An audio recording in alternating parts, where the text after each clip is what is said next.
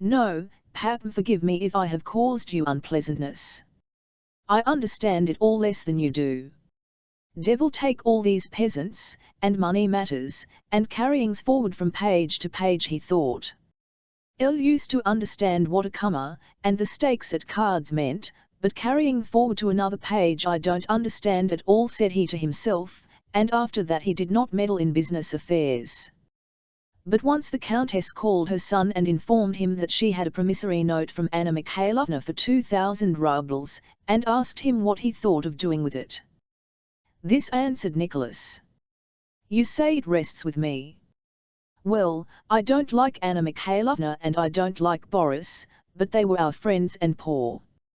Well then, this, and he tore up the note, and by so doing caused the old Countess to weep tears of joy. After that, young Rost 6v took no further part in any business affairs, but devoted himself with passionate enthusiasm to what was to him a new pursuit, the chase, for which his father kept a large establishment. Chapter 111. The weather was already grown wintry, and morning frosts congealed an earth saturated by autumn rains. The verdure had thickened, and its bright green out sharply against the brownish strips of inventory trodden down by the cattle, and against the pale yellow stubble of the spring buckwheat. The wooded ravines and the copses, which at the end of August had still been green islands amid black fields and stubble, had become golden and bright red islands amid the green inventory. The hares had already half changed their summer coats, the fox cubs were beginning to scatter, and the young wolves were bigger than dogs. It was the best time of the year for the chase. The hounds of that ardent young sportsman Rost 6v had not merely reached hard winter condition, but were so jaded that at a meeting of huntsmen it was decided to give them a 3 days' rest, and then, on the 16th of September, to go on a distant expedition starting from the oak grove where there was an litter of wolf cubs. All that day the hounds remained at home. It was frosty and the air was sharp, but toward even the sky overcast and it began to thaw. On the when young Rost 6v, in his dressing gown, looked out of the window, he saw it was an unsurpassable morning for hunting. It was as if the sky were melting and sulking to the earth without any winkle. The only motion in the air was that of the dripping, microscopic particles of drizzling mist. The bare twigs in the garden were hung with transparent drops which fell on the freshly leaways. The earth in the kitchen garden looked wet and black and glistened like poppy seed, and at a short distance merged into the dull, moist reel of mist. Nicholas went out into the wet and muddy. There was a smell of decaying leaves and of dog. Milka, a black-spotted, broad-haunched bitch with prominent black eyes, got up on seeing her master, stretched her hind legs, lay down like a hare, and then suddenly jumped up and licked him right on his nose and moustache. Another borzoi, a dog, catching sight of his master from the garden path, arched his back and, rushing headlong toward the porch with lithe tail, began rubbing himself against his legs. Ahoy! Came at that moment that inimitable huntsman's call which unites the deepest bass with the shrillest tenor, and round the comer came Daniel the head huntsman and head kennelman, a grey, uruckled old man with hair cut straight over his forehead, Ukrainian fashion, a long whip in his hand, and that look of independence and scum of everything that is only seen in huntsmen. He doffed his Circassian cap to his master and looked at him scorn. L11y_ this scum was not offensive to his master. Nicholas knew that this Daniel, disdainful of everybody and who considered himself, was all the same his serf and huntsman. Daniel, Nicholas said timidly, conscious at the sight of the weather, the hounds, and the huntsman that he was being carried away by that irresistible passion for sport which makes a man forget all his previous resolutions, as a lover forgets in the presence of his mistress. "What orders, your excellency?" said the huntsman in his deep bass, deep as a protodeacon's, and hoarse with hallooing, and 2 flashing black eyes gazed from under his brows at his master, who was silent. "Can you resist it?" those eyes seemed to ire, asking. "It's a good day, eh? For a hunt and a gallop, asked Nicholas, scratching Milka in the ears. Daniel did not answer, but winked instead. "I sent Uvaka at dawn to listen his bass out." After a minute's pause he says she's moved them into the Otradno enclosure. They were howling there. This meant that the she-wolf, whom they knew, had moved with her cubs to the Otradno copse, a small place 1.5 miles from the house. We ought to go, don't you think so? Said Nicholas. Come to me with Uvaka _ as you please. Then put off feeding them. Yes, sir. 5 minutes later Daniel and Uvaka were standing in Nicholas' big study. Though Daniel was not a big man, to see him in a room was like seeing a horse or a bear on the floor among the furniture and surroundings of human life. Daniel himself felt this, and as usual stood just inside the door, trying to speak softly and not move, for fear of breaking something in the master's apartment, and he hastened to say all that was necessary so as to get from under that ceiling, out into the open under the sky once more. Having finished his inquiries and extorted from Daniel an opinion that the hounds were fit, Daniel himself wished to go hunting. Nicholas ordered the horses to be saddled. But just as Daniel was about to go, Natasha came in with rapid steps, not having done up her hair or finished dressing, and with her old nurse's big shawl wrapped round her. Petya ran in at the same time. You are going? Asked Natasha. I knew you would. S6 knew said you wouldn't go, but I knew that today is the son of day when you couldn't help going. Yes, we are going, replied Nicholas reluctantly, for today, as he intended to hunt seriously, he did not want to take Natasha and Petya _ we are going, but only wolf hunting. It would be dull for you. You know it is my greatest pleasure, said Natasha. It's not you are going by yourself, are having the horses saddled and said nothing to us about it. No barrier bars a Russian's path. We'll go, shouted Petya _ but you can't. Mama said you mustn't, said Nicholas to Natasha. Yes, I'll go. I shall certainly go, said Natasha decisively. Daniel, tell them to saddle for us, and Michael must come with my dogs, she added to the huntsman. It seemed to Daniel irksome and improper to eye in a room at all, but to have anything to do with a young lady seemed to him impossible. He cast down his eyes and huffied out as if it were none of his business, careful as he went not to inflict any accidental injury on the young lady. Chapter 4. The old count, who had always kept up an enormous hunting establishment but had now handed it all completely over to his son's care, being in very good spirits on this 15th of September, prepared to go out with the others. In an hour's time the whole hunting party was at the Nicholas, with a stern and serious air which showed that now was no time for attending to trifles, went past Natasha and Petya, who were trying to tell him something. He had a look at all the details of the hunt, sent a pack of hounds and huntsmen on ahead to find the quarry, mounted his chestnut Donays, and whistling to his own leash set off across the threshing ground to a field leading to the Otradno Ukal _ the old count's horse, a Soltel gelding called Viflyanka, was led by the groom in attendance on him, while the count himself was to drive in a small trap straight to a spot ed for him. They were taking 54 hounds, with 6 hunt attendants and whippers in. Besides the family, there were 8 borsoi kennelmen and more than 40 bourgeois, so that, if the on the leash belonging to of the family, there were alcute 130 dogs and 20 horsemen. Each dog knew its master and its call. Each man in the hunt knew his business, his place, what he had to do.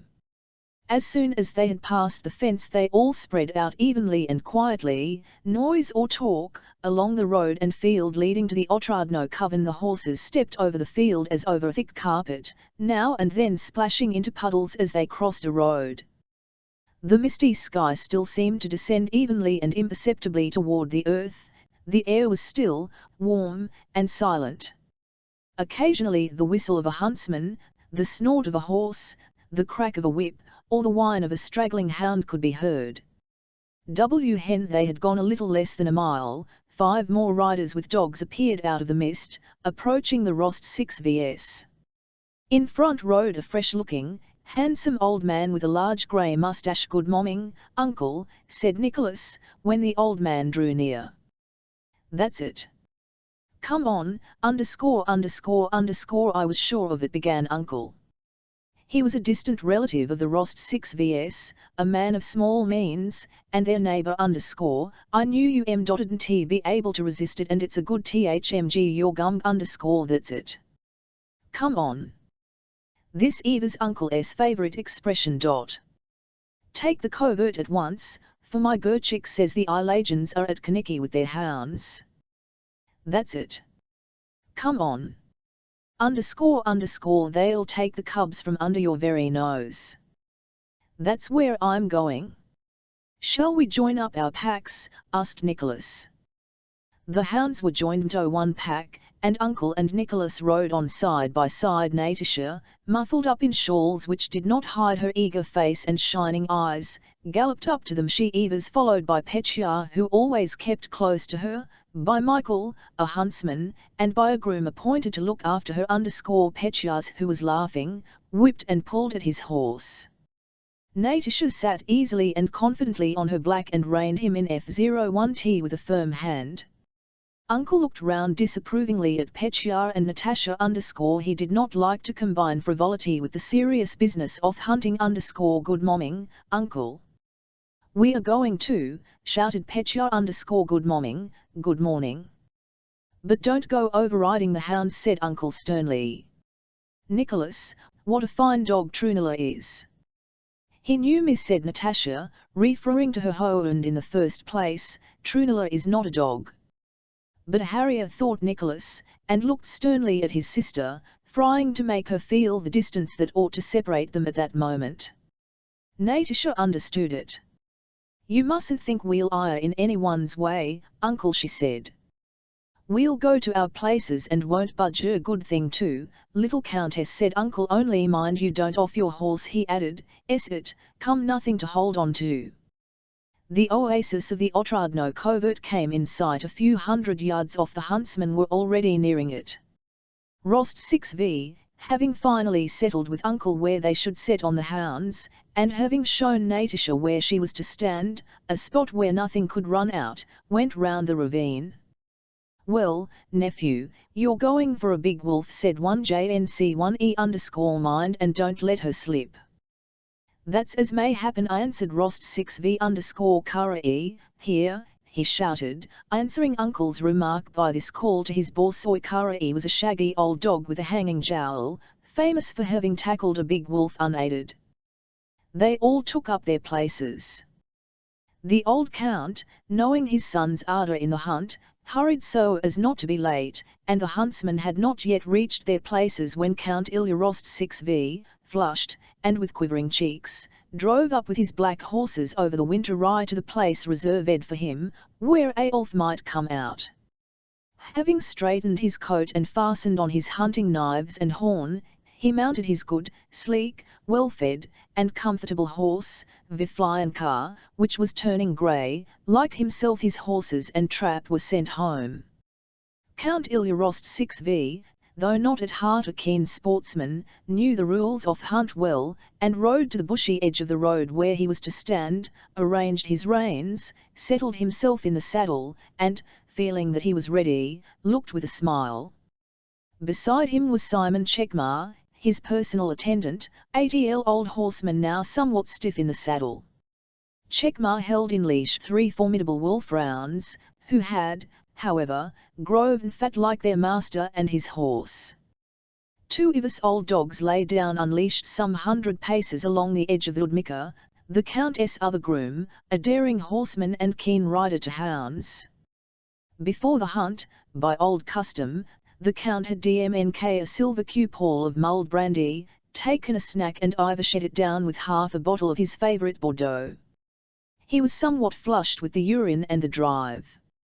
His eyes were rather moist and glittered more than usual, and as he sat in his saddle, wrapped up in his coat, he looked like a child taken out for an outing. The hollow-cheeked Chekmar, having got everything ready, kept glancing at his master with whom he had lived on the best of terms for 30 years, and understanding the mood he was in extracted a pleasant chat. A third person rode up circumspectly through the wood. It was plain that he had had a lesson, and stopped behind the Count. This person was a grey-bearded old man in a woman's cloak, with a tall peaked cap on his head. He was the buffoon, who went by a woman's name, Nastasia Ivanovna well, Nastasia Ivanovna, the Count, winking at him. If I scare away the Daniel, I'll give it you. "I know a thing or two of myself," said Nastasia. "Hush." Whispered the Count and turned to Simon. "Have you seen the young Countess?" he asked. "Where is she?" "With young Count Peter, by the girofle rank grass," answered Simon, smiling. "Though she's a lady, she's very fond of hunting." "And you're surprised at the way she rides, Simon?" said the Count. "She's as good as many a man." "Of course. It's Mamelu's so bold, so easy." "And Nicholas? Where is he?" "By the Lyadoth upland, isn't he?" "Yes, sir. He knows I've here to stand. He understands the matter so well that Daniel and I are often quite astounded," said Simon, well knowing what would please his master. "Rides well, eh? And how well he looks on his horse, a perfect picture. How he chased a fox out of the rank grass by the Zavazansk thicket the other day. Leaped a fearful place, what a sight when they rushed from the Kol 7E1T___, the horse worth 1,000 rubles and the rider beyond all price. Yes, one would have to search fur to find another as smart." "To search far _____," repeated the Count, evidently sorry Simon had not said more. "To search far," he said, turning back the skirt of his coat to get at his snuff box. "The other day when he came out from Mass in hall uniform, Michael Sid 6RYCH_____, Simon did not finish, for on the still air he had distinctly caught the music of the hunt with only 2 or 3 hounds giving tongue. He bent down his head and listened, shaking a warning finger at his master. "They are on the scent of the cubs," he whispered. "Straight to the Lyadoth uplands." The Count, forgetting to smooth out the smile on his face, looked into the distance straight before him, down the narrow open space, holding the snuff-box in his hand but not taking any. After the cry of the hounds came the deep tones of the wolf call from Danivi's hunting horn. The pack joined the first 3 hounds and they could be heard in heel cry, with that peculiar lift in the note that indicates that they are after a wolf. The whippers in no longer set on the hounds, but changed to the cry of "Uli uli you," and "AB0 are the others." Rose Daniel's voice, now a deep bass, now piercingly shrill. His voice seemed to fill the whole wood and carried beyond out into the open field. After listening a few moments in silence, the groom and his attendant convinced themselves that the hounds had separated into 2 packs. The sound of larger pack, eagerly giving tongue, began to die away in the distance. The other pack rushed by the wood past the Count, and it was with this that Daniel's voice was heard calling "Uli uli you." The sounds packs mingled and broke apart again, but both were becoming more distant. Simon sighed and stooped to straighten the leash a young had entangled, though. Count sighed and, noticing the snuff-box in his hand, opened it and took a pinch back. Cried Simon to a borzoi that was pushing forward out of the wood. The Count stuffed and dropped the snuff-box. Nastasia Ivanovna dismounted to pick it up. The Count and Simon were looking at him. Then, unexpectedly, as often happens, the sound of the hunt suddenly approached, as if the hounds in Al-11 cry and Daniel Uli Uli Uing were just in front of them. The Count turned and saw on his right Mika staring at him with eyes starting out of his head, raising his cap and for him to the other side. "Look out," he shouted, in a voice plainly showing that he had long fretted to utter that word, and letting the borzoi slip he galloped toward the Count. The Count and Simon galloped out of the wood and saw on their left a wolf which, softly swaying from side to side, was coming at a quiet farther to the left to the very place where they were standing. The angry borzoi whined and getting free of the leash rushed past the horses' feet at the wolf. The wolf paused, turned its heavy forehead toward the dogs awkwardly, like a man suffering from the quinsy, and, still slightly swaying from side to side, gave a couple of leaps and with a swish of its tail disappeared into the skirt off. At the same instant, with a cry like a wail, first one hound, then another, and then another, sprang helter-skelter from the wood opposite and the whole pack lushed across the field toward the very spot where the wolf had disappeared. The hazel bushes parted. The hounds and Danivi's chestnut horse red, dark with sweat. On its long back sat Daniel, hunched forward, capless, his dishevelled grey hair hanging over his flushed, perspiring face. "Louie, Uli, Uli, oo. Uli, Uli, oo," he cried. When he caught sight of the Count, his eyes flashed. "Blast you," he shouted, holding up his whip threateningly at the Count. "You've let the wolf go, underscore, underscore, underscore, what sportsman," and as if scumming to say more to the frightened and shamefaced Count, he lashed the heaving flanks of his sweating chestnut gelding with all the anger the Count had aroused and flew off after the hounds. The Count, like a punished schoolboy, looked round, trying by a smile to win Simon's sympathy for his plight, but Simon was no longer there. He was galloping round by the bushes while the field was coming up on sides, all trying to head the wolf, but it vanished into the wood. They could do so.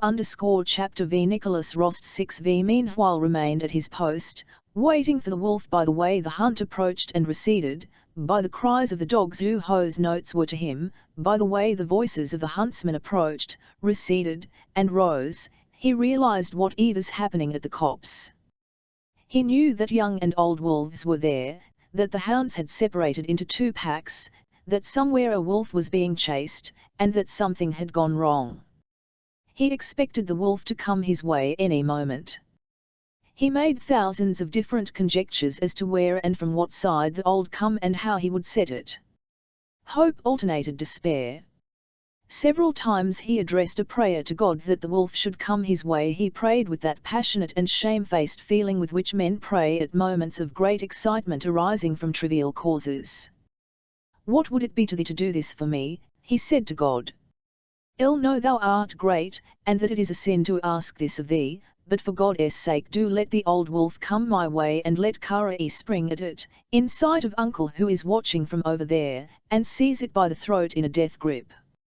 1,000 times during that half-hour Rost 6v cast eager and restless glances over the edge of the wood, with the two scraggy oaks rising above the aspen underground and the gully with its water-worn side and Uncle's cap just visible, the bush on his right. "No, I shan't such luck," thought Rost 6v, "yet what wouldn't it be worth? It is not to be.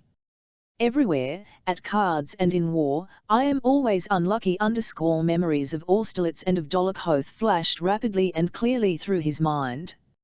"Only once in my life to get an old wolf, I want only that," thought he, straining eyes and ears and looking to the left and then to the right and listening to the slightest variation of not in the cries of the dogs. Again he looked to the right and saw something running toward him across the deserted field. "No, it can't be," thought Rost 6v, taking a deep breath, as a man does at the coming of something long hoped for. The height of happiness was reached, and so simply, without warning, or noise, or display, that Rost 6v could not believe his eyes and remained in doubt for over a second. The wolf ran forward and jumped heavily over a gully that lay in her path. She was an old animal with a grey back and big reddish belly. She ran without hurry, evidently feeling sure that no one saw her. Rost 6v, holding his breath, looked round at the they stood or lay not seemed the wolf or understanding the situation. Old Kara had turned his head and was angrily searching for fleas, baring his yellow teeth and snapping at his hind legs. "Louie, Uli, Uli, oo," whispered Rost 6v, pouting his lips. The bourgeois jumped up, jerking the rings of the leashes and pricking their ears. Kara finished scratching his hind quarters and, cocking his ears, got up with quivering tail from which tufts of matted hair hung down. "Shall I loose them or not?" Nicholas asked himself as the wolf approached him coming from the copse. Suddenly the wolf's whole physiognomy changed. She shuddered, seeing what she had probably never seen before, human eyes fixed upon her, and turning her head a little toward Rost 6v, she paused. "Back off on var." "No matter," the wolf seemed to say to herself, and she moved von var without again looking round and a quiet, long, easy yet resolute lope. "Louie, Uli, oo," cried Nicholas, in a not his own, and of its own accord his good horse darted headlong downhill, leaping over gullies to head off the wolf, and the bourgeois passed it, running faster still. Nicholas did not hear his own cry nor feel that he was galloping, nor see the bourgeois, nor the ground oxer. He went, he saw only the who, increasing her speed, inundated on in the same direction along the hollow. The first to come into view was Milka, with her black markings and powerful quarters, gammed upon the wolf. Nearer and nearer, now she was ahead of it, but the wolf turned its head to her, and instead of putting on speed as she usually did, Milka suddenly raised her tail and stiffened her forelegs. "Louie, oolie, oolie, oolie, oo," shouted Nicholas. The reddish Lyubim rushed forward from behind Milka, sprang at the wolf, and seized it by its hind quarters, but immediately jumped aside in terror. The wolf crouched, gnashed her teeth, and again rose and forward, followed at the distance of a couple of feet by all the bourgeois, who did not get any closer to her. She'll even get away. "No, it's impossible," thought Nicholas, still shouting with a hoarse voice. "Kara-e, uli uli, he shouted, looking round for the old Ikertsoy who was now his only hope. Kara-e, with all the strength age had left him, stretched himself to the utmost and, watching the wolf, galloped heavily aside to intercept it. But the quickness of the wolf's lope and the slower pace made it plain that Kara-e had miscalculated.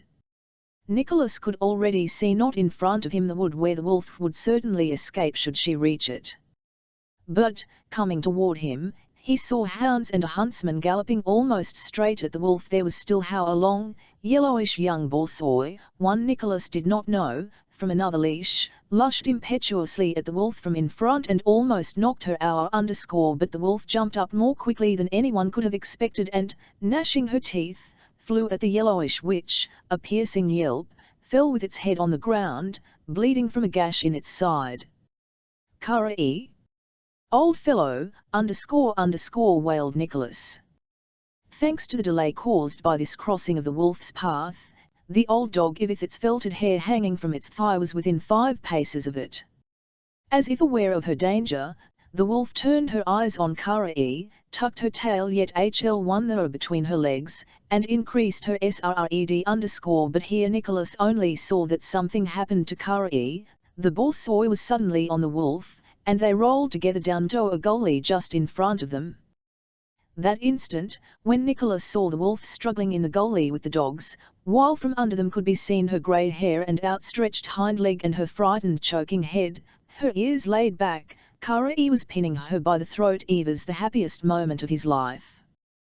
With his hand on his saddle bow, he was ready to dismount and stab the wolf, when she suddenly thrust her head up from among that mass of dogs, and then her 4 paws were on the edge of the gully.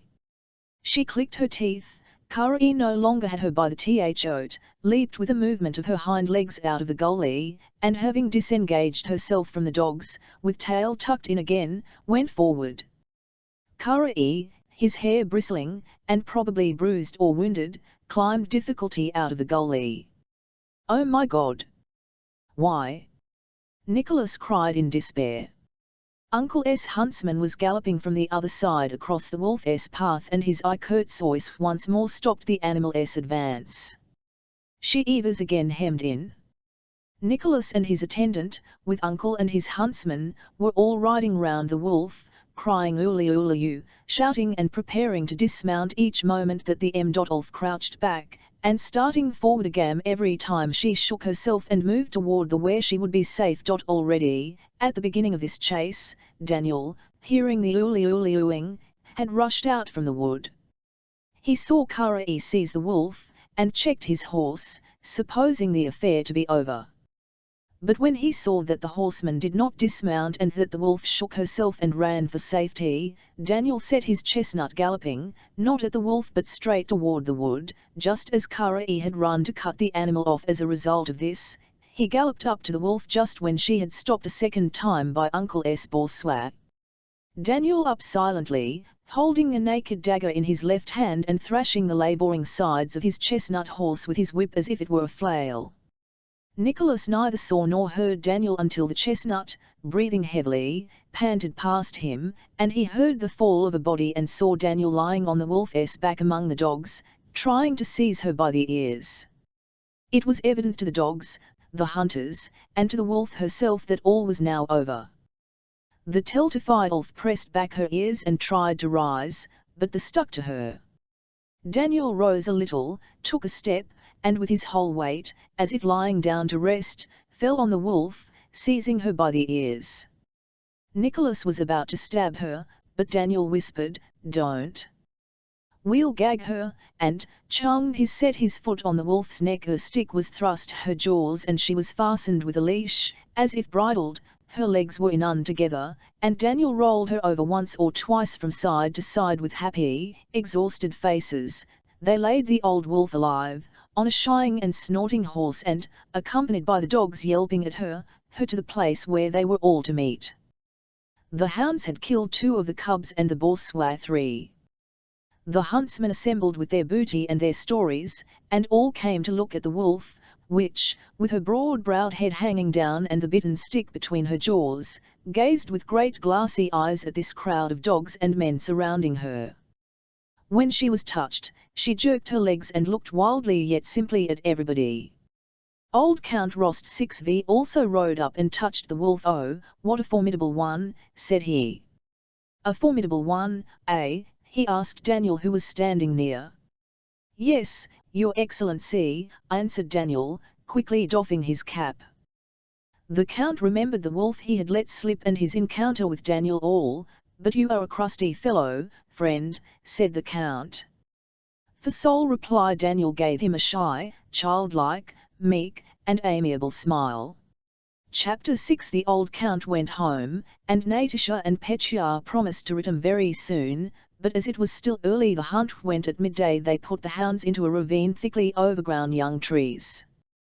Nicholas, standing in a fallow field, could see all his whips. Facing him lay a field of winter rye. There his own huntsman stood alone in a hollow behind a hazel bush.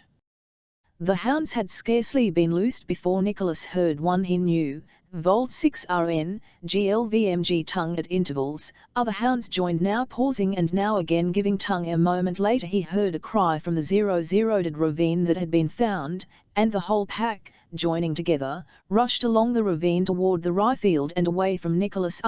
He saw the whips in their red caps galloping along the edge of the ravine. He even saw the hounds, and was expecting it to show itself at any moment on the rye field opposite. The huntsman standing in the hollow moved and his eye caught Zeus, and Nicholas saw a queer, short-legged red fox with her FME brush going hard across the field. The bore down on it. Now they drew close to the fox, which began to dodge the field in sharper and sharper curves, trailing its brush, when suddenly a strange white bourgeois dashed in, followed by a black one, and everything was in confusion. The bourgeois formed a star-shaped figure, scarcely swaying their bodies and with tails turned away from the center of the group. 2 huntsmen galloped up to the dogs, one in a red cap, the other, a stranger, in a green coat. "What's this?" thought Nicholas. "Where's that huntsman from? He is not Uncle's man." The huntsman got the fox, but stayed there a long time without strapping it to the saddle. Their horses, bridled and with high saddles, stood near them, and there the dogs were lying. The huntsmen waved their arms and did something to the fox. Then from that spot came the sound of a horn, with the signal agreed on in case of a fight. "That's Illegitimate huntsman having a row with our Ivor," said Nicholas' groom. Nicholas sent the man to call Natasha and Petya and rode at a foot pace to the place where the whips were getting the hounds together. Several of the field galloped to the spot where the fight was going on. Nicholas dismounted, and with Natasha and Petya, who had ridden up, stopped the hounds, waiting to see how the matter would end. Out of the bushes came the huntsman who had been fighting and rode toward his young master, with the fox tied to his crupper. LV% still at a distance, he took off his cap and tried to speak respectful why, but he was pale and breathless and his face was angry.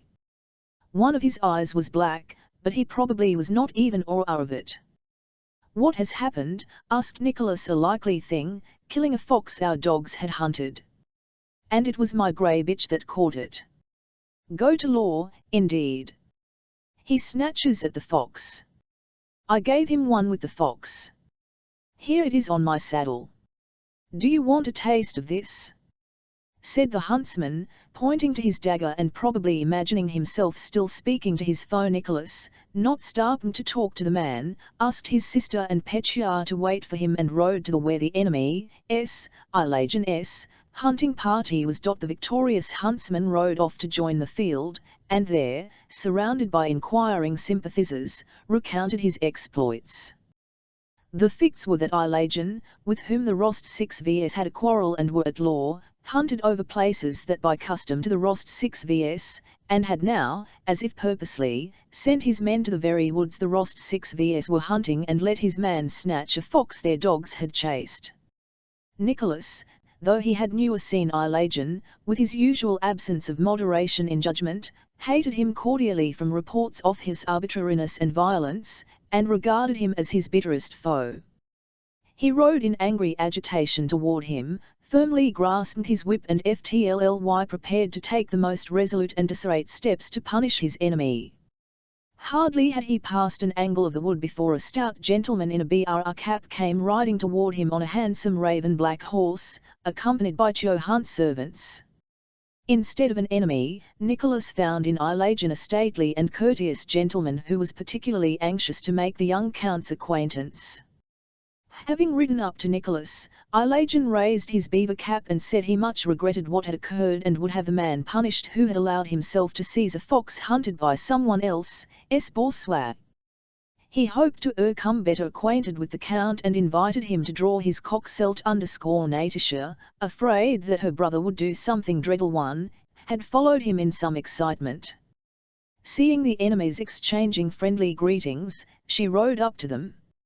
Ilegan lifted his cap still higher to Natasha and said, with a pleasant smile, that the young countess resembled Diana in her passion for the chase as well as in her beauty, of which he had heard much. To expiate his huntsman's offence, Ilegan pressed the Rostov to come to an upland of his a mile away which he usually kept for himself and he said, swarmed with hares. Nicholas agreed, and the hunt, now doubled, moved the way to Illegitimate upland was across the fields. The hunt servants fell into line. The masters rode together.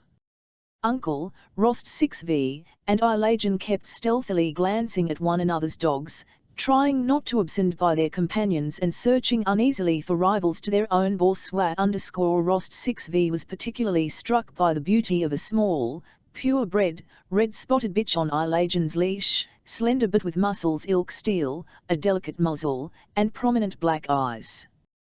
He had heard of swiftness of Ilegan's voice, and in that bitch saw a rival to his own milker. In the middle of a sober conversation begun by Ilegan the year's harvest, Nicholas to the red-spotted bitch, fine little bitches, that said he in a careless tone. Is she swift? That one? Yes, she's a good dog, gets what she's after, answered Ilegan indifferently, of the bitch Urza, for which, a year before, he had given a neighbour 3 families of house serfs. So in your parts, too, the harvest is nothing to boast of, Count, he went on, continuing the conversation they had begun and considering it polite to return the young Count's compliment. Ilegan looked at his and picked out Milka, who attracted his attention by her breadth. That black-spotted one of yours is fine, well-shaped, said he.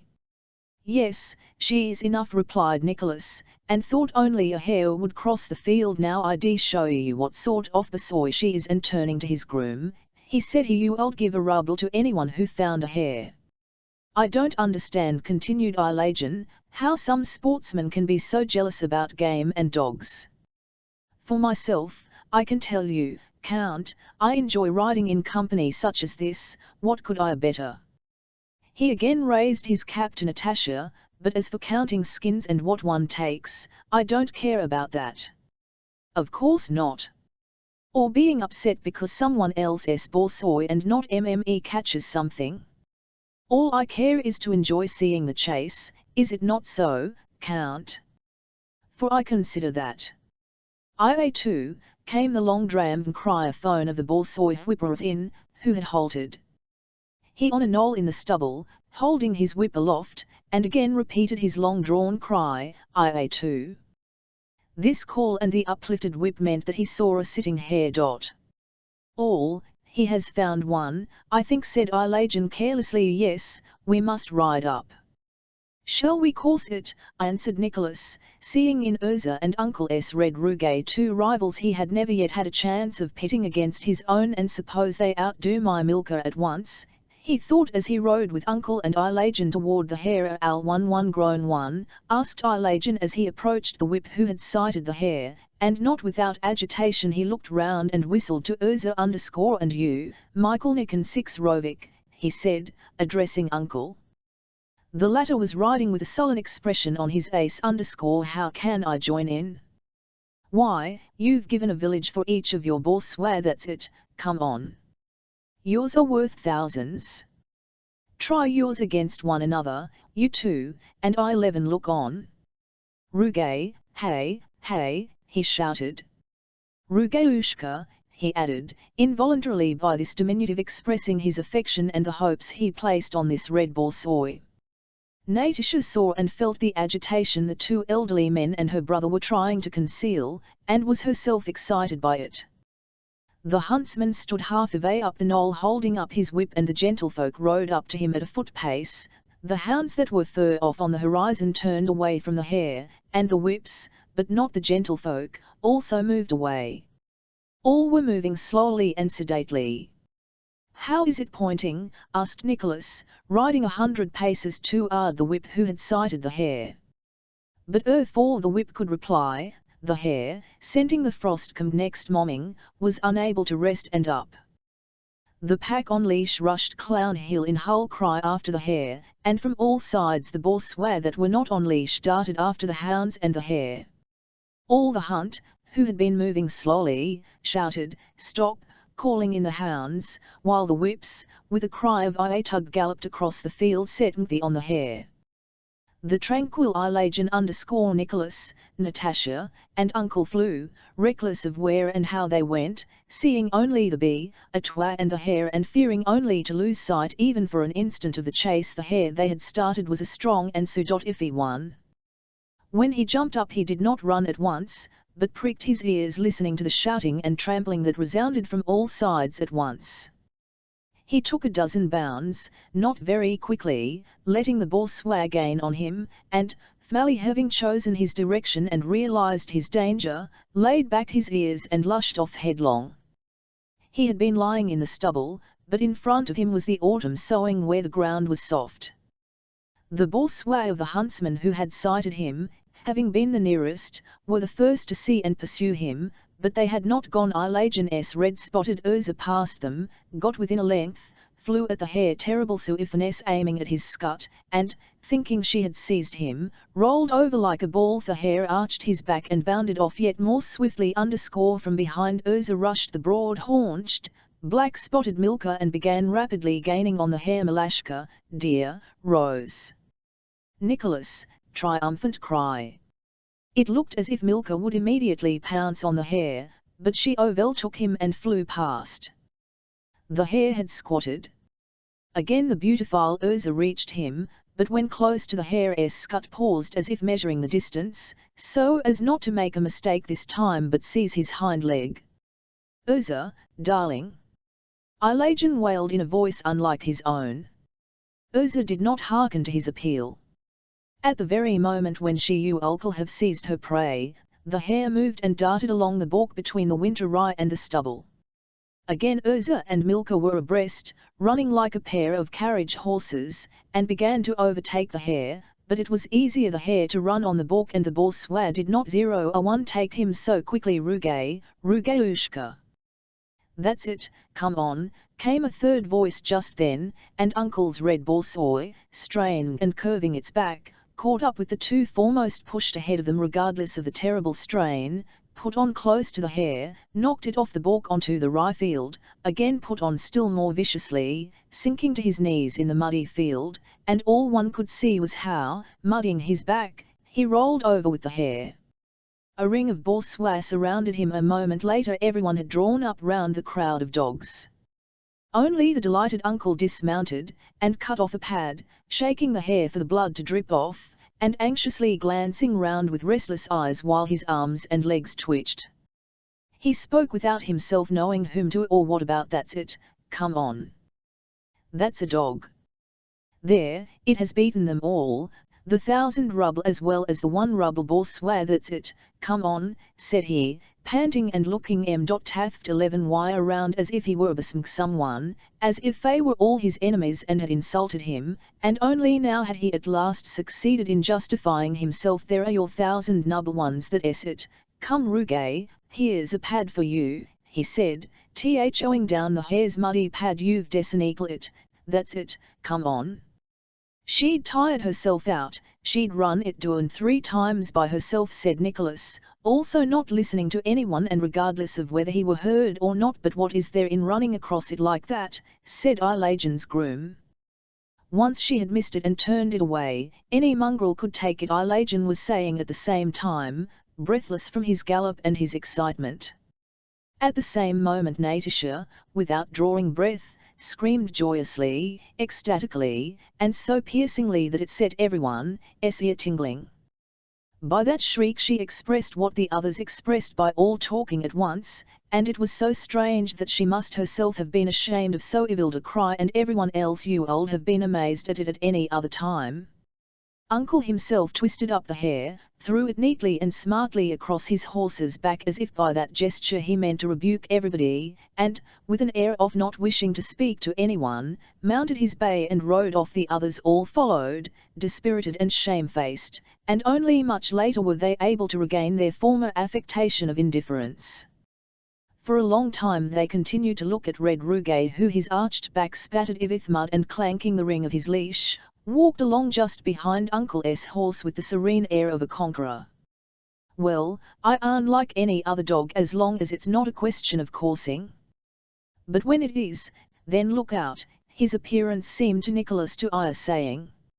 Hen, much later, Uncle rode up to Nicholas and began talking to him. He flattered that, after what had happened, Uncle deigned to speak to him. Chapter 7. Toward evening Ilagin took leave of Nicholas, who found that they were so far from home that he accepted Uncle's offer that the hunting party should spend the night in his little village of Mikhailovne, and if you put up at my house that it will be better still.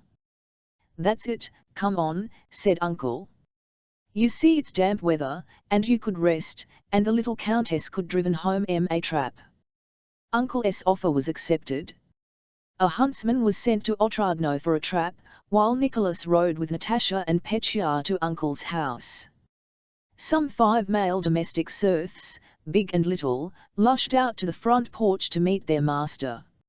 A score of women serfs, old and young, as well as popped out from the back entrance to have a look at the hunters who were arriving.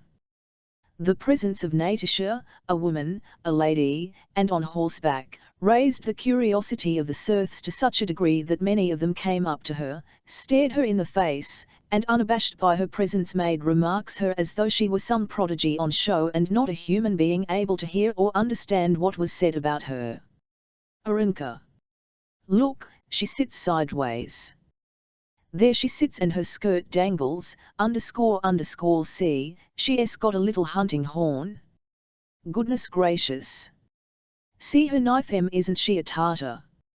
How is it you didn't go head oxer heels, asked the of all, addressing Natasha directly. Uncle dismounted at the porch of his little wooden house which stood in the midst of an overgrown garden and, after a glance at his retainers, shouted authoritatively that the superfluous ones should take themselves off and that all necessary preparations should be made to receive the guests and the visitors. The serfs all dispersed. Uncle lifted Natasha off her horse and taking her hand led her up the rickety wooden steps of the porch. The house, with its bare, unplastered log walls, was not 0rc1 it did not seem that those living in it aimed at keeping it spotless, but neither was it noticeably neglected. In the entry there was a smell of fresh apples, and wolf and fox skins hung. Uncle led the visitors through the anteroom into a small hall with a folding table and red chairs, then into the drawing room with a round birchwood table and finally into his private room where there was a tattered aorn carpet, and portraits of Suvrov, of the hosts and mother, and of himself in military uniform. The study smelled strongly of tobacco and dogs. Uncle asked his visitors to sit down and make themselves at home, and then went out off Ruge, his back still muddy, came into the and lay down on the sofa, cleaning himself with his tongue and teeth. Leading from the study was a passage in which a partition ragged curtains could be seen. From behind this came women's laughter and whispers. Natasha, Nicholas, and Petya took off their wraps and sat down on the sofa. Petya, leaning on his, fell asleep at once. Natasha and Nicholas were silent. Their faces glowed, they were hungry and very cheerful. They looked at one another. Now that the hunt was over and they were in the house, Nicholas no longer considered it necessary to show his manly superiority over his sister. Natasha gave him a wink, and neither refrained long from bursting into a peal or fringing laughter even before they had a pretext ready to account for it. After a while Uncle came in a Cossack coat, blue trousers, and small top, and Natasha felt that this costume, the very one she had regarded surprise and amusement at Otradno, was just the right thing and not at all worse than a swallowtail or frock coat. Uncle too was in high spirits, and from being offended by the brothers' and sisters' laughter, it could never enter his head that they might be laughing at his way of life. He himself joined in the merriment. "That's right, young Countess, that's it, come on. I never saw anyone like her," said he, Nicholas a pipe with a long stem and, with a practised motion of 3 fingers, taking down another that had been cut short. "She's ridden all day like a man's and is as fresh as ever." Her uncle's reappearance. The door was opened, evidently from the sound, by a barefooted girl, and a stout, rosy, good-looking woman of about 40, with a double chin and whole red lips, entered carrying a large loaded tray. With hospitable dignity and cordiality in her glance and in every motion, she looked at the visitors and, with a pleasant smile, respectfully. In spite of her exceptional stoutness, which caused her to protrude her chest and stomach and throw back her head, this woman, who was Uncle's housekeeper, trod very lightly. She went to the table, set down the tray, and with her plump white hands deftly from it the bottles and various hors d'oeuvres and dishes, and arranged them on the table. When she had finished, she stepped aside and stopped at the door with a smile on her face. "Here I am," she. "Now do you understand, Uncle?" her expression said to Rost 6v _ how could one help understanding? Not only Nicholas, but even Natasha understood the meaning of his puckered brow and the happy complacent smile that slightly puckered his lips when Anisia Fedorovna entered. On the tray was a bottle of herb wine, different kinds of vodka, pickled mushrooms, lye cakes made with buttermilk, honey in the comb, still mead and sparkling mead, apples, nuts, raw and roasted, and nut and honey sweets. Afterwards she brought a freshly roasted chicken, ham, preserves made with honey, and preserves made with sugar. All this was the fruit of Anisia Fedorovna's housekeeping, gathered and prepared by her. The smell and taste of it all had a smack of Anisia herself, a savour of juiciness, cleanliness, whiteness, and pleasant smiles. "Take this, little lady Countess," she kept saying, as she offered Natasha first one thing and then another. Natasha ate of everything and thought she had never seen or eaten such buttermilk cakes, such aromatic jam, such honey and nut sweets, or such a chicken anywhere. Anisia Fedorovna left the room. After supper, over their cherry brandy, Rost 6v and Uncle talked of past and hunts, of Ruge and Ilegin's dogs, while Natasha sat upright on the and listened with sparkling eyes. She tried 01 times to wake Petya that he might eat something, but he only muttered incoherent words without waking up. Natasha felt so light-hearted and happy in these novel surroundings that she only feared the trap would come for her soon. After a casual pause, such as often occurs when receiving friends for the first time in one's own house, Uncle, answering a thought that was in his visitors' minds, said, "This, you see, is how I am finishing my days ______. Death will come. That's it, come on. Nothing will remain then, why harm anyone?" Uncle's face was very significant and even handsome as he said this. Involuntarily Rost 6v recalled all the good he had heard him from his father and the neighbours _ throughout the whole province. Uncle had the reputation of being the most honourable and disinterested of cranks _ they called him in to decide family disputes, chose him as executor, confided secrets to him, elected him to Ira Justice and to other posts, but he always persistently public appointments, passing the autumn and spring in the fields on his bay gelding, sitting at home in winter, and lying in his overgrown garden in summer. Why don't you enter the service, uncle? I did once, but gave it up. I am not fit for it. That's it, come on. I can't make head or tail of it. That's for you, I haven't brains enough now, hunting is another matter, that's it, come on. Open the door, there, he shouted. Why how 7 you shut it? The door at the end of the passage led to the huntsman's, as they called the hunt servants. There was a rapid patter of bare feet, and an unseen hand opened the into the huntsman's, from which came the clear sounds of a balalaika on which someone, who was evidently a master of the art, was playing. Natasha had been listening to those strains for some time and now went out into the passage to hear better. That's Mika, my coach ma'am, I have got him a good balalaika I'm fond of it, said uncle. It was the custom for Mika to play the balalaika in the huntsman's room when uncle returned from the chase. Uncle was fond of such music. How really very good, said Nicholas with some unintentional superciliousness, as if ashamed to confess that the sounds pleased him very much. Very good, said Natasha reproachfully, noticing her brother's tone. Not very good, it is simply delicious. Just as Uncle's pickled mushrooms, honey, and cherry brandy had seemed to her the best in the world, so also that song, at that moment, seemed to her the acme of musical delight. More, please, more, cried Natasha as soon as the balalaika ceased. Mika tuned up afresh, and recommenced thrumming the balalaika to the air of Lady, with trills and variations. Uncle sat listening, slightly smiling, with his head on one side. The air was repeated 100 times. The balalaika was retuned several times and the same notes were thrummed again, but the listeners did not grow weary of it and wished to hear it again and again. Anisia came in and leaned her portly person against the like listening, she said to Natasha's with a smile extremely like Uncle S. That's a player of ours, she added. He doesn't play that part right, said Uncle suddenly, with an energetic gesture. Here he ought to burst out, that's it, come on, ought to burst out. Do you play then? Asked Natasha. Uncle did not answer, but smiled. Anisia, go and see if the strings of my guitar are all right. I haven't touched it for a long time. That's it, come on. I given it up.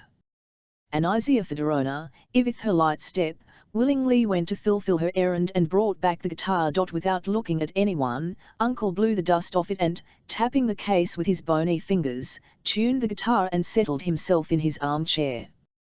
He took the guitar a little abeamy the fingerboard, arching his left elbow with a somewhat theatrical gesture, and, with a wilk at Anisia Fedorowna, struck a single chord, pure and sonorous, and then quietly, smoothly, and confidently began playing in very slow time, not Lady, but the well-known song, Came a Maiden Down the Street. The tune, played with precision and in exact time, began to thrill in the hearts of Nicholas and Natasha, arousing in them the same kind of sober mirth as radiated from Anisia Fedorowna's whole. Anisia flushed, and drawing her kerchief over her face went laughing out of the room.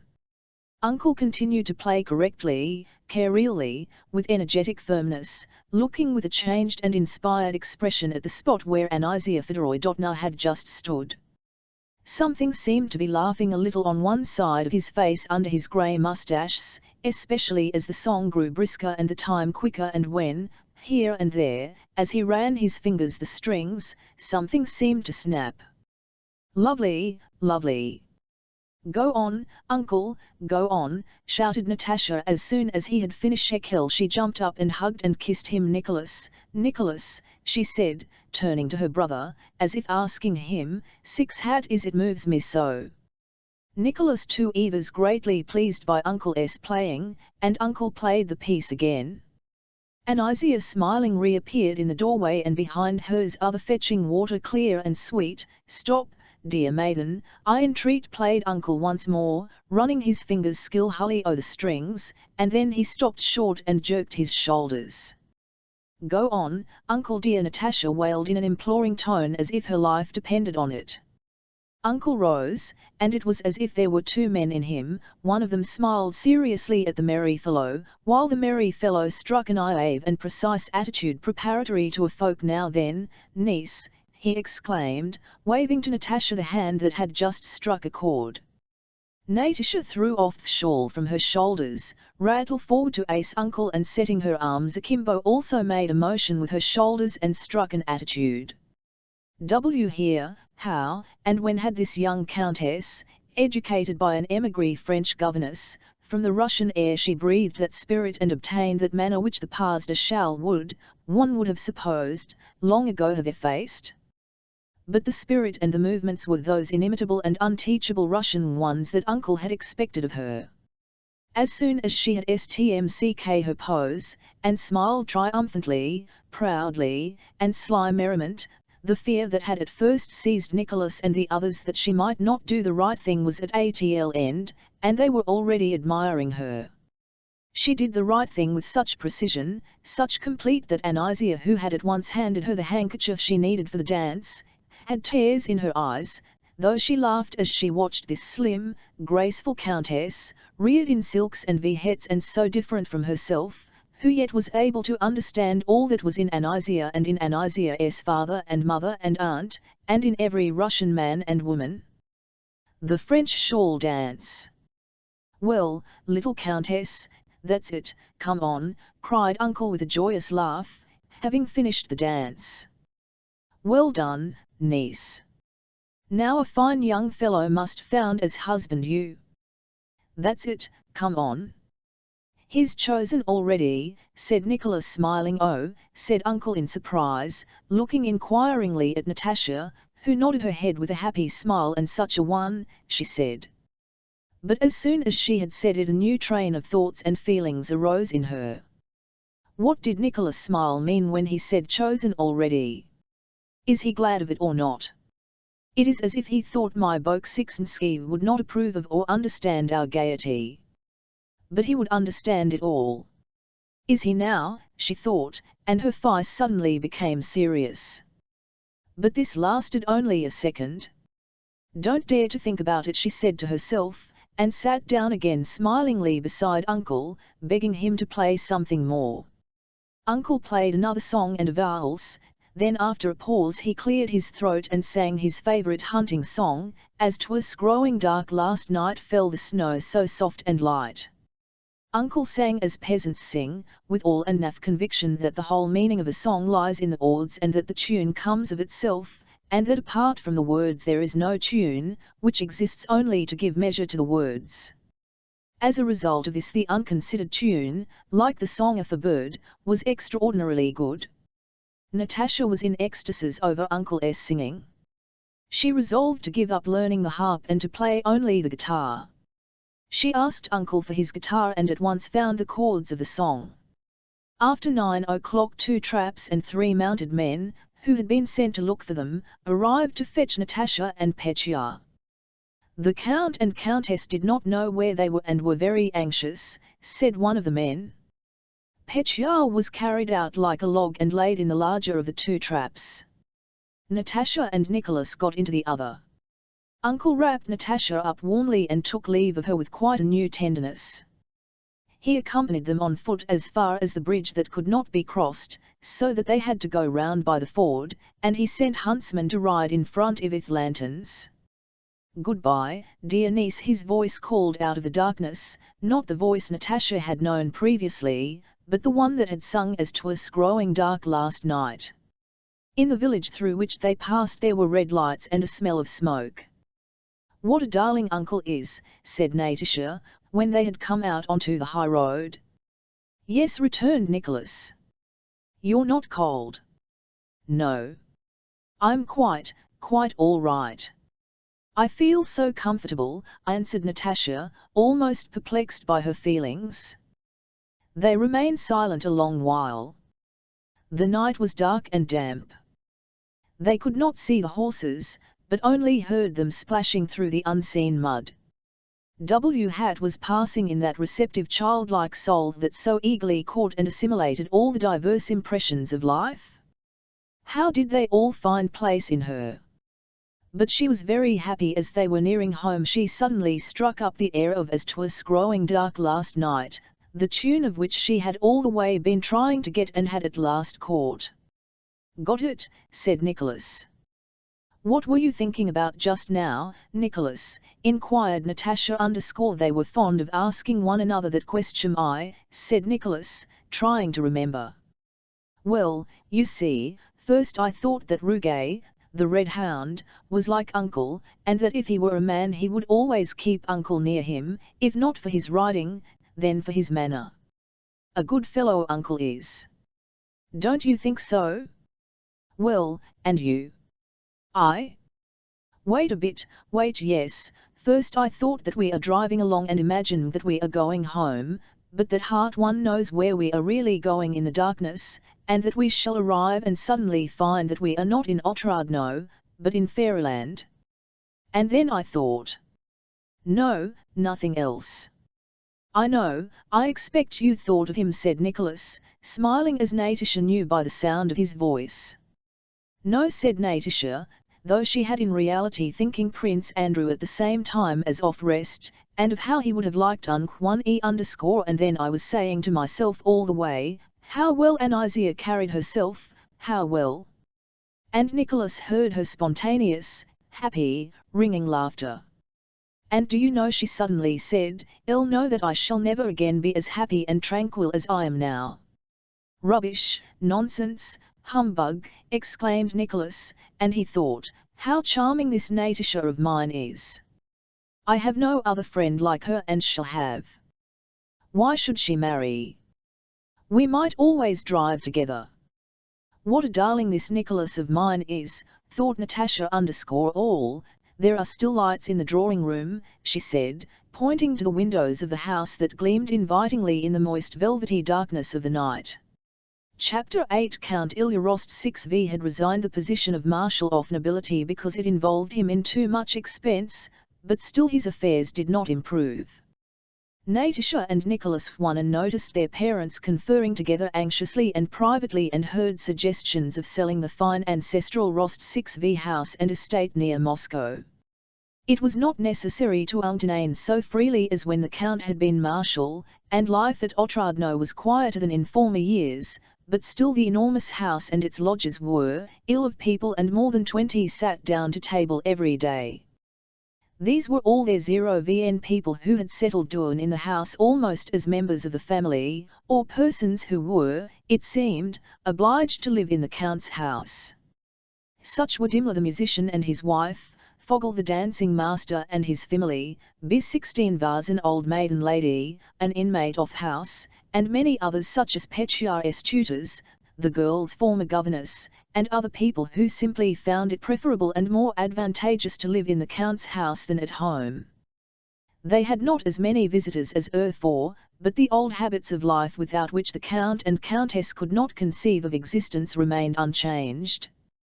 There was still the hunting establishment which Nicholas had even enlarged, the same 50 horses and 15 cows in the stables, the same expensive presents and dinner parties to the whole district on name days.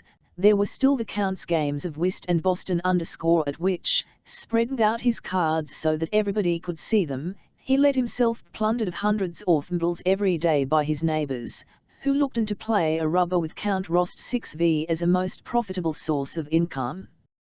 The Count ed in his affairs as in a huge net, trying not to belie that he was entangled but became more and more so at every step, and feeling too feeble to break the meshes or to set to care if underscorely and patiently to disentangle them. The Countess, with her loving heart, felt that her children were being mined, that it was not the Count's, for he could not help being what he was, that, though he tried to hide it, he himself suffered from the consciousness of his own and his children's ruin, and she tried to find means of remedying the position. From her feminine point of view she could see only one solution, namely, for Nicholas to marry a rich heiress. She felt this to be their last hope, and that if Nick 01 as real sed the match she had found for him, she would have to abandon the hope of ever getting matters right. This match was Julie Karagina, the daughter of excellent and virtuous parents, a girl the Rost 6Vs had known from childhood, and who had now become a wealthy heiress through the death of the last of her brothers. The Countess had written direct to Julie's mother in Moscow suggesting the marriage between their children and had received a favourable answer from her. Karagina had replied that her part she was agreeable, and everything depended on her daughter's inclination. She invited Nicholas to come to Moscow. Several times the Countess, with tears in her eyes, told her son that now both her daughters were settled, her only wish was to see him married. She said she could lie down in her grave if that were accomplished. Then she told him that she knew of a splendid girl and tried to discover what he thought marriage. At other times she praised Julie to him and advised him to go to Moscow during the holidays to harness himself. Nicholas guessed what his mother's remarks were leading to, and during one of these conversations induced her to speak quite frankly. She told him that her only hope of getting their affairs disentangled now lay in his marrying Julie Karagina. But, Mama, suppose I loved a girl who has no fortune, would you expect me to sacrifice my feelings and my honor for the sake of money? He asked his mother, not realizing the cruelty of his question and only wishing to show his noble-mindedness. No, you have not understood me, said his mother, not knowing how to justify herself. You have not understood me, Nick 61 Enker _ it is your happiness I wish for, she added, feeling that she was telling an untruth and was becoming entangled. She began to cry. Mama, don't cry. Only tell me that you wish it, and you know I will give my life, anything, to put you at ease, said Nicholas. I would sacrifice anything you, even my feelings _ but the Countess did not want the question put like that. She did not want a sacrifice from her son, she herself wished to make a sacrifice for him. No, you have not understood me, don't let us talk it, she replied, wiping away her I do love a poor gl_rl, said Nicholas to himself, am I to sacrifice my feelings and my honor for money? I wonder how Mama could speak so to me. Because S6 is poor I must not love her, he thought, must not respond to her faithful _devoted love. Yet I should certainly be happier with her than with some doll like Julie. I can always sacrifice my feelings for my family's welfare, he said to himself, but I can't coerce my feelings. If I or S6 that feeling is for me stronger and higher than all else. Nicholas did not go to Moscow, and the Countess did not renew the conversation with him marriage. She saw with sorrow, and sometimes with exasperation, symptoms of a growing attachment between her son and the portionless S6 _ though she blamed herself for it, she could not refrain from grumbling at and worrying S6 often pulling her up without reason, addressing her stiffly as my dear and using the formal you instead of the intimate thou in speaking to her. The kind-hearted Countess was the more vexed with S6 because that poor, dark-eyed niece of hers was so meek, so kind, so devotedly to her benefactors, and so filially, uncharmingly, and unselfishly in LCNE with Nicholas, that there were no grounds for finding fault with her. Nicholas was spending the last of his leave at home. A fourth letter had come from Prince Andrew, from Rome, in which he wrote that he would have on his way back to Russia long ago had not his wound unexpectedly reopened in the warm climate, which obliged him to defer his return till the beginning of the new year. Natasha, Eva's still as much in love with her betrothed, found the same comfort in that love, and was still as ready to throw herself into all the pleasures of life as before, but at the end of the found month after separation she began to have fits of depression which she could not master. She felt sorry for herself, sorry that she was being wasted all this time and of no use to anyone, while she felt herself so capable of loving and being loved. Things were not cheerful _ll in the Rost 6Vs home. Chapter 9 Christmas came, and except for the ceremonial mass, the solemn and wearisome Christmas congratulations from neighbours and servants, and the new dresses everyone put on, there were no special festivities, though the calm frost of 20 degrees Realma, the dazzling sunshine by day, and the starlight of the winter nights seemed to call for some special celebration of the season. On the third day of Christmas week, after the midday dinner, all the inmates of the house dispersed to various. It was the dullest time of the day. Nicholas, who had been visiting some neighbours that morning, was asleep on the sitting room. The old Count Evers resting in his study. S6 New sat in the drawing room at the round table, copying a design embroidery. The Countess was playing Patience. Nastasia Ivanovna the buffoon sat sat at the window with two old ladies. Natasha came into the room, went up to S6 New glanced at what she was doing, and then went up to her mother and without speaking. "Why are you wandering about like an outcast?" asked her mother. "What do you want?" "Him. I want him. Now, this minute. I want him," said Natasha, with glittering eyes and no sign of a smile. The Countess lifted her head and looked attentively at her daughter. "Don't look at me, Mamma. Don't look, I shall cry directly." "Sit down with me a little," said the Countess. "Mamma, I want him. Why should I be wasted like this, Mamma?" Her IUE broke, tears gushed from her eyes, and she turned quickly to hide them and left. She passed into the sitting room, stood there thinking a while, and then went into the maid's room. There an old maid servant was grumbling at a young girl who panting, having just run in through the cold from the surfer quarters. "Stop playing, there's a time everything," said the old woman. "Let her alone, Condre Tunaz," said Natasha _go, go. Having released Maltush_ka, Natasha crossed the dancing hall and went to there an old footman and two young ones were playing cards. They broke off and rose as she entered. "What can I do with them?" thought Natasha. "Oh, Nikita, please go. Where can I send him?" "Yes, go to the yard and fetch a fowl, please, a cock, and you, Misha, bring me some oats." "Just a few oats," said Misha, and readily. Go quickly," the old man urged him. "And you, Theodore, get me a piece of chalk." On her way past the butler's pantry she told them to set a samovar, though it was not at all the time for tea. F6ka, the butler, was the most ill-tempered person in the house. Natasha liked to test her power over him. He distrusted the order and asked whether the samovar Evers really wanted. "Oh dear, what a young lady," said F6 Kaz, pretending to frown at Natasha. No one in the house sent people or gave them as much trouble as Natasha did. She could not see people unconcernedly, but had to send them on some errand. She seemed to be trying whether any of them would get angry or sulky with her, but the seer all filled no one's orders so readily as they did hers. "What can I do, where can I go?" thought she, as she went slowly along the passage. "Nastasia Ivanovna, what sort of children shall I hme?" she asked the buffoon who Evers coming toward her in a woman's jacket.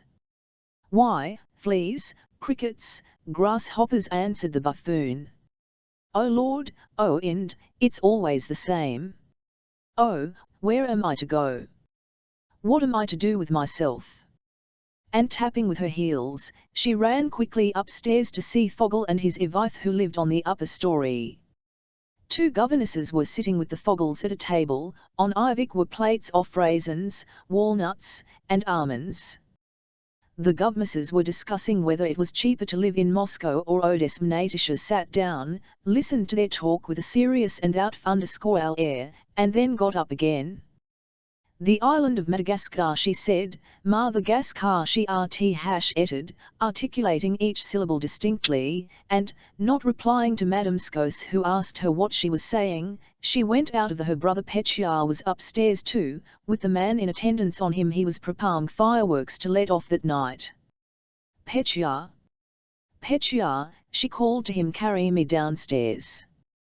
Petya ran up and offered her his back. She jumped on it, putting her arms round his neck, and he pranced along with her. "No, don't. The island of Madagascar," she said, and jumping off his back she went downstairs, having as it were reviewed her, tested her power, and made sure that everyone was, but that all the same it was dull. Natasha herself to the ballroom, picked up her guitar, sat down in a dark corner behind a bookcase, and began to run her fingers over the strings in the bass, picking out a passage she recalled from an opera she had heard in Petersburg with Prince Andrew. She drew from the guitar would have had no meaning for other listeners, but in her imagination a whole series of reminiscences arose from those sounds. She sat behind with her eyes fixed on a streak of light escaping from the pantry door and listened to herself and pondered. She was in a mood for brooding on the past. S6 Nya passed to the pantry with a glass in her hand. Natasha glanced at her and at the crack in the pantry door, and it seemed to her that she remembered the light falling through that crack once before, and S6 Nya passed with a glass in her hand. Yes, it was exactly the same, thought Nata. Shmt S6 Nya, what is this? She cried, twanging a thick string. Oh, you are there, said S6 Nya with a start, and came near and listened. Don't know. A storm, she ventured timidly, afraid of being wrong. There. That's just how she started and just how she came up smiling timidly when all this happened before, thought Natasha, and in just the same way I thought there was something lacking in her. No, it's the chorus from the water carrier, listen, and Natasha sang the air of the chorus so that S6 Nya should catch it. Where were you going? She asked. To change the water in this glass. I am just finishing the design. You always find something to do, but I can't, said Natasha. And where's Nicholas? Asleep, I think. S6 Nya, go and wake him, said Natasha. Tell him I want him to come and sing. She sat a while, wondering what the meaning of it all having happened before could be, and without solving this problem, or at all regretting not having done so, she again passed in fancy to the time when she was with him and he was looking at her with a lover's eyes. Oh, if only he would come quicker. I am so afraid it will never, and, worst of all, I am growing old, that's the thing, there won't then be in me what there is now. But he'll come today, will come immediately. Perhaps he has come and is sitting in the drawing room. Perhaps he came yesterday and I have forgotten it. She rose, put down the guitar, and went to the drawing room. All the domestic circle, tutors, governesses, and guests, were already at the tea table. The servants stood round the table, but Prince Andrew was not there and life was going on as before. All, here she is, said the old count, when he saw Natasha enter. Well, sit down by me, but Natasha stayed by her mother and glanced round as if looking for something. Mamma, she muttered, give him to me, give Mamma, quickly, quickly, and she again had difficulty repressing her sobs. She sat down at the table and listened to the conversation between the elders and Nicholas, who had also come to the table. My God, my God! The same faces, the same talk, Papa holding his cup and blowing in the same way, thought Natasha, feeling with horror a sense of repulsion rising up in her for the whole household, because they were always the same. After teas Nicholas, S6 Nya, and Natasha went to the sitting room, to their favorite corner where their most intimate talks always began. Chapter X. Does it ever happen to you, said Natasha to her brother, when they settled down in the sitting room, does it ever happen to you to feel as if there were nothing more to come, nothing, that everything good is past? And to feel not exactly dull, but sad? I should think so, he replied. I have felt like that when everything was all right and everyone was cheerful. The thought has come into my mind that I was already tired of it all, and that we must all die. Once in the regiment I had not gone to some merrymaking where there was music, and suddenly I felt so depressed. Oh yes, I know, I know, I know. Natasha interrupted him. Ilman, I was quite little, that used to be so with me. Do you, when I was punished once about some plums? You were all dancing, and I sat sobbing in the schoolroom. I shall never forget it. I felt sad and sorry for everyone, for myself, and for everyone. And I was innocent, that was the chief thing, said Natasha. Do you remember? I remember, answered Nicholas. I'll remember that I came to you afterwards and wanted to compensate to you, but do you know, I felt ashamed too. We were terribly absurd. I had a Fimney doll then and wanted to give it to you. Do you remember?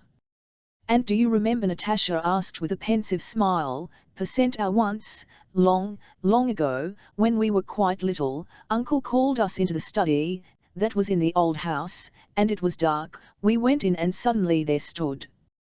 A Negro, chimed in Nicholas with a smile of delight. Of course I remember even now I don't know whether there really was a Negro, or if we only dreamed it or were told about. He was grey, you remember, and had white teeth, and stood and looked at us. _TS6 do you remember? Asked Nicholas. Yes, I do remember something. S6 answered timidly. You know I have asked Papa and Mama that Negro, said Natasha, and they say there is no Negro at all. But you see, you remember? Of course I do, I remember his teeth as if I had just seen them. How strange it is. It's as if it were a dream. That. And do you remember how we rolled hard-boiled eggs in the ballroom, and suddenly 2 old women began spinning round on the carpet? Was that real or not? Do you remember what fun it was? Yes, and you remember how Papa in his blue overcoat fired a gun in the porch? So they went through their memories, smiling with pleasure, not the sad memories of old age, but poetic, youthful ones, those impressions of one's most distant past in which dreams and realities blend, and they laughed with quiet enjoyment. S6 as always, did not quite keep pace with them, though they shared the same reminiscences. Much that they remembered had slipped from her mind, and what she recalled did not arouse the same poetic feeling as they experienced. She simply enjoyed their pleasure and tried to fit in with it. She only really took part when they recalled S6's first arrival. She told them how afraid she had been of Nick 01 as because he had on a cord jacket and her nurse had told her that old eye sewn up with cords. And I remember their telling me that you had been under a cabbage, said Natasha, and I remember that I dared not disbelieve it then, but knew that it was not true, and I so uncomfortable _W while they were talking. A maid thrust her head in at the other door of the sitting. They have brought the cock, miss, she said in a whisper. It isn't wanted, P61 tell them to take it away, replied Natasha in the middle of their talk in the sitting. Dimmler came in and went up to the harp that stood there in a corner. He took off its cloth covering, and the harp gave out a jarring sound. Mr. Dimmler, please play my right nocturne by Field, came the old Countess' voice from the drawing. Dimmler struck a chord and, turning to Natasha, Nicholas, and S6 remarked, how quiet you young people are. Yes, we're philosophizing, said Natasha, glancing round for a moment and then continuing the conversation. They were now discussing dreams. Dimmler began to play. Natasha went on tiptoe noiselessly to the table, took up a candle, carried it out, and resumed, seating herself quietly in her former place. It was dark in the room, especially where they were sitting on the sofa, but through the big windows the silvery light of the moon fell on the floor. Dimmler had finished the piece but still sat softly running his fingers over the strings, evidently uncertain whether to stop or to play something. Do you know, said Natasha in a whisper, moving closer to Nicholas and S6, when one goes on and on recalling memories, one at last begins to remember what happened before one was in the old that is metempsychosis, said S6, who had always limbed well, and remembered everything. The Egyptians believed that our souls have in animals, and will go back to animals again. No, I don't. We ever were animals, said Natasha, still in a whisper though the music had ceased. But I am certain that we were angels somewhere there, and have been here, and that is why we may I join you, said Dimmler, who had come up quietly, and he sat down by them. If we have been angels, why have we lower, said Nicholas. No, that can't be. Not lower, who said we were lower? How do I know what I was before? Natasha rejoined with conviction. The soul is immortal. Well then, if I shall always live I must have before, lived for a whole eternity. Yes, but it is hard for us to imagine eternity, remarked Dimmler, who had joined the young folk with a mildly condescending smile but now spoke as quietly and seriously as they. Why is it hard to imagine eternity, said Natasha is now today, and it will be tomorrow, and always, and there was yesterday, and the day before. Natasha. Now it's your term, sing me something, they heard the Countess say. Why are you sitting there like conspirators? Mamma, I don't at all want to, replied Natasha but all the same she rose. None of them, not you and the middle-aged Dimmler, wanted to break off their conversation and quit that corner in the sitting room, but Natasha got up and Nicholas sat down at the clavichord.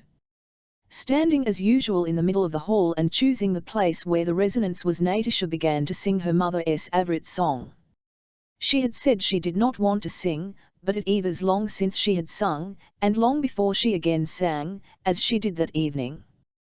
The Count, from his study where he was talking to Mitenka, heard her and, like a schoolboy in a hurry to run out to play, blundered in his talk while giving orders to the steward, and at last while Mitenka stood in front of him also listening and smiling. Nicholas did not take his eyes off his sister and drew breath in time with her _s6 near, as she listened, thought of immense difference there was between herself and her friend, and how it was for her to anything like as bewitching as her cousin. The old Countess sat with a blissful one yet sad smile and with tears in her eyes, occasionally shaking her head. She thought of Natasha and of her OUN youth, and of how there was something unnatural and dreadful in this impending marriage of Natasha and Prince Andrew. Dimmler, who had seated himself beside the Countess, listened with closed eyes. All, Countess, he said at last, that's a European talent, she has nothing to learn, what softness, tenderness, and strength. All, how afraid I am for her, how afraid I am, said the Countess, not realizing to whom she was speaking. Her maternal instinct told her that Natasha had too much of something, and that because of this she would not be happy. Before Natasha had finished singing, 14-year-old Petya lushed in delightedly, to say that some mammas had. Natasha stopped abruptly. Idiot, she screamed at her brother and, running to a chair, threw herself on it, sobbing so violently that she could not stop for a long time. It's nothing, Mamma, really it's nothing, only Petya startled me, she said, trying to smile, but her tears still flowed and sobs still choked her. The mammas, some of the house serfs, dressed up as bears, Turks, innkeepers, and ladies, frightening and feminine, bringing in with them the cold from outside and a feeling of gaiety, crowded, at first timidly, into the anteroom. Then hiding behind one another they pushed into the ballroom where, shyly at first and then more and more merrily and heartily, they started singing, dancing, and playing Christmas games. The Countess, when she had identified them and laughed at their costumes, went into the drawing-room. The Count sat in the smiling radiantly and applauding the players. The young people had disappeared. Half an hour later there appeared among the other mammas in the ballroom an old lady in a hooped skin. This was Nicholas. A Turkish girl was Petim, a clown was Dimmler and Hussar was Natasha, and a Circassian was S6 new with burnt cork moustache and eyebrows. After the condescending surprise, non-recognition, and praise, from those who were not themselves dressed up, the young people decided that their costumes were so that they ought to be shown elsewhere. Nicholas, who, as the roads were in splendid, wanted to take them all for a drive in his troika, to take with them a dozen of the serf mammas and drive to uncle's. No, why disturb the old fellow, said the Countess. Besides, you wouldn't have to turn round there. If you must go, go to the Meliuk 6 vs. Meliuk 6 was a widow, who, with her family and their tutors and governesses, lived 3 miles from the Rost 6 vs. That's right, my dear, chimed in the old Count, thoroughly aroused. I dress up at once and go with them. I'll make Pasht open her eyes. But the Countess would not agree to his going, he had had a bad leg all these last days. It was decided that the Count must not go, but that if Louisa Ivanovna, Madame Skos, would go with them, the young ladies might go to the Meluk 6 vs S6, generally so timid and shy, more urgently than anyone, begging Louisa Ivanovna not to refi S_S6's costume was the best of all. Her mustache and eyebrows were extraordinarily becoming. Everyone told her she looked very handsome, and she was in a spirited and energetic mood unusual her. Some inner eye voice told her that now or never her fate would be decided, and in her male attire she seemed quite a different person. Louisa Ivanovna consented to go, and in half an hour 4 troika sleighs with large and small bells, their runners squeaking and whistling over the frozen snow, drove up to the porch. Natasha was in setting a merry holiday tone, which, passing from one to another, grew stronger and reached its climax when they all came out into the frost and got into the sleighs, talking, calling to one another, laughing, and shouting. 2 of the troikas were the usual household sleighs, the third was the old count's with a trotter from the Or-16V stud as shaft horse, the 4th was Nicholas' own with a short shaggy black shaft horse. Nicholas, in his old lady's dress over which he had belted his hussar overcoat, stood in the middle of the sleigh, reins in hand.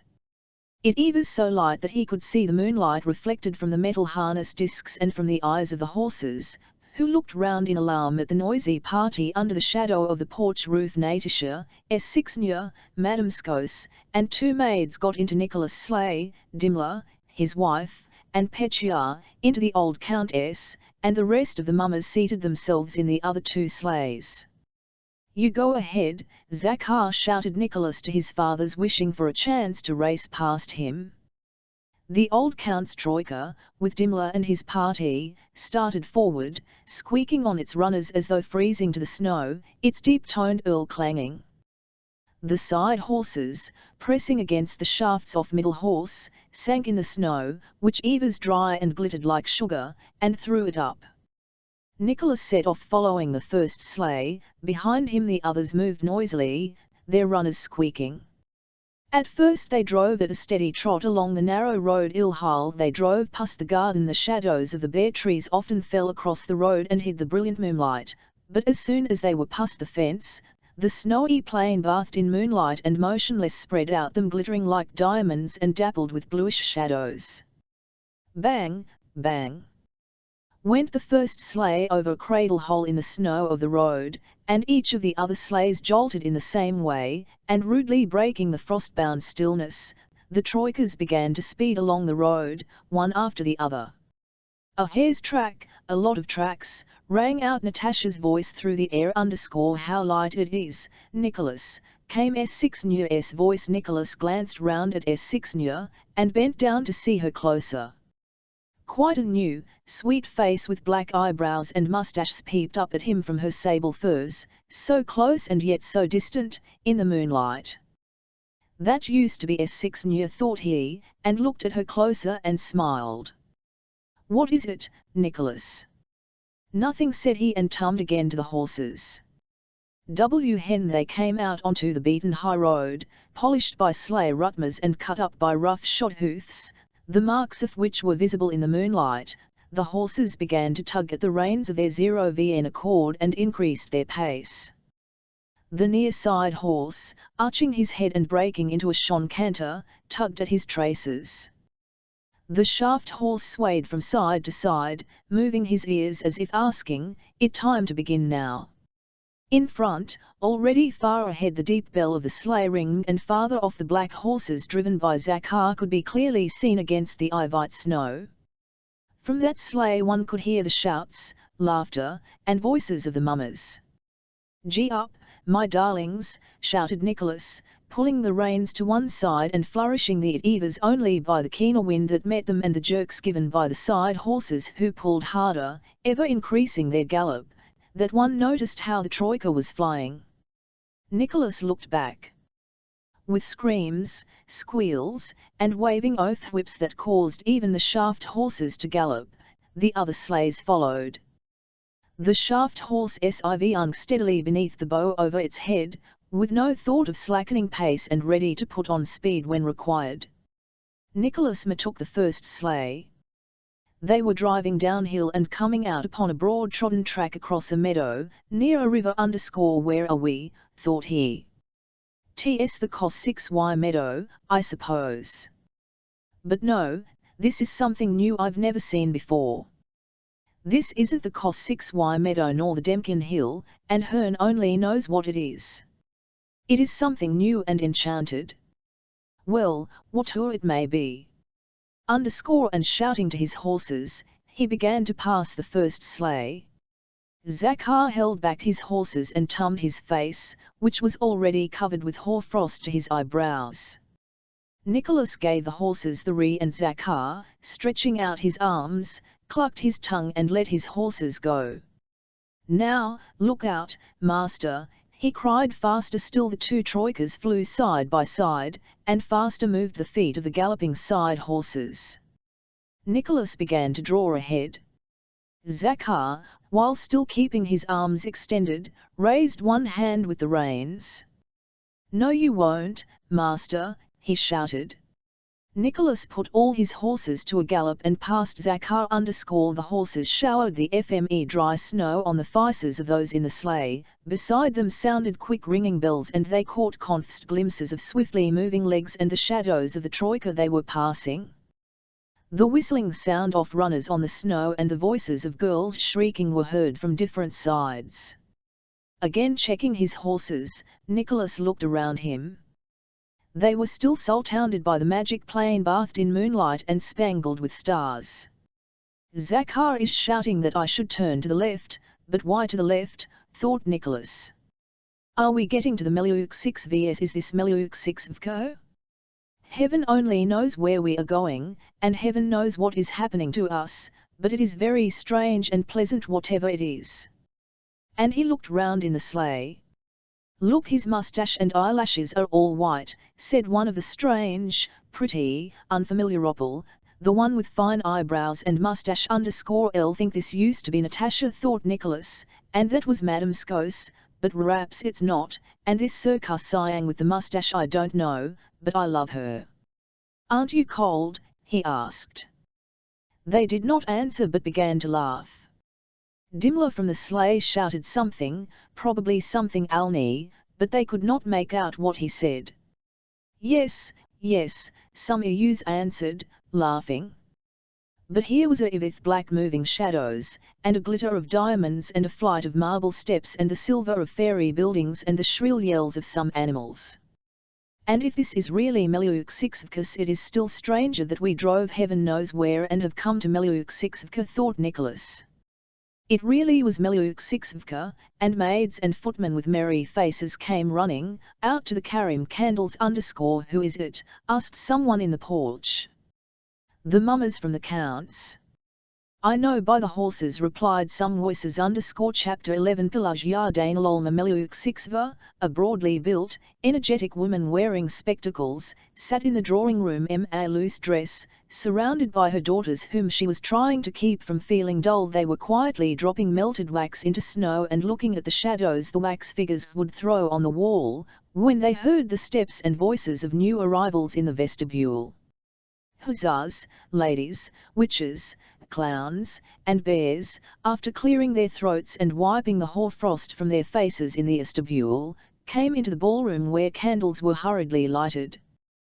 The clown, Dimla, and the lady, Nicholas, started a dance. Surrounded by the screaming children, the mummers, covering their and disguising their voices, to their hostess and arranged themselves about the dear me. There's no recognizing them. And Natasha. See whom she looks like. She really reminds me of somebody. But Herr Dimla, lsnt he good. I didn't know him. And how he dances. Dear me, there's a Circus Siang really, how becoming it is to dear S6 new _ and who is that? Well, you have cheered us up. Nikita and Vanya, clear away the tables. And we were sitting so quietly the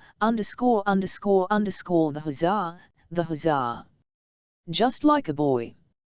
And the legs, I can't ICR, K at him different Ayus were saying. Natasha, The young Meluk 6vs disappeared them into the back rooms where a cork and various dress gowns and male garments were called for and received from the footman by bare girlish arms from behind the door. 10 minutes later, all the young Meluk 6vs joined the mummers. Pilazhya Danilolma, having given orders to clear for the visitors and arranged refreshments for the gentry and the serfs, went about eyeing the mummers without removing her spectacles, peering into their faces with a suppressed smile and failing to recognize any of them. It was not merely Dimmler and the Rost 6vs she failed to recognize, she did not even recognize her own daughters, or her late husband's, dressing gowns and which they had put on. "And who is this?" she asked her governess, peering into the face of her own daughter dressed up as a Kazan Tatar. "I suppose it is one of the Rost 6vs. "Well, Mr. Hussar, and what regiment do you serve in?" she asked Natasha. "Here, hand some fruit jelly to the Turk," she ordered the butler who was handing things round. "That is not forbidden by his law." Sometimes, as she looked at the strange but amusing capers cut by the dancers, who, having decided once for all that being disguised, no one would recognize them, were not at all shy, Pilazhya Danilolma hid her face in her handkerchief, and her whole stout body shook with irrepressible, kindly, elderly laughter. "My little Sasha. Look at Sasha," she said. After Russian country dances and chorus dances, Pilazhya Danilovna made the serfa and gentry join in one large circle. A ring, a string, and a silver ruble were fetched and they all played games together. In an hour, all the costumes were crumpled and disordered. The corked eyebrows and moustaches were smeared over the perspiring, flushed, and merry faces. Pilazhya Danilovna began to recognize the mummers, admired their cleverly contrived costumes, and particularly how they suited the young ladies, and she thanked them all for having entertained her so well. The visitors were invited to supper in the drawing and the serfs had something served to them in the ballroom. "Now to tell one's fortune in the empty bathhouse is frightening," said an old maid who with the Meluk 6vs, during supper. "Why," said the eldest Meluk 6v girl. "You wouldn't go, it takes courage." "I'll go," said S6 new _ tell what happened to the young lady," said the second Meluk 6v girl. "Well," began the old maid, "a young lady once went out, took a cock, laid the table to, all properly, and sat down. After sitting a while, she suddenly hears someone come _ a sleigh drives up with harness bells, she hears him coming. He comes IW just in the shape of a man, like an officer, comes and sits down to table with her." "Ah! All!" screamed Natasha, rolling her eyes with horror. "Yes. And how did he speak?" "Yes, like a man. Everything quite all right, and he began persuading her, and she should have kept him talking till cock crow, but she got frightened, just got frightened and hid her face in her hands. Then he caught her up. It was lucky the maids ran in just then." "Now, why frighten them?" said Pilazhya Danilovna _mama, "you used to try your fight yourself," said her daughter. "And how does one do it in a barn?" inquired S6 Nya. "Well, say you went to the barn now, and listened. It depends on what you hear, hammering and knocking, that's bad, but a sound of shifting grain is good and one sometimes hears that. Mama, tell us what happened to you in the barn." Pilazhya Danilolma smiled. "Oh, I've forgotten," she replied. "But none of you would go." "Yes, I will, Pilazhya Danilovna, let me." "I'll go," said S6 new _ "Well, why not, if you're not afraid?" "Louisa Ivanovna, may I?" asked S6 new _ whether they were playing the ring and string game or the noble game or talking. As now, Nicholas did not leave S6 new's side, and gazed at her with quite new eyes. It seemed to him that it was only today, thanks to that burnt cork moustache, that he had fully learned to know her and really, that evening, S6 new was brighter, more animated, and prettier than Nicholas had ever seen her before. "So that's what she is like, what I been," he thought, gazing at her sparkling eyes, and under the moustache a happy rapturous smile dimpled her cheeks, a smile he had never seen before. "Am not afraid of anything," said S6 new _ "May I go at once?" She got up. They told her where the barn was and how she should stand and listen, and they handed her cloak. She threw this over her head and shoulders and glanced at Nicholas. "What a darling that girl is," thought he. "And what have I been thinking of till now?" S6 New went out into the passage to go to the barn. Nicholas went hastily to the front porch, saying he felt too hot. The crowd of people really had made the house stim outside. There was the same cold stillness and the same moon, but even brighter than before. The light was so strong and the snow sparkled with so many stars that one did not wish to look up at the sky, and the real stars were unnoticed. The sky was black and dreary, while the earth was gay. "I am a fool, a fool. What have I waiting for?" thought Nicholas, and running out from the porch he went round the corner of the house and along the path that led to the back porch. He knew S6 New would pass that way. Half away lay some snow-covered piles of firewood, and across and along them a network of shadows from the bare old lime trees fell on the snow and on the path. This path led to the barn. The log walls of the barn and its snow-covered roof, that looked as if hewn out of some precious stone, sparkled in the moonlight. A tree in the garden snapped with the frost, and then all was again perfectly silent. His bosom seemed to inhale not air but the strength of eternal youth and gladness. From the back porch came the sound of feet descending the steps. The step upon which snow had fallen gave a ringing creak, and he heard the voice of an old maid-servant saying, "Straight, straight, along the miss only, don't look back." "I am not afraid," answered S6 New's voice, and along the path toward Nicholas came the crunching, whistling sound of S6 New's fret in her thin shoes.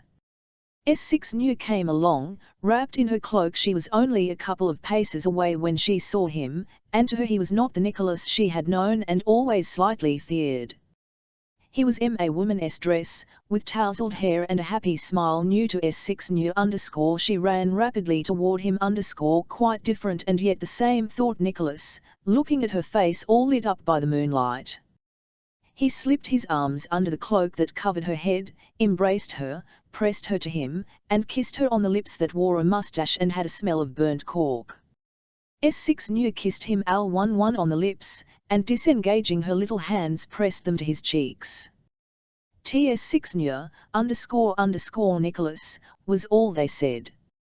They ran to the barn and then back again, re-entering, he by the front and she by the back porch. Chapter 12 When they all drove back from Pelagya Natasha, who always saw and noticed everything, arranged that she and Madame Skos should go back in the sleigh with Dimla, and S6 New with Nicholas and the maids. On the way back Nicholas drove at a steady pace instead of racing and kept peering by that fantastic all-transforming light into S6 New's and searching the eyebrows and mustache for his former and his present S6 New, from whom he had resolved never to be parted again.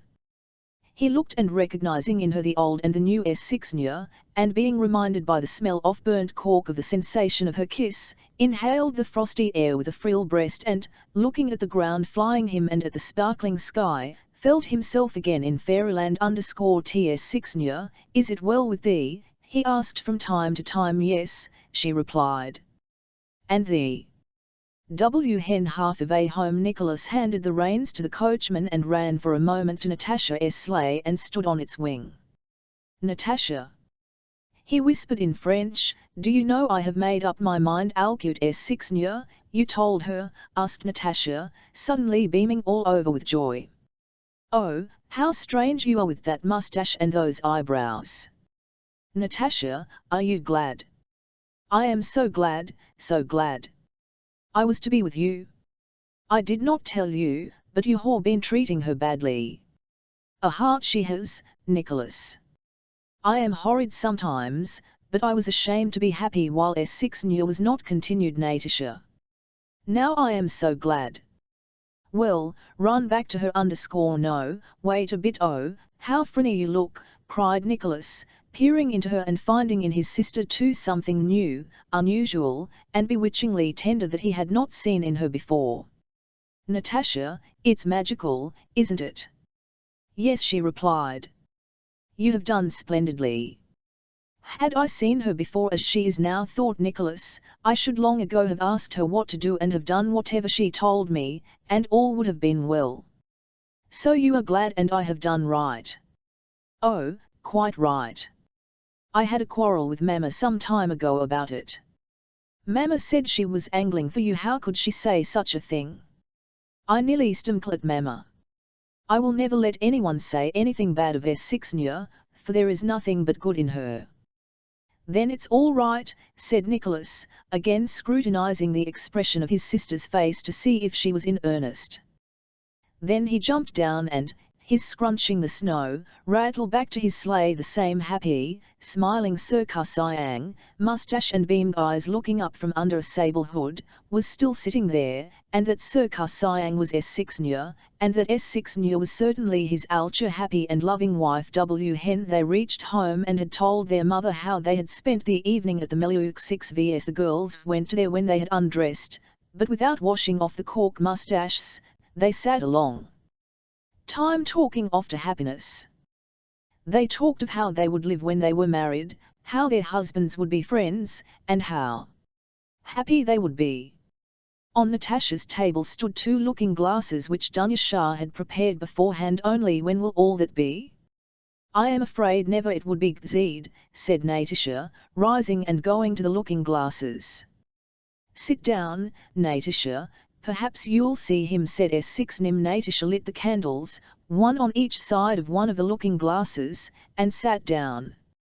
I see someone with a mustache, said Natasha, seeing her ace _ you mustn't laugh, miss, said Dunyasha _ with S6's help and the maid S. Natasha got the glass she held into the right position opposite the other, her face assumed a serious expression and she sat silent. She sat a long time looking at the receding line of candles reflected in the glasses and expecting, from tales she had heard, to see a coffin, or him, Prince Andrew, in that last indistinctly outlined square. But ready as she was to take the smallest speck for the image of a man or of a coffin, she saw nothing. She began blinking rapidly and moved away from the looking glasses. Why is it others see things and I don't, she said. You sit down now, S6 _ you absolutely must, tonight. Do it for me _ today I feel so frightened. S6 sat down the glasses, got the right position, and began now, Miss S6 is sure to see something, whispered Dunyasha. You do nothing but laugh. S6 heard this and Natasha's whisper _ I know she will. She saw something last year. For about 3 minutes all were silent. Of course she will, whispered Natasha, but did not finish _ Suddenly S6 pushed away the glass she was holding and covered her eyes with her hand. Oh, Natasha, she cried. Did you see? Did you? What is it? Exclaimed Natasha, holding up the looking glass. S6 had not seen anything, she was just wanting to blink and to get up when she heard Natasha say, of course she will. She did not wish to disappoint either Dunyasha or Natasha, but it was hard to sit still. She did not herself know how or why the exclamation escaped her when she cocked her eyes. You saw him, urged Natasha, seizing her hand. Yes. Wait a bit, saw him. S6 could not help saying, not yet knowing whom Natasha meant by him, Nicholas or Prince Andrew. But why shouldn't I say I saw something? Others do see. Besides, who can tell whether I saw anything or not, flashed through S6's mind. Yes, I saw him, she said. How? Standing or lying? No, I saw, at first there was nothing, then I saw him lying down. Andrew lying? Is he ill? Asked Natasha, her frightened eyes fixed on her friend. No, on the contrary, on the contrary. His face was cheerer, and he turned to me. And when saying this she herself fancied she had really seen what she described. Well, and then, S6 _ after that, I could not make out what there was, something blue and red. S6 When will he come back? When shall I see him? Oh, God, How afraid I am for him and for myself and about everything. Natasha began, and without replying to S6's words of comfort she got into bed, and long after her candle was out lay orange-eyed and motionless, gazing at the moonlight through the frosty windowpanes. Chapter 13. After the Christmas holidays, Nicholas told his mother of his love for S6 and of his firm resolve to marry her. The Countess, who had long noticed what was going on between them and was expecting this, listened to him in silence and then told her son that he might marry whom he pleased, but that neither she nor his father would give their blessing to such a marriage. Nicholas, for the first time, felt that his mother was displeased with him and that, despite her love for him, she would not give way. Coldly, without looking at her son, she sent for her husband and, when he came, tried briefly and coldly to inform him of the facts, in her son's presence, but unable to restrain herself she burst into tears of vexation and left. The old count began irresolutely to admonish Nicholas and begged him to abandon his purpose. Nicholas replied that he could not go back on his word, and his sighing and evidently disconcerted, very soon became silent and went into the countess. In all his encounters his son, the Count was always conscious of his own guilt toward him for having wasted the family fortune, and so he could not be angry with him for refusing to marry an heiress and choosing the dowerless S6 on this occasion. He was only more vividly conscious of the fact that if his affairs had not been in disorder, no wife for Nicholas than S6 could have been wished for, and that no one but himself with his mittencar and his uncomfortable habits was to blame for the condition of finances. The father and mother did not speak of the matter to their son again, but a few days later the Countess sent for S6 and, with a cruelty neither of them reproached her niece for trying to catch Nicholas and for ingratitude. S6 listened silently with downcast eyes to the Countess' cruel words, without understanding what was required of her. She was ready to sacrifice everything for her. Self-sacrifice was her most cherished idea, but in this case she could not see what she ought to sacrifice, or for whom she could not help loving the Countess and the whole Rostov family, but neither could she help loving Nicholas and knowing that his happiness depended on that love. She was silent and sad and did not reply. Nicholas felt the situation to be intolerable and went to have an explanation with his mother. He first implored her to forgive him and S6 and consent to their marriage, then he threatened that if she molested S6 he would at once marry her secretly. The Countess, with a coldness her son had seen in her, replied that he was of age, that Prince Andrew was marrying without his father's consent, and he could do the same, but that she would never receive that intrigue as her daughter. Exploding at the word intrigue, Nicholas, raising his voice, told his mother he had never expected her to try to force him to sell his feelings, but if that were so, he would say for the last time but he had no time to utter the decisive word which the expression of his face caused his mother to orate with Tolstoy, and which would perhaps have forever remained a cruel memory to them both. He had not time to say it, for Natasha, with a pale and set face, entered the room from the door at which she had been listening. "Nicholas, you are talking nonsense. Be quiet, be quiet, be quiet, I tell you." She almost screamed, so as to drown his voice. "Mama darling, it's not at all so." "My poor, sweet darling," too, she said to her mother, conscious that they had been on the brink of a rupture, gazed at her son with terror, but in the obstinacy and excitement of the conflict could not and you old not give way. "Nicholas, I'll explain to you, go away." "Listen, Mama darling," said Natasha. Her words were incoherent, but they attained the purpose at which she was aiming. The Countess, sobbing heavily, hid her on her daughter's breast, while Nicholas rose, clutching his head, and left the room. Natasha set to work to effect her, and so far succeeded that Nicholas received a promise from his mother that S6 should not be troubled, while he on his side promised not to undefy anything his parents' knowledge.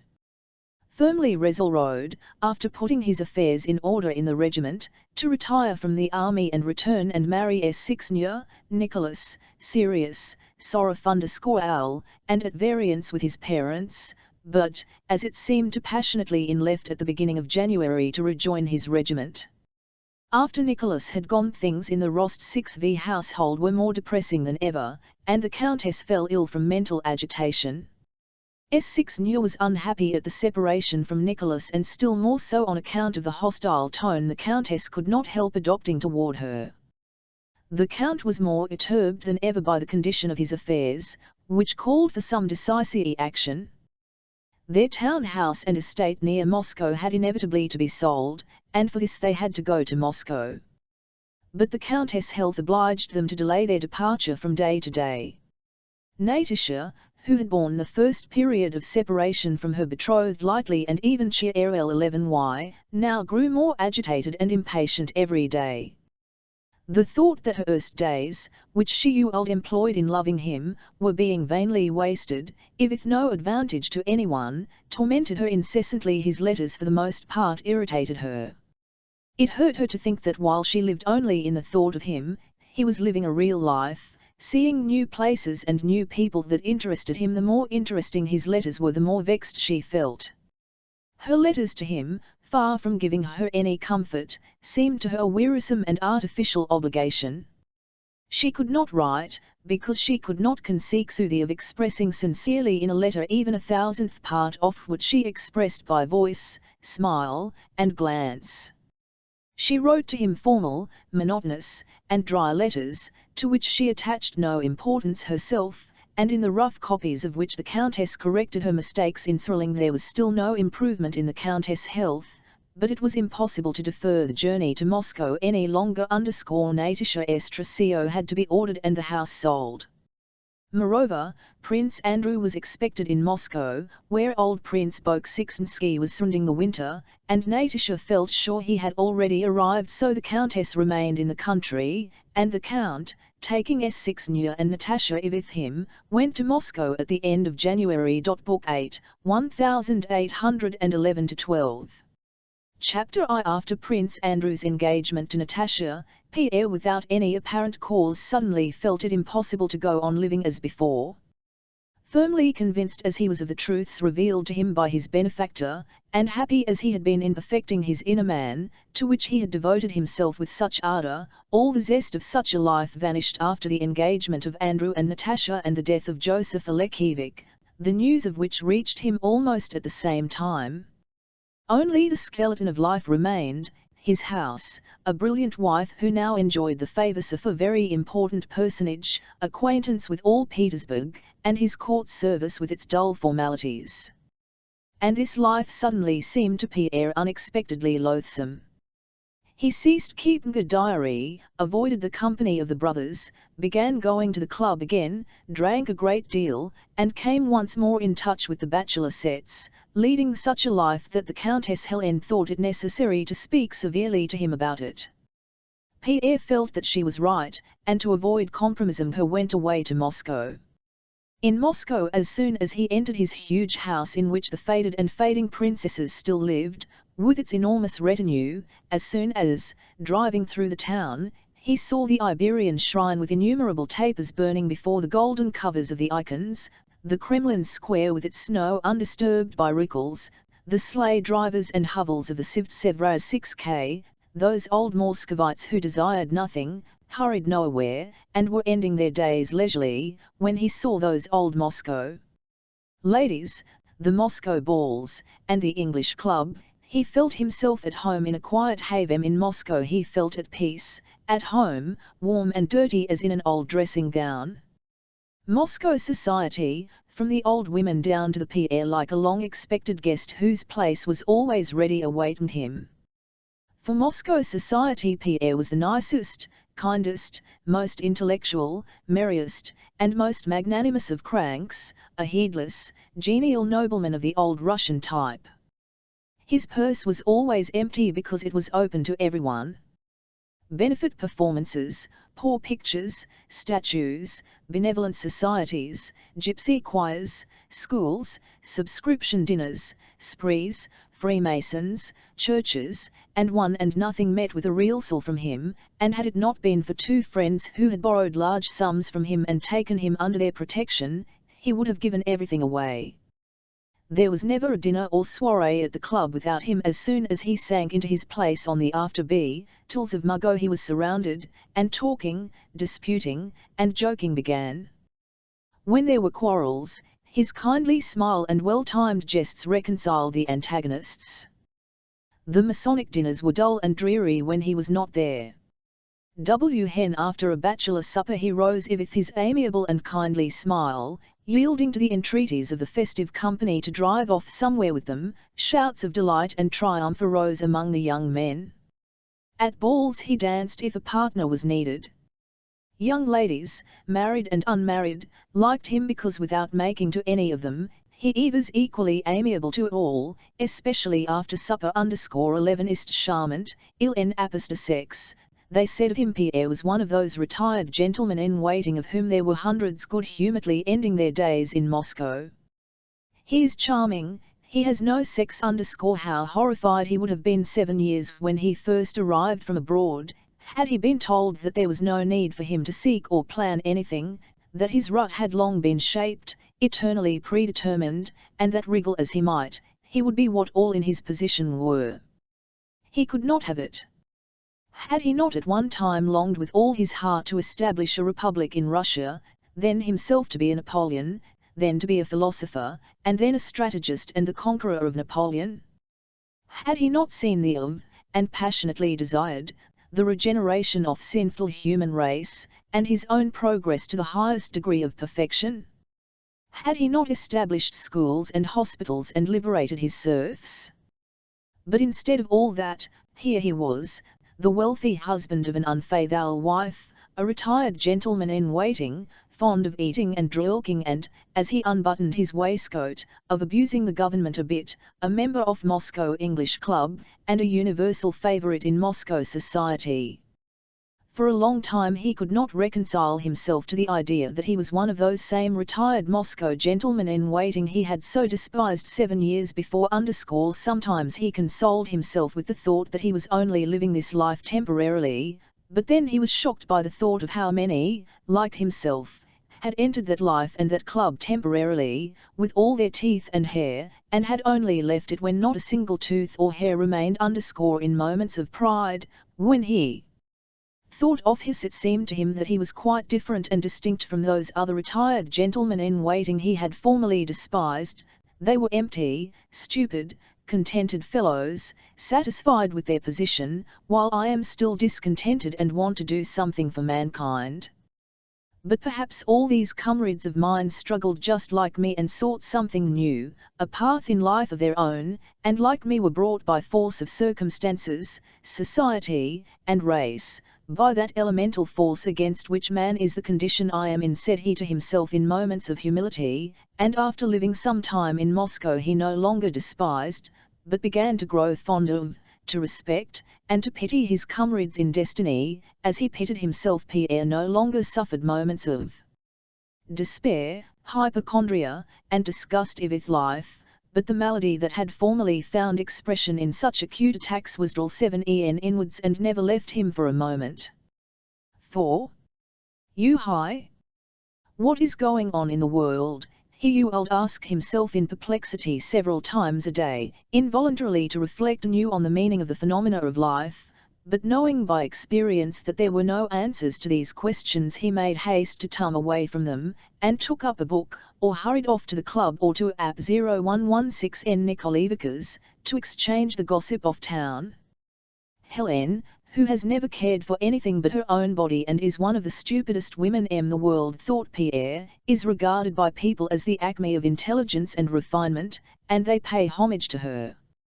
Napoleon Bonaparte was despised by all as long as he was great, but now that he has become a wretched comedian, the Emperor Francis wants to him his daughter in an illegal marriage. The Spaniards, through the Catholic clergy, praise to God for their victory over the French on the 14th of June, and the French, also through the Catholic clergy, offer praise because on that same 14th of June they defeated the Spaniards. My brother Masons swear by the blood that they are ready to sacrifice everything for their neighbour, but they do not give a noble each to the collections for the poor, and they intrigue, the Australia Lodge against the Manor Seekers, and Frees an authentic Scotch carpet and a charter that nobody needs, and the meaning of which the very man who wrote it does not understand. Till we all profess the Christian law of forgiveness of injuries and love of our neighbours, the law in honour of which we have built in Moscow 40 times 40 churches, but yesterday a deserter was knouted to death, and a minister of that same law of IOR and forgiveness, a priest, gave the soldier a cross to kiss before his execution.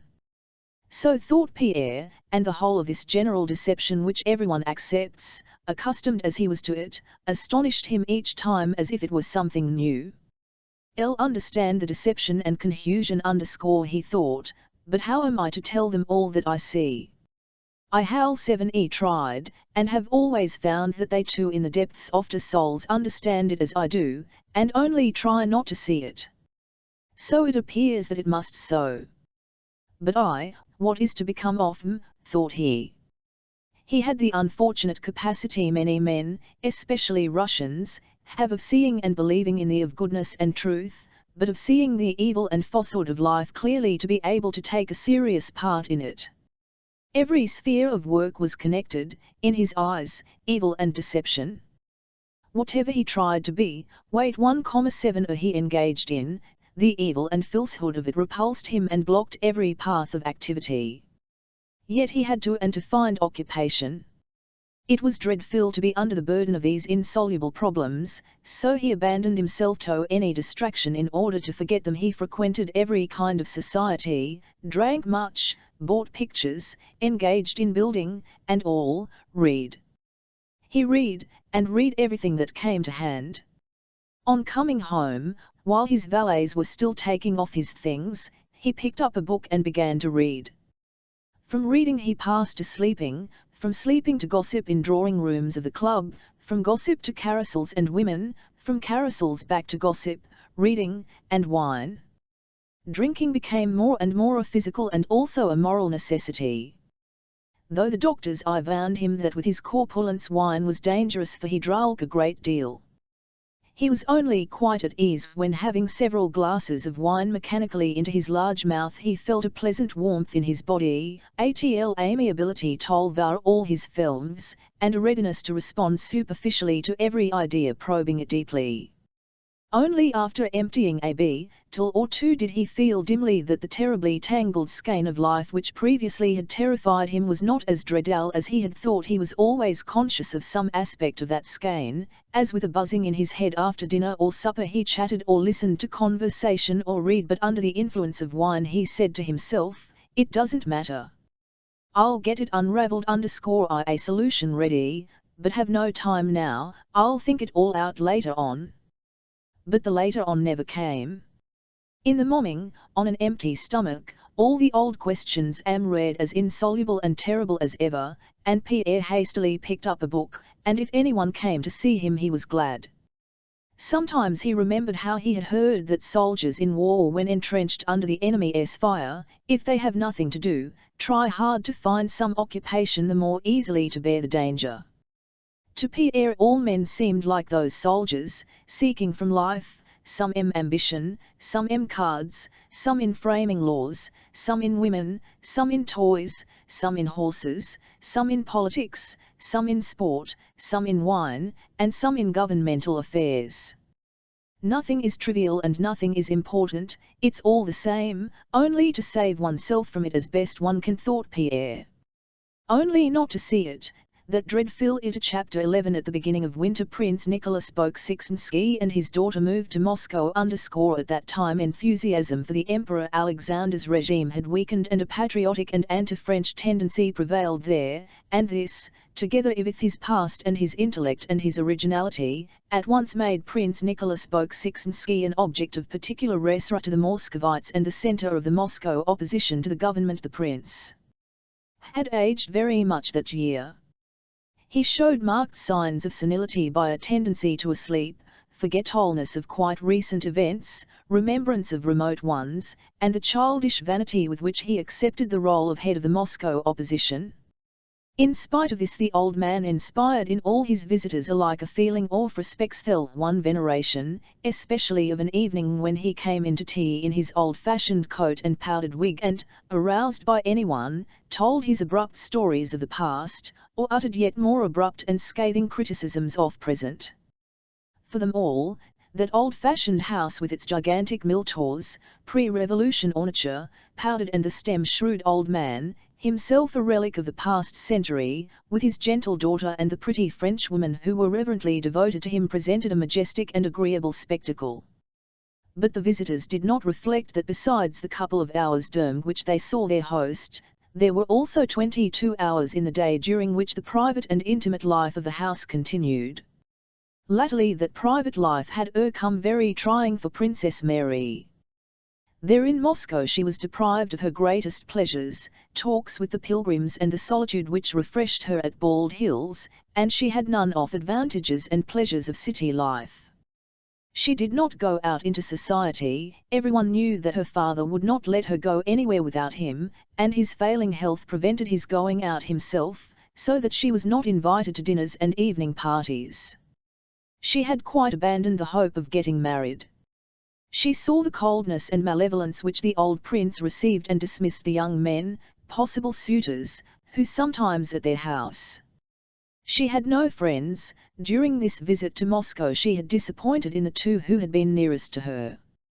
Mademoiselle Bourienne, with whom she had never been able to be quite frank, had now become unpleasant to her, and for various reasons Princess Mary avoided her. Julie, with whom she had corresponded for the last 5 years, was in Moscow, but proved to be quite alien to her when they met. Just then Julie, who by the death of her brothers had become one of the richest heiresses in Moscow, was in the hill whirl of society pleasures. She was surrounded by young men who, she fancied, had suddenly learned to appreciate her. Julie was at that stage in the life of a society woman when she feels that her last chance of marrying has come and that her fate must be decided now or never. On Thursdays Princess Mary remembered a mournful smile that she now had no one to tie to, since Julie, whose presence gave her no pleasure, was here, and they met every week. Like the old émigré who declined to many the lady with whom he had his evenings for years, she regretted Julie's presence and having no one to write to. In Moscow Princess Mary had no one to talk to, no one to whom to confide her sorrow, and much sorrow fell to her lot just then the time for Prince Andrew's return and marriage was approaching, but his request to her to prepare his father for it had not been carried out. In fact, it seemed as if matters were quite hopeless, for at every mention of young Countess Rostov the old prince, who apart from that was usually in a bad lost control of himself another lately added sorrow arose from the lessons she gave her 6-year-old nephew. To her consternation she detected in herself in relation to little Nicholas some symptoms of her irritability. However often she told herself that she must not get irritable when teaching her nephew, almost every time that, pointer in hand, she sat down to show him the French alphabet, she so longed to pour her own knowledge quickly and easily into the child, who was already afraid that auntie might at any moment get angry, that at his slightest inattention she trembled, became flustered and heated, raised her voice, and sometimes pulled him by the arm and put him in the coma. Having put him in the coma, she would herself begin to cry over her cruel, evil nature, and little Nicholas, following her example, would sob, and without permission would leave his corner, come to her, pull her wet hands from her face, and comfort her. But what distressed the princess most of all was her father's irritability, which was always directed against her and had of late amounted to cruelty. Had he forced her to prostrate herself to the ground all night, had he her or made her fetch wood or ivory, it would never have entered her mind to think her position hard, but this loving despot, the more cruel because he rode her and for that reason tormented himself and her, knew how not merely to hunt and humiliate her deliberately, but to show her that she was always to blame for everything. Of late he had exhibited a new trait that tormented Princess Mary more than anything else. This was his ever-increasing intimacy with Mademoiselle Bourienne. The idea that at the first moment of receiving the news of his son's intentions had occurred to him in jest, that if Andrew got married he himself would marry Bourienne, had evidently pleased him, and latterly he had persistently, and as it seemed to Princess Mary merely to offend her, shown special endearments to the companion and expressed his dissatisfaction with his daughter by demonstrations of love of Bourrienne. One day in Moscow, in Princess Mary's presence, she thought her father did it purposely when she was there. The old prince kissed Mademoiselle Bourrienne's hand and, drawing her to him, embraced her affectionately. Princess Mary flushed and ran out of the room. A few minutes later Mademoiselle Bourrienne came into Princess Mary's room smiling and making cheerful remarks in her agreeable voice.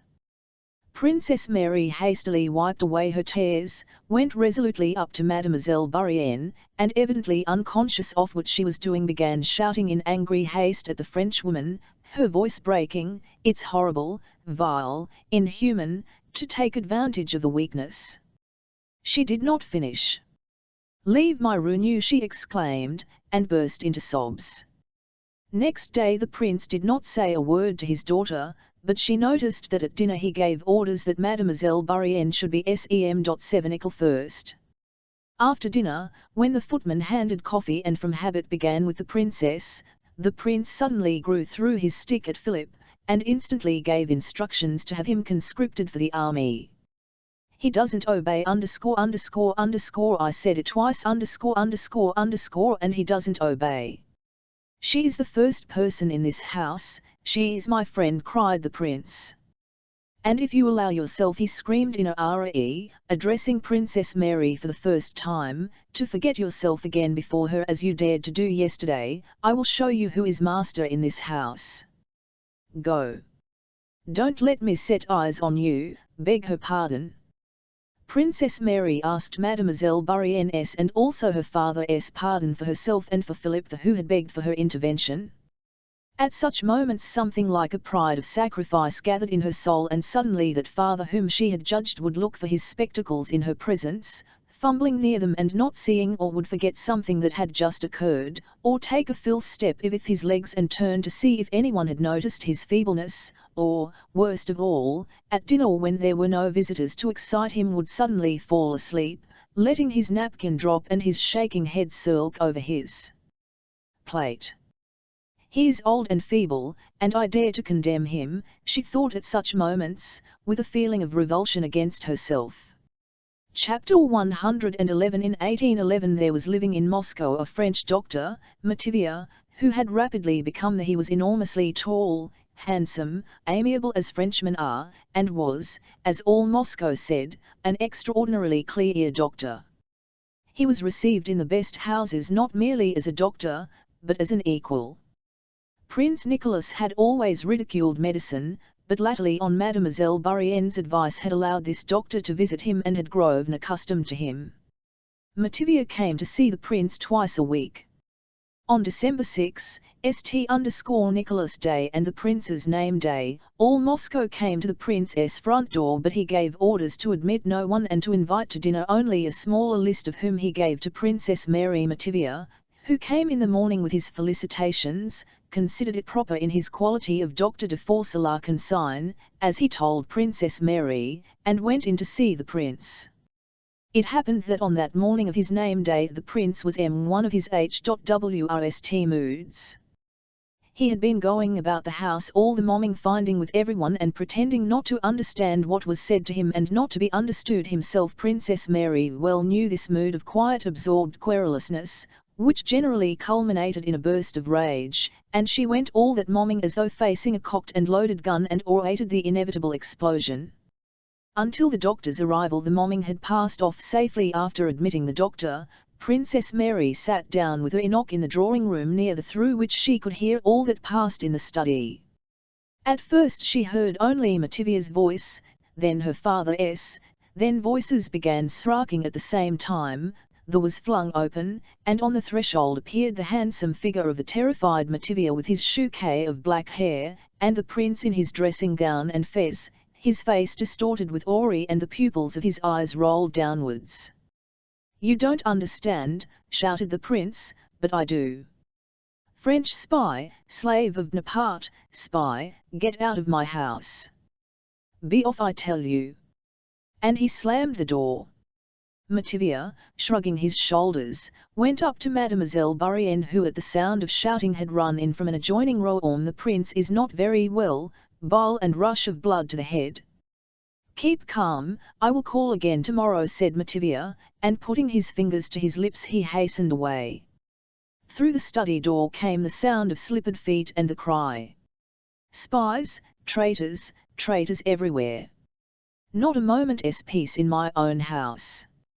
After Mativia's departure the old prince called his daughter in, and the whole weight of his wrath fell on her. She was to blame that a spy had been admitted. Had he not told her, yes, told her to make a list, and not to admit anyone who was not on that list? Then why was that scoundrel admitted?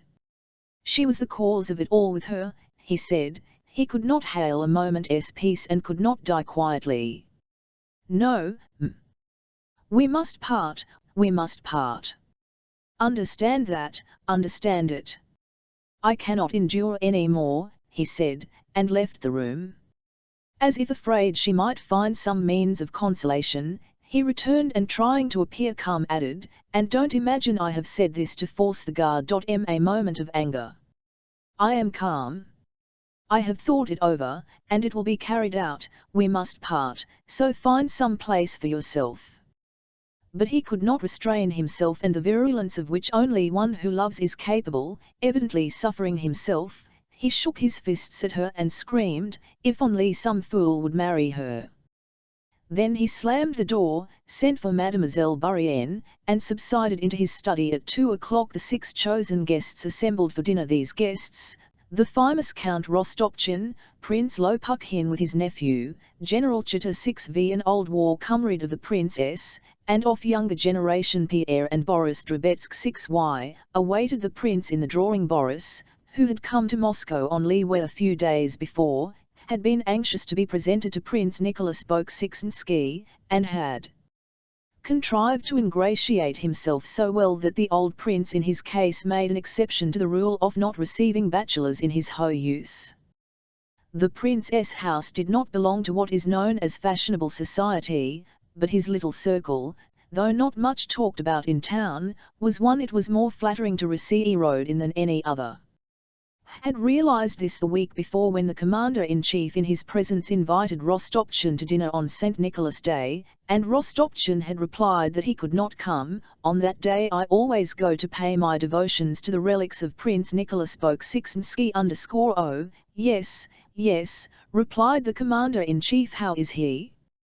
The small group that assembled before dinner in the lofty old-fashioned drawing-room with its old resembled the solemn gathering of a Count Ofustus_. All were silent or talked in low tones.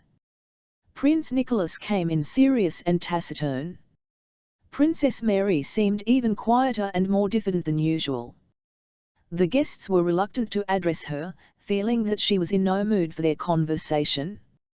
Count Rostopchin alone kept the conversation going, now relating the latest town news, and now the latest political gossip.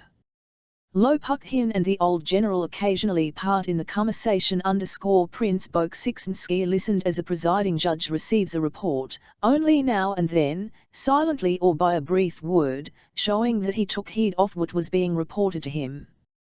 The tone of the conversation was such as indicated that no one approved of what was being done in the political world. Incidents were related evidently confirming the opinion that everything was going from bad to worse, but whether telling a story or giving an opinion the speaker always stopped, at the point beyond which his criticism might touch the sovereign himself. At dinner the talk turned on the latest news, Napoleon's seizure of the Duke of Oldenburg's territory, and the Russian note, hostile to Napoleon, which had been sent to all the European courts. "Bonaparte treats Europe as a pirate does a captured vessel," said Count, repeating a phrase he had uttered several times. 4_1 only wonders at the long-suffering or blindness of crowned heads. Now the Pope's turn has come and Bonaparte doesn't scruple to depose the head of the Catholic Church, yet all keep silent. Our sovereign alone has protested against the seizure of the Duke of Oldenburg's territory, and even..." Count Rostopchin paused, feeling that he had reached the limit beyond which censure was impossible. Other territories have been offered in exchange for the Duchy of Oldenburg, said Prince Bolkonsky. He shifts the dukes about as I might move my serfs from Bald Hills to Bogucharovo or my Ryazan estates. The Duke of Oldenburg erases his misfortunes with admirable strength of character and resignation, remarked Boris, joining in respectfully. He said this because on his journey from Petersburg he had had the honor of being presented to the Duke. Prince Bolkonsky glanced at the young man as if about to say something in reply, but changed his mind, evidently considering him too young. I read our protests about the Oldenburg affair and was surprised how badly the note was ordered, remarked Count Rostopchin in the casual tone of a man dealing with a subject quite familiar to him. Pierre looked at Rostopchin with enough astonishment, not understanding why he should be disturbed by the bad of the note. Does it matter, Count, how the note is worded, he asked, so long as its substance is forcible? My dear fellow, with our 500,000 troops it should be easy to have a good style, returned Count Rostopchin. Pierre now understood the Countess' dissatisfaction with the ordering of the note. One would thought quill drivers enough had sprung up, remarked the old prince. There in Petersburg they are always writing, not notes only but even new laws. My Andrew there has written a whole volume of laws for Russia. Nowadays they are always writing, and he laughed unnaturally.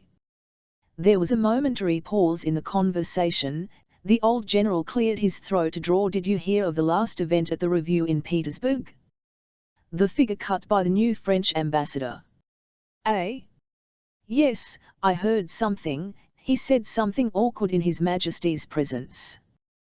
His Majesty drew attention to the Grenadier Division and to the march past, continued the general, and it seems the ambassador took no notice and allowed himself to reply that, we in France pay no attention to such trifles. The Emperor did not condescend to reply. At the next review, they say, they did not once deign to address him. All were silent.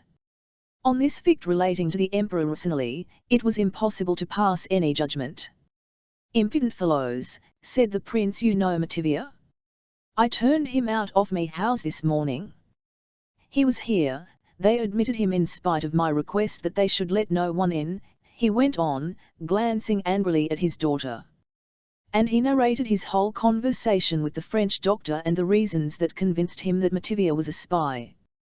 Though these reasons were very insufficient and obscure, no one made any rejoinder. After the roast, champagne was served. The guests rose to congratulate the old prince. Princess Mary went round to him. He gave her a cold, angry look and offered her his wrinkled cheek to kiss. The whole expression of his face told her that he had not forgotten the morning's talk, that his decision remained in force, and only the presence of visitors hindered his speaking of it to her. They went into the drawing-room where coffee was served. The old men sat together. Prince Nicholas grew more animated and expressed his views on the war. He said that our wars with Bonaparte would be disastrous so long as we sought alliances with the Germans and thrust ourselves into European affairs, into which we had been drawn by the Peace of Tilsit. We ought not to fight either for or against Austria. Our political interests are all in the East, and in regard to Bonaparte the only thing is to have an armed frontier and a firm policy, and he never dared to cross the Russian frontier, as was the case in 1807. How can we fight the French, Prince, said Count. Can we arm ourselves against our teachers and divinities? Look at our youths, look at our ladies. The French are our gods. Paris is our kingdom of heaven. He began speaking louder, evidently to be heard by everyone. French dresses, French ideas, French feelings. There now, you turned Mativia out by the scruff of his neck. He is a Frenchman and a scoundrel, but our ladies crawl after him on their knees. I went to a party last night, and there out of 5 ladies 3 were Roman Catholics and had the indulgence for doing wool work on Sundays. And they themselves sit there nearly naked, like the signboards at our public baths, if I may say so. When one looks at our young prince, one would like to take Peter the Great's old cudgel out of the museum and belabor them in the Russian way till all the nonsense jumps out of them. All were silent. The old prince looked at Rostopchin with a smile and wagged his head approvingly. "Well, goodbye, Your Excellency, keep well," said getting up with characteristic briskness and holding out his hand to the prince. "Goodbye, my dear fellow ____, his words are music, I never tire of hearing him," said the old prince, keeping hold of hand and offering his cheek to be kissed. Following Rostopchin's example, the others also rose. Chapter 4 Princess Mary, as she sat listening to the old men's talk and understood nothing of what she heard, she only wondered whether the guests had all observed her father's hostile attitude toward her. She did not even notice the attentions and amiabilities shown her during dinner by Boris Drobetsky, who was visiting them for the third time already. Princess Mary turned absent-minded questioning look to Pierre, who hat in hand and with a smile on his face was the last of the guests to approach her after the old prince had gone out and they were left alone in the drawing-room. "May I stay a little longer?" he said, letting his stout body sink into an armchair beside her. "Oh yes," she answered. "You noticed nothing?" her look asked. Pierre was in an agreeable after-dinner mood. He straight before him and smiled quietly. "You known that young man long, princess?" he asked. Drobetsky: "No, not long. Do you like him?" "Yes, he's an agreeable young man ____. Why do you ask me that?" said Princess Mary, still thinking of that morning's conversation with her author "Because I have noticed that when a young man comes on leave from Petersburg to Moscow it is usually with the object of marrying an heiress." "You have observed that," said Princess Mary. "Yes," returned Pierre with a smile, "and this young man now manages matters so that where there is a wealthy heiress there he is too. I can read him like a book. At present he is hesitating whom to lay siege to, you or Mademoiselle Julie Karagin. He visits them?" "Yes, very often." "And do you know the new way of courting?" said Pierre with an amused smile, evidently in that cheerful mood of good-humoured raillery for which he so won and reproached himself in his diary. "No," replied Princess Mary. "To please Moscow girls nowadays one has to be melancholy." "He is very melancholy with Mademoiselle Karagina," said Pierre. "Really?" asked Princess Mary, looking into Pierre's kindly face and still thinking of her 01:vn sorrow. "It would be a relief," thought she, "if I ventured to confide what I am feeling to someone. I should like to tell everything to Pierre. He is kind and generous. It would be a relief he would give me advice." "Would you marry him?" "Oh, my God, Count, there are moments when I would marry anybody," she cried suddenly to her own surprise and with tears in her voice. "Aha, how bitter it is to love someone near to you and to feel that ___z," she went on in a trembling voice, "that you can do nothing for him but grieve him, and to know that you cannot alter this. Then there is only one thing left, to go away, but where could I go?" "What is wrong?" "What is it, princess?" But without finishing what she was saying, Princess Mary burst into tears. "I don't know what is the matter with me today. Don't take any notice, forget what I have said." Pierre's gaiety vanished completely. He anxiously questioned the princess, asked her to speak out and confide her grief to him, but she only repeated that she begged him to forget what she had said, that she did not remember what she had said, and that she had no trouble except the one he knew of, that Prince Andrew's marriage threatened to cause a rupture between father and son. "Any news of the Rost 6 VST?" she asked, to change the subject. "I was told they are coming. I am also expecting Andrew any day. I should like them to meet here." "And how does he now regard the matter?" asked Pierre, referring to the old prince. Princess Mary shook her head. "What is to be done? In a few months the year will be up. The thing is impossible. I only wish I could spare my brother the first moments. I wish they would come sooner I hope to friends with her." "You have known them a long time," said Princess Mary. "Tell me honestly the whole truth. What son of girl is she, and what do you think of her, the real TN_LTH, because you know Andrew is risking so much doing this against his authoress, or that I should like to know an undefined instinct told Pierre that these explanations, and repeated requests to be told the whole truth, expressed ill will on the princess' part toward her future sister-in-law and a wish that he should disapprove of Andrew's choice, but in reply he said what he felt rather than what he thought. I don't know how to answer your question, he said, blushing without knowing why. I really don't know what son of girl she is, I can't analyze her at all. She is enchanting, but what makes her so I don't know. That is all one can say about her. Princess Mary sighed, and the expression on her said, yes, that's what I expected and feared. Is she cruelty? She asked. Pierre considered. I think not, he said, and yet yes.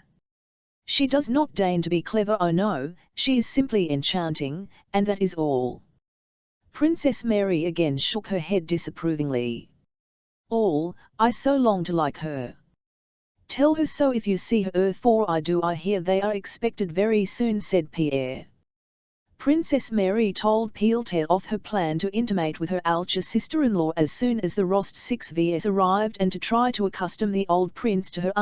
Chapter V. Boris had not succeeded in making a wealthy match in Petersburg, so with the same object in view he came to Moscow.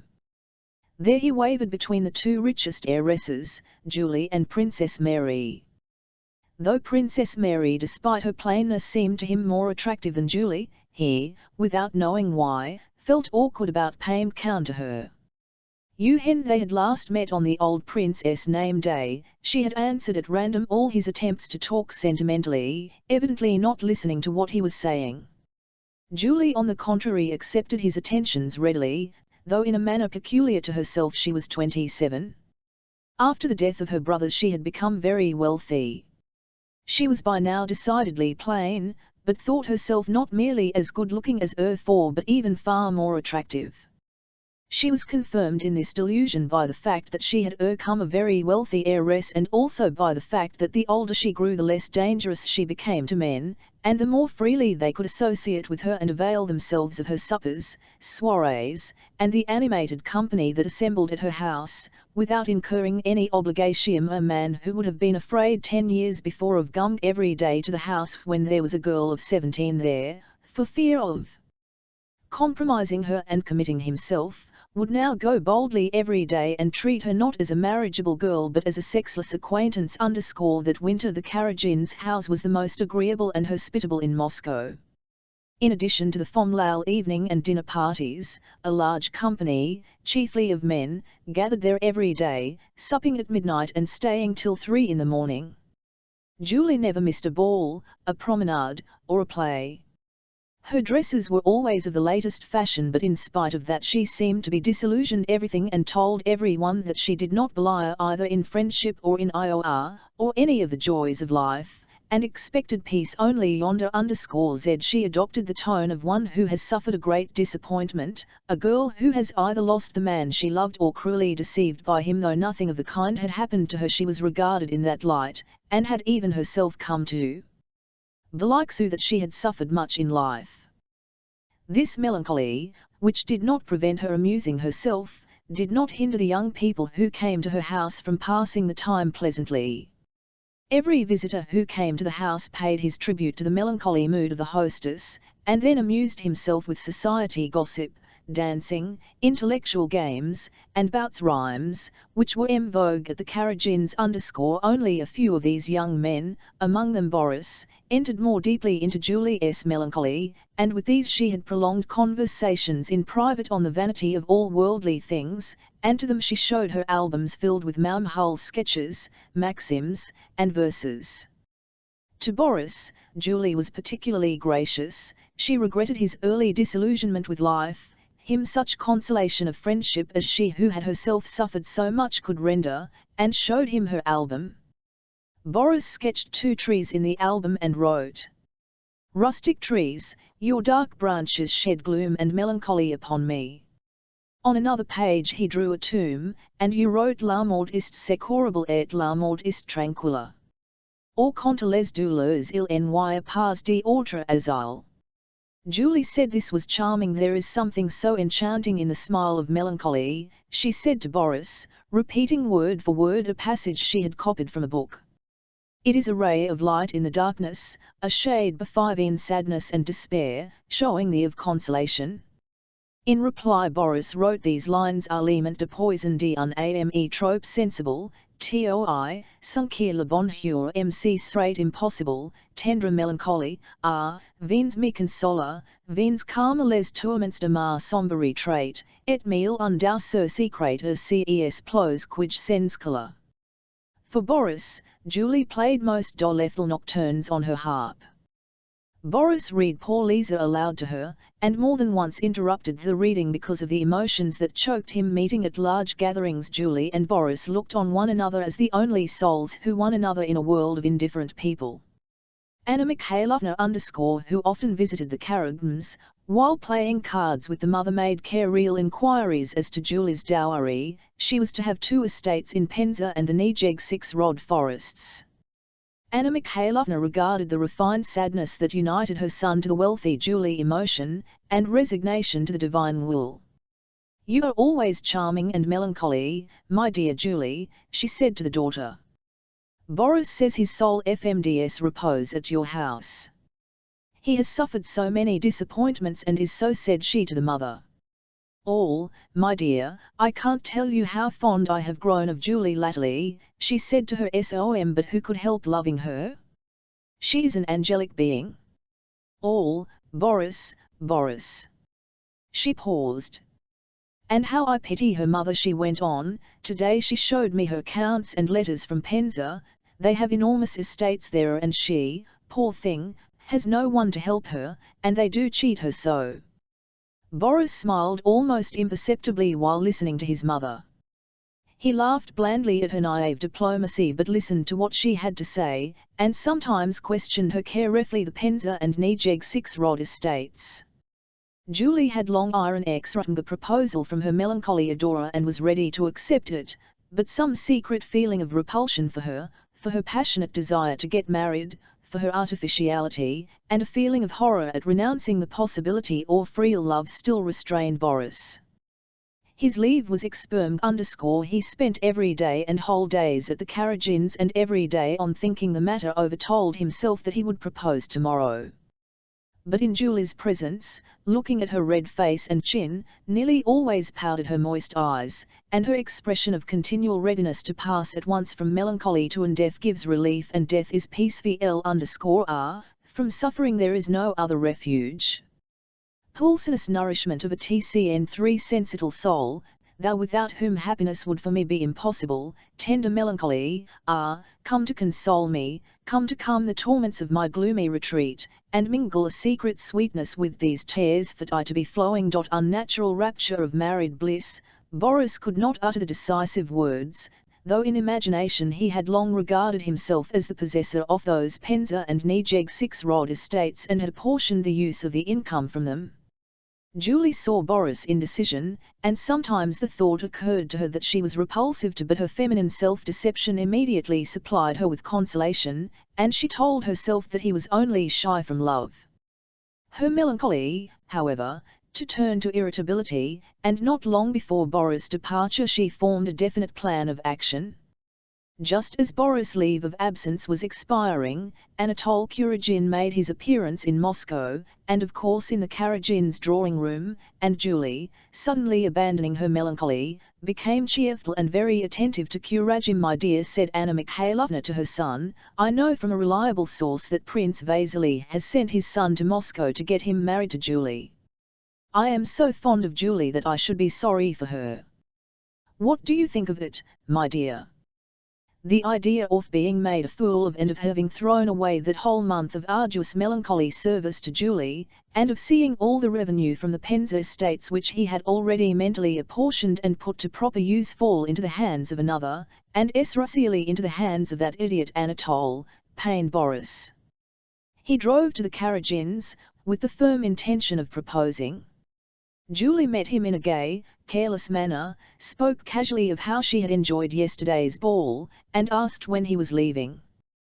Though Boris had come intentionally to off his love and therefore meant to eye a tender, He began speaking irritably of feminine inconstancy, of how easily women can tumble from sadness to joy, and how their moods depend solely on who to paying count to them duly was, and replied that it was TME that a woman needs variety, and the same thing over and over again would weary anyone. Then I should advise you Boris began, wishing to sting her, but at that instant the galling thought occurred to him that he might have to leave Moscow without having accomplished his aim, and have vainly wasted his efforts, which was a thing he never allowed to happen. He checked himself in the middle of the sentence, lowered his eyes toward seeing her unpleasantly irritated and irresolute face, and said, "I did not come here at all to quarrel with you." On the contrary, he glanced at her to make sure that he might go on. Her irritability had suddenly quite vanished, and her anxious, imploring eyes were fixed on him, greedy expectation. "I can always arrange so as not to see her often, too," thought Boris. "The affair has been begun and must finished." He blushed hotly, raised his eyes to hers, and said, "You know my feelings for you." There was no need to say more. Julie shone with triumph and self-satisfaction, but she forced Boris to say all that is said on such occasions, that he loved her and had never imed any other woman more than her. She knew that for the Penza estates and Nijeg 6-rod forests she could demand this, and she received what she demanded. The affianced couple, no longer alluding to trees that shed gloom and melancholy upon them, planned the arrangements of a splendid house in Petersburg, paid calls, and prepared everything for a brilliant wedding. Chapter 6. At the end of January, old Count Rostov went to Moscow with Natasha and S6 knew the Countess was still unwell and unable to travel, but it was impossible to wait for her recovery. Prince Andrew was expected in Moscow any day. The trousseau had to be ordered and the estate near Moscow had to be sold, besides which the opportunity of presenting his future daughter-in-law to old Prince Bolkonsky while he was in Moscow could not miss. The Rostov Moscow house had not been heated that winter, and, as they had come only for a short time and the Countess was not with them, the Count decided to stay with Marya Dmitrievna Akrozimova, who had long pressing her hospitality on them. Late one evening the Rostov 4 sleighs drove into Marya Dmitrievna's courtyard in the old Konyushny Street. Marya Dmitrievna alone. She had already married off her daughter, and her sons were all in the service.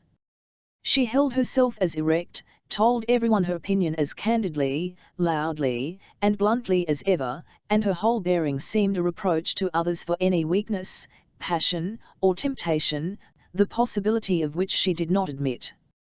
From early in the morning, wearing a dressing jacket, she attended to her household affairs, and then she drove out, on holy days to church and after the service to jails and prisons on affairs of which she never to anyone. On ordinary days, after dressing, she received petitioners of various classes, of whom there were always some. Then she had dinner, a substantial and appetizing meal at which there were always 3 or 4 guests. After dinner she played a game of, and at night she had the newspapers or a new read to her while she knitted. She rarely made an exception and went out to pay visits, and then only to the most important persons in the town. She had not yet gone to bed when the Rostov arrived and the pulley of the hall door squeaked from the cold as it let in the Rostov and their servants. Marya Dmitrievna, with her spectacles hanging down on her nose and her head flung back, stood in the hall doorway looking with a stern, grim face at the new Altiva 1s_1 might have thought she was angry with the travellers and would immediately turn them out, had she not at the same time giving instructions to the servants for the accommodation of the visitors and their belongings. "The Count's things? Bring them here," she said, pointing to the portmanteaus and not greeting anyone. "The young ladles? There to the left. Now what are you dawdling for?" she cried to the maids. "Get the samovar ready, You've grown plumper and prettier," she remarked, drawing Natasha, whose cheeks were glowing from the cold, to her by the hood. "Phoo! You are cold. Now take off your things, quick," she shouted to the Count, who was going to kiss her hand. "You're half frozen, I'm sure. Bring some rum for tea." Bonjour, S6 new dear, she added, turning to S6 new and indicating by this French greeting her slightly contemptuous though affectionate attitude toward her. When they came into tea, having taken off their outdoor things and tidied themselves up after their journey, Maria Dmitrievna kissed them all in due order. "I'm heartily glad you have come and are staying with me. It was high time," she said, giving Natasha a significant look. "The old man is here and his son's expected any day. You'll have to make his acquaintance. But we'll speak of that later, Otto," she added, glancing at S6 New with a look that showed she did not want to speak of it in her presence. "Now listen," she said to the Count. "What do you want tomorrow? Whom will you send for?" Shin, she crooked one of her fingers. "The snivelling Anna Mikhailovna? That's two. She's here with her son. The son is getting married. Then Bezukhov, eh? He's here too, with his wife. He ran away from her and she came galloping after him. He dined with me on Wednesday. As for them," and she pointed to I'll take them first to the Iberian shrine of the Mother of God, and then we'll drive to the Superogues. I suppose you'll have everything new. Don't judge by me, sleeves nowadays are this size. The other day young Princess Irina Vasilievna came to see me. She was an awful sight, looked as if she had put 2 barrels on her arms. You know, not a day passes now without some new fashion." "And what have you to do yourself?" she asked the Count sternly. "One thing has come on top of another, her rags to buy, and now a purchaser has turned up for the Moscow estate and for the house. If you will be so kind, I'll fix a time and go down to the estate just for a day, and leave my lasses with you." "All right. All right. They'll safe with me, as safe as in Chancery. I'll even take them where they must go, scold them a bit, and pet them a bit," said Marya Dmitrievna, touching her goddaughter and favourite, Natasha, on the cheek with her large hand. Next morning Marya Dmitrievna took the young ladles to the Iberian shrine of the Mother of God and to Madame Superogues, who was so afraid of Marya Dmitrievna that she always let her hail costumes at a loss merely to get rid of her. Marya Dmitrievna ordered almost the whole trousseau 1% en. They got home she turned everybody out of the room except Natasha, and then called her to her armchair. "Well, now we'll talk. I congratulate you on your betrothed. You've hooked a fine fellow. I am glad for your sake, and I've known him since he was so high." She held her hand a couple of feet from the ground. Girl Natasha blushed happily. "I like him and all his family. Now listen. You know that old Prince Nicholas much dislikes his son's marrying. The old fellow's crotchety. Of course Prince Andrew is not a child and can shift without him, but it's not nice to enter against a will. One wants to do it peacefully and lovingly. You're a clever girl and you'll know how to manage. Be kind, and use your wits. Then all will be well." Natasha remained silent, from shyness Marya Dmitrievna supposed, but really she disliked anyone interfering in what touched her love of Prince Andrew, which seemed to her so apart from all human affairs that no one could understand it. She loved and knew Prince Andrew, he loved her only, and was to come one of these days and take her. She invented nothing more. "You see, I have known him a long time and am also fond of Mary, your sister-in-law. Husbands' sisters bring up blisters, but this one wouldn't hurt a fly. She has asked me to bring you two together. Tomorrow you'll go with your father to see her. Be very nice and affectionate to her, you're younger than she.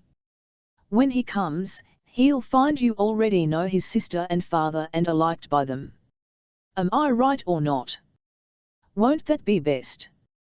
"Yes, it will," Natasha answered reluctant. Chapter 7. Next day, by Marya Dmitrievna's advice, Count Rostov took Natasha to call on Prince Nicholas Bolkonsky. The Count did not set out cheerily on this visit. At heart he felt afraid. The last interview he had had with the old prince at the time of the enrollment, when in reply to an invitation to dinner he had had to listen to an angry reprimand for not having provided his frill quota of men. Natasha, on the other hand, having put on her best gov-n, was in the highest spirits. "They can't help liking me," she thought.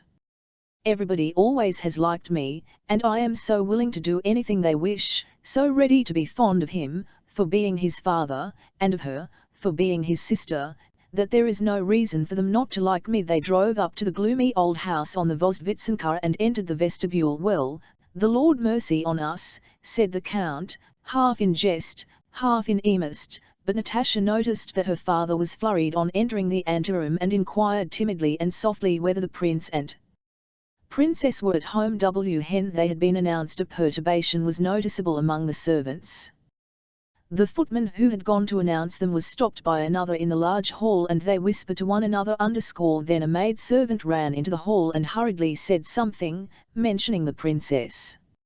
At last an old, cross-looking footman came and announced to the Rostov that the prince was not receiving, but that the princess begged them to walk up. The first person who came to meet the visitors was Mademoiselle Bourienne. She greeted the father and daughter with special politeness and showed them to the princess' room. The princess, looking excited and nervous, her flushed in patches, ran in to meet the visitors, treading heavily, and vainly trying to appear cordial and at ease. From the first glance Princess Mary did not Natasha. She thought her too dressed, frivolously gay and vain. She did not at all realize that, having seen her hauteur sister-in-law, she was prejudiced against her by involuntary envy of her beauty, youth, and happiness, as well as by jealousy of her brother's love for her. Apart from this insuperable antipathy to her, Princess Mary was agitated just then because on the Rostov announced, the old prince had shouted that he did not wish to see them, that Princess Mary might do so if she chose, but they were not to be admitted to him. She had decided to receive them, but feared lest the prince might at any moment indulge in some freak, as he seemed much upset by the Rostov. "There, my dear princess, I've brought you my songstress," said the count, bowing and looking round uneasily as if afraid the old prince might appear. "I am so glad you should get to know one another. Very sorry the prince is still ailing," and after a few more commonplace remarks he rose. "For you'll allow me to leave my Natasha in your hands for a quarter of an hour, princess. I'll drive round to see Anna Semyonovna, it's quite in the Dog's Square, and then I'll come back for her." The count had devised this diplomatic ruse, as he afterwards told his daughter, to give the Fletcher sisters-in-law an opportunity to talk to one another freely, but another motive was to avoid the danger of encountering the old prince, of whom he was afraid. He did not mention this to his daughter, but Natasha noticed her father's nervousness and anxiety and felt mortified by it. She blushed for him, grew still angrier at having blushed, and looked at the princess with a bold and defiant expression which said that she was not afraid of anybody. The princess told the count that she would be delighted, and only begged him to stay longer at Anna Semyonovna's, and he departed. Despite the uneasy glances thrown at her by Princess Mary, who wished to have a tête-à-tête with Natasha, Mademoiselle Bourienne remained in the room and persistently talked about Moscow announcements and theatres. Natasha felt offended by the hesitation she had noticed by her father's nervousness, and by the unnatural manner of the princess who, she thought, was making off receiving her, and so everything displeased her. She did not like Princess Mary, whom she thought very plain, affected, and dry. Natasha suddenly shrank into herself and involuntarily assumed an omian air which alienated Princess Mary still more. After 5 minutes of irksome, constrained conversation, they heard the sound of slippered feet rapidly approaching. Princess Mary looked frightened. The door opened and the old prince, in a dressing gown and a white nightcap, came in. "Madam," he began. "Madam, Countess. Countess Rostov, if I am not mistaken. I beg you to excuse me, I did not know, madam. God is my witness, I did not know you had honored us with a visit, and I came in such a costume only to see my daughter. I beg you to excuse me. God is my witness, I didn't know," he repeated, stressing the word God so unnaturally and so unpleasantly that Princess Mary stood with downcast eyes, not daring to look either at her father or at Natasha. Nor did the latter, having risen and curtsied, know what to do. Mademoiselle Bourienne alone smiled agreeably. "I beg you to excuse me, excuse me. God is my witness, I did not know," muttered the old man, and after looking Natasha over from head to foot he went out. Mademoiselle Bourienne was the first to recover herself after this apparition and began speaking about the princess' indisposition. Natasha and Princess Mary looked at one another in silence, and the longer they did so without saying what they wanted to say, the greater grew their antipathy to one another. When the Count returned, Natasha was pleased and hastened to get away. At that moment she hated the stiff, elderly Paramesses, who could place her in such an embarrassing and had spent half an hour with her once mentioning Prince Andrew.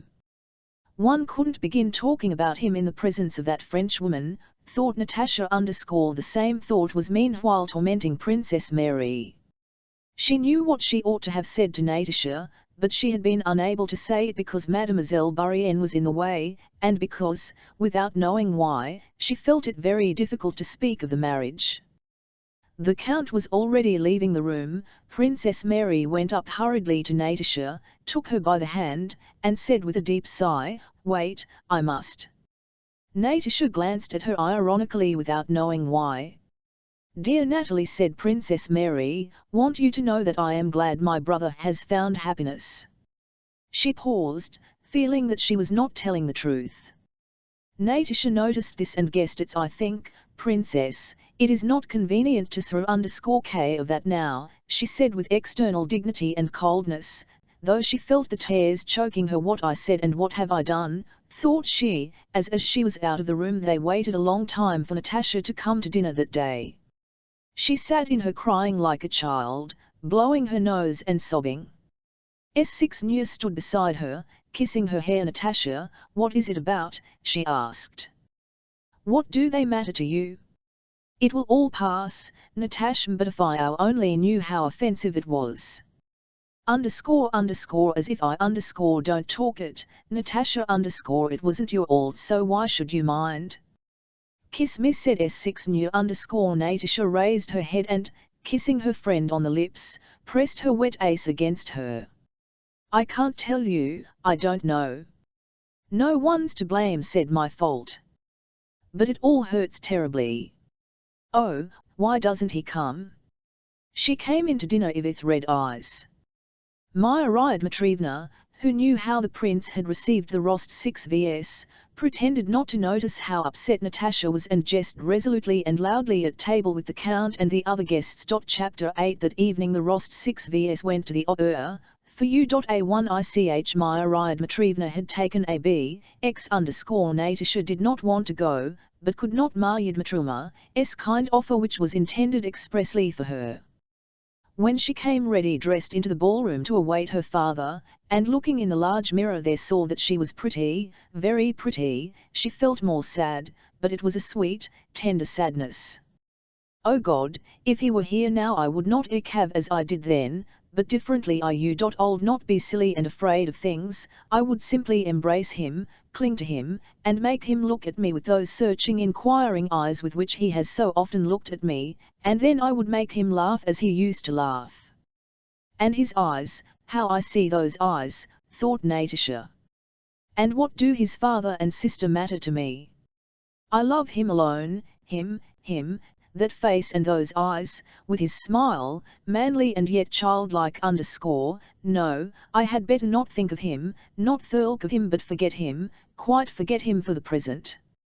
I can't bear this waiting and I shall cry in a minute, and she turned away from the glass, making an effort not to cry. And how can S6 love Nicholas so calmly and quietly and I wait so long and so patiently, thought she, looking at S6 who also came in quite ready, with her in her hand. No, she is altogether different. I can't. Natasha at that moment felt so softened and tender that it was not enough for her to love and know she was beloved, she wanted now, at once, to embrace the man she loved, to speak and hear from him words of love such as filled her heart. While she sat in the carriage her father, pensively watching the lights of the street lamps flickering on the frozen window, she felt still sadder and more in ior, and forgot where she was going and with whom. Having fallen into the line of carriages, the Rost 6vs carriage drove up to the theatre, its wheels squeaking over the snow. Natasha and S6nya, holding up their dresses, jumped out quickly. The Count got out helped by the footman, and, passing among men and women who were entering and the programme sellers, they all three went along the corridor to the first row of through the closed doors. The music was already audible. "Natasha, your hair," whispered S6nya an attendant deferentially and quickly slipped before the ladies and opened the door of there. The music sounded louder and through the rows of brightly lit boxes in which ladies sat with bare arms and shoulders, and noisy stalls brilliant uniforms, glittered before their eyes. A lady entering the next box shot a glance of feminine envy at Natasha. The curtain had not yet risen and the overture was being played. Natasha, smoothing her gown, went in with S6nya and sat down scanning the brilliant tiers of boxes opposite. A sensation she had not experienced for a long time, that of hundreds of eyes looking at her bare arms and neck, suddenly affected her agreeably and disagreeably and called up a whole crowd of memories, desires and emotions associated with that feeling. The two remarkably pretty girls, Natasha and S6nya, with Count Rost 6v who had not seen in Moscow for a long time, attracted general attention. Moreover, everybody knew vaguely of Natasha's engagement to Prince Andrew, and knew that the Rost 6vs had lived in the country ever since, and all looked with curiosity at a fiancé who was making one of the best matches in Russia. Natasha's looks, as everyone told her, had improved in the country, and that evening thanks to her agitation she was particularly pretty. She struck those who saw her by her all-one-oneness of life and beauty, combined with her indifference to everything. Her black eyes looked at the crowd without seeking anyone, and her delicate arm, bare to the elbow, lay on the velvet edge of the while, evidently unconsciously, she opened and closed her hand in time to the music, crumpling her programme. "Look, there's Elnina," said S6nya, with her mother, "isn't it?" "Dear me, Michael Kirillovich has grown still stouter," remarked the Count. "Look at our Anna Mikhailovna, what a headdress she has on. The Karagins, Julie, and Boris with them. One can see at once that they are engaged. Drubetsk 6y has proposed." "Oh yes, I heard it today," said Shin, coming into the Rost 6vs box. Natasha looked in the direction in which her eyes were turned and saw Julie sitting beside her mother with a happy look on her and a string of pearls round her thick red neck, which Natasha knew Eva's covered with powder. Behind them, wearing a smile and leaning over with an ear to Julie's mouth, was Boris' handsome smoothly blushed head. He looked at the Rost 6vs from under his brows and said something, smiling, to his betrothed.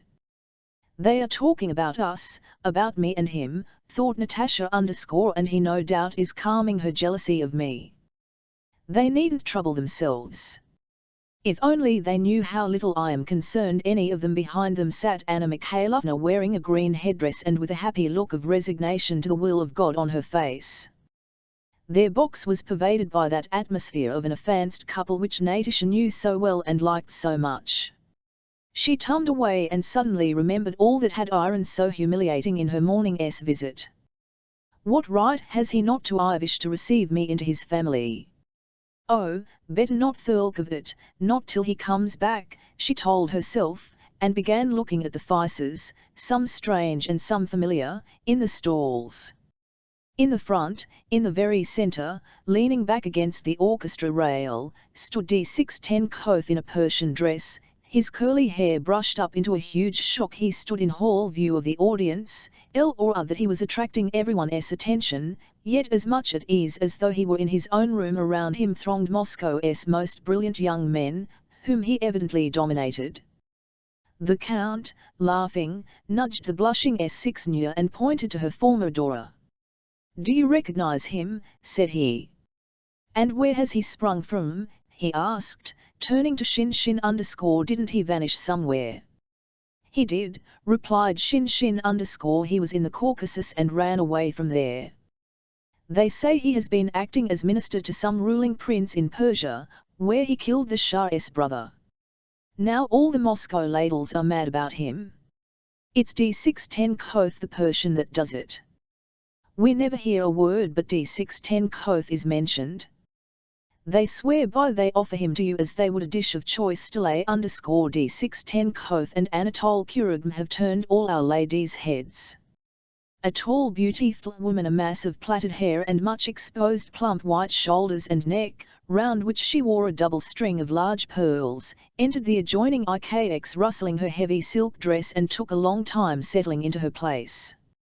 Natasha involuntarily gazed at that neck, those shoulders, and pearls and coiffure, and admired the beauty of shoulders and the pearls. While Natasha was fixing her gaze on her for the second time, the lady looked round and, meeting the Count's eyes, nodded to him and smiled. She was the Countess Bezukhova Pierre's wife, and the Count, who knew everyone in society, leaned over and spoke to her. "You been here long, and Tess?" he inquired. 111 call, I'll call to kiss your hand. I'm here on business and Hal 7E brought my girls with me. They say Semenova acts marvelously Count Pierre never used to forget us. Is he here? Yes, he meant to look in, answered Helene, and glanced attentively at Natasha Count Rost 6V resumed his seat. Handsome, isn't she? He whispered to Natasha. Wonderful one, answered Natasha. She's a woman one could easily in love with. Just then the last chords of the mature were heard and the conductor tapped with his stick. Some late-comers took their seats in the stalls, and the curtain rose. As soon as it rose everyone in the stalls became silent, and all the men, old and young, in uniform and evening dress, and all the women with gems on their bare flesh, turned their whole attention with eager curiosity to the stage. Natasha too began to look at it. Chapter 9. The floor of the stage consisted of smooth boards, at the sides was some painted cardboard representing trees, and at the back was a cloth stretched over innards. In the center of the stage sat some girls in red bodices and white skirts. One very fat girl in a white silk dress sat apart on a low to the back of which a piece of green cardboard was glued. They all sang something. When they had finished their song the girl in white went up to the prompter's box, and a man with tight silk trousers over his stout legs, and holding a plume and a dagger, went up to her and began smudging, waving his arms about. First the man in the tight trousers sang alone, then she sang, then they paused while the orchestra played and the man fingered the hand of the girl in white, obviously awaiting the beat to start singing with her. They sang together and everyone in the theatre began clapping and shouting, while the man and woman on the stage, who represented lovers, began smiling, spreading out their arms, and bowing. After her life in the country, and in her present serious mood, all this seemed grotesque and amazing to Natasha. She could not follow the opera nor even listen to the music. She saw only the painted cardboard and the queerly dressed men and women who moved, spoke, and sang so strangely in that brilliant light. She knew what it was all meant to represent, but it was so pretentiously false and unnatural that she first felt ashamed for the actors and then amused at them. She looked at the audience, seeking in them the same sense of ridicule and perplexity she herself, but they all seemed attentive to what was happening on the stage, and expressed delight which to Natasha seemed feigned. "I'll suppose it has to be like this," she thought. She kept looking round in turn at the rows of pomaded heads in the stalls and then at the semi-nude women in the boxes, especially at Helen in the next box, who, apparently quite unclothed, sat with a quiet tranquil smile, not taking her eyes off the stage. And feeling the bright light that flooded the whole place and the warm air heated by the crowd, Natasha little by little began to pass into a state of intoxication she had not experienced for a long while. She did not realize who and where she was, nor what was going on for her. As she looked and thought, the strangest fancies unexpectedly and disconnectedly passed through her mind. The idea occurred to her of jumping onto the edge of the box and singing the aria the actress was smudging, then she to touch with her an old gentleman sitting not far from her, then to lean over to Helen and tickle her at a moment when all was quiet before the commencement of a song, leading to the stalls on the side nearest the Rost 6Vs creaked, and the steps of her belated arrival were heard. Tears Kuragin, whispered Countess Bezukhova turned smiling to the newcomer, and Natasha, following the direction of that look, saw an exceptionally handsome adjutant approaching their box with a self-assured yet courteous bearing. This was Anatole Kuragin, whom she had seen and noticed long ago at the ball in Petersburg. He was now in an adjutant's uniform with one epaulet and a shoulder knot. He moved with a restrained swagger which would have been ridiculous had he not been so good-looking and had his handsome face not worn such an expression of good-humoured complacency and gaiety. Though there was proceeding, he walked deliberately down the carpeted gangway, his sword and spurs slightly jingling and his handsome round head held high. Having looked at Natasha, he approached his sister, laid his well-gloved hand on the edge of her, nodded to her, and leaning forward asked a question, with a motion toward Natasha. "I'm charmant," said he, evidently referring to Natasha, who did not exactly hear his words but them from the movement of his lips. Then he took his place in the first row of the stalls and sat down beside D610 nudging with his elbow in a friendly and omland way that Dolokhov, whom others treated so threateningly. He winked at him gaily, smiled, and rested his foot against the orchestra. "Scream how like the brother is to the sister," remarked the Count. "And how handsome they lowering his voice, began to tell the Count of some intrigue of Kuragin's in Moscow, and Natasha tried to marry it just because he had said she was charmant. The first act was over. In the stalls everyone began moving, going out and coming in. Boris came to the Rost 6Vs, received their congratulations very simply, and raising his eyebrows an absent-minded smile conveyed to Natasha and S6 near his fiancée's invitation to her wedding, and went away. Natasha with a gay, coquettish smile talked to him, and congratulated on his approaching wedding that same Boris with whom she had formerly been in love. In the state of intoxication she was in, everything seemed simple and natural. The scantily clad Hélène smiled at everyone in the same way, and Natasha gave Boris a similar smile. Hélène's was filled and surrounded from the stalls by the most distinguished and intellectual men, who seemed to vie with one another in their wish to let everyone see that they knew her. During the whole of that interact Kuragin stood with D610 in front of the orchestra partition, looking at the Rost 6Vs box. Natasha knew he was talking about her, and this afforded her pleasure. She even tummed so that he should see her profile in what she thought was its most becoming aspect. Before the beginning of the second act Pierre appeared in the stalls. The Rost 6Vs had not seen him since their Altiva won. His face looked sad, and he had grown still stouter since Natasha last saw him. He passed up to the front rows, not noticing anyone. Anatole went up to him and began to looking at and indicating the Rost 6Vs box. On seeing Natasha, Pierre grew animated and, hastily passing the rows, came toward there. When he got there he leaned on his and, smiling, talked to her for a long time. While conversing with Pierre, Natasha heard a man's voice in Countess Bezukhova's box, and something told her it was Kuragin. She turned and their eyes met. Almost smiling, he gazed straight into her eyes with such an enraptured caressing look that it seemed strange to be so near to look at him, that, to so sure he admired her, and not to be acquainted him. In the second act there was scenery representing tombstones. There was a round hole in the canvas to represent the moon, shades were raised over the footlights, and from horns and contrabass came deep notes, while many people appeared from right and left wearing black cloaks and holding things daggers in their hands. They began waving their arms. Then some other people ran in and began dragging away the maiden who had in white and was now in light blue.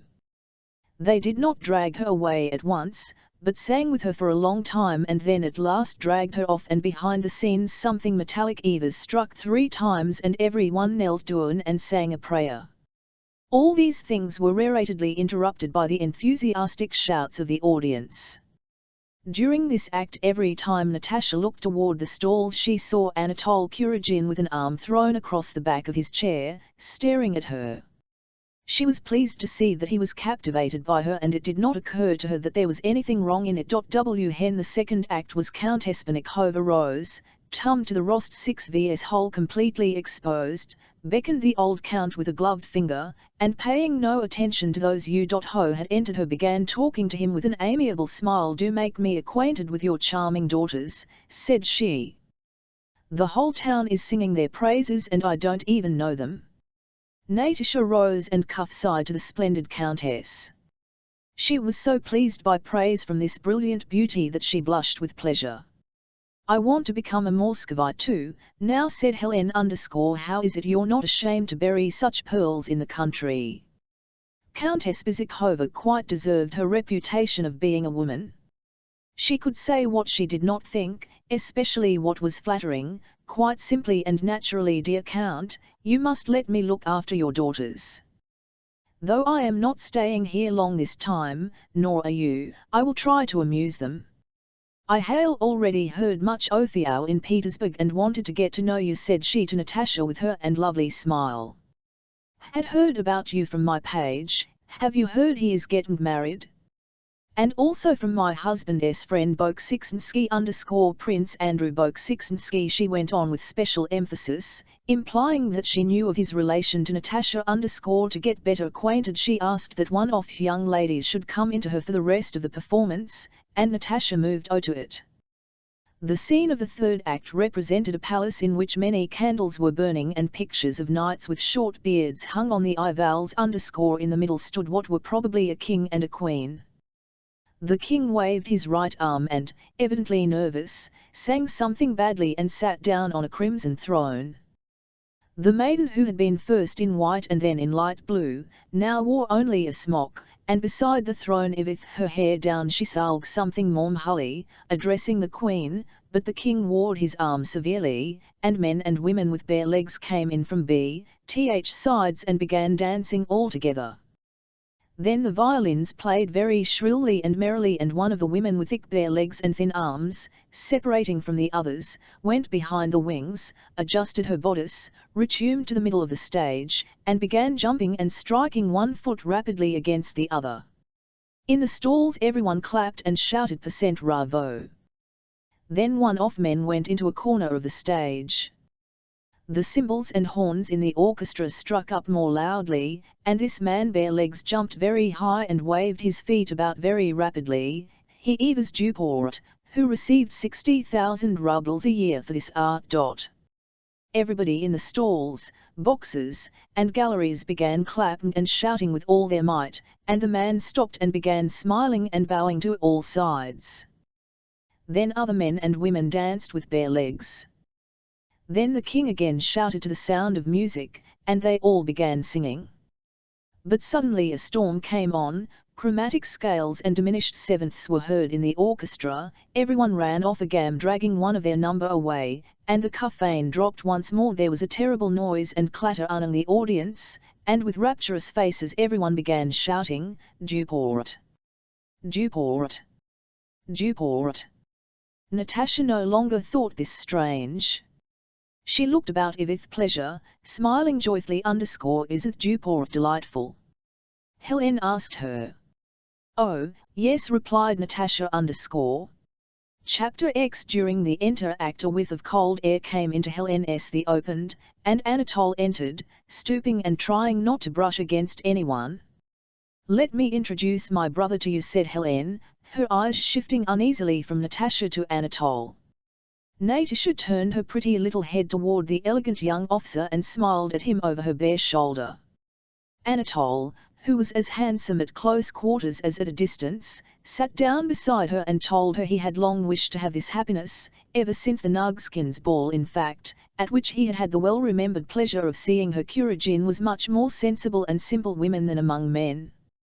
He talked boldly and naturally, and Natasha was strangely and agreeably struck by the fact that there was nothing formidable in this man about whom there was so much talk, but that on the contrary his smile was most naive, cheerful and good-natured.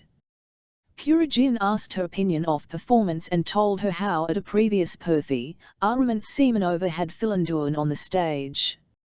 "And do you know, Countess," he said, suddenly addressing her as an old acquaintance, "we are getting up a costume tournament, you ought to take part in it. It will great we shall all meet at the Karagins. Please come." no. Really, ill, said he. While saying this he next removed his smiling eyes from her neck, and her bare arms. Natasha knew for certain that he was enraptured by her.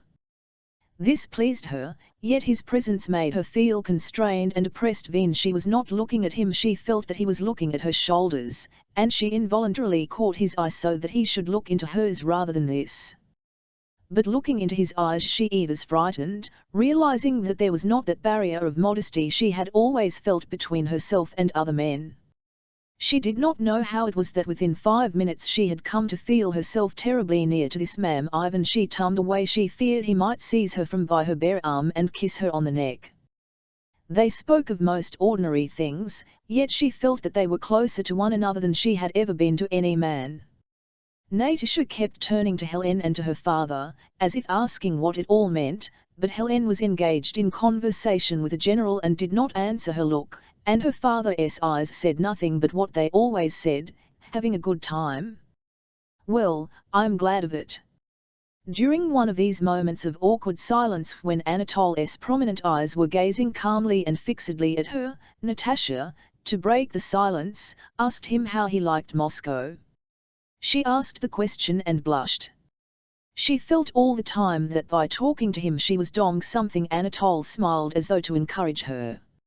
At first I did not eat much, because what makes a town pleasant c'est jolies femmes 73, isn't that so? But now I eat very much indeed, he said, looking at her significantly.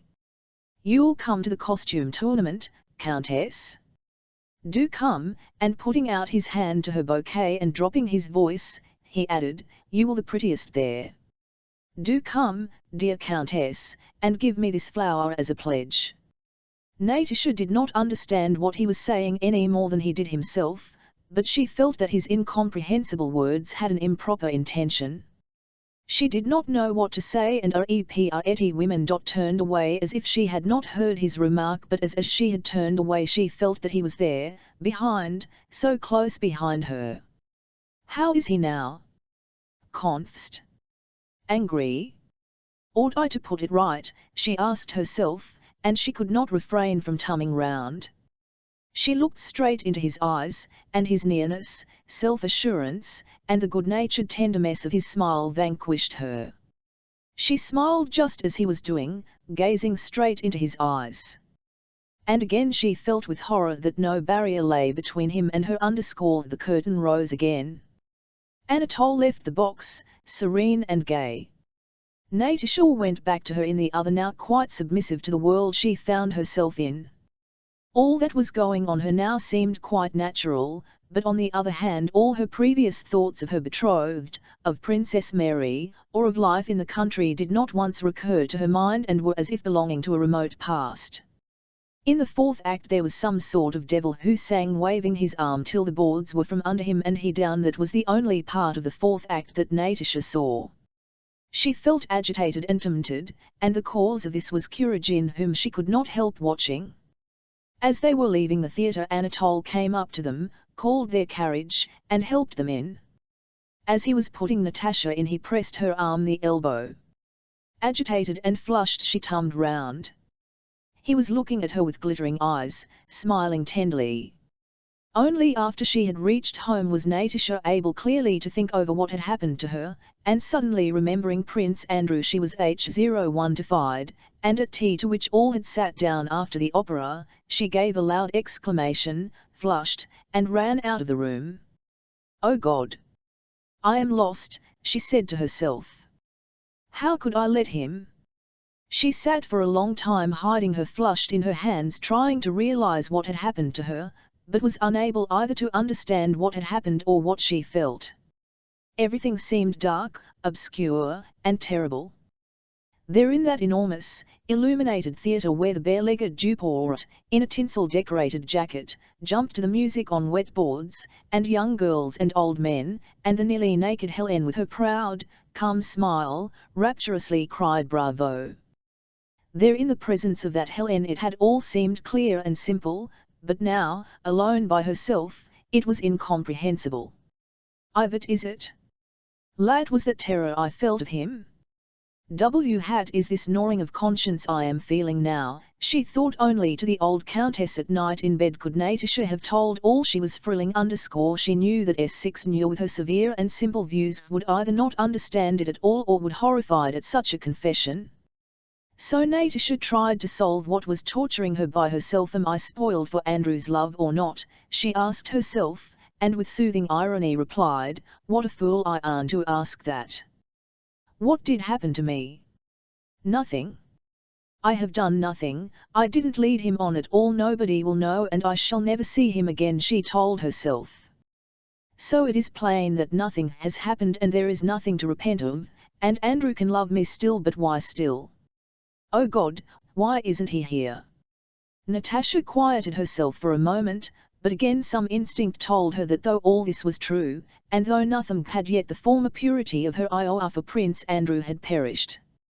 And again in imagination she went over her whole conversation with Kuragin, and again saw the ace, gestures, and tender smile of that handsome man when he pressed her arm. Chapter 11 Anatole Kuragin was staying in Moscow cause his father had sent him away from Petersburg, where he had been spending 20,000 rubles a year in, besides running up debts for as much more, which his creditors demanded from his father.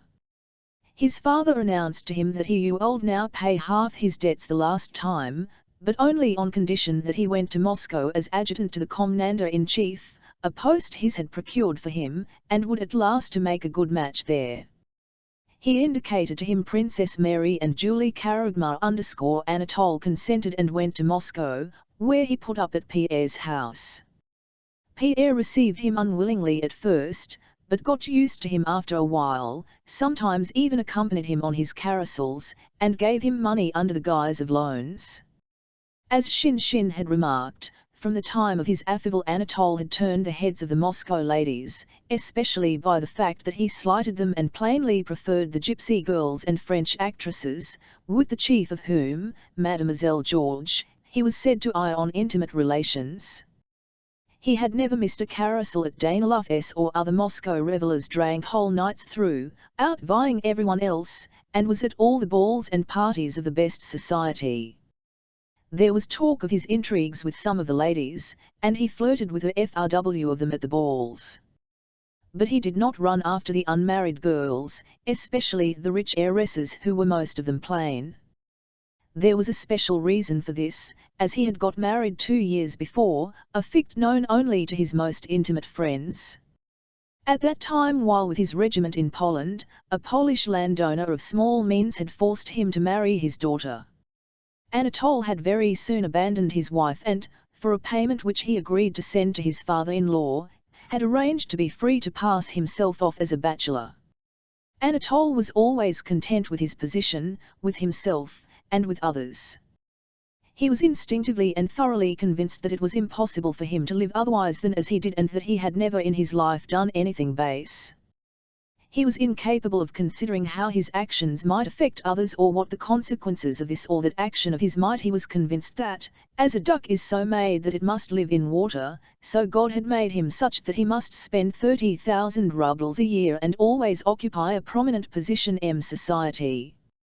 He believed 1,7 this so firmly that others, looking at him, were persuaded of it too, and did not refuse him either a leading place in society or money, which he from anyone and everyone and evidently would not repay. He was not a gambler, at any rate he did not care winning. He was not vain. He did not mind what people thought of him. Still less could he be accused of ambition. More than once he had vexed his by spoiling his own career, and he laughed at distinctions of all kinds. He was not mean, and did not refuse anyone who asked of him. All he cared about was gaiety and women, and as according to his ideas there was nothing dishonourable in these tastes, and he was incapable of considering what the gratification of his tastes entailed for others, he honestly considered himself irreproachable, sincerely despised rogues and bad people, and with a tranquil conscience carried his head high. Rakes, those male Magdalenes, have a secret feeling of innocence similar to that which female Magdalenes have, based on the same hope of forgiveness. All will be forgiven her, for she loved much, and all will be forgiven for he enjoyed much. D610 Koth, who had reappeared that year in Moscow after his exile and his Persian adventures, and was leading a life of luxury, gambling, and dissipation, associated with his old Petersburg comrade Kuragin and made use of him for his ends. Anatole was sincerely fond of D610, his cleverness and audacity. D610, who needed Anatole Kuragin's name and connections as a bait to draw rich young men into his gambling set, made use of him and amused himself at his expense without letting the other feel it. Apart from the advantage he derived from Anatole, the very process of dominating another's will was in itself a pleasure, a habit, and a necessity to D610. Natasha had made a strong impression on Kuragin at supper after the opera. He described to Dolokhov with the air of a connoisseur the attractions of her arms, shoulders, feet, and hair, and expressed his intention of making love to her. Anatole had no notion and was incapable of considering what might come of such love-making, as he never had any notion of the outcome of any of his actions. "She's first-rate, my dear fellow, but not for us," replied D610. "I will tell my sister to ask her to dinner," said Anatole. "You'd better wait till she's married. You know, I adore little girls, they lose their heads at once," pursued Anatole. "You have caught once already by a little girl," said D610, who knew of Kuragin's marriage. "Take care." "Well, that can't happen twice." Said Anatole, with a laugh. Chapter 12. The day after the opera the Rost 6vs went nowhere and came to see them. Maria Dmitrievna talked to the count something which they concealed from Natasha. Natasha guessed they were talking the old prince and planning something, and this disquieted and offended her. She was expecting Prince Andrew any moment, and Fivas that day sent a mansenant to the Vozdvizhin car to ascertain whether he had come. He had not moved. She suffered more now than during her first days in Moscow. To her impatience and pining for him were now added the unpleasant recollection of her interview with Princess Mary and the old prince, and a fear and anxiety of which she did not understand the cause. She continually fancied that either he would never come or that something old happened to her before he came. She could no longer think of him by herself calmly and continuously as she had done before. As soon as she began to think of him, the recollection of the old prince, of Princess Mary, of the theatre, and of Kuragin mingled with her thoughts. The question again presented itself whether she was not guilty, whether she had not already broken faith Prince Andrew, and again she found herself recalling to the minutest detail every word, every gesture, and every shade in the play of expression on the of the man who had been able to arouse in her such an incomprehensible and terrifying feeling. To the family Natasha seemed livelier than usual, but she was far less tranquil and happy than before. On Sunday morning Maria Dmitrievna invited her visitors to Mass at her parish church, the Church of the Assumption built over the graves of victims of the plague. "I don't like those fashionable churches," she said, evidently priding herself on her independence of thought. "God is the same everywhere. We have an excellent priest, he conducts the service decently and with dignity, and the deacon is the same. What holiness is there in giving concerts in the choir? I don't it's just self-indulgence." Maria Dmitrievna liked Sundays and knew how to keep them. Her whole house was scrubbed and cleaned on Saturdays, neither she nor the servants worked, and they all wore holiday dress and went to church at her table. There were extra dishes at dinner, and the servants had vodka and roast goose or suckling pig. But in nothing in the house was the holiday so noticeable as in Maria Dmitrievna's broad, stern face, which on that day wore an invariable look of solemn festivity. After Mass, when they had finished their coffee in the dining room where the loose centimetres had been removed from the humature, a servant announced that the carriage was ready, and Maria Dmitrievna rose with a stern air. She wore her holiday shawl, in which she paid calls, and announced that she was going to see Prince Nicholas Bolkonsky to have an explanation with him Natasha. After she had gone, a dressmaker from Madame Supertroge waited on the Rost 6vs, and Natasha, very glad of this diversion, having shut herself into a room adjoining the drawing room, occupied herself trying on the new dresses. Just as she had put on her sleeves and only tacked together, and was turning her head to see in the glass how the back fitted, she heard in the drawing-room the animated sounds of her voice and another's, a woman's, that made her flush. It was Helen Natasha had not time to take off before the door opened and Countess Bezukhova, dressed in a purple velvet gown with a high collar, came into the room beaming with good-humoured amiable smiles. "Oh, my enchantress," she cried to the blushing Natasha _charming. "No, this is really beyond anything, my dear Count," said she to Count Rostov, who had followed her in. "How can you live in Moscow and go nowhere? No, I won't let you off. Mademoiselle George will recite at my house tonight and there'll be some people, and if you don't bring your lovely girls, who are prettier than Mademoiselle George, I know you. My husband is away in Var, or I would send him to fetch you. You must come. You must.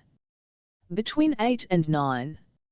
She nodded to the dressmaker, whom she knew and who had curtsied respectfully to her, and seated herself in an armchair beside the looking-glass, draping the folds off her velvet dress picturesquely. She did not cease chattering good-naturedly and gaily, continually praising Natasha's beauty. She looked at Natasha's dresses and praised them, as well as a new dress of her own made of metallic gauze which she had received from Paris, and advised Natasha to have one like it. "But anything suits you, my charmer," she remarked. A smile of pleasure left Natasha's face.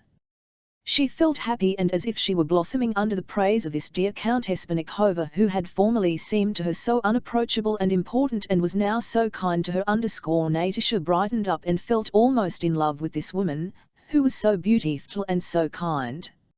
Helen for her part was sincerely delighted with Natasha and wished to give her a good time. Anatole had asked her to bring him and Natasha together, and she was calling on the Rostovs for that purpose. The idea of throwing her brother and Natasha together amused her. Though at one time, in Petersburg, she had been annoyed with Natasha for drawing Boris away, she did not think of that now, and in her own way heartily wished Natasha well. As she was leaving the Rostovs, she called her protégé aside. "My brother dined with me yesterday, we nearly died of laughter. He ate nothing and kept sighing for you, my charmer. He is madly, quite madly, in love with you." My dear Natasha blushed scarlet when she heard this. How she blushes, my pretty," said Helen _you must certainly come. If you love somebody, my charmer, that is not a reason to shut yourself up. Ellen, if you are engaged, I am sure your fiancée would wish you to go into society rather than be bored. So she knows I am engaged, and she and her husband Pierre, that good Pierre, have talked and laughed about this. So it's all right. And again, under Helen's influence, what had seemed terrible now seemed simple and natural. And she's such a grande dame, so kind, and evidently likes me so much, and why not enjoy myself, thought Natasha, gazing at Helen with wide-open, wondering eyes. Marya Dmitrievna came back to dinner taciturn and serious, having evidently suffered a defeat at the old prince, as she was still too agitated by the encounter to be able to talk of the affair calmly. In answer to the Countess' inquiries she replied that things were all right and that she would tell it next day on hearing of Countess Bezukhova's visit and the invitation for that evening. Marya Dmitrievna remarked, "I don't care to have anything to do with Bezukhova and don't advise you to if you've promised, go. It will die well to your thoughts," she added, addressing Natasha Chapter 13. Count Rostov took the girls to Countess Bezukhova's. There were a good many people there, but nearly all strangers to Natasha. Count Rostov was displeased to see that the company consisted almost entirely of men and women known for the freedom of their conduct. Mademoiselle George was standing in a corner of the drawing surrounded by young men. There were several Frenchmen present, among them Mativia, who from the time Hélène reached Moscow had been an inmate in her house. The Count decided not to sit down to cards or let his girls out of his sight and to get away as soon as Mademoiselle George's performance was over. Anatole was at the door, evidently on the lookout for the Rostovs.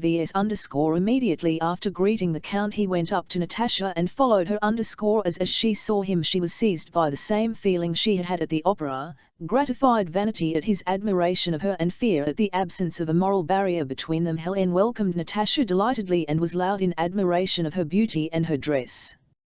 Soon after their arrival Mademoiselle Georges went out of the to change her costume. In the drawing-room people began arranging the chairs and taking their seats. Anatole moved a chair for Natasha and was to sit down beside her, but the Count, who never lost sight of her, took the seat himself. Anatole sat down behind her. Mademoiselle Georges, with her bare, dimpled arms, and a red shawl draped over one shoulder, came into the space left vacant for her, and assumed an unnatural pose. Enthusiastic whispering was audible. Mademoiselle Georges looked sternly and gloomily at the audience and began reciting some French verses describing her guilty love for her son. In some places she raised her voice, in others she whispered, lifting her head triumphantly. Sometimes she paused and uttered hoarse sounds, rolling her eyes. Adorable, divine, delicious, was heard from every side. Natasha looked at the fat actress, but neither saw nor heard nor understood anything of what went on before her. She only felt herself again completely bomb away into this strange senseless world, so remote from her old world, a world in which it was impossible to know what was good or bad, reasonable or senseless.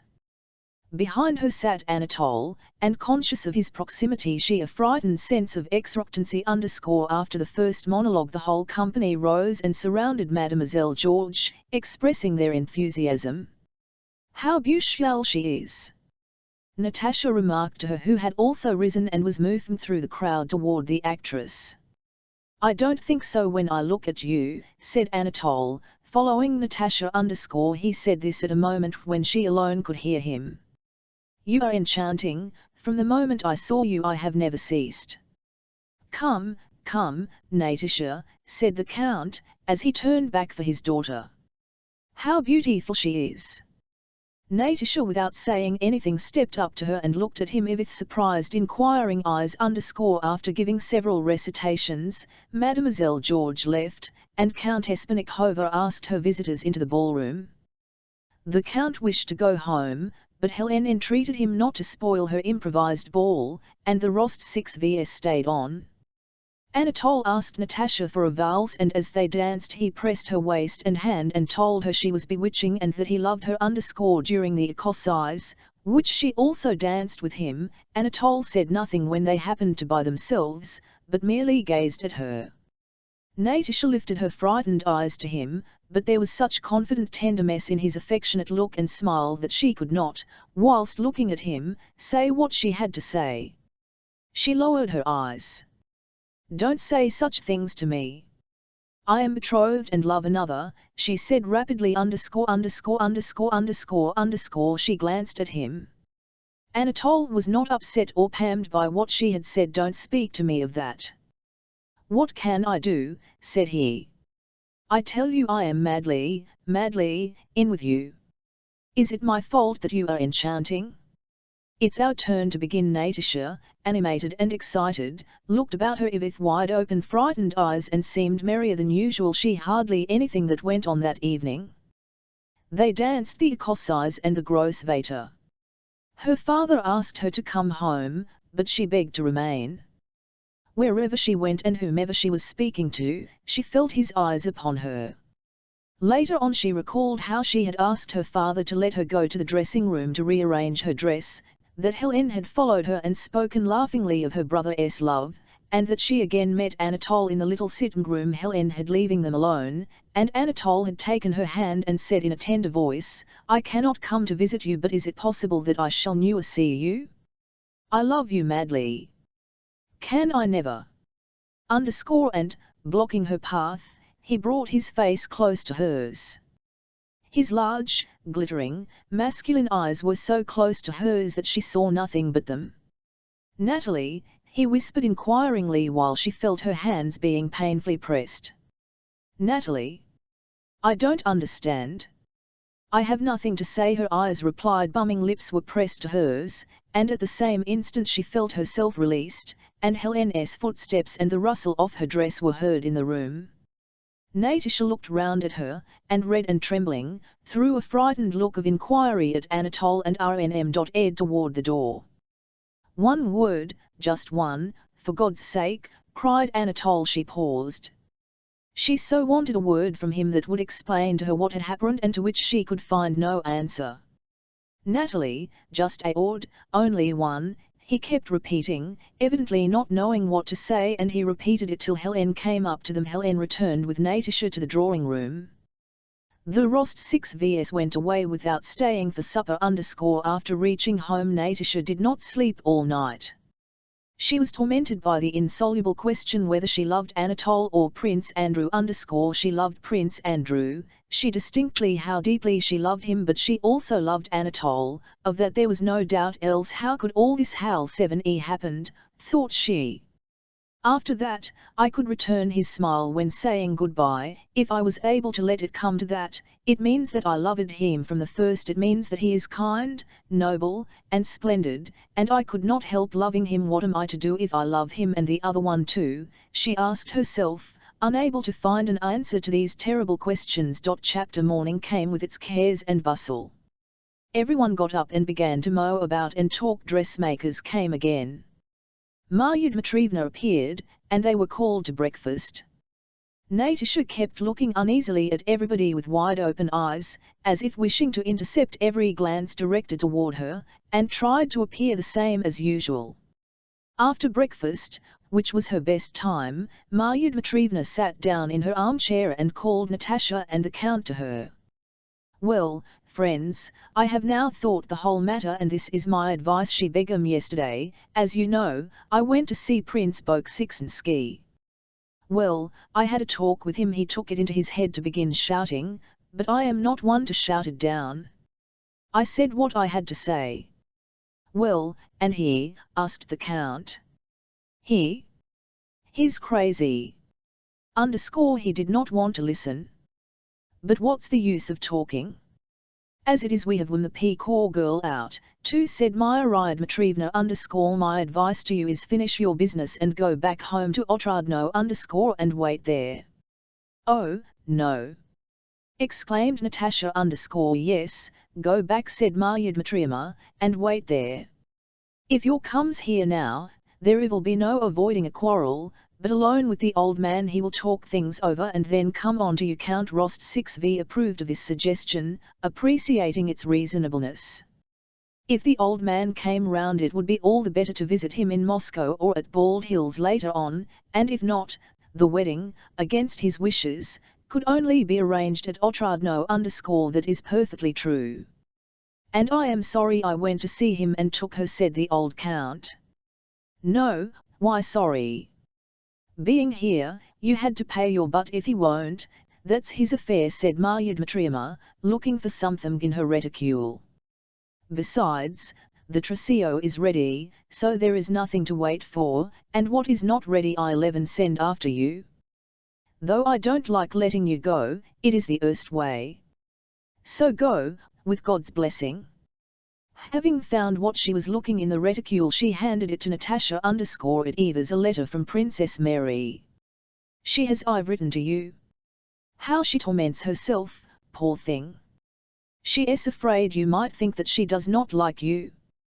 "But she doesn't like me," said Natasha. "Don't talk nonsense," cried Marya Dmitrievna. "I shan't believe anyone, I know she doesn't like me," replied Natasha boldly as she took the letter, and her face expressed a cold and angry resolution that caused Marya Dmitrievna to look at her more intently and to frown. "Don't answer like that, my good girl," she said. "What I say is TME. Write an answer." Natasha did not reply and went to her own to read Princess Mary's letter. Princess Mary wrote that she was in despair at the misunderstanding that had between them. Whatever her father's feelings might, she begged Natasha to belie that. She could not help loving her as the one chosen by her brother, for whose happiness she was ready to sacrifice everything. "Do not think, however," she wrote, "that my father is ill-disposed toward you. He is an invalid and an old man who must be forgiven, but he is good and magnanimous and will love her who makes his son happy. Princess Mary went on to ask Natasha to fix a time when she could see her again. After reading the letter, Natasha sat down at the writing table to answer it. Dear Princess, she wrote in French quickly and mechanically, and then paused. What more could she type after all that had the evening? Yes, yes. All that has happened, and now all is changed, she thought as she sat with the letter she had begun for her. Must I break off with him? Must I really? That S/L one ___, and to escape from these dreadful thoughts she went to S6 Nya and began sorting patterns with her. After dinner Natasha went to her and again took up Princess Mary's letter. Can it that it is all over, she thought. Can it that all this has happened so quickly and has destroyed all that went? She recalled her love for Prince Andrew in all its former strength, and at the same time felt that she loved Kurajim. She vividly pictured herself as Prince Andrew's wife, and the scenes of happiness with him she had so often repeated in her imagination, and at the same time, a glow of excitement, recalled every detail of yesterday's interview with Anatole. Why could that not be as well, she sometimes asked herself in complete bewilderment. Only so could I be completely happy, but now I have to and I can't be happy without either of him only, she thought, to tell Prince Andrew what has happened or to hide it from him are equally impossible. But with that one nothing is spoiled. But am really to abandon forever the joy of Prince Andrew's love, in which I have lived so long. Please, miss, whispered Amalde entering the room with a mysterious air. A man told me to give you this, and she handed Natasha a letter. Only, for Christ's sake. The girl went on, as Natasha, thulking, mechanically broke the seal and read a love letter from Anatole, of which without taking in a word, she only that it was a letter from him, from the man she loved. Yes, she loved him, or else how could that have happened which had happened? And how could she have a love letter from him in her hand? With trembling hands Natasha held that passionate Loksu letter which D610 had composed for Anatole, and as she read it she found in it an echo of all that she herself imagined she was feeling since yesterday evening. My fate has been sealed, to be loved by you or to die. There is no other way for me, the letter began. Then he went on to say that he knew her parents would not give her to him, for this there were secret reasons he could reveal only to her, but that if she loved him she need only say the word yes, and no human power could hinder their bliss. Love you old conquer all. He would steal her away and carry her off to the ends of the earth. Yes, yes. Him, thought Natasha, reading the letter for the 20th time and finding some peculiarly deep meaning in each word of it. That evening Maria Dmitrievna was going to the Akarovs and proposed to take the girls with her. Natasha, pleading a headache, remained at home. Chapter 15 On returning late in the evening S6 Newell went to Natasha's and to her surprise her still dressed and asleep on the table, her lay Anatole's letter. S6 Newell picked it up and read it. As she read she glanced at the sleeping Natasha, trying to find in her face an explanation of what she was reading, but did not find it. Her face was gentle, and happy. Clutching her breast to keep herself from choking, S6 Newell, pale and trembling with fear and agitation, sat down in an armchair and burst into tears. How was it I noticed nothing? How could it go so far? Can she have left off loving Prince Andrew? And how could she let Kurajin go to such lengths? He's a villain, that's plain. What will Nicholas, dear noble Nicholas, do when he hears of it? So this is the meaning of her excited, resolute, unnatural look the day before yesterday, and today, thought S6 Newell. But it can't that she loves him. She probably opened the letter without knowing who it is from, probably she is offended by it. She could not do such a thing. S6 Newell wiped away her tears and went up to Natasha's again, scanned her face. Natasha, she said, just audibly. Natasha awoke and saw S6 Newell, you're back. And with the decision and tenderness that often come at the moment of awakening, she embraced her friend, But no, she couldn't. S6's look of embarrassment, her own face expressed confusion and suspicion. T.S. you've read that letter, she demanded. Yes, answered S6 softly. Natasha smiled rapturously. No, S6, I can't any longer, she said.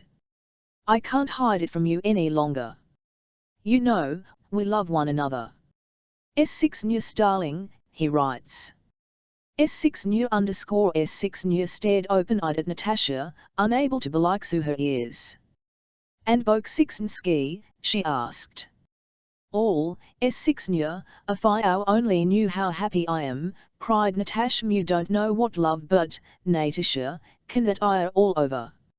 Natasha looked at S6 with wide open eyes as if she could not grasp the question. Well, then, are you Prince Andrew, said S6 you don't understand anything. Don't talk nonsense, just listen, said Natasha with momentary exaltation but I can't leave it, insisted S6 don't understand. How is it you have loved a man for a whole year and suddenly? Why, you have only seen him 3 times. Natasha, I don't believe you, you're joking. In 3 days to forget everything and so. 3 days, said Natasha it seems to me I've loved him 100 years. It seems to me that I have never loved anyone before.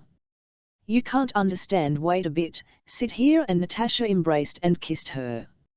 I had heard that it happens like this, and you must have heard it too, but it's only now that I feel such low, it's not the same as before. As soon as I saw him I felt he was my master and I his slave, and that I could not help loving him. Yes, his slave. Whatever he orders I shall do. You don't understand that. What can I do? What can I do? S6 cried Natasha with a happy yet frightened expression. But think what you are doing, cried S6 I can't leave it like this. This secret correspondence, how could you let him go so far? She went on, with a horror and disgust she could hardly conceal. I told you that I know will, Natasha replied. Why can't you understand? I love him. Then I won't let it come to that. I shall tell, cried S6 bursting into tears. What do you mean? For God's sake.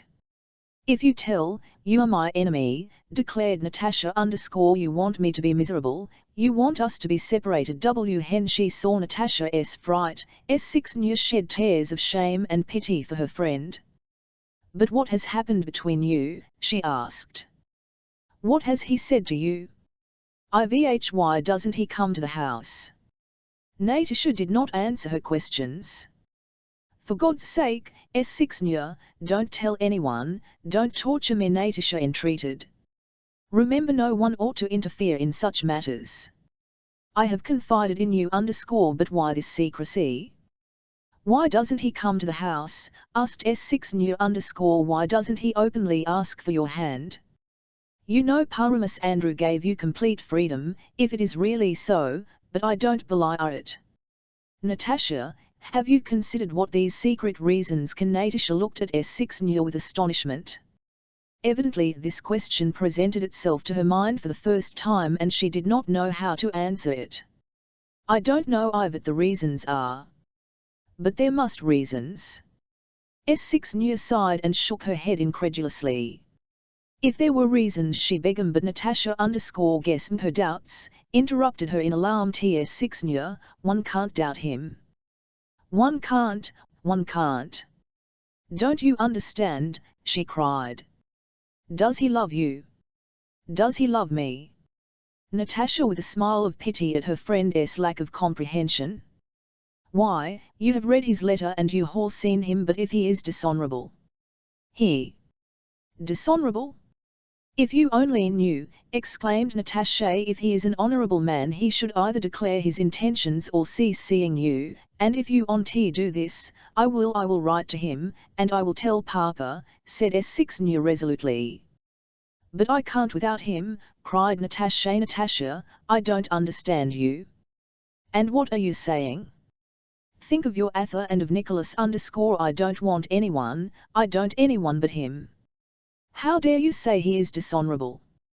Don't you know that I love him, screamed Natasha. Go away, S6 I don't want to quarrel with you, but go, for God's sake go. You see how I am suffering? Natasha cried angrily, in a voice of despair and repressed irritation. S6 burst into sobs and ran from the Natasha, went to the table and without a moment's reflection wrote that answer to Princess Mary which she had been unable to write all the morning. In this letter she said briefly that all their misunderstandings were at an end, that availing herself of the magnanimity of Prince Andrew who when he went abroad had given her freedom, she begged Princess Mary to forget everything and forgive her if she had been to blame toward her, but that she could not be his wife. At that moment this all seemed quite easy, simple, and clear to Natasha. On Friday the Rostov were to return to the country, but on Wednesday the Count went with the prospective purchaser to his estate near Moscow. On the day the Count left, S6 and Natasha were invited to a big dinner party at the Karagins and Marya Dmitrievna met them there. At that party Natasha again met Anatole, and S6 noticed that she spoke to him, trying not to be overheard, and that all through dinner she was more agitated than you. When they got home Natasha was the first to begin the explanation S6 expected. There, S6 you were talking all sorts of nonsense about him, Natasha in a mild voice such as children use when they wish to be praised. We all had an explanation today. Well, what happened? Illit did he say? Natasha, how glad I am you're not angry me. Tell me everything, the whole truth. What did he say? Natasha came the Aftol _ S6 if you knew him as I do. He said. He asked me what I had promised Bolkonsky he was glad I was free to release him. S6 sighed sorrowfully. But you haven't refi asked Bolkonsky, said she. Perhaps I hack, perhaps all is over between me and Bolkonsky. Why do you think so badly of me? I don't think anything, only I don't understand this. Wait a bit, S6 you'll understand everything. You'll see what a man he is. Now don't think badly of me or of him. I don't think badly of anyone, I love and pity everybody. But what am I to do? S6 did not succumb to the tender tone Natasha used toward her. The more emotional and ingratiating the expression of Natasha's became, the more serious and stern grew S6 Natasha said she, you asked me not to speak to you, and I haven't spoken, but now you yourself have Begum. I don't trust him, Natasha why this secrecy? Again, interrupted Natasha Natasha, I am afraid you. Afraid of Ivat.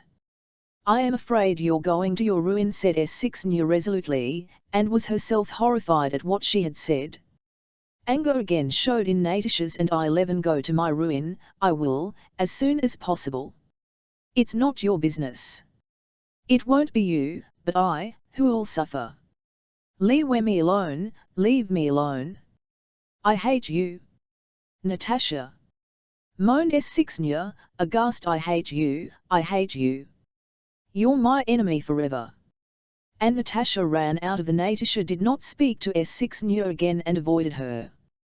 With the same expression of agitated surprise and guilt she went about the house, taking up now one now another, and at once abandoning them. Hard as it was for S6 she watched her friend and did not let her out of her sight.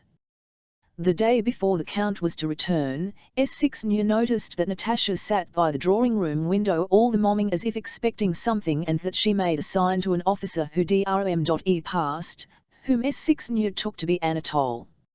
S6 began watching her friend still more attentively and noticed that at dinner and all that evening Natasha was in a strange and unnatural state.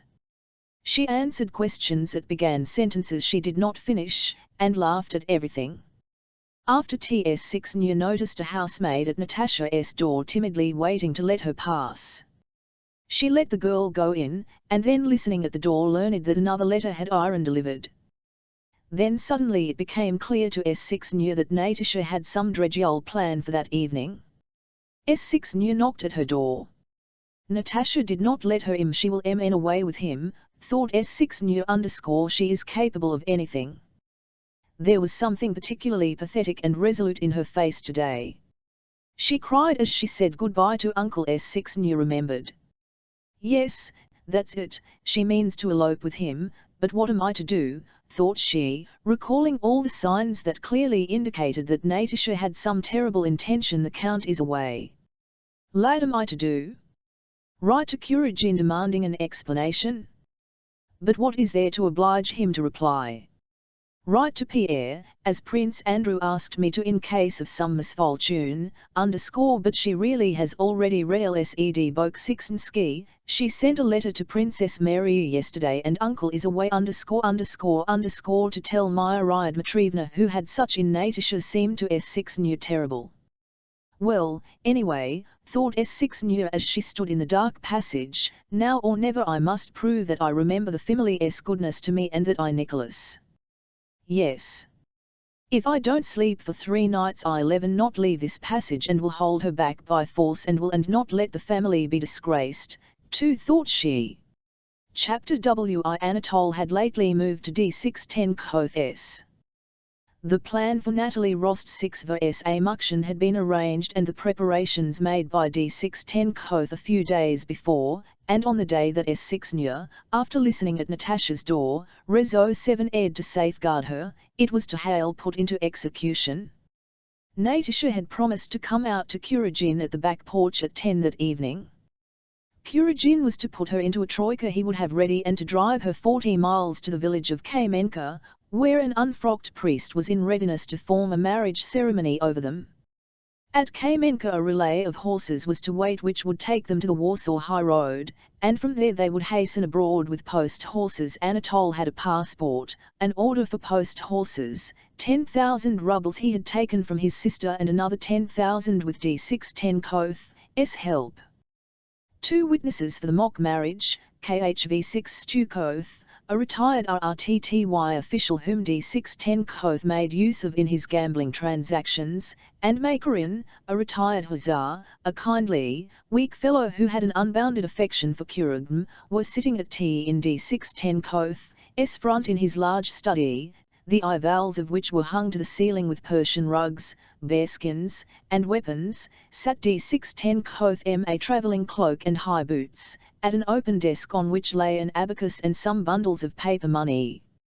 Anatole, with uniform unbuttoned, walked to and fro from the room where the witnesses were sitting, through the study to the room behind, where his French valet and others were packing the last of his things. D610 Kov was counting the money and noting something down. Well, he said, KHV6 Kov must have 2,000. Give it to him, then said Anatole. Makarka, their name for Makarin, will go through fire and water for you for nothing. So here are our accounts all settled, said D610 Kov, showing him the memorandum. Is that yes, of course, returned Anatole, evidently not listening to D610 Kov and looking straight before him with a smile that did not leave his face. D610 Kov banged down the lid of his desk and turned to Anatole with an ironic smile. Do you know? You'd really to drop it all. There's still time. Fool, returned Anatole. Don't talk nonsense. If you only knew it's the devil knows what. No, really, give it up, said D610 Kov I am speaking seriously. It's no joke, this plot you've hatched. What, teasing again? Go to the devil. Said Anatole, making a grimace. Really it's no time for your stupid jokes, and he left. The D610 Kov smiled contemptuously and condescendingly when Anatole had gone out. You wait a bit, he called after him. I'm not joking, I'm talking sense. Come here, come here. Anatole returned and looked at D610 Kov, trying to give him his attention and evidently submitting to him involuntarily. Now listen to me. I'm telling you this for the last time. Why should I joke about it? Did I hinder you? Who arranged everything for you? Who found the priest and got the passport? Who raised the money? I did it all. Well, thank you for it. Do you think I am not grateful? And Anatole sighed and embraced D610K1 Kiv. I heard you, but all the same I must tell you the FFth, it is a dangerous business, and if you think about it, a stupid business. Well, you'll carry her off, all right. Will they let it stop at that? It will come out that you're already married. IVHY, they'll have you in the criminal. Oh, nonsense, nonsense. Anatole ejaculated and again made a grimace. Didn't I explain to you? 4/hat. And Anatole, with the partiality dull-witted people have for any conclusion they have reached by their OU.N reasoning, repeated the argument he had already put to D610K 100 times.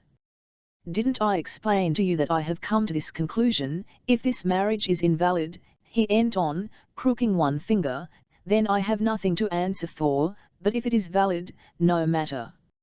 Abroad no one will know anything about it. Isn't that so? And don't talk to me, don't. Seriously, you'd to drop it. You'll only get yourself into a mess. Go to the devil, cried Anatole and, clutching his hair, left the room, but returned at once and dropped into an armchair in front of D610K, his feet turned under him. It's the very devil. What? Feel how it beats. He took D610K's hand and put it on his heart. What a my dear fellow! What a glance! A goddess, he added in French. What? D610K with a cold smile and a gleam in his handsome insolent eyes looked at him, evidently wishing to get some more amusement out of him. Well, and when the money is gone, what then? What then? Repeated Anatole, sincerely perplexed by a thought of to underscore what then? Then, I don't know but why talk nonsense? He glanced at his watch. It's time. Anatole went into the back room. Now then. Nearly ready? You're dawdling, he shouted to the servants. D610K put away the money, called whom he ordered to bring something for them to eat and drink before the journey, and went into the where KHV6 Stikov and Makarin were sitting. Anatole lay on the sofa in the study leaning on his and smiling pensively, while his handsome lips muttered tenderly to himself, come and eat something. Have a drink, D610K shouted to him from the other. I don't want to, answered Anatole, continuing to smile. Come. Balaga is here. Anatole rose and went into the dining room.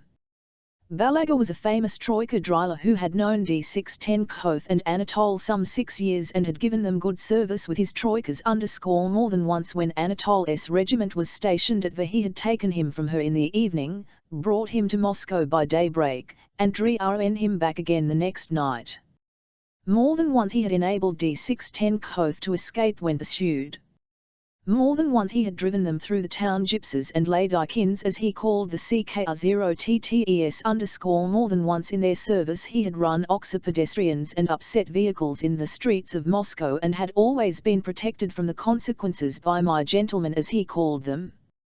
He had ruined more than one horse their service. More than once they had beaten him, and more than once they had made him chunk on champagne and Madeira, which he loved, and he knew more than one thing about each of them which would long ago have sent an ordinary man to Siberia.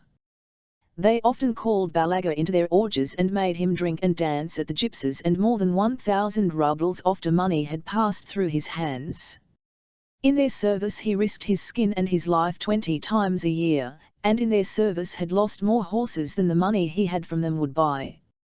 But he liked them, liked that mad driving at 12 miles an hour, liked upsetting a driver or running down a pedestrian, and flying at gallop through the Moscow streets.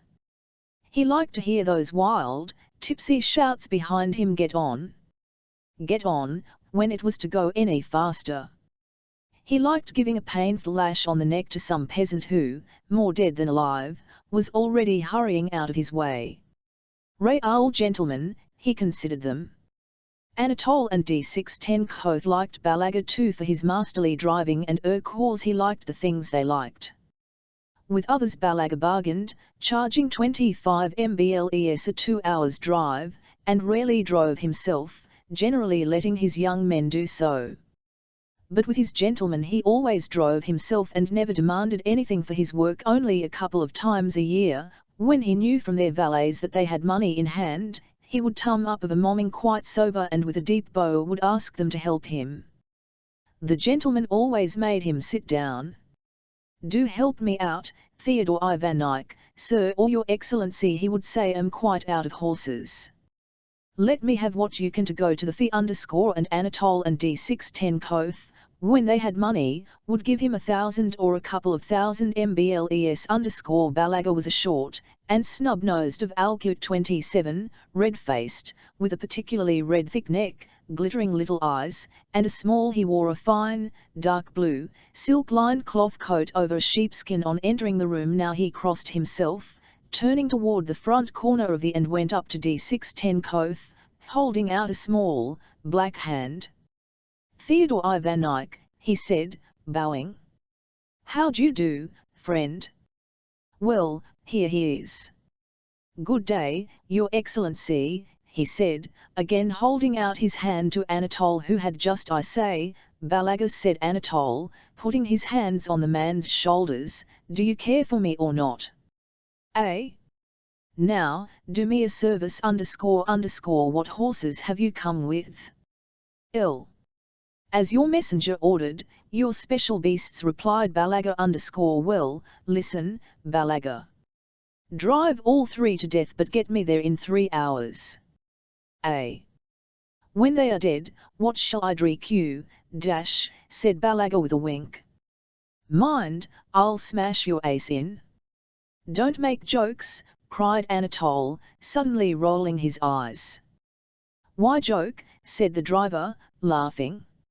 "As if I'd grudge my gentleman anything. As fast as ever the horses can gallop, so fast we'll go." "All," said Anatole. "Well, sit down."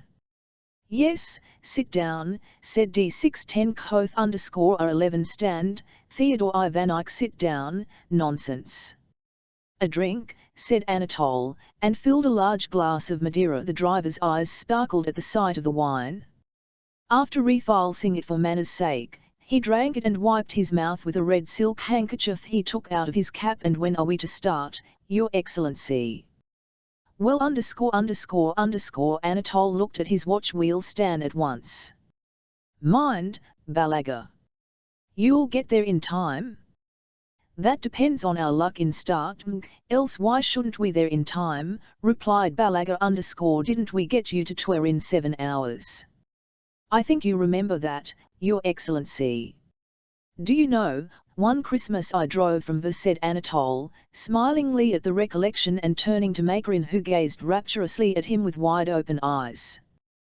"Will you believe it, Macaca, it one's breath away, the rate we flew.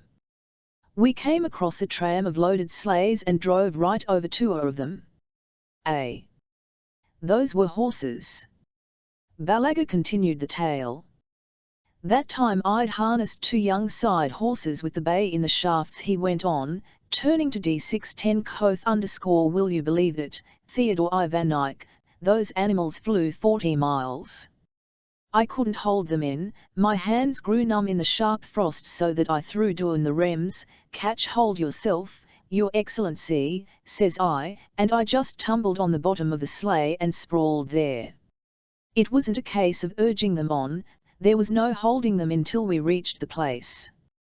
The devils took us there in 3 hours. Only the near one died of it." Chapter We Anatole went out of the room and returned a few minutes later wearing a all coat girt with a silver and a sable cap jauntily set on one side and very becoming to his handsome face, having looked in a miltor, and standing before D610 in the same pose he had assumed before it. He lifted a glass of wine. "Well, goodbye, Theodore." "Thank you for everything and farewell," said Anatole. "Well, comrades and friends." He considered for a moment. "Of my youth," he said, turning to Macarin and the others, though they were all going with him. Anatole evidently wished to make something touching and solemn out of this address to his comrades. He spoke slowly in a loud voice and throwing out his chest slightly swayed one leg. All take glasses, you Balaga_well, comrades and friends of my youth, had our fling and lived and revelled, eh? And now, when shall we meet again? I am going abroad. We have had a good time, now farewell, lads. To our health.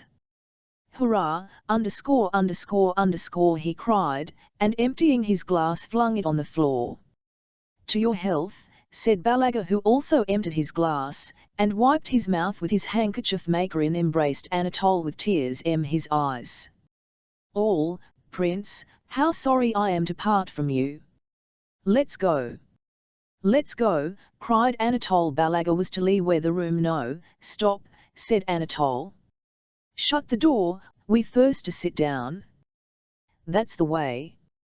They shut the and all sat down. Now, quick march, lads, said Anatole, rising.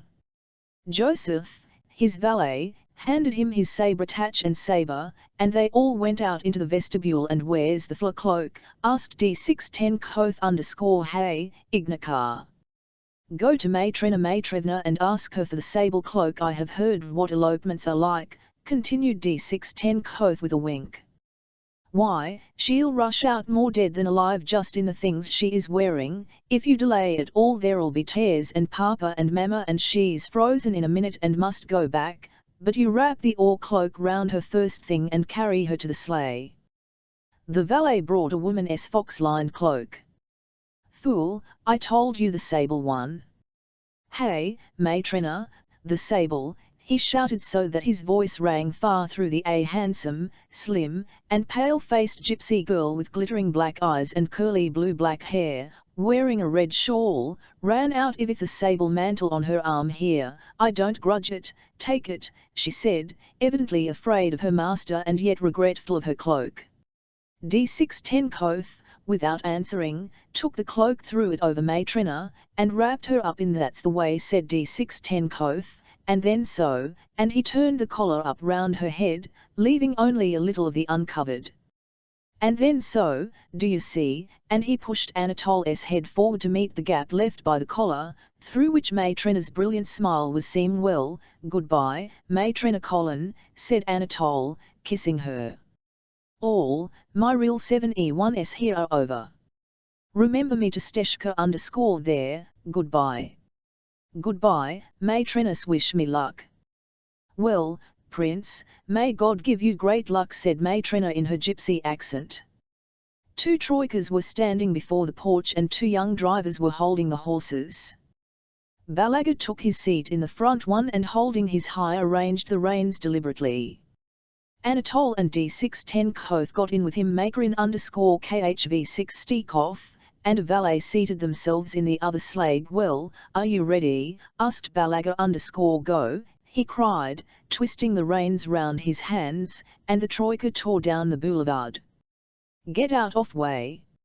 Hi, the shouting of Balaga and of the sturdy young fellow seated on the eve is all that could heard. On the Arbat Square the troika caught against a carriage, something cracked, shouts were heard, and the troika flew along the Arbat Street. After taking a turn along the Podnovinsky Boulevard, Balaga began to rein in, and turning back drew up at the crossing of the old Konyushny Street. The young fellow on the jumped down to hold the horses, and Anatole and D610 went along the pavement. Even they reached the gate, D610 whistled. The whistle was answered, and a maid-servant ran out. Come into the courtyard or you'll be seen. She'll come out directly, said she. Dolokhov stayed by the gate. Anatole followed the maid into the courtyard, turned the corner, and ran up into the porch. He was met by Gabriel Maryadmatrievna's gigantic footman. Come to the mistress, please, said the footman in his deep bass, intercepting any retreat. To Ivat, mistress? Who are you? Asked Anatole in a breathless whisper. Kindly step in, my orders are to bring you in. Kuragin. Come back, shouted D610 betrayed. Back. D610 after Anatole entered, had remained at the wicket gate and was struggling with the yard porter who was trying to lock it.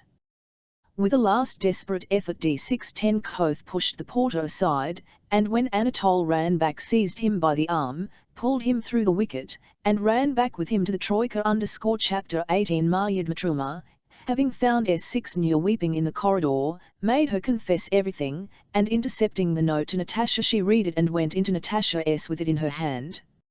"You shameless good-for-nothing," said she, "I won't hear a word."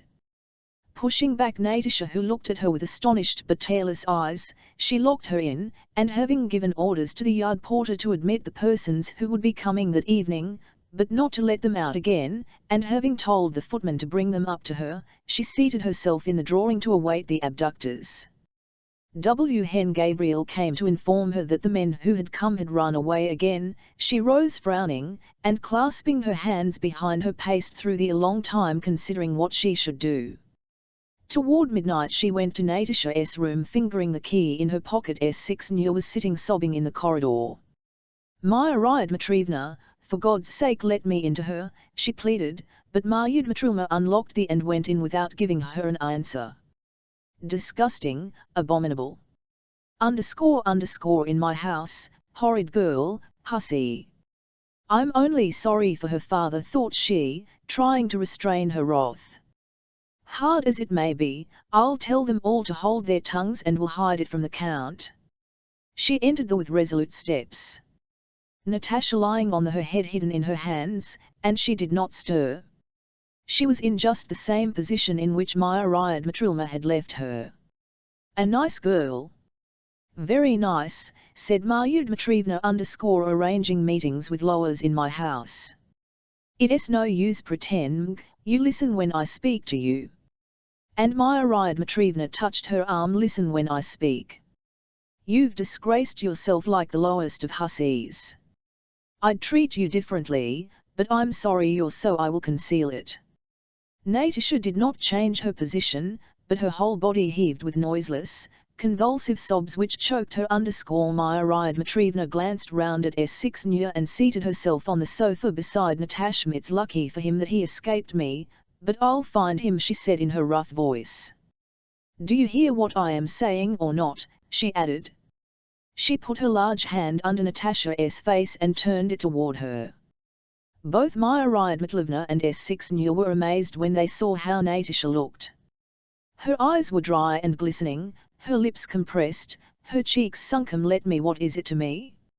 I shall die," she muttered, wrenching herself from Marya Dmitrievna's hands with a vicious effort and sinking down again into her former position. "Natalie," said Marya Dmitrievna. "Wish for your good. Lie still, stay like that, then I won't touch you. But listen, I won't tell you how guilty you are. You know that yourself, but when your comes back tomorrow, what am I to tell him?" "Ill." Again Natasha's body shook with sobs. "Suppose he finds out, and your brother, and your betrothed." "I have no betrothed, I have roused him," cried Natasha. "That's all the same," continued Marya Dmitrievna. "If they hear of this, will they let it pass? He, your father, I know him. If he challenges him to a duel, will that be all right? Oh, let me Why you interfered at all? Why? Why? Who asked you to?" shouted Natasha, raising herself on the sofa and looking malignantly at Marya Dmitrievna. "But what did you want?" cried Marya Dmitrievna, growing angry again. "Were you kept under lock and key? Hindered his coming to the house? Nvhy carry you off as if I were some gypsy singing girl, Well, if had carried you off, do you think they wouldn't have found him? Your brother, or your betrothed? And he is a scoundrel, a wretch, he is better than any of you," exclaimed Natasha, getting up. "If you hadn't, oh, my God! What is it all? What is it? S6 Nya, why, go away." And she burst into sobs with the despairing vehemence with which people bewail disasters they feel they have themselves occasioned. Marya Dmitrievna was to speak again, but Natasha cried out, "Go away! Go away! You all hate and despise me," and she threw herself back on the Marya Dmitrievna, went on admonishing her for some time, enjoining on her that it must all be kept from her father and assuring her that nobody would know anything about it if only Natasha herself would under fire to forget it all and not let anyone see that something had happened.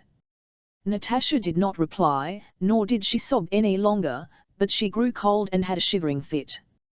Marya Dmitrievna put a pillow under her head, covered her with 2 quilts, and herself brought her some lime flower water, but Natasha did not respond to her. "Well, let her sleep," said Marya Dmitrievna as she went out of the room, supposing Natasha to be asleep. But Natasha was not asleep. With pale face and fixed wide-open eyes she looked straight before her. All that night she did not sleep or weep and did not stir. K to S6 Nya, who got up and went to her several times. Next day Count Rost 6V returned from his estate near Moscow in time for lunch as he had promised. He was in very good spirits. The affair with the purchaser was going on satisfactorily, and there was nothing to keep him any longer in Moscow, away from the Countess whom he missed. Marya Dmitrievna met him and told him that Natasha had been very unwell the day before and that they had sent for the doctor, but that she was better now.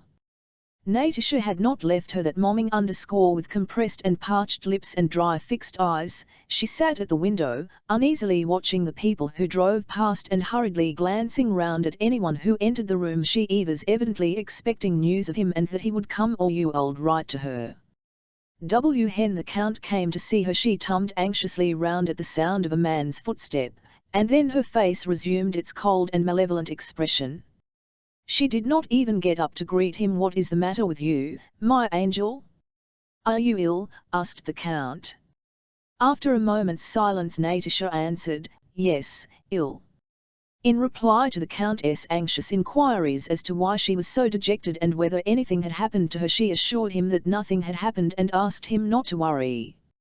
Marya Dmitrievna confirmed Natasha's assurances that nothing had from the pretense of illness, from his daughter's distress, and by the embarrassed of S6 Nya and Marya Dmitrievna, the Count saw clearly that something had gone wrong during his absence, but it was so terrible for him to think that anything disgraceful had happened to his I-101,7 daughter, and he so prized his own cheerful tranquility, that he avoided inquiries and tried to assure himself that nothing particularly had, and he was only dissatisfied that her indisposition delayed their return to the country. Chapter 19. From the day his wife arrived in Moscow, Pierre had been intending to go away somewhere, so as not to be near her. Aina the Rost 6Vs came to Moscow. The effect Natasha had on him made him hasten to carry out his intention. He went to see Joseph Alekhievich's widow, who had long since promised to hand over to him some papers of her deceased husband S_W. When he returned to Moscow, Pierre was handed a letter from Marya Dmitrievna asking him to come and see her on a matter of great importance relating to Andrei Bolkonsky and his betrothed. Pierre had been avoiding Natasha because it seemed to him that his feeling for her was stronger than a married man's should be for his friend's fiancée. Yet some fate constantly threw them together. What can have happened? And what can they want with me, thought he as he dressed to go to Marya Dmitrievna's. If only Prince Andrew would hurry up and come and marry her, thought he on his way to the house. On the Visk 6Y Boulevard a familiar voice called to him. "Pierre. Been back long?" someone shouted. Pierre raised his head. In a sleigh drawn by 2 grey trotting horses that were bespattering the dashboard with snow, Anatole and his constant companion Macarin dashed past. Anatole was sitting upright in the classic pose of military dandies, the lower part of his face hidden by his beaver collar and his head slightly. His face was fresh and rosy, his white plumed hat, tilted to one side, disclosed his curled and hair besprinkled with powdery snow. Yes, indeed, that's a true sage, thought Pierre. He sees nothing the pleasure of the moment, nothing troubles him, and so he is always cheerful_owl, satisfied, and serene. What wouldn't I give to be like him, he thought enviously. In Marya Dmitrievna's anteroom, the footman who hew him off his fur coat said that the mistress asked him to come to her. When he opened the ballroom door, Pierre saw Natasha sitting at the window, with a pale and spiteful face. She glanced round at him, through.ned, and left the room with an expression of cold dignity. "What has happened?" asked Pierre, entering Marya Dmitrievna's room. "Fine doings. I answered Dmitrievna _ for 58 years have I in this world and never known anything so disgraceful." And having put him on his honor not to repeat anything she told him, Marya Dmitrievna informed him that Natasha had refused Prince Andrew without her parents' knowledge, and that the cause of this was Anatole Kuragin, into whose society Pierre's wife had thrown her and with whom Natasha had tried to elope during her 5th absence. In order to marry, Pierre raised his shoulders and listened to what was told him, scarcely able to believe his own ears.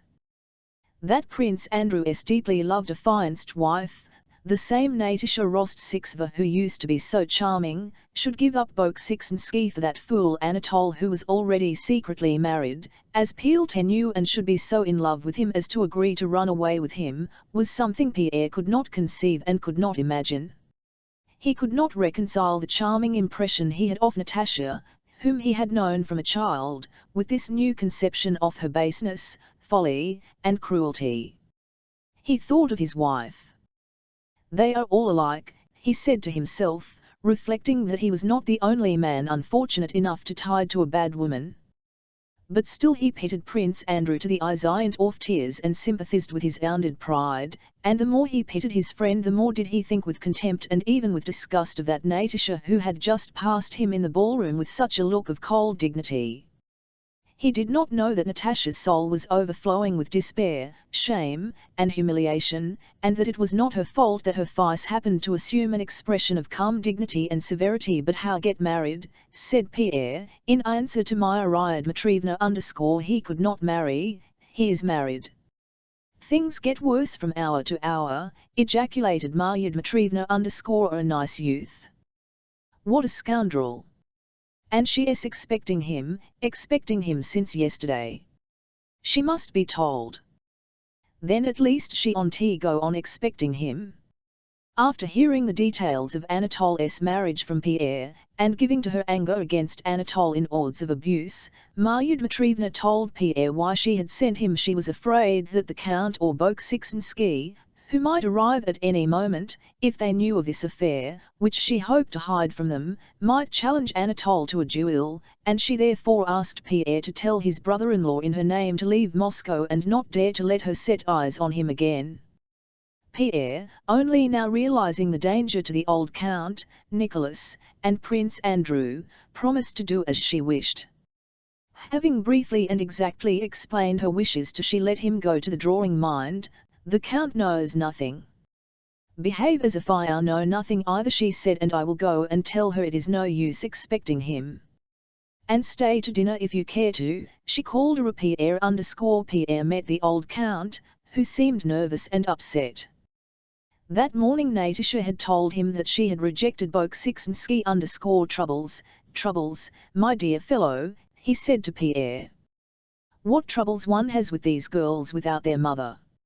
I do so regret having come here _ I will be frank with you. Have you heard she has broken off her engagement without consulting anybody? It is true this engagement never was much to my liking. Of course he is an excellent man, but still, with his father's disapproval they wouldn't have been happy, and Natasha lacks suitors. Still, it has been going on so long, and to take such a step without father's or mother's consent. And now she's ill, and God knows what. It's hard, Count, hard to manage daughters in their mother's absence." Pierre saw that the Count was much upset and tried to change the subject, but the Count returned to his troubles _ 6 New entered the room with an agitated face _ "Natasha is not quite well, she is in her and would like to see you. Marya Dmitrievna is with her and she too asks you to come." "Yes, you are a great friend of Bolkonsky's, no doubt she wants to send him a message," said the Count. Oh dear! How happy it all was! And clutching the spare grey locks on his temples, the Count left the W. Hen Marya Dmitrievna told Natasha that Anatole was married. Natasha did not wish to believe it and insisted on having it confirmed by Pierre himself. S6 told Pierre this as she led him along the coltida to Natasha's. Natasha, pale and stern, was sitting beside Marya Dmitrievna, and her eyes, glittering feverishly, met Pierre with a questioning look the moment he entered. She did not smile or nod, but only gazed fixedly at, and her look asked only one thing: was he a friend, or like the others an enemy in regard to Anatole? As for Pierre, he evidently did not exist for her. He knows all about it, said Marya Dmitrievna, pointing to Pierre and addressing Natasha. Let him tell you whether I have told the truth. Natasha looked from one to the other as a hunted and wounded animal looks at the approaching dogs and sportsmen. Natalia Ilyinivna, Pierre began, dropping his eyes with a thrilling of pity for her and loathing for the thing he had to do. Whether it is TME or not should make no difference to you, because then it is not true that he is married. Yes, it is true. Has he married long? She asked. On your honor, Pierre gave his word of honor. Is he still here? She asked. Quickly. Yes, I have just seen him. She was evidently unable to say K and made a sign with her hands that they should her alone. Chapter XX. Pierre did not stay for dinner, but left the room and went away at once. He drove through the town seeking Anatole Kuragin, at the thought of whom now the blood rushed to his heart and he felt a difficulty in breathing. He was not at the ice hills, nor at the gypsies, nor at Kamonino. Pierre drove to the club. In the club all was going on as usual. The who were assembling for dinner were sitting in groups. They greeted Pierre and spoke of the town news. The footman, having greeted him, knowing his habits and his acquaintances, told him there was a place left for him in the small dining room and that Prince Michael Zakharich was in the library, but Paul Timofeevich had not yet arrived.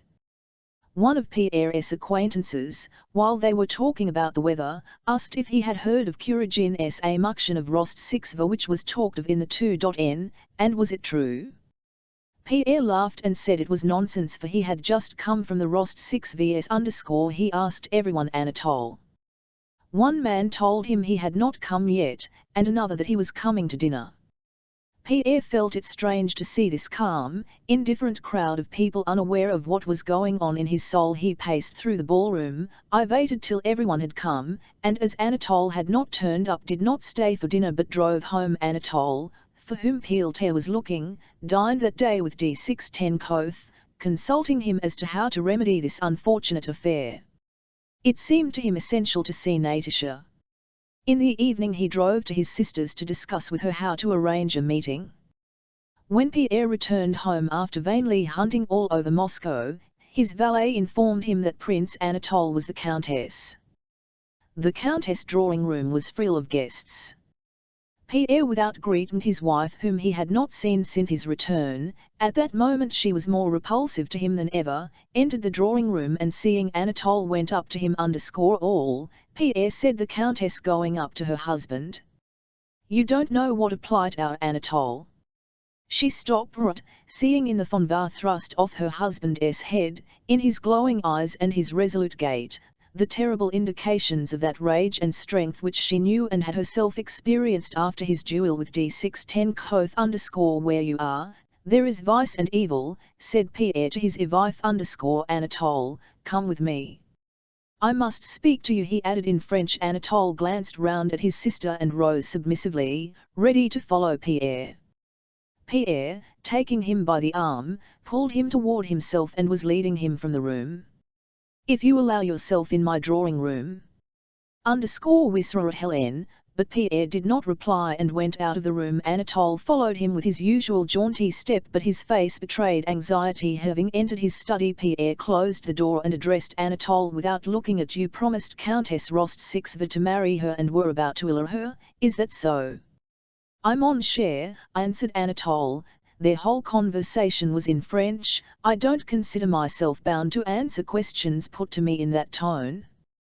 Pierre's face, already pale, distorted by he seized Anatole by the collar of his uniform with his big hand and shook him from side to side till Anatole's face showed a sufficient degree of terror.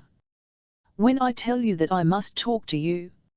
Rel rated Pierre. Come now, this is stupid. Hat, said Anatole, fingering a button of his collar that had iron wrenched loose with a bit of the cloth. You're a scoundrel and a blackguard, and I don't know what deprives me from the pleasure of smashing your head with this, said Pierre, expressing himself so artificially because he was talking French. He took a heavy paperweight and lifted it threateningly, but at once put it back in its place. Did you promise to marry her? I didn't think of it. I never promised, Pierre interrupted Hermu. Any letters of hers?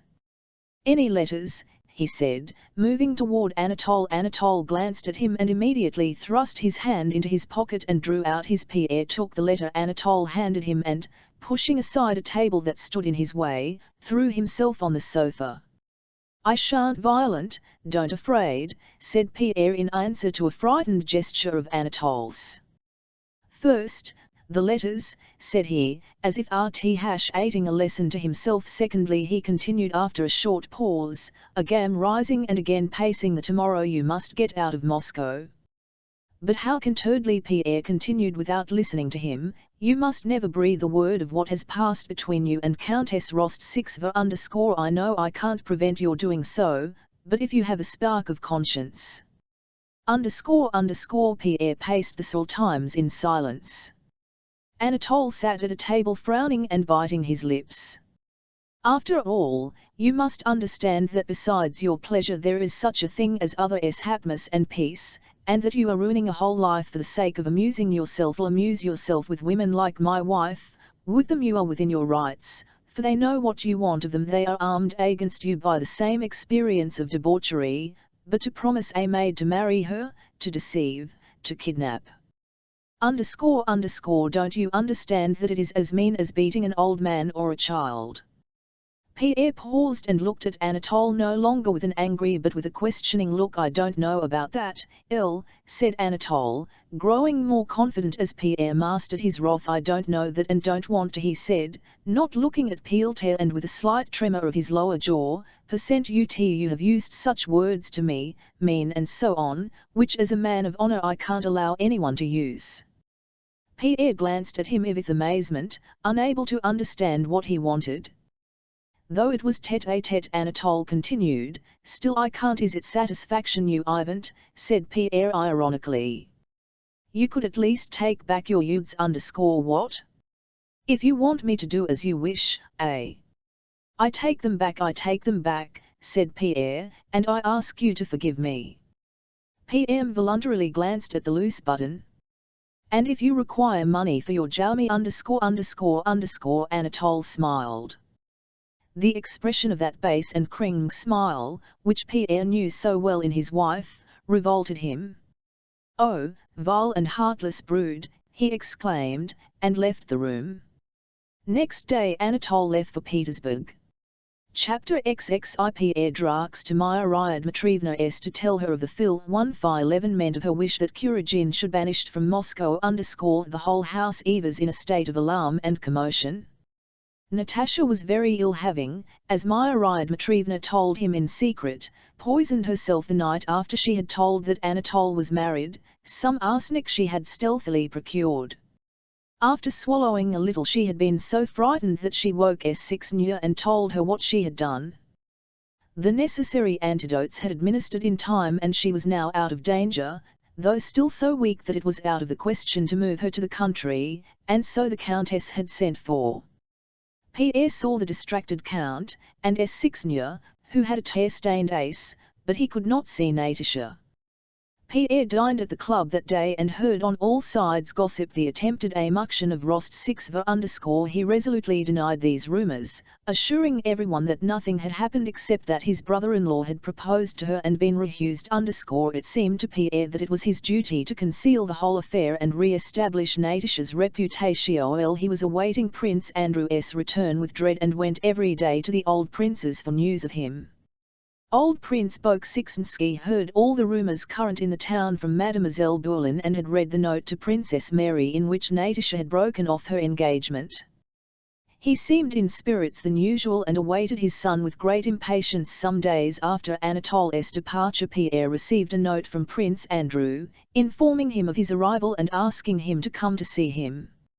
As soon as he reached Moscow, Prince Andrew had received from his father Natasha's note to Princess Mary breaking off her engagement. Mademoiselle Bourienne had purloined it from Princess Mary and given it to the old prince, and he heard from him the story of Natasha's elopement, with additions. Prince Andrew had arrived in the evening and Pierre came to see him next morning.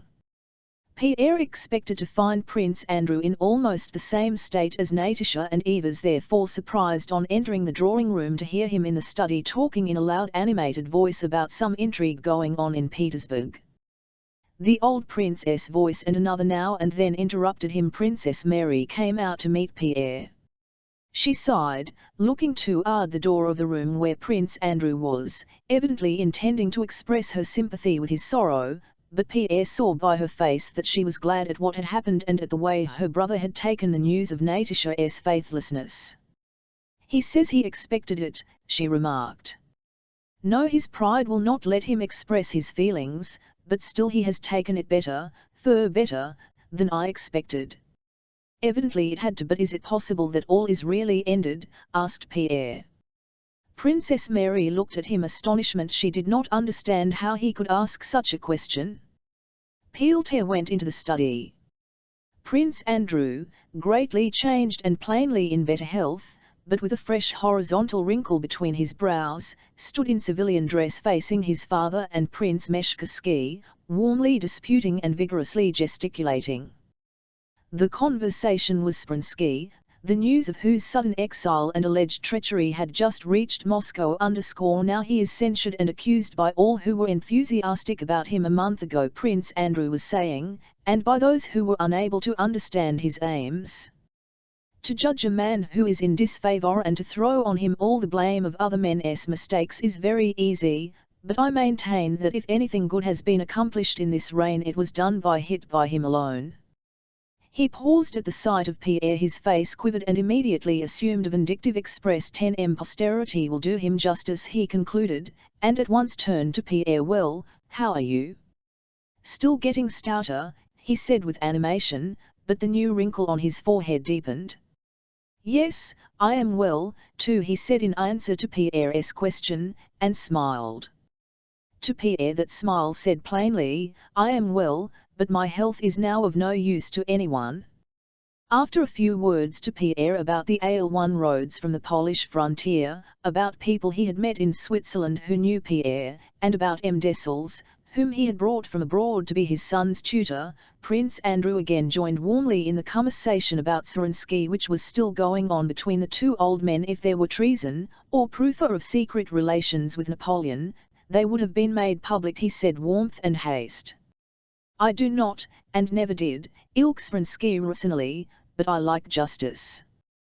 Pierre now recognized in his friend a need with which he was only too familiar, to get excited and to have arguments about extraneous matters in order to stifle thoughts that were too oppressive and too intimate. When Prince Meshkowski had left, Prince Andrew took Pierre's arm and asked him into the room that had assigned him. Had been made up there, and some open portmanteaus and trunks stood about. Prince Andrew went to one and took out a small casket, from which he drew a packet wrapped in paper. He did it all silently and very quickly. He stood up and coughed. His face was gloomy and his lips compressed. "Forgive me troubling you." Pierre saw that Prince Andrew was going to speak of Natasha, and his broad face expressed pity and sympathy. This expression irritated Prince Andrew, and in a determined, ringing, and unpleasant tone he continued, "I have received from Countess Rostov and Hale heard reports of your brother-in-law having sought her hand, or something of that kind. Is that true?" "Both true and untrue," Pierre began, but Prince Andrew interrupted him. "Here are her letters and her portrait," said he. He took the packet from the table and handed it to Pierre. "Give this to the Countess if you see her." "She is very ill," said Pierre. "Then she is here still," said Prince Andrew. "And Prince Kuragin," he added quickly. "He left long ago." She has iron at death's door. I much regret her illness, said Prince Andrew, and he smiled like his father, coldly, maliciously, and unpleasantly. So Monsieur Kuragin has not honoured Countess Rostov with his hand, said Prince Andrew, and he snunned several times. He could not marry, he was married already, said Pierre. Prince Andrew laughed disagreeably, again reminding one of his father. And where is your brother-in-law now, if I may ask? He said he has gone to Peter's. But I don't know, said Pierre. Well, it doesn't matter, said Prince Andrew. Tell Countess Rostov that she was and is perfectly free and that I wish her all that is good. Pierre took the packet. Prince Andrew, as if trying to remember whether he had something more to say, or waiting to see if Pierre would say anything, looked fixedly at him.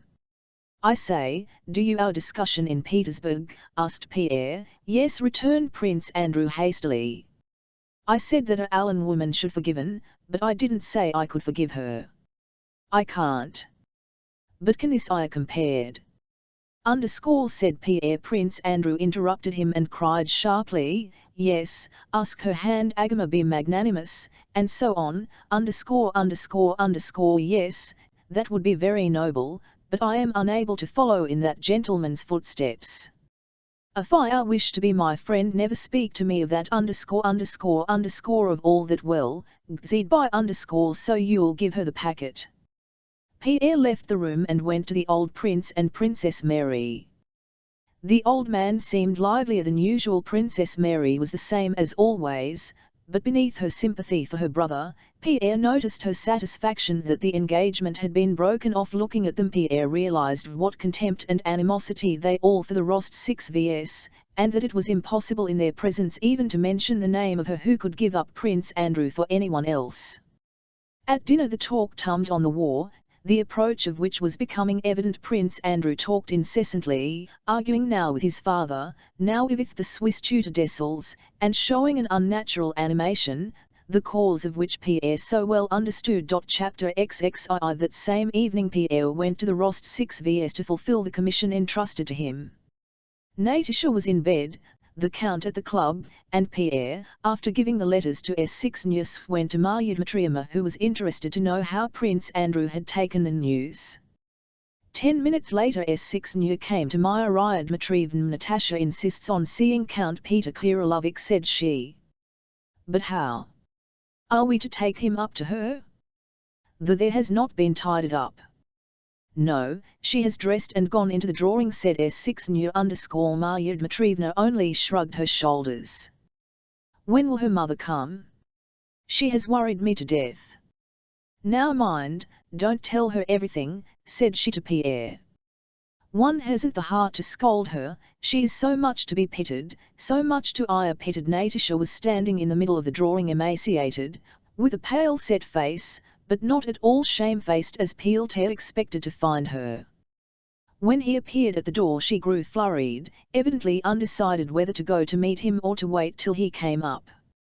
Pierre hastened to her. He thought she would give him her hand as usual, but she, stepping up to him, breathing heavily, her arms hanging lifelessly just in the pose she used to stand in when she went to the middle of the ballroom to sing, but with quite a different expression of face Peter Kirillovich, she began rapidly, Prince Bolkonsky was your friend, is your friend. She conflicted herself, it seemed to her that everything that had once been must now be different. He told me once to apply to you. Pierre sniffed as he looked at her, but did not speak. Till then he had reproached her in his heart and tried to despise her, but he now felt so sorry for her that there was no in his soul for reproach. He is here now, tell him. To forgive me. She stopped and breathed still more quickly, but did not shed tears. Yes. I will tell Hein, answered Pierre, %ut___. He did not know what to say. Natasha was evidently dismayed at the thought of what he might think she had meant. No, I know all is over, she said hurriedly. No, that can never. I'm only tormented by the wrong I done him. Tell him only that I beg him to forgive me for everything. She trembled all over and sat down on a chair. A sense of pity he had never before known overflowed Pierre's heart. I will tell him everything once more, said Pierre. But know one thing. Know what? Natasha's eyes asked. I should like to know, did you Pierre did not know how to refer to Anatole and flushed at the thought of you love that bad man. Don't call him bad, said Natasha.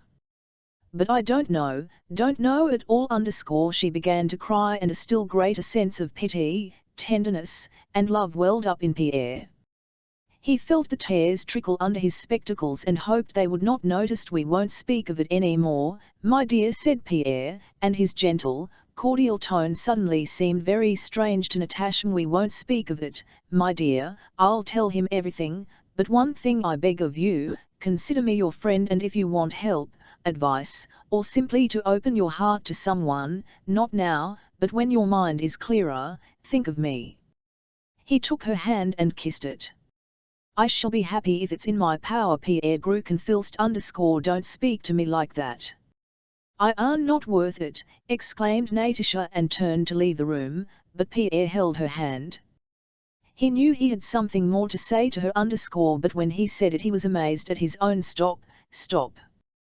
You have your whole life before you, said he to her. Before me? No. All is over for me, too, she replied with shame and self-abasement. All over, he repeated. LFL were not myself, but the handsomest, cleverest, and best man in the world, and were free, I would this moment ask on my knees your hand and your love.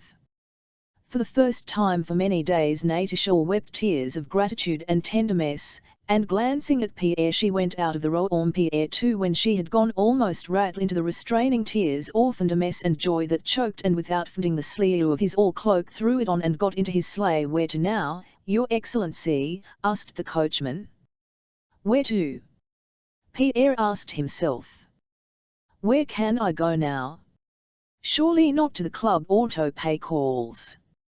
All men seemed so pitiful, so poor, in comparison with this feeling of tenderness and love he experienced, in comparison with that softened, last look she had given him through her tears. Home, said Pierre, and despite 22 degrees of frost Fahrenheit he threw open the bearskin cloak from his broad chest and inhaled the air with joy. It was clear and frosty.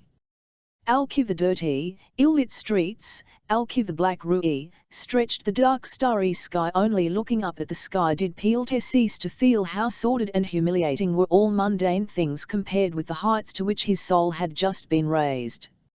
At the entrance to the Arbat Square an immense expanse of dark starry sky presented itself to his eyes.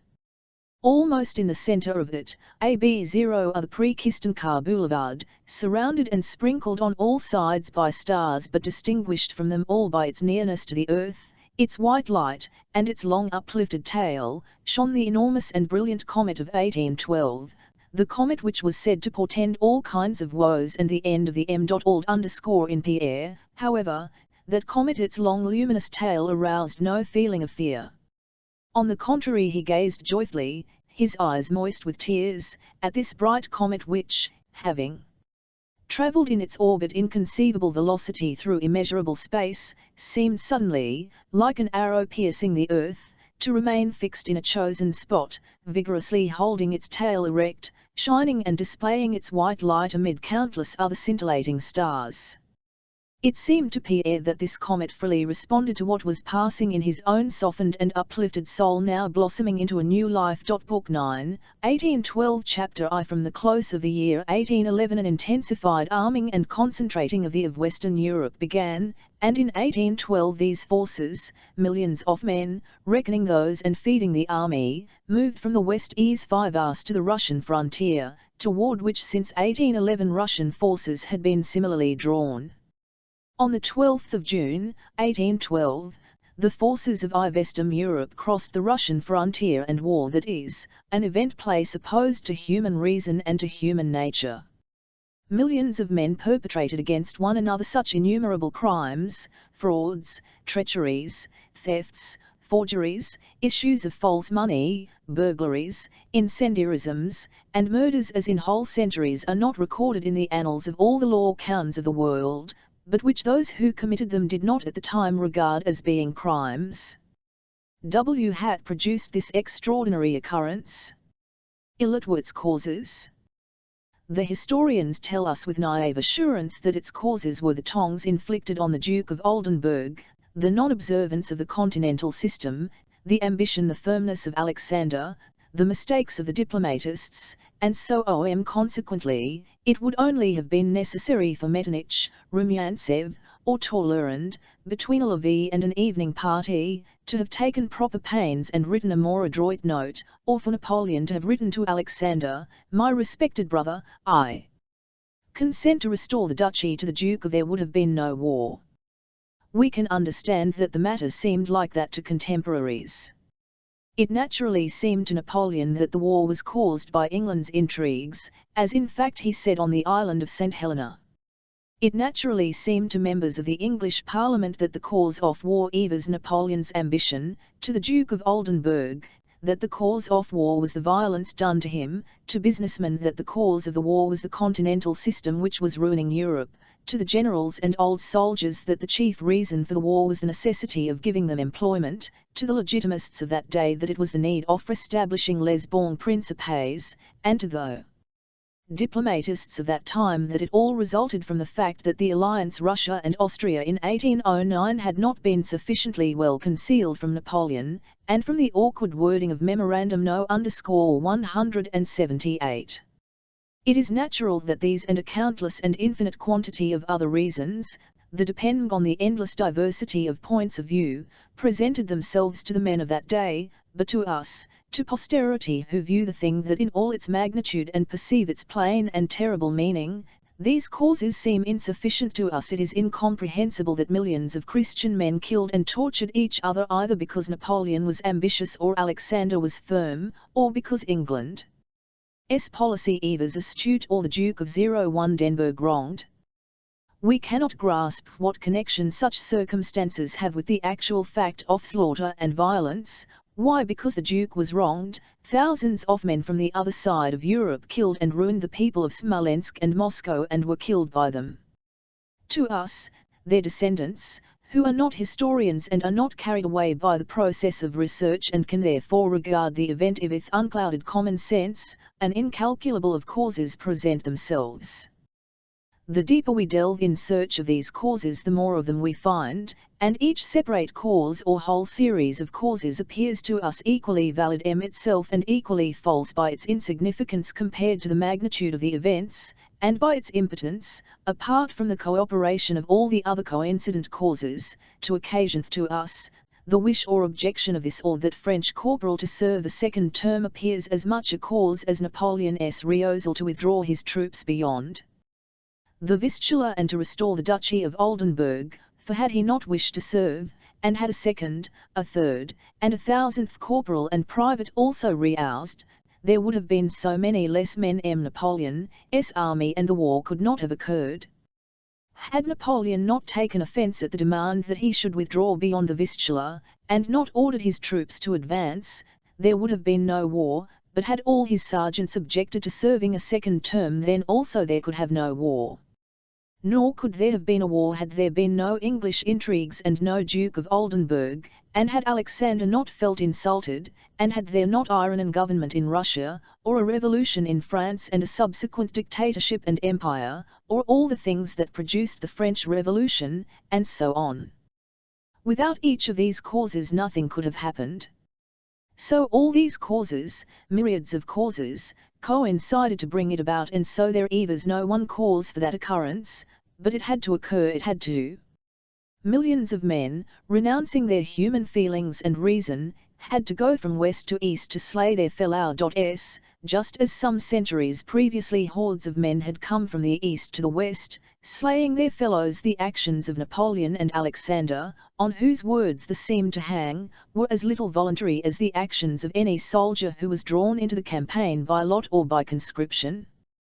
This could not be otherwise, for in order that the will of Napoleon and Alexander, on whom the event seemed to depend, should be carried out, the concurrence of innumerable circumstances was needed, any one of which the event could not have taken place.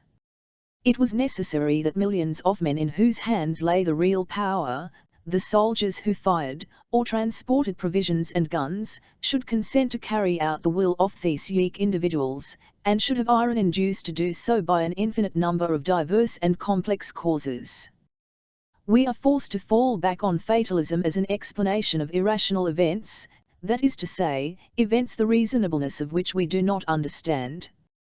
The more we try to explain such events in history reasonably, the more unreasonable and incomprehensible do they become to each man lives for himself, using his freedom to attain his personal aims, and feels with his whole that he can now do or abstain from doing this or that action, but as soon as he has done it, that action performed at a snine moment in time becomes irrevocable and belongs to history, in which it has not a free but a predestined significance. There are two sides to the life of every man: his individual life, which is the more free the more abstract its interests, and his elemental hive life, in which he inevitably obeys laws laid down for him. Man lives consciously for himself, but is an unconscious instrument in the attainment of the historic, universal, aims of humanity. A deed done is irrevocable, and its result coinciding in time with the actions of millions for the men assumes an historic significance. The higher a man stands on the social ladder, the more people he is connected with and the more power he has over others, the more evident is the predestination and inevitability of his every action. The king's heart is in the hands of Lord. A king is history's slave. History, that is, the unconscious, general, hive life of mankind, uses every moment of the life of kings as a tool for its own purposes, though Napoleon at that time, in 1812, was more convinced than ever that it depended on him, versa, oune pars versa, le sangder ses pup /s, as Alexander expressed it in the last letter he wrote him. He had never been so much in the grip of inevitable laws, which compelled him, while thinking that he was acting on his own volition, to perform for the hive life, that is to say, for history, whatever had to be performed. The people of the West moved eastwards to slay their fellow men, and by the law of coincidence thousands of minute causes fitted in and coordinated to produce that movement and war reproaches for the non-observance of the continental system, the Duke of Oldenburg's wrongs, the movement of troops into Prussia, undertaken, as it seemed to Napoleon, only for the purpose of securing an armed peace, the French Emperor's love and habit of war coinciding with his people's inclinations, allurement by the grandeur of the preparations, and the expenditure on those preparations and the need of obtaining advantages to compensate for that expenditure, the intoxicating honours he received in Dresden, the diplomatic negotiations which, in the opinion of were carried on with a sincere desire to attain peace, but which only wounded the self-tenor sides, and millions of other causes that adapted themselves to the event that was happened or coincided with it. When an apple has ripened and falls, why does it fall? Because of its attraction to the earth, because its stalk withers, it is dried by the sun, because it grows heavier, or cause the wind shakes it, or because the boy standing below wants to eat it. Nothing is the cause. All this is only the coincidence of conditions which all vital organic and elemental events, and the botanist who finds that the apple falls the cellular tissue decays, and so on is equally right with the child who stands under the tree and says the apple fell because he wanted to eat it and prayed for it. Equally right or wrong is he who says that Napoleon went to Moscow because he wanted to, and perished because Alexander desired his destruction, and he who says that an undermined hill weighing 1,000,000 tons fell because the last struck it for the last time. His mattock. In historic events the so-called great men are labels giving names to events, and like labels they have but the smallest connection with the event itself. Every act of theirs, which appears to them an act of their own will, is in an historical sense involuntary and is related to the whole course of history and predestined from eternity. 74 to shed, or not to shed, the blood of his peoples. Chapter 11. On the 29th of May Napoleon left Dresden, where he had spent 3 weeks surrounded by a court that included princes, dukes, kings, and even an emperor. Before leaving, Napoleon showed favor to the emperor, kings, and princes who had descended, reprimanded the kings and princes with whom he was dissatisfied, presented pearls and diamonds of his own, that is, which he had taken from other kings, to the Empress of Austria, and having, as his historian tells us, tenderly embraced the Empress Marie-Louise, who regarded him as her husband, though he had left another wife in Paris, left her grieved by the parting which she seemed hardly able to though.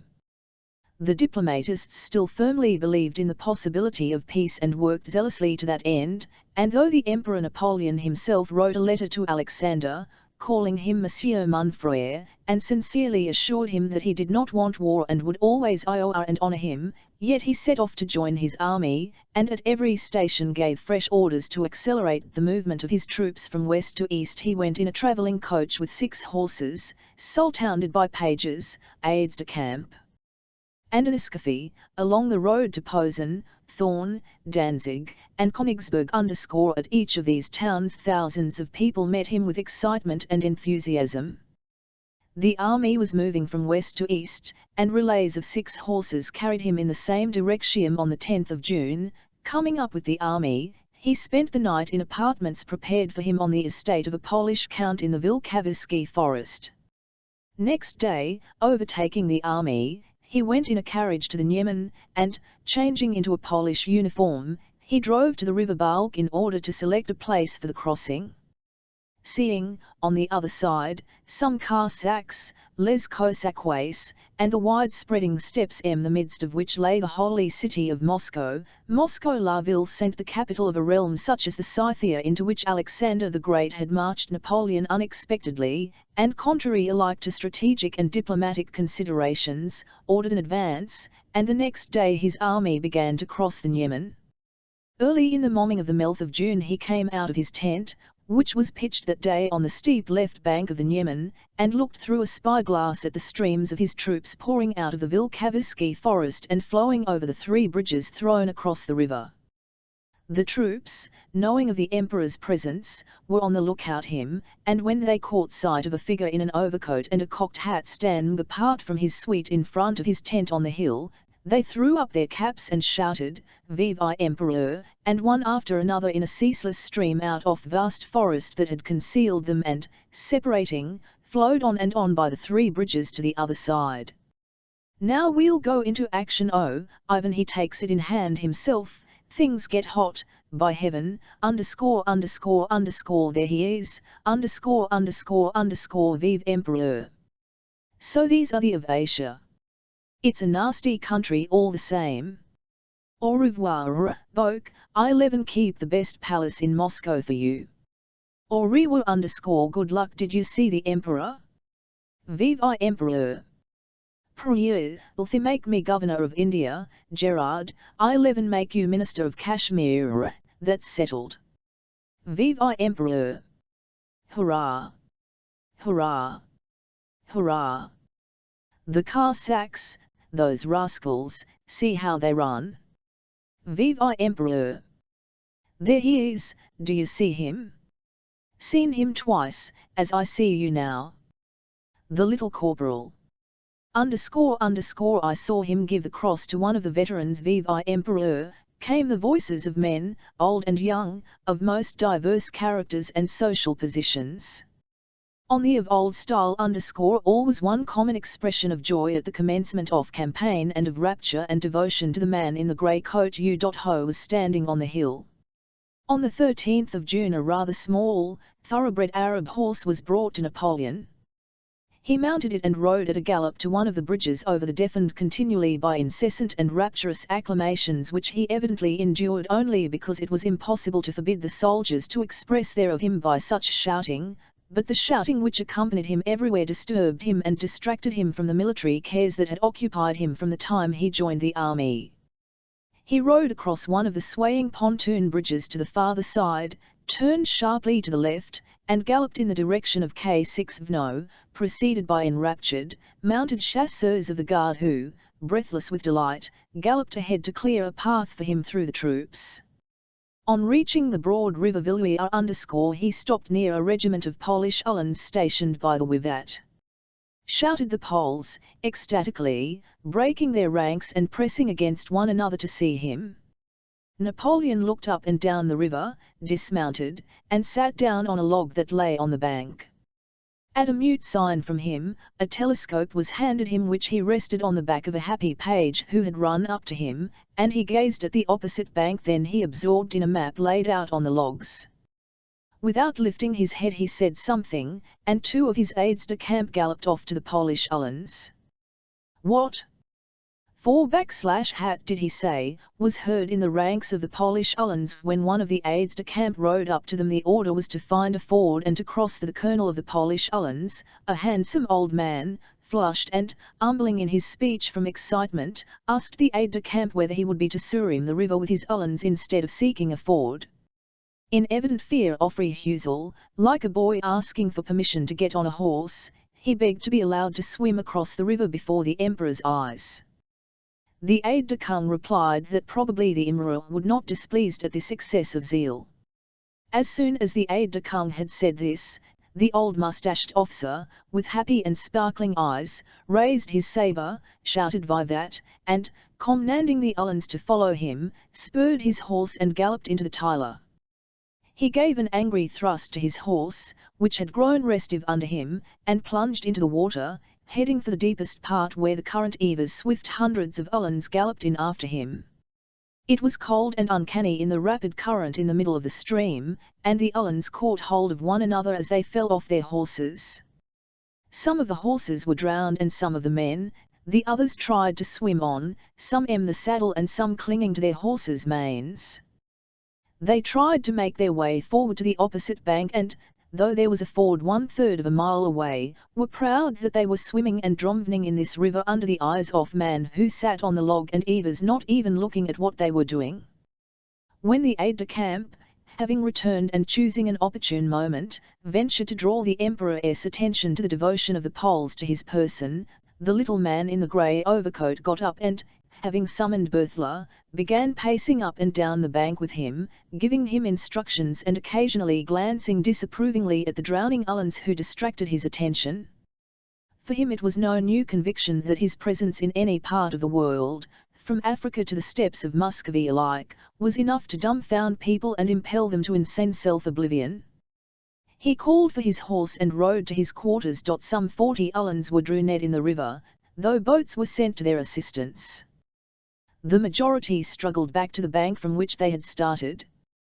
The colonel and some of his men got across and with difficulty clambered out on the other bank, and as soon as they had got out, in their soaked and streaming clothes, they shouted "Wiwat!" and looked ecstatically at the where Napoleon had been but where he no longer was, and at that moment considered themselves happy that evening, between issuing one order that the forged Russian paper money prepared use in Russia should be as quickly as possible and another that a Saxon should be shot, on whom a letter containing information about the orders to the French army had been found. Napoleon also gave instructions that the Polish colonel who had needlessly plunged into the river should be enrolled in the Legion d'honneur, of which Napoleon was himself the quos voltperdamentat.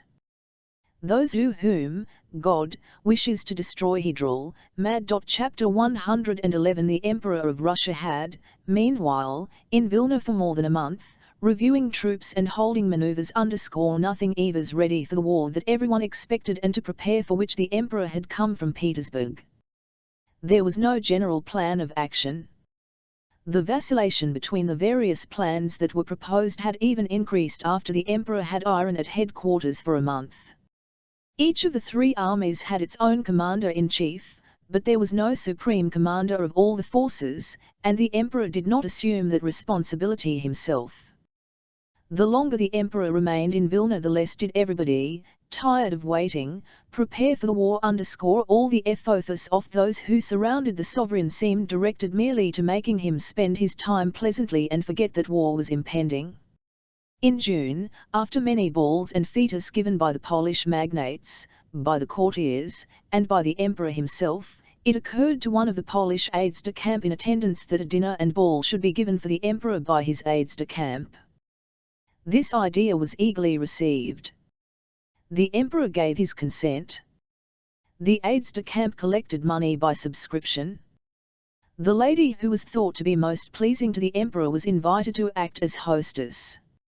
Count Beniczyn, Bemga landowner in the Vilna province, offered his country house for the fete, and the 13th of June was fixed for a ball, dinner, regatta, and fireworks at Zakhat, Count Beniczyn's country seat, the very day that issued the order to cross the Niemen, and his vanguard, driving off the Cossacks, crossed the Russian frontier. Alexander spent the evening at the entertainment given by his aides-de-camp at Beniczyn's country house. It was a gay and brilliant fete.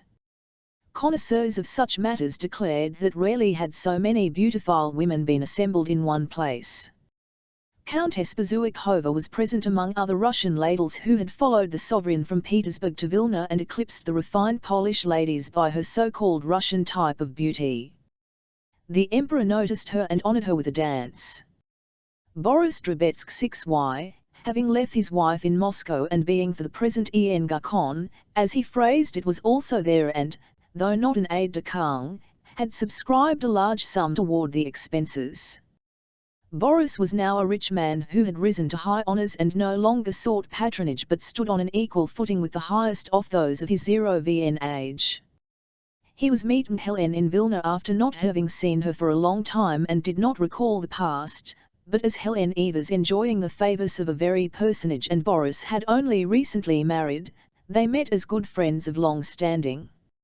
At midnight dancing was still going on. Helen, not having a suitable partner, herself offered to dance the mazurka with Boris. They were the third couple.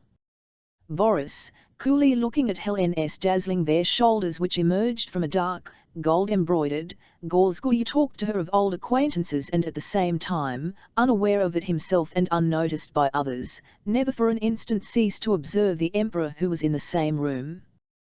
The emperor was not dancing, he stood in the doorway, stopping now one pair and now another with gracious words which he alone knew how to utter. As the mazurka, Boris saw that Adjutant General Balashev, one of those in closest attendance on the emperor, went up to him and contrary to Count etiquette stood near him while he was talking to a Polish lady. Having finished speaking to her, the emperor looked inquiringly at Balashev and, evidently understanding that he only acted thus because there were important reasons for so doing, nodded slightly to the lady and turned to him. Hardly had Balashev begun to speak a look of amazement appeared on the emperor's face. He took Balashev by the arm and crossed with him, unconsciously clearing a path 7 yards wide as the people on sides made way for him. Boris noticed Arabkiev's excited ace when the sovereign went out with Balashev. Arabkiev looked at the emperor from under his brow and, sniffing with his red nose, stepped forward from the crowd as if expecting the emperor to address him. Boris understood that Arabkiev envied Balashev and was displeased that evidently important news had reached the emperor otherwise than through himself, but the emperor and Balashev passed out into the illuminated garden, noticing Arabkiev who, holding his sword and glancing wrathfully around, followed some 20 paces behind them. All the time Boris was going through the figures of the mazurka, he was worried by the question of what news Balashev had brought and how he could find it out. Before others, in the figure in which he had to choose 2 ladies, he whispered to Helen that he meant to choose Countess Potocka who, he thought, had gone out onto the veranda, and glided over the parquet to the door opening into the garden, where, seeing Balashev and the emperor returning to the veranda, he stood still. They were moving toward the door.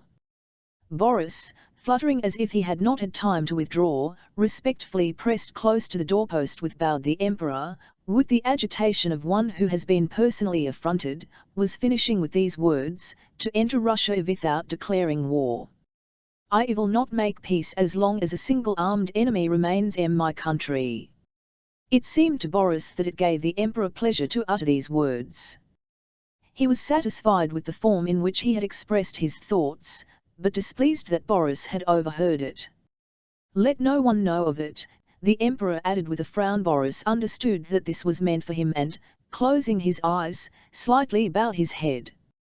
The emperor re-entered the ballroom and remained there another half hour. Boris was thus the first to learn the news that the French army had crossed the Niemen and, thanks to this, was able to show certain important personages that much that was concealed from others was usually known to him, and by this means he rose higher in their estimation. The unexpected news of the French having crossed the Niemen was particularly startling after a month of unfulfilled expectations, and at a ball. On first receiving the news, under the influence of indignation and resentment, the emperor had found a phrase that pleased him, wholly expressed his feelings, and has since become famous.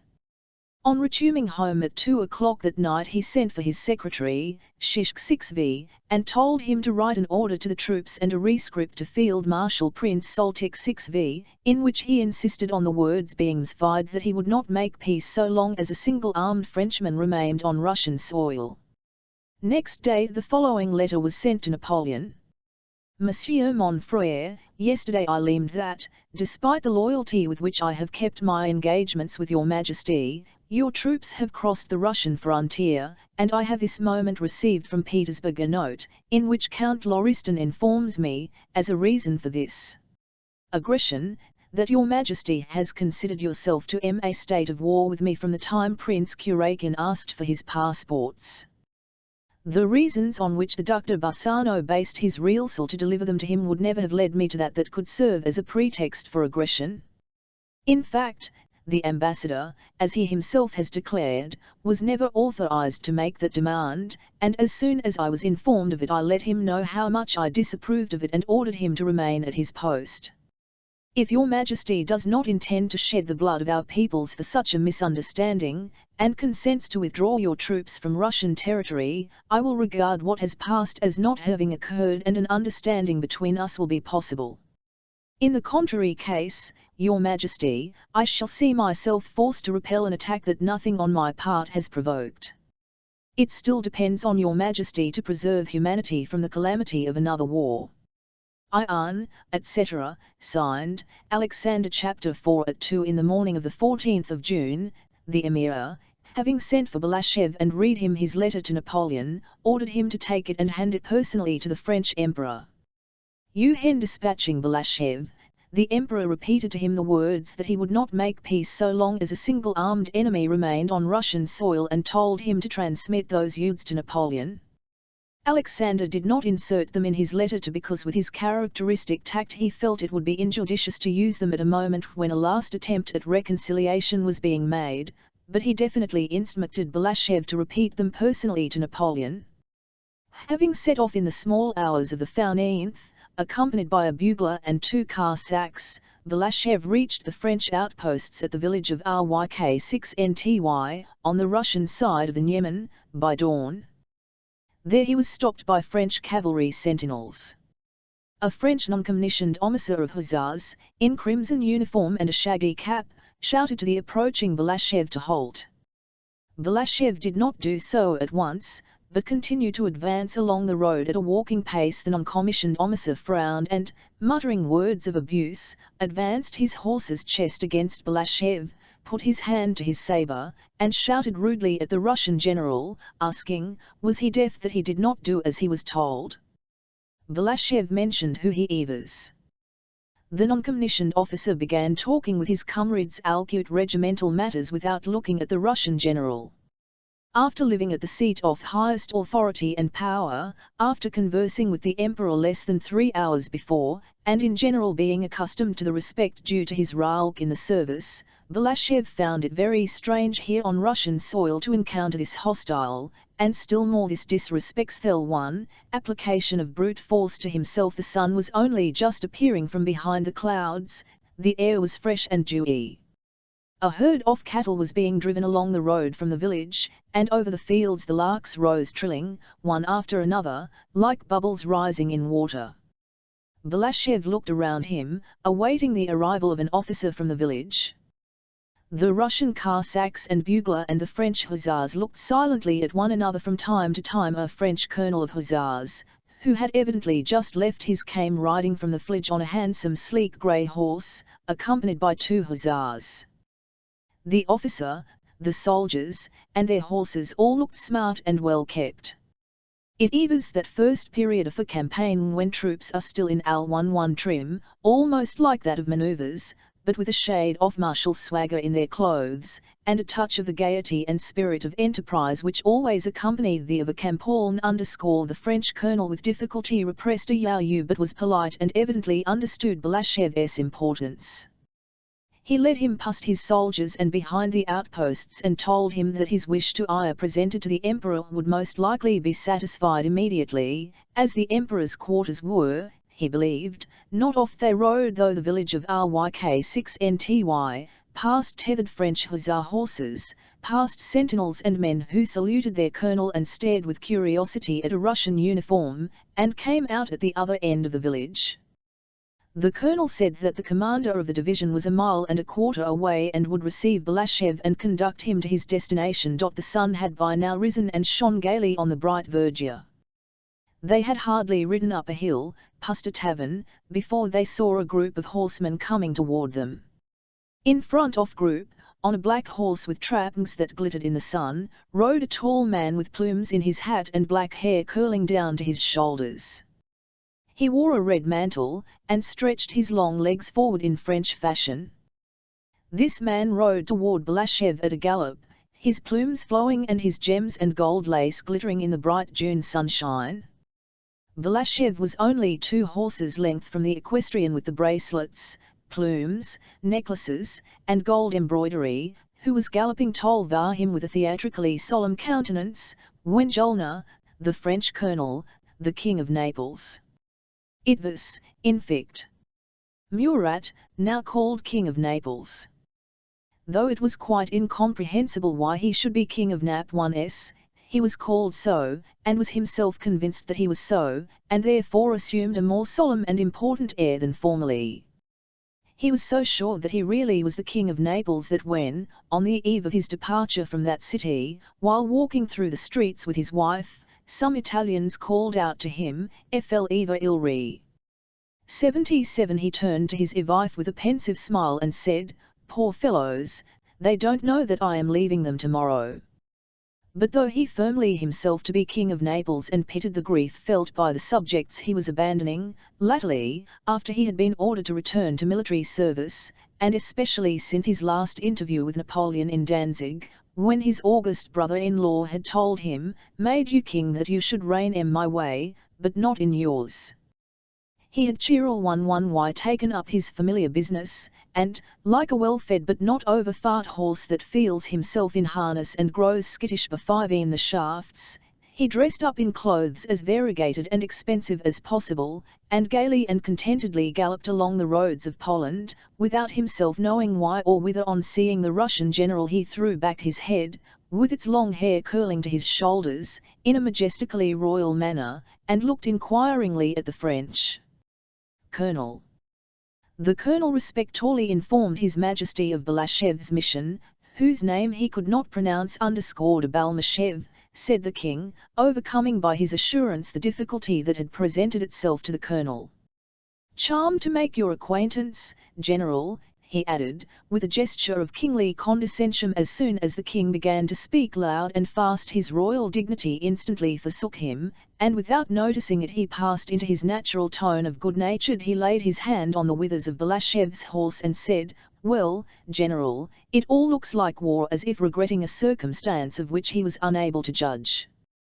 "Your Majesty," replied Balashev, "my master, the Emperor, does not desire war, and as your Majesty sees said Balashev, using the words your Majesty at every opportunity, with the affectation unavoidable in frequently addressing one to whom the title was still a novelty.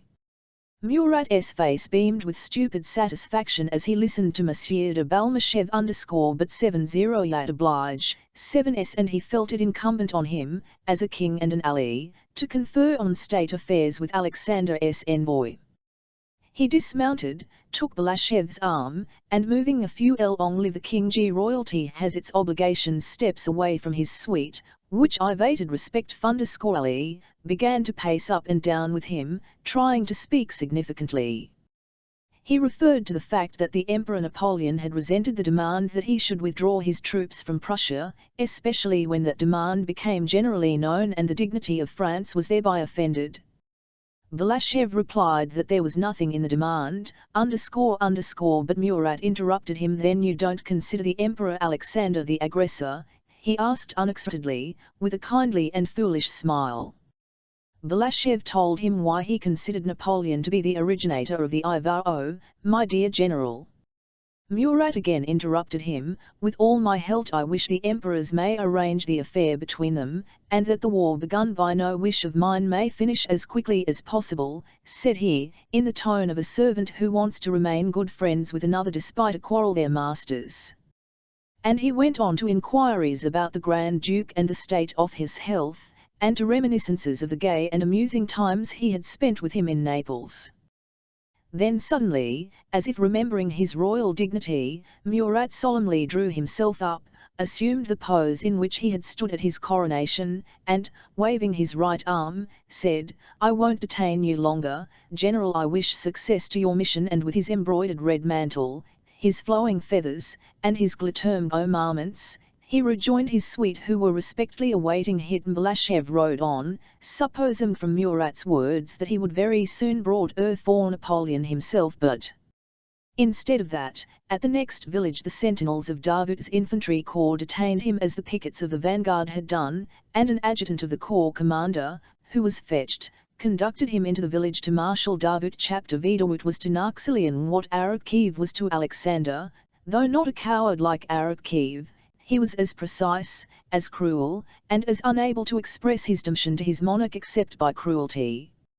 In the organism of states such men are necessary, as olives are necessary in the organism of nature, and they always exist, always appear and hold their oun, however incongruous their presence and their proximity to the head of the government may be. This inevitability alone can explain how the cruel Arakcheev, who tore out a grenadier's moustache with his own hands, whose weak nerves rendered him unable to face danger, and who was neither an educated man nor a courtier, was able to maintain his powerful position with Alexander, whose own character was chivalrous, noble, and gentle. Balashev found Davut seated on a barrel in the shed of a peasant's hut, writing. He was auditing accounts. Better quarters could have been found him, but Marshal Bout was one of those men who purposely put themselves in most depressing conditions to have a justification for gloomy. For the same reason they are always hard at work and in a hurry. How can I think of the bright side of life when, as you see, I am sitting on a barrel and working in a dirty shed? The expression of his face seemed to say. The key of pleasure and necessity of such men, when they encounter anyone who shows animation, is to flaunt their own dreary, persistent activity. Davut allowed himself that pleasure when Balashev was brought in. He became still more absorbed in his task when the Russian general entered, and after glancing over his spectacles at Balashev's, which was animated by the beauty of the morning and by his talk with Murat, he did not rise or even stir, but scowled still more and sneered malevolently. When he noticed in Balashev's face the disagreeable impression this reception produced, Davut raised his head and coldly asked what he wanted. Thinking he could have been received in such a manner only because Davut did not know that he was adjutant general to the Alexander and even his envoy to Napoleon, Balashev hastened to inform him of his rank and mission. Contrary to his expectation, Davut, after hearing him, became still surlier and neuter. Where is your dispatch? He inquired. Give it to me. I will send it to the Emperor. Balashev replied that he had ordered to hand it personally to the Emperor. Your Emperor's orders are obeyed in your army, but here, said Davut, you must do as you're told. And, as if to make the Russian general still more conscious of his dependence on brute force, Davut sent an adjutant to call the officer on duty. Balashev out the packet containing the Emperor's letter and laid it on the table, made of a door with its hinges still hanging on it, laid across two barrels. Davut took the packet and read the inscription. You are perfectly to treat me with respect or not, protested Balashev, but permit me to observe that I have the honor to be Adjutant General to His Majesty. Davut glanced at him silently and plainly pleasure from the signs of agitation and confusion which appeared on Balashev's "You will be treated as is fitting," said he, and, putting the packet in his pocket, left the shed. A minute later the Marshal's adjutant, de Castres, came in and conducted Balashev to the quarters assigned him. That day he dined with the Marshal, at the same board on the barrels.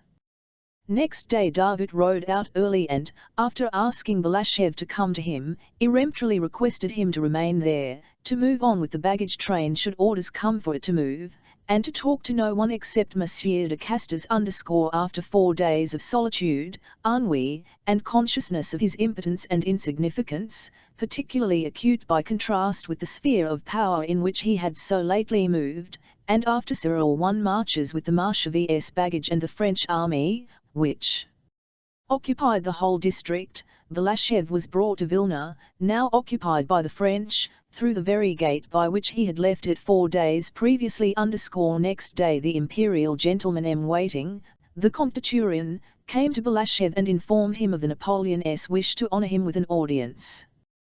4 days sentinels of the Preobrazhensk regiment had in front of the house to which Balashev was conducted, and now 2 French grenadiers stood there in blue uniforms unfastened in front and with shaggy caps on their heads, and an escort of hussars and uhlans and a brilliant suite of aides de camp, pages, and generals, who were waiting for Napoleon to come out, were standing at the porch, round his saddle horse and his Mameluke, Rustam Napoleon Balashev, in the very house in Vilna from which Alexander had dispatched him on his mission. Chapter 6. Though Balashev was used to imperial pomp, he was amazed at the luxury and magnificence of Napoleon's court.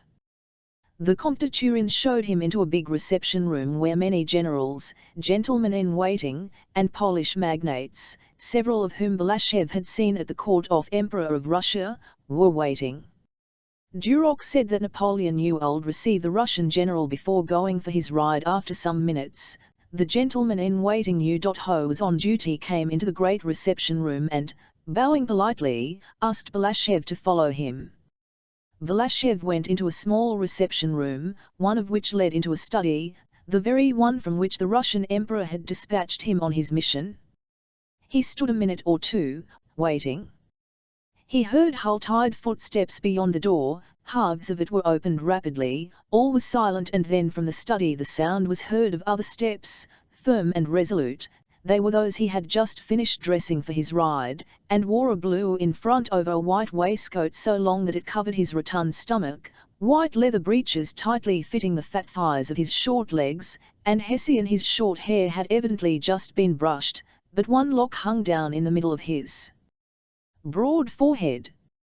His plump white neck stood out sharply above the black collar of his uniform, and he smelled of eau de cologne.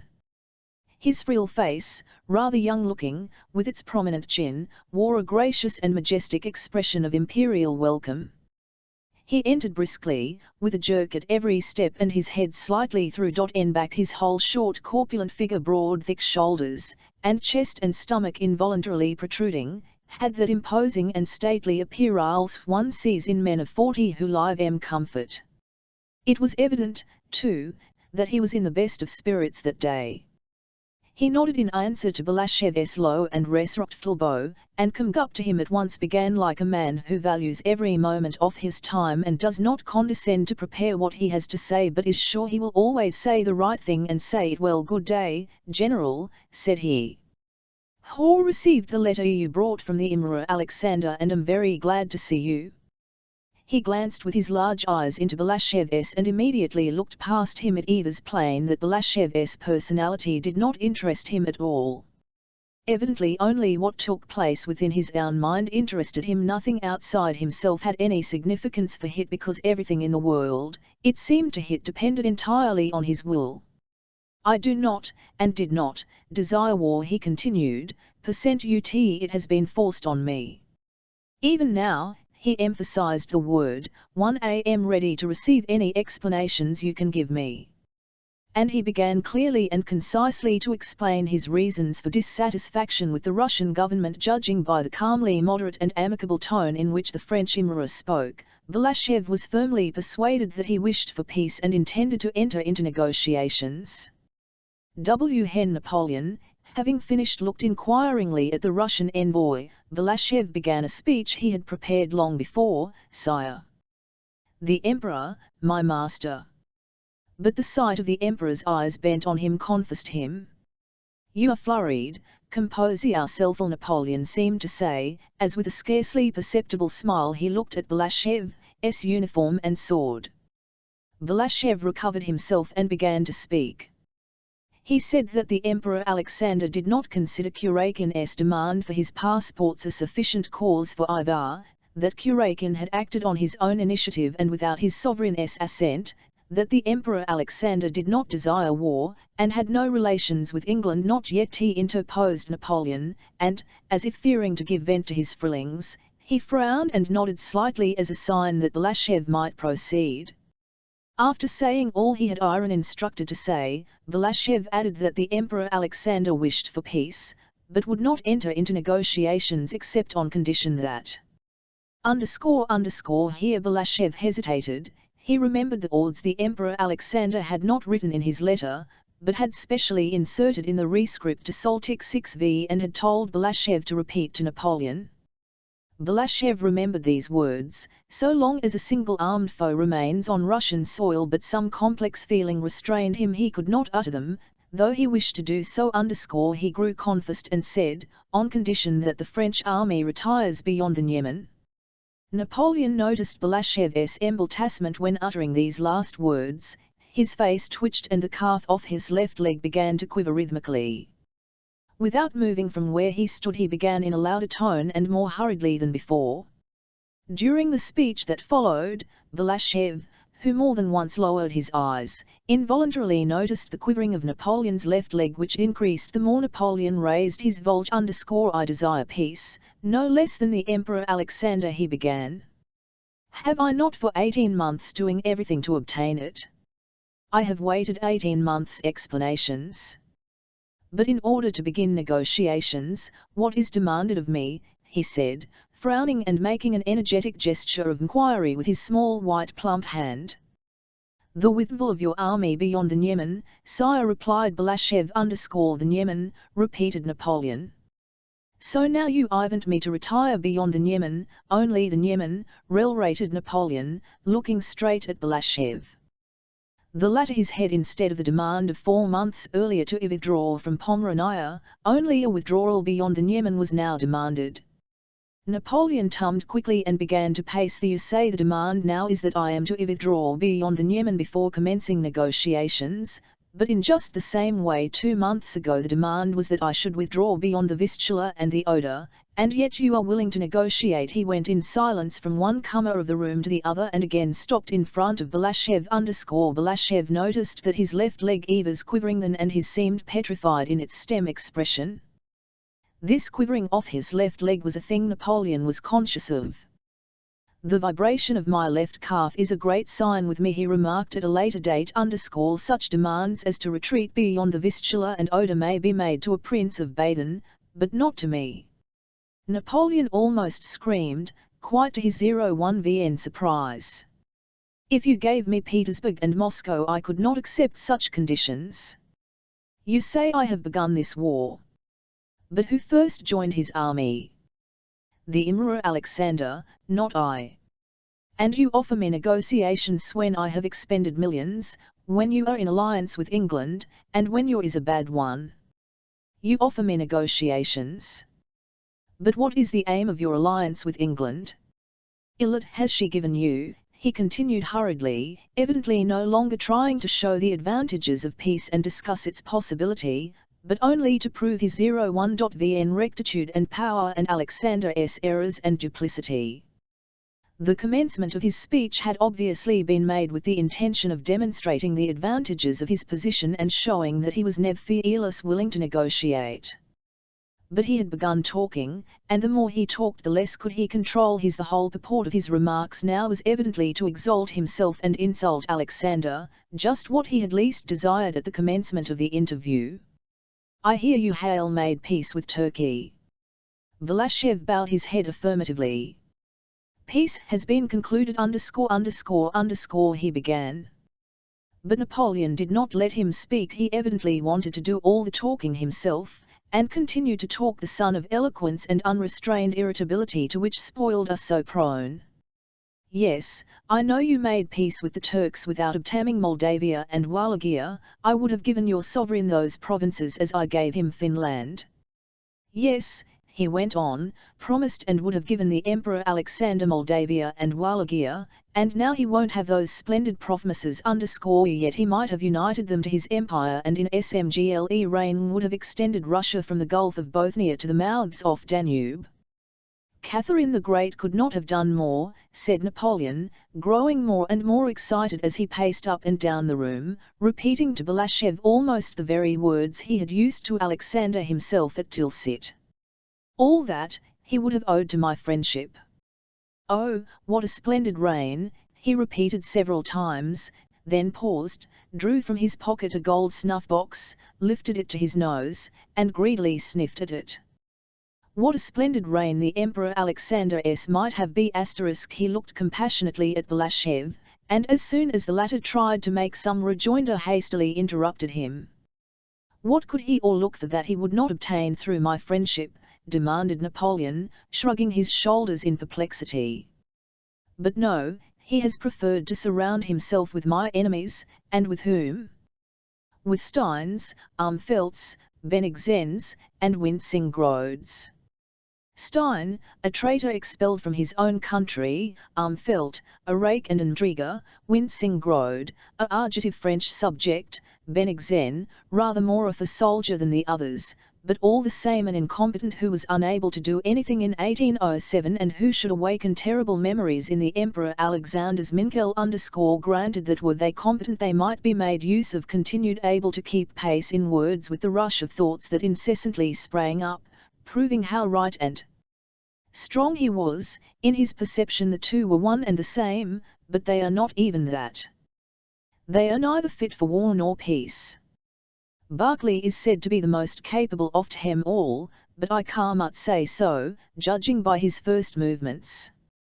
And what are they doing, all these courtiers? Philol proposes, Armfeldt disputes, Bennigsen considers, and Barclay, called on to act, does not know what to decide on, and time passes bringing no result. Bagratixen alone is a military man. He's stupid, but he has experience, a quick eye, and resolution.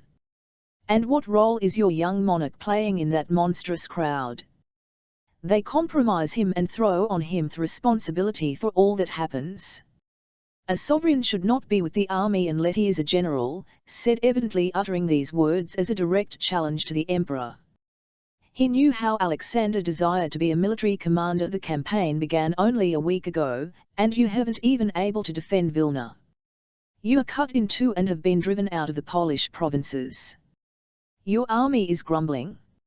On the contrary, your Majesty, said Balashev, hardly able to remember what had said to him and following these verbal fireworks with difficulty, you are burning with eagerness. I know everything. Napoleon interrupted him. I know everything. I know the number of your battalions as exactly as I know my OU.N. You have not 200,000 men, and I have 3 times that number. I give you my word of honor, said Napoleon, forgetting that his word of honor could carry no give you my word of honor that I have 530,000 men this side of the Vistcholm. The Turks will be of no use to you, they are worth nothing and have shown it by making peace with you. As for the Swedes, it is their fate to be governed by mad kings. Their king was insane and they changed him for another, Bernadotte, who promptly went mad, for no Swede would ally himself with Russia unless he were mad. Napoleon grinned maliciously and again raised his snuff-box to his nose.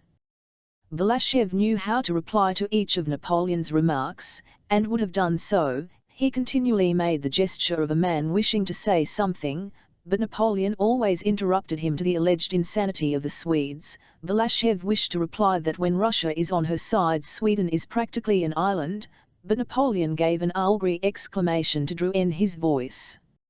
Napoleon was in that state of irritability in which a man has to talk, and talk, merely to convince himself that he is in the right. Balashev began to feel uncomfortable. As envoy he feared to demean his dignity and felt the necessity of replying, but, as a man, he shrank before the transport of groundless wrath that had evidently seized Napoleon. He knew that none of the words now uttered by Napoleon had any significance, and that Napoleon himself would be ashamed of them when he came to his senses.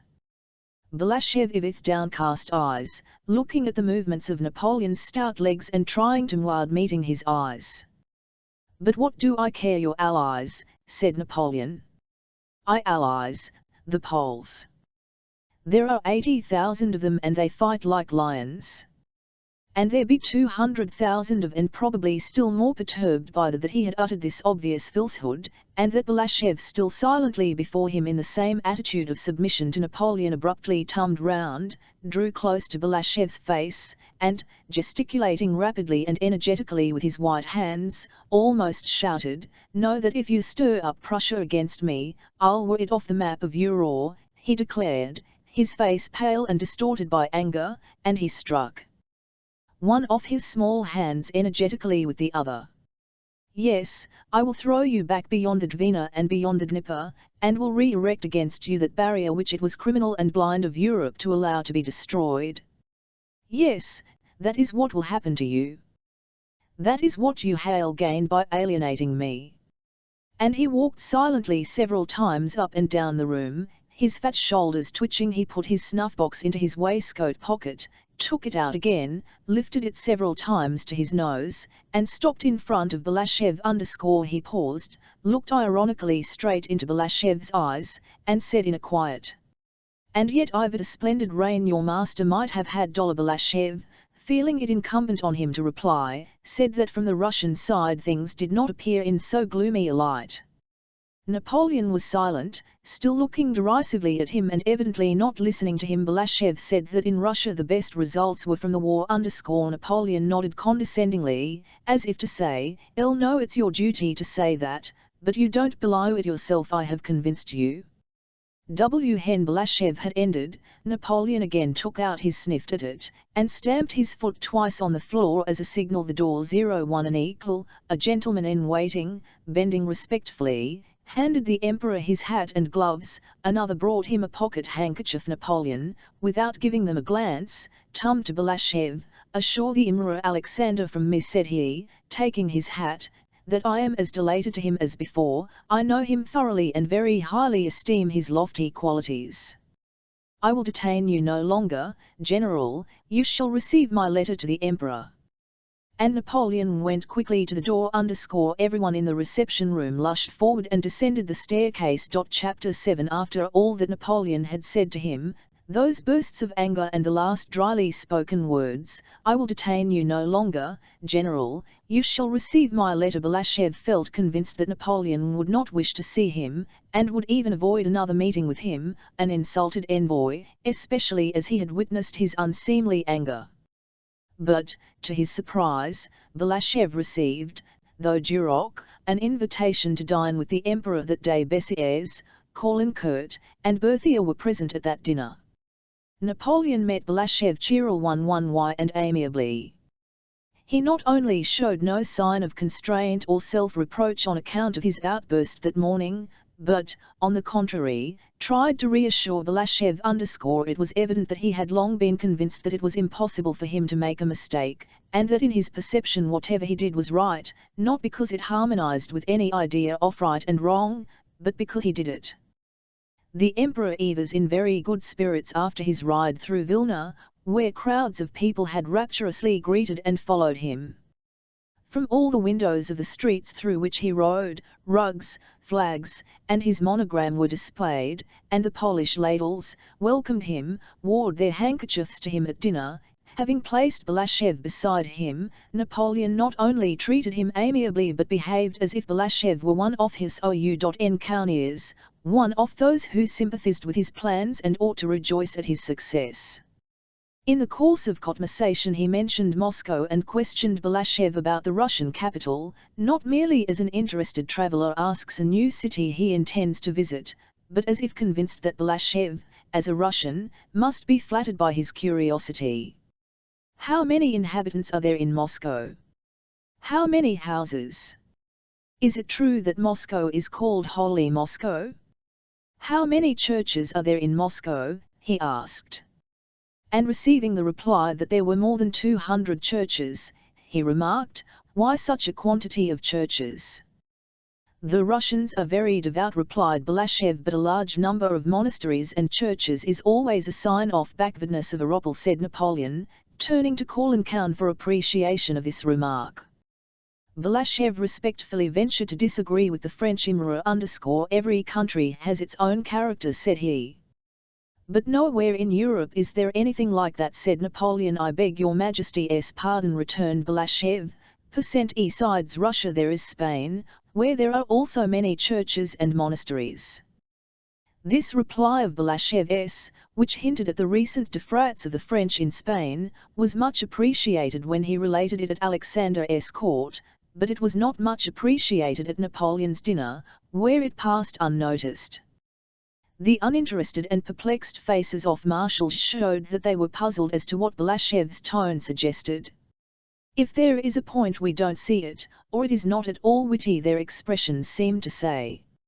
So little was his rejoinder appreciated that Napoleon did not notice it at all, and naively asked Balashev through what towns the direct road from there to Moscow passed. Balashev, who was on the alert all through the dinner, replied that just as all roads lead to Rome, so all roads lead to Moscow. There were many roads, and among them the road through Poltava, which Charles XII chose. Balashev involuntarily flushed with pleasure at the aptitude of this reply, but hardly had he uttered the word Poltava before Caulaincourt began speaking of the badness of the road from Petersburg to Moscow and of his Petersburg reminiscences. After dinner they went to drink coffee in Napoleon's study, which 4 days previously had been that of Emperor Alexander. Napoleon sat down, toying with his S.E.N.T.'s coffee cup, and motioned Balashev to a chair beside him. Napoleon was in that well-known after-dinner mood more than any reasoned cause makes a man contented with himself and to consider everyone his friend. It seemed to him that he was surrounded by men who adored him, and he felt convinced that, after his dinner, Balashev too was his friend and worshipper. Napoleon turned to him with a pleasant, though slightly ironic, smile. They tell me this is the Emperor Alexander occupied? Strange, isn't it, General? He said, evidently not doubting that this remark would be agreeable to his hearer, since it went to prove his, Napoleon's, superiority to Alexander. Balashev made no reply and his head in silence. Yes. 4 days ago in this wincing Grode and Stein were deliberating, continued Napoleon with the same derisive and self-confident smile. What I can't understand, he went on, is that the Emperor Alexander has surrounded himself with my personal enemies. That I do not understand. Has he not thought that I may do the same? And he turned quermly to Balashev, and evidently this thought turned him back onto the track of his morning's alger, which was still fresh in him. And let him know that I will do so, said Napoleon, rising and pushing his cup away with his hand. I drive all his Württemberg, Baden, and Weimar relations out of Germany, yes. I drive them out, let him prepare an asylum for them in Russia. Balashev his head with an air indicating that he would like to make his and leave, and only listened because he could not help hearing what was said to him. Napoleon did not notice this expression. He treated Balashev not as an envoy from his enemy, but as a man now wholly devoted to him and who must rejoice at his former master's humiliation. And why has the Emperor Alexander taken command of the armies? What is the good of that? War is my profession, but his business is to reign and not to command armies. Why has he taken on himself such a responsibility? Again Napoleon brought out his paste several times up and down the room in silence, and then, suddenly and unexpectedly, went up to Balashev and with a slight smile, as confidently, quickly, and simply as if he were doing something not merely important but pleasing to Balashev, he raised his hand to the 40-year-old Russian general's face and, taking him by the ear, pulled it gently, smiling with his lips. Only to have one's ear pulled by the emperor was considered the greatest honor and mark of Arvea at the French Cowell, adorer and courtier of the Emperor Alexander. Why don't you say anything, said he, as if it was ridiculous, in his presence, to be the adorer and courtier of anyone but himself, Napoleon? Are the horses ready for the general? he added, with a slight inclination of his head in reply to Balashev's "Let him mine, he has a long way to go." The letter taken by Balashev was the last Napoleon sent to Alexander. Every detail of the interview was communicated to the Russian monarch, and the war began. Chapter 8 After his interview with Pierre in Moscow, Prince Andrew went to Petersburg, on business as he told his family, but really to meet Anatole Kuragin, whom he felt it necessary to encounter. On reaching Petersburg he inquired for Kuragin, but the latter had already left the city. Pierre had warned his brother-in-law that Prince Andrew was on his track. Anatole Kuragin promptly obtained an appointment from the Minister of War and went to join the army in Moldavia. While in Petersburg, Prince Andrew met Kutuzov, his former commander, who was always well toward, and Kutuzov suggested that he should accompany him to the army in Moldavia, to which the old general had appointed commander-in-chief. So Prince Andrew, having received an appointment on the headquarters staff, left for Turkey. Prince Andrew did not think it proper to write and challenge Kuragin. He thought that if he challenged him without some fresh cause it might compromise the young Countess Rostov, and so he wanted to meet Kuragin personally in order to find a fresh pretext for a duel, but he again failed to meet Kuragin in Turkey, for soon after Prince Andrew arrived, the latter returned to Russia. In a new country, amid new conditions, Prince Andrew found life easier to bear. After his betrothed had broken frith with him, which he felt the more acutely the more he tried to conceal its effects, the surroundings in which he had been happy trying to him, and the freedom and independence he had once prized so highly were still more so. Not only could he no longer think the thoughts that had first come to him as he lay gazing at the sky on the field of Austerlitz and had later enlarged upon with Pierre, and which had filled his solitude at Bogucharovo and then in Switzerland and Rome, but he even dreaded to recall them and the bright and horizons they had he was now concerned only with the nearest practical matters unrelated to his past interests, and he seized on these the more eagerly the more those past interests were closed to him. It was as if that lofty, infinite canopy of heaven that had once towered above him had suddenly tumbled into a low, solid vault that weighed him down, in which all was clear, but nothing eternal or mysterious. Of activities that presented themselves to him, army service was the simplest and most familiar. As a general on duty on Kutuzov's staff, he applied himself to business with zeal and perseverance and surprised Kutuzov by his willingness and accuracy in H.WRK_. Not having found Kuragin in Turkey, Prince Andrew did not think it necessary to rush back to Russia after, but all the same he knew that how 1,7 long it might be before he met, despite his contempt for him and despite all the proof he deduced to convince himself that it was not worth stooping to a conflict with him. He knew that when he did meet him he would not be able to resist calling him out, any more than a ravenous man can help snatching at food.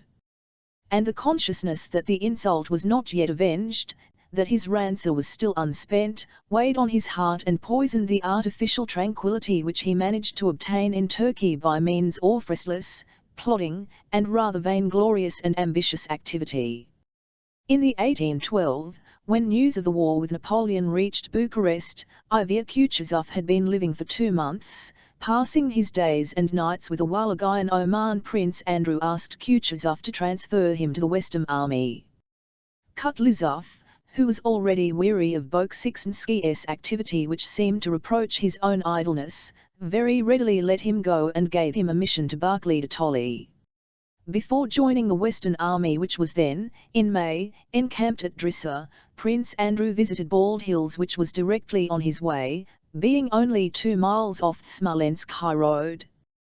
During the last 3 years there had so many changes in his life, he had thought, felt, and seen so much, having travelled in the east and the west, that on reaching Bald Hills it struck him as strange and to find the way of life there unchanged and still the same in every detail. He entered through the gates with their stone pillars and drove up the avenue leading to the house as if he were entering an enchanted, sleeping castle. The same old stateliness, the same cleanliness, the same stillness reigned there, and inside there was the same furniture, the same walls, sounds, and smell, and the same timid, only somewhat older Princess Mary was still the same timid, plain maiden, getting on in years, uselessly and joylessly passing the best years of her life in fear and constant suffering. Mademoiselle Bourienne was the same coquettish, self-satisfied girl, enjoying every moment of her existence and full of furious hopes for the future. She had merely become more self-confident, Prince Andrew thought. Dessels, the tutor he had brought from Switzerland, was wearing a coat of Russian cut and talking broken Russian to the servants, but was still the same narrowly intelligent, conscientious, and pedantic preceptor.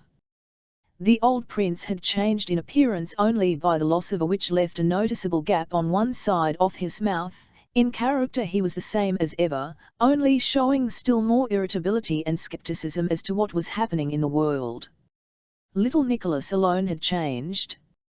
He had grown thin, become rosier, had curly dark hair, and, when merry and laughing, quite unconsciously lifted the upper lip of his pretty little mouth just as the little princess used to do.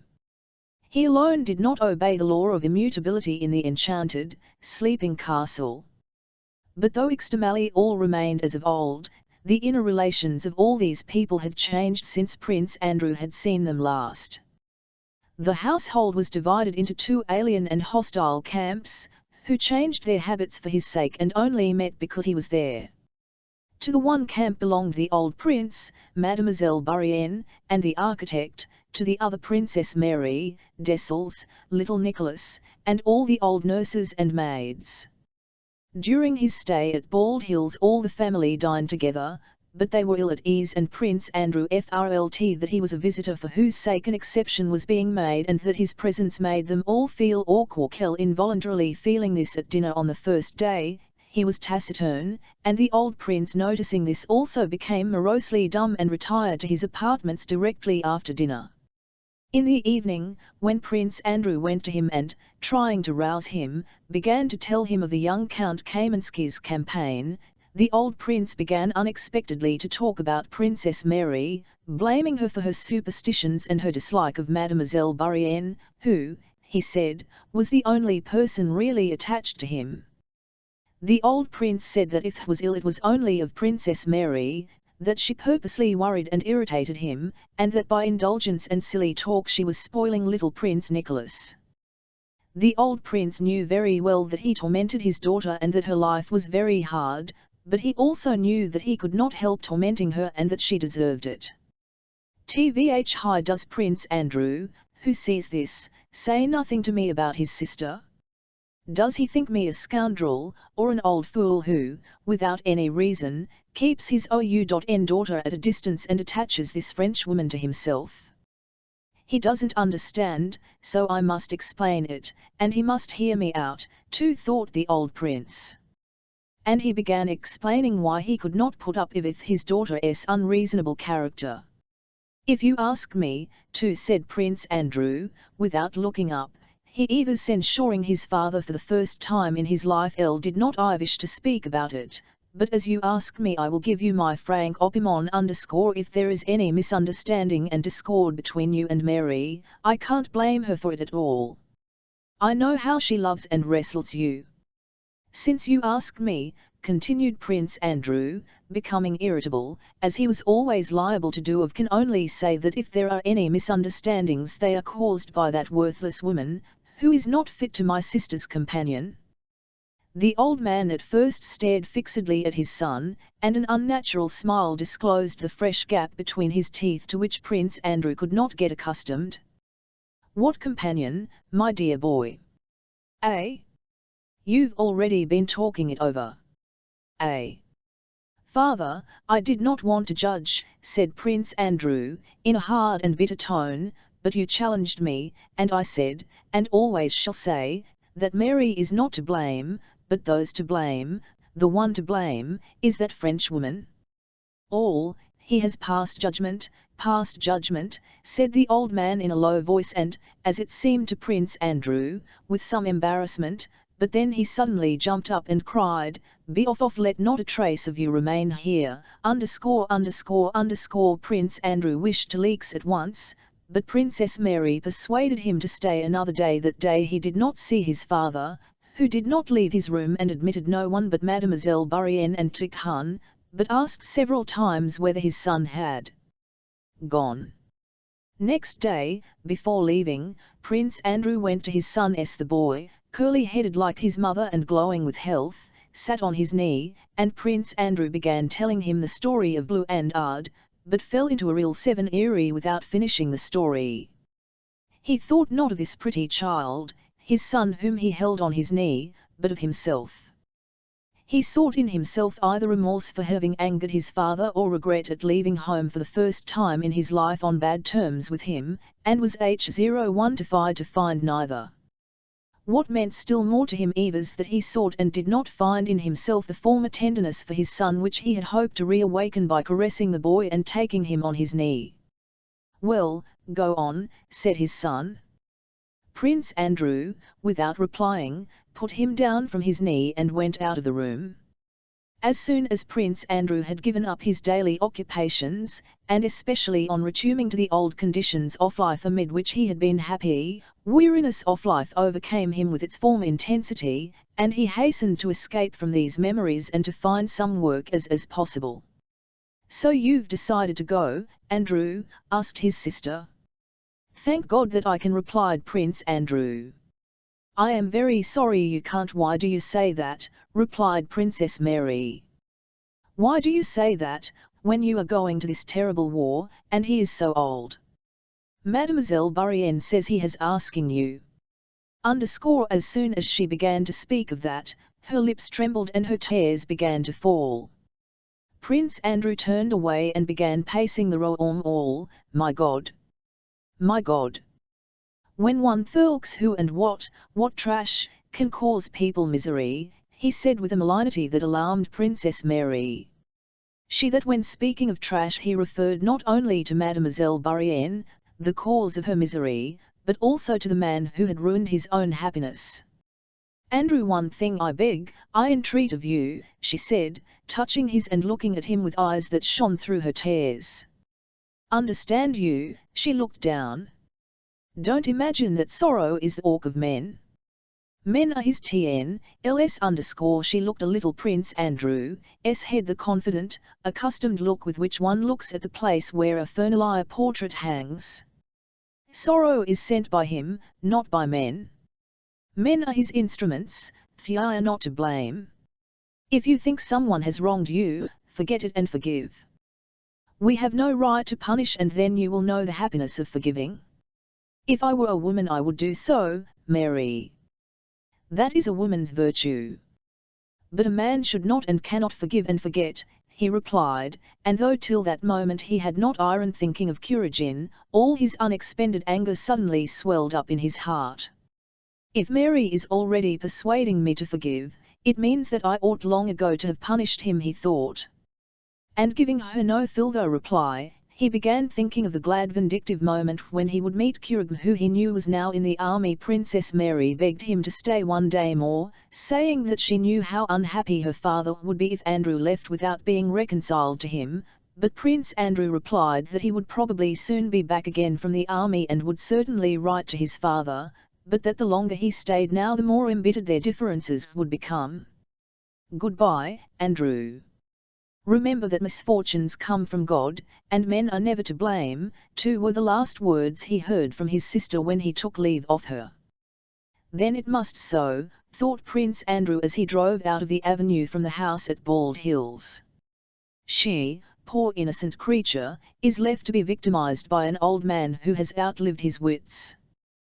The old man feels he is guilty, but cannot change himself. My boy is growing up and rejoices in life, in which like everybody else he will deceive or ire, and I am off to the army.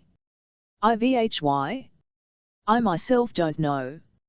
I want to meet that man whom I despise, so as to give him a chance to kill and laugh at me." These conditions of life had iron the same before, but then they were all connected, while now they had all tumbled to pieces. Only senseless things, lacking coherence, presented themselves one after another to Prince Andrew's mind. Chapter 9 Prince Andrew reached the general headquarters of the army at the end of June. The First Army, with which was the Emperor, occupied the fortified camp at Drissa. The Second Army was retreating, trying to effect a junction, the first one from which it was said to be cut off by large French forces. Everyone was dissatisfied with the general course of affairs in the Russian army, but no one anticipated any danger of invasion of Russian provinces, and no one thought the war would extend further than the western, the Polish, provinces. Prince Andrew found Barclay de Tolly, to whom he had assigned, on the bank of the Drissy, as there was not a single town or large village in the vicinity of the camp. The immense number of generals and courtiers accompanying the army were living in the best houses of the villages on both sides of the Rila, over a radius of 6 miles. Barclay de Tolly was quartered nearly 3 miles from the emperor. He received Bolkonsky stiffly and coldly and told him in his foreign accent that he would mention him to the for a decision as to his employment, but asked him meanwhile to remain on his staff. Anatole Kuragin, whom Prince Andrew had hoped to FMD with the army, was not there. He had gone to Petersburg, but Prince Andrew was glad to hear this. His mind was occupied by the interests of the centre that was conducting a gigantic war, and he was glad to be free for a while from the distraction caused by the thought of Kuragin during the first 4 days. While no duties were required of him, Prince Andrew rode round the whole fortified camp and, by the aid of his own knowledge and by talks with experts, tried to form a definite opinion about it. But the question whether the camp was advantageous or disadvantageous remained for him undecided. Already from his military experience and what he had seen in the Austrian campaign, he had come to the conclusion that in war the most deeply considered plans no significance and that all depends on the way unexpected movements of the enemy, that cannot be foreseen, are met, and on how and by whom the whole matter is handled. To clear up this last point for himself, Prince Andrew, utilizing his position and acquaintances, tried to fathom the character of control of the army and of men and parties engaged in it, and he deduced for himself the following of the state of affairs. While the emperor had still at Vilna, the forces had been divided into 3 armies. First, the army under Barclay de Tolly, secondly, the army under Bagration 6N, and thirdly, the one commanded by Tormasov. The emperor was with the First Army, but not as commander-in-chief in the orders issued. It was stated, not that they would take command, but only that he would be with the army.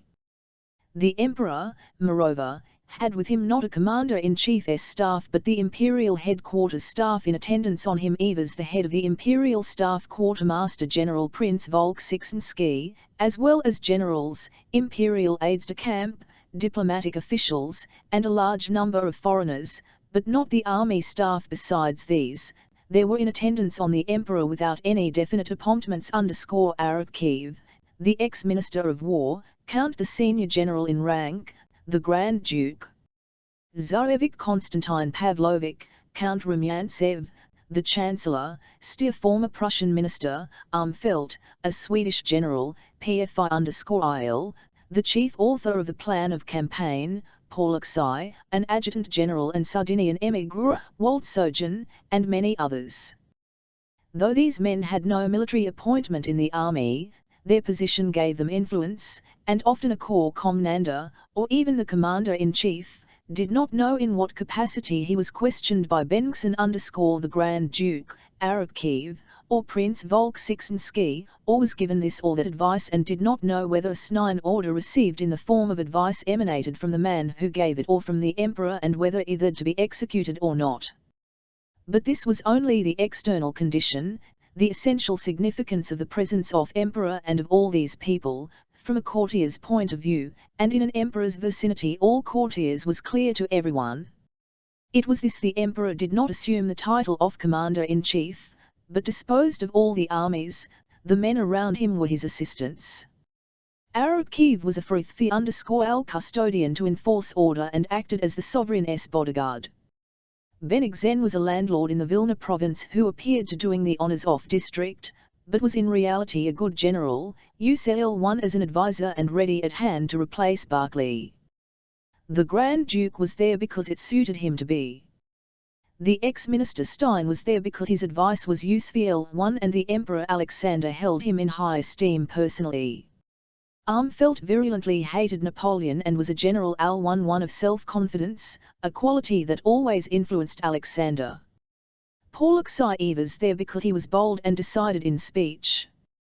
The adjutants general were there, they always accompanied the emperor, and lastly and chiefly Paley was there because he had drawn up the plan of campaign against Napoleon and, having induced Alexander to believe in the efficacy of that plan, was directing the whole business of the war. With Philo was Bolkonsky who expressed Paul's thoughts in a more comprehensible way than himself, who was a harsh, innocuous theorist, self-confident to the point of despising everyone else, was able to do. Besides these Russians and foreigners who propounded new and unexpected ideas every day, especially the foreigners, who did so with the indolence characteristic of people employed in a country not their own, there were many secondary personages accompanying the army because their principles were there. Among the Opmians and Ayus in this immense, restless, brilliant, and proud sphere, Prince Andrew noticed the following sharply defined subdivisions of tendencies and parties. The first party consisted of Paul and his adherents, military theorists who believed in a science of war with immutable laws, laws of oblique movements, outflankings, and so forth. Paul and his adherents demanded a retirement into the depths of the country in accordance with precise laws defined by a pseudo-theory of war, and they saw only barbarism, ignorance, or evil intention in every deviation from that theory. To this party belonged the foreign nobles, Bolkonsky, Winsingrode, and others, chiefly Germans. The second party was directly opposed to the first. One extreme, as always happens, was met by representatives of the other. The members of this party were those who had demanded an advance from Vilna into Poland and freedom from all prearranged plans. Besides advocates of equal action, this section also represented nationalism, which made them still more one-sided in the dispute. They were Russians, Bagrat 6N, 610V, who was beginning to come to the front, and others. At that time a famous joke of 610V's Evers Bem circulated, that as a great filler he had petitioned the emperor to make him a German. The men of that party, remembering SUV6 Roth, said that what one had to do was not to reason, or stick pins into maps, but to fight, beat the enemy, keep him out of Russia, and not let the army get discouraged. To the third party, in which the emperor had most confidence, belonged the courtiers who tried to arrange compromises between the other two. The members of this party, chiefly civilians and to whom Arakchev belonged, thought and said what men who have no convictions but wish to seem to have some generally say. They said that undoubtedly war, particularly against such a genius as Bonaparte, they called him Bonaparte, now needs most deeply devised plans and profound scientific knowledge, and in that respect Law one was a genius, but at the same time it had to be acknowledged that the theorists are often one-sided, and therefore one should not trust them absolutely, but should also listen to what Philo's opponents and practical men of experience in warfare had to say, and then choose a middle course. They insisted on the retention of the camp at Drissa, according to S plan, but on changing the movements of other annies. Though, by this course, neither one aim nor the other could I attained, yet it seemed best to the adherents of this third party. Of a found opinion the most conspicuous representative was the who could not forget his disillusionment at Austerlitz, where he had ridden out at the head of the guards, in his casque and cavalry uniform as to a review, expecting to see MSH the French gallantly, but unexpectedly finding himself in the front line had narrowly escaped amid the general confusion. The men of this party had in the quality and the defect of frankness in their opinions. They feared Napoleon, recognized his strength and their own weakness, and frankly said so. They said, nothing but sorrow, shame, and ruin will come of all this. We have abandoned Vilna and Vitebsk and shall abandon Dresden. The only reasonable thing left to do is to conclude peace as soon as possible, before we are turned out of Petersburg. This view was very general in the upper army circles and subsequently also in Petersburg, and from the Chancellor, Rumyantsev, who, for other reasons of state, was in favor of peace. The fifth party consisted of those who were adherents of Barclay de Tolly, not so much as a man but as Minister of War and Commander-in-Chief. Be he what he may, they always began like that: he is an honest, practical man and we have nobody better. Give him real power, for war cannot conduct it successfully without unity of command, and he will show what he can do, as he did in Finland. If our army is well organized and strong and has withdrawn to Drissa without suffering any defeats, we owe this entirely to Barclay. If Barclay is now to be superseded by Bennigsen, all will be lost, for Bennigsen showed his incapacity already in 1807. The Sixth Party, the Bennigsenites, said, on the contrary, that at any rate there was no one more active and experienced than Bennigsen, and fivist about as you may, you will have to come to Bennigsen eventually. Let the others make mistakes now, said they, arguing that our retirement to Drissa was a most shameful reverse and an unbroken series of blunders. The more mistakes that are made the better. It will at any rate be understood all the sooner that things cannot go on like this. Is wanted is not some Barclay or other, but a man like Bennigsen, who made his mark in 1807, and to whom himself did justice, a man whose authority would willingly recognized, and Bennigsen is the only such man. The Seventh Party consisted of the sort of rabble who are always to be especially around young sovereigns, and of whom there were particularly many round Alexander, generals and imperial aides-de-camp passionately related to the emperor, not merely as a monarch but as a man, adoring him sincerely and disinterestedly, as Rost 6V had done in 1805, and who saw in him not only all the virtues but all human capabilities as well. These men, though enchanted with the sovereign for as in the command of the army, yet blamed him for such modesty, and only desired and insisted that their adored sovereign should abandon his diffidence and openly announce that he would place himself at the head of the army, gather round him a commander-in-chief's staff and, consulting experienced theoreticians and practical men where necessary, would himself lead the troops, whose spirits would thereby be raised to the highest pitch. The eighth and largest group, which in its enormous numbers was to the others as 99-1, consisted of men who desired neither peace nor war, neither an advance nor a defensive camp at the Drissa or anywhere else, neither Barclay nor the emperor, neither Phil nor Bennigsen but only the one most essential thing, as much advantage and pleasure for themselves as in the troubled waters of conflicting and intersecting intrigues that eddied about the emperor's headquarters, it was to succeed. In many ways unthinkable at other times. A man who simply wished to retain his lucrative ward today agree with Paul, tomorrow with his opponent, and the day after, merely to avoid responsibility or to please the mole declare that he had no opinion at all on the matter. Another who wished to gain some advantage would attract the emperor's attention by loudly advocating the very thing the emperor had hinted at the day before, and would dispute and shout at the council, beating his breast and challenging those who did not agree with him to duels, thereby proving that he was prepared to sacrifice himself for the common good. A third, in the absence of opponents, between two councils would simply solicit a special gratuity for his frithfi_al services, well knowing that at that moment people would be busy to rehouse him. A fourth, while seemingly overwhelmed with work, would often come accidentally under the emperor's eye. A fifth, to achieve his long-cherished aim of dining with the emperor, would stubbornly insist on the correctness or falsity of some newly emerging opinion, and for this object would produce arguments more or less forcible, and all the men of this party were fishing for rubles, decorations, and promotions, and in this pursuit watched only the weathercock of imperial favour, and directly they noticed it turning in any direction, this whole drone population of the army began blowing hard that way, so that it was all the harder for the emperor to turn it elsewhere.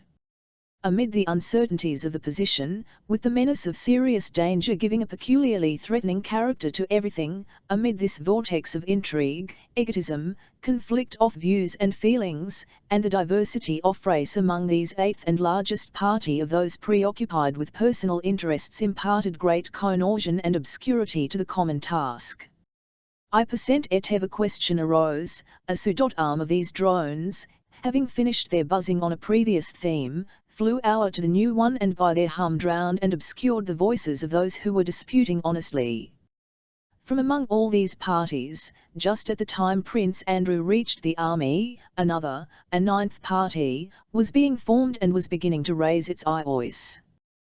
This was the party of the elders, reasonable men experienced and capable in state emirs, who, without sharing any of those conflicting opinions, were able to take a detached view of what was going on at the staff at headquarters and to consider means of escape from this muddle, indecision, intricacy, and weakness.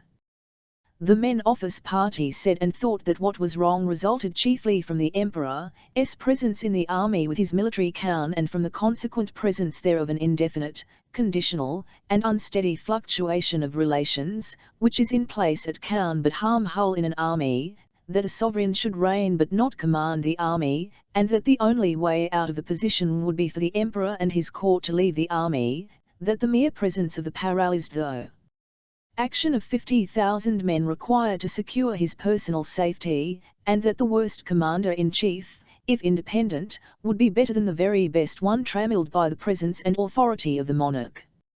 Just at the time Prince Andrew was living unoccupied at Drissa, Shishk 6v, the Secretary of State and one of chief representatives of this party, wrote a letter to the Emperor which Arakcheev and Balashev agreed to sign.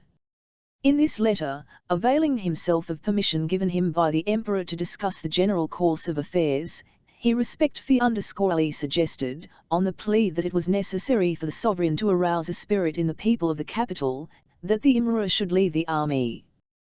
That arousement of the people by their sovereign and his call to them to defend their country, the very incitement which was the chief cause of Russia's triumph in so far as it was produced by the Tsar's personal presence in Moscow, was suggested to the Emperor, and accepted by him, as a pretext for quitting the army. Chapter X. This letter had not yet presented to the Emperor when Barclay, one day at dinner, informed Bolkonsky that the sovereign wished to see him personally, to question him about Turkey, and that Prince Andrew was to present himself at Benigsen's quarters at 6. That news was received at the Emperor's quarters that very day of a fresh movement by Napoleon which might endanger the army, news subsequently found to be false. And that morning Colonel Michaud had ridden round the Drissa fortifications with the Emperor and had out to him that this fortified camp constructed by Paul, until then considered a chef d'oeuvre of tactical science which would ensure Napoleon's destruction, was an absurdity, threatening the decimation of the Russian army. Prince Andrew arrived at Benigsen's quarters, a country gentleman's house of moderate size, situated on the very banks of the river. Neither Benigsen nor the Emperor was there, but Cherndolyshev, the Emperor's aide-de-camp, received Bolkonsky and informed him that the Emperor, accompanied by General Benigsen and Marquis Polloksy, had gone a second time that day to inspect the fortifications of the Drissa camp, of the suitability of which serious doubts were beginning to be felt. Chernyshев was sitting at a window in the first with a French novel in his hand. This room had probably a music room. There was still an organ in it on which some rugs were piled, and in one corner the folding bedstead of Benigsen's adjutant. This adjutant was also there and sat dozing on the rolled-up bedding, evidently exhausted by work or by feasting. 2 doors led from the room, one straight on into what had been the drawing-room, and another, on the right, to the study. Through the first came the sound of voices conversing in German and occasionally in French. In that drawing-room were gathered, by the Emperor's wish, not a military council, the preferred indefiniteness, but 9 persons whose opinions he wished to know in view of the impending difficulties. It was not a council of war, but, as it were, a council to elucidate certain questions for the Emperor. To this semi-council had been invited the Swedish General Armfelt, Adjutant General Waltzogen, Winsing-Grode, whom Napoleon had referred to as a renegade French subject, Michaud, Toll, Count Stein, who was not a military man at all, and Pierre himself, who, as Prince Andrew had heard, was the mainspring of the whole affair. Prince Andrew had an opportunity of getting a dear look at, for Palel arrived soon after himself and, in passing through to the drawing, stopped a minute to speak to Chernyshев. At first sight, in his ill-made uniform of a Russian general, which fitted him badly like a fancy costume, seemed familiar to Prince Andrew, though he saw him now for the first time. There was about him something of Werother, Mack, and Schmidt, and many other German theorist generals whom Prince Andrew had seen in one, but he was more typical than any of them. Prince Andrew had never yet seen a German theorist in whom all the characteristics of those others were united to such an extent. Full was short and very thin but of course, robust build, broad in the hips, and with prominent shoulder blades. His face was much wrinkled and his eyes deep set. His hair had evidently hastily brushed smooth in front of temples, but stuck up behind in quaint little tufts. He entered the room, looking restlessly and angrily around, as if afraid of everything in that large apartment. Awkwardly holding up his sword, he addressed Chernyshev and asked in German where there was. One could see that he wished to pass through the as quickly as possible, finish with the bows and greetings, and sit down to business in front of a map, where he would feel at home. He nodded hurriedly in reply to Chernyshev, and smiled ironically on hearing that the sovereign was inspecting the fortifications that he, Paul, had planned in accord with his theory. He muttered something to himself abruptly and in a bass voice, as self-assured Germans do, "It might have been stupid fellow, or the whole affair will ruined, or something absurd will come of it." Prince Andrew did not catch what he said and would have passed on, but Chernyshev introduced him to Pierre_il, remarking that Prince Andrew was just back from Turkey where the war had terminated so fortunately. Paul barely glanced, not so much at Prince Andrew as past him, and said, with a laugh, "That must have been FME tactical war," and, laughing contemptuously, went on into the room from which the sound of voices was heard. Pfez, always inclined to be irritably sarcastic, was particularly disturbed that day, evidently by that they had dared to inspect and criticize his camp in his absence. From this short interview Prince Andrew, thanks to his Austerlitz, was able to form a clear conception of the man was one of those hopelessly and immutably self-confident men, self-confident to the point of martyrdom as only Germans are, because only Germans are self-confident on the basis of an abstract notion, science, that is, the supposed knowledge of absolute truth. A Frenchman is self-assured. He regards himself in mind and body, as irresistibly attractive to men and women.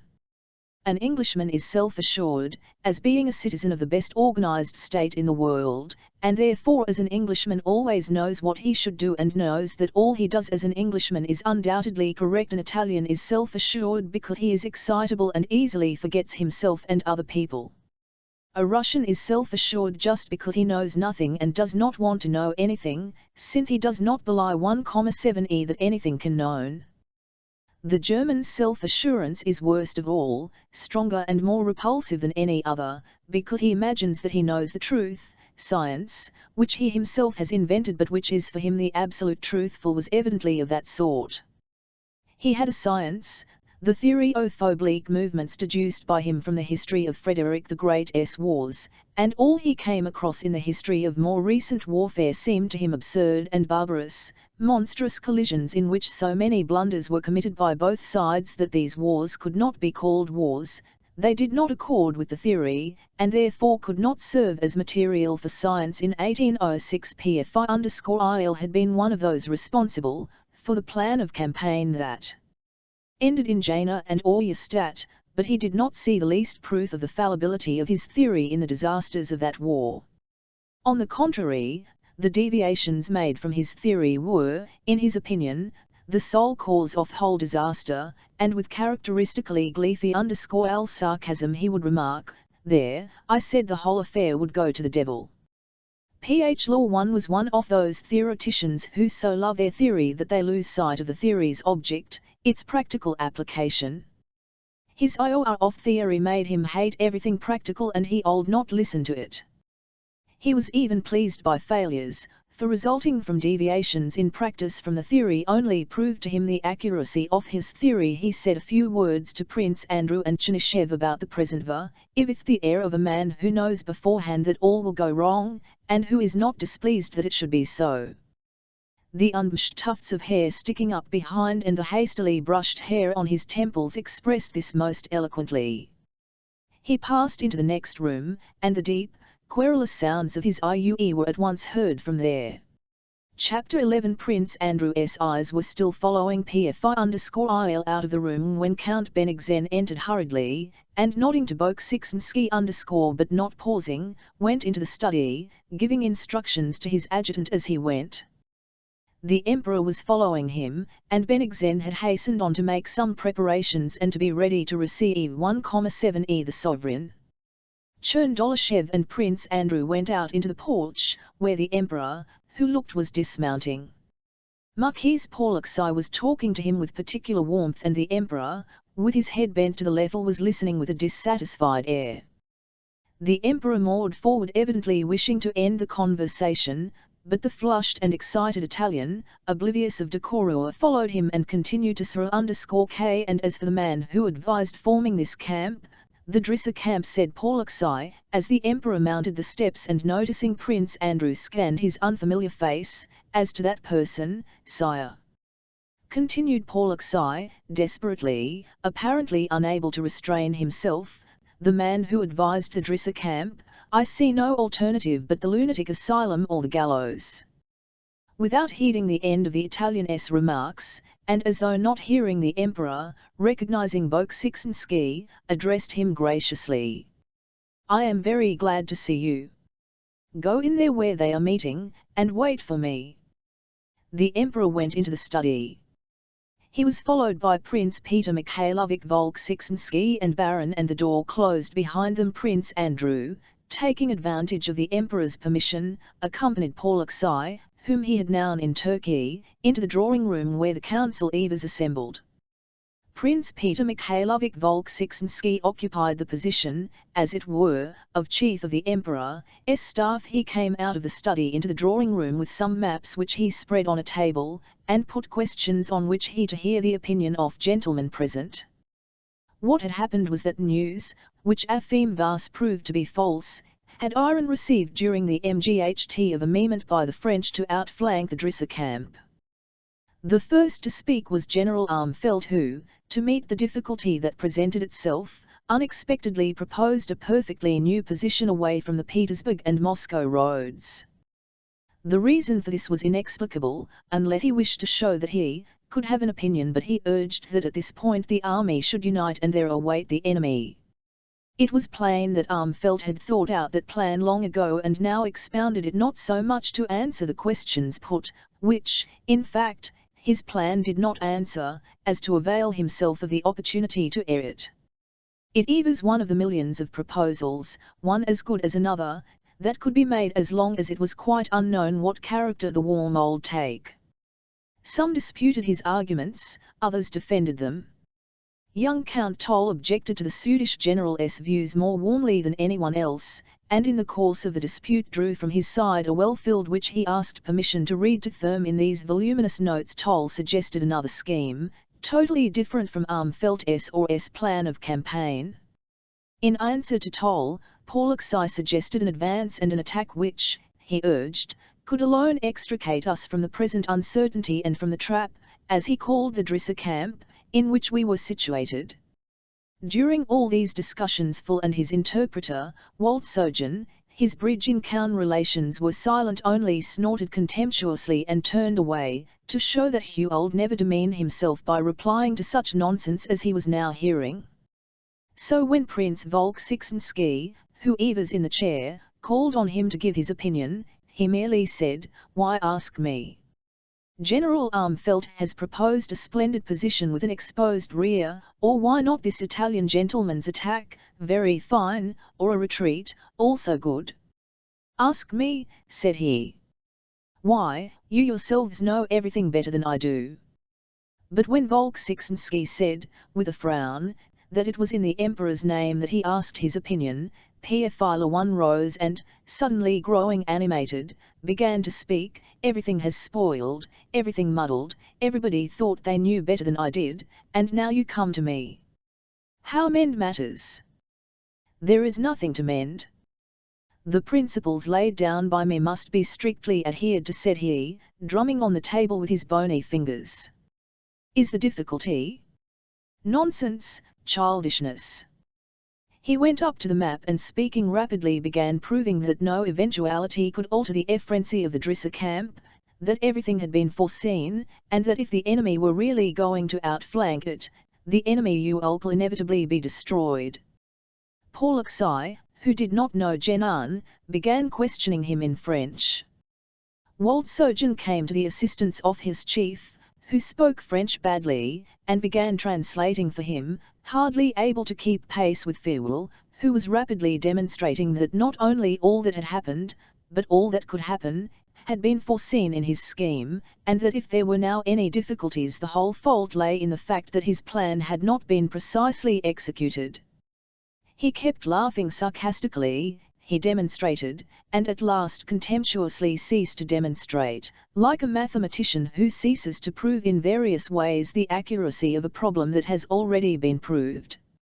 Bolkonsky in his place and continued to explain his views in French, every now and then turning to Paul and saying, "Is it not so, Your Excellency?"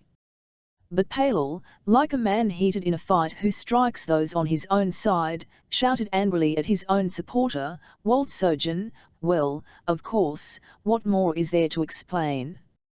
Bolkonsky and Michaud both attacked Bolkonsky simultaneously in French. Armfeldt addressed Pale One in German. Toll explained to Bolkonsky in Russian. Prince Andrew listened and abstained in silence. Of all these men Prince Andrew sympathized most with, angry, determined, and absurdly self-confident as he was. Of all those present, evidently he alone was not seeking anything for himself, nursed no hatred against anyone, and only desired that the PM formed on a theory arrived at by years of toil, should carried out. He was ridiculous, and unpleasantly sarcastic, but yet he inspired involuntary respect by his boundless devotion to an item. Besides this, the remarks of all except Paul had one common trait that had not been noticeable at the Council of War in 1805, there was now a pamphlet gems, which, though concealed, was noticeable in every rejoinder. Everything was assumed for Napoleon, they expected him from every side, and invoked his terrible name to shatter each other's proposals. Pierre_il alone seemed to consider Napoleon a barbarian like everyone else who opposed his theory. But besides this feeling of respect, evoked pity Prince Andrew. From the tone in which the courtiers addressed him and the way Bolkonsky had allowed himself to speak of him to the Emperor, but above all from a snide disseration in Paul's own expressions, it was clear that the others knew, and Paul himself felt, that his fall was at hand. And despite his self-confidence and grumpy German sarcasm he was pitiable, with his hair smoothly brushed on the temples and sticking up in tufts behind. Though he concealed the fact under a show of irritation and contempt, he was evidently in despair that the sole remaining chance of refuting his theory by a huge experiment and proving its soundness to the whole world was slipping away from him.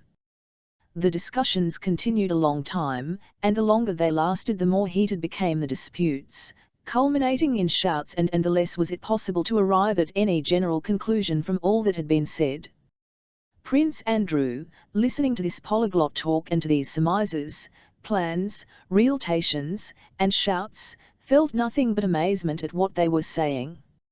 A thought that had long since and often occurred to him during his military activities, the idea that there is not and cannot be any science of war, and that therefore there can be no such thing as a military genius, now appeared to him an obvious tmth. What theory and science is possible about a matter the conditions and circumstances of which are unknown and cannot defined, especially when the strength of the acting forces cannot be ascertained.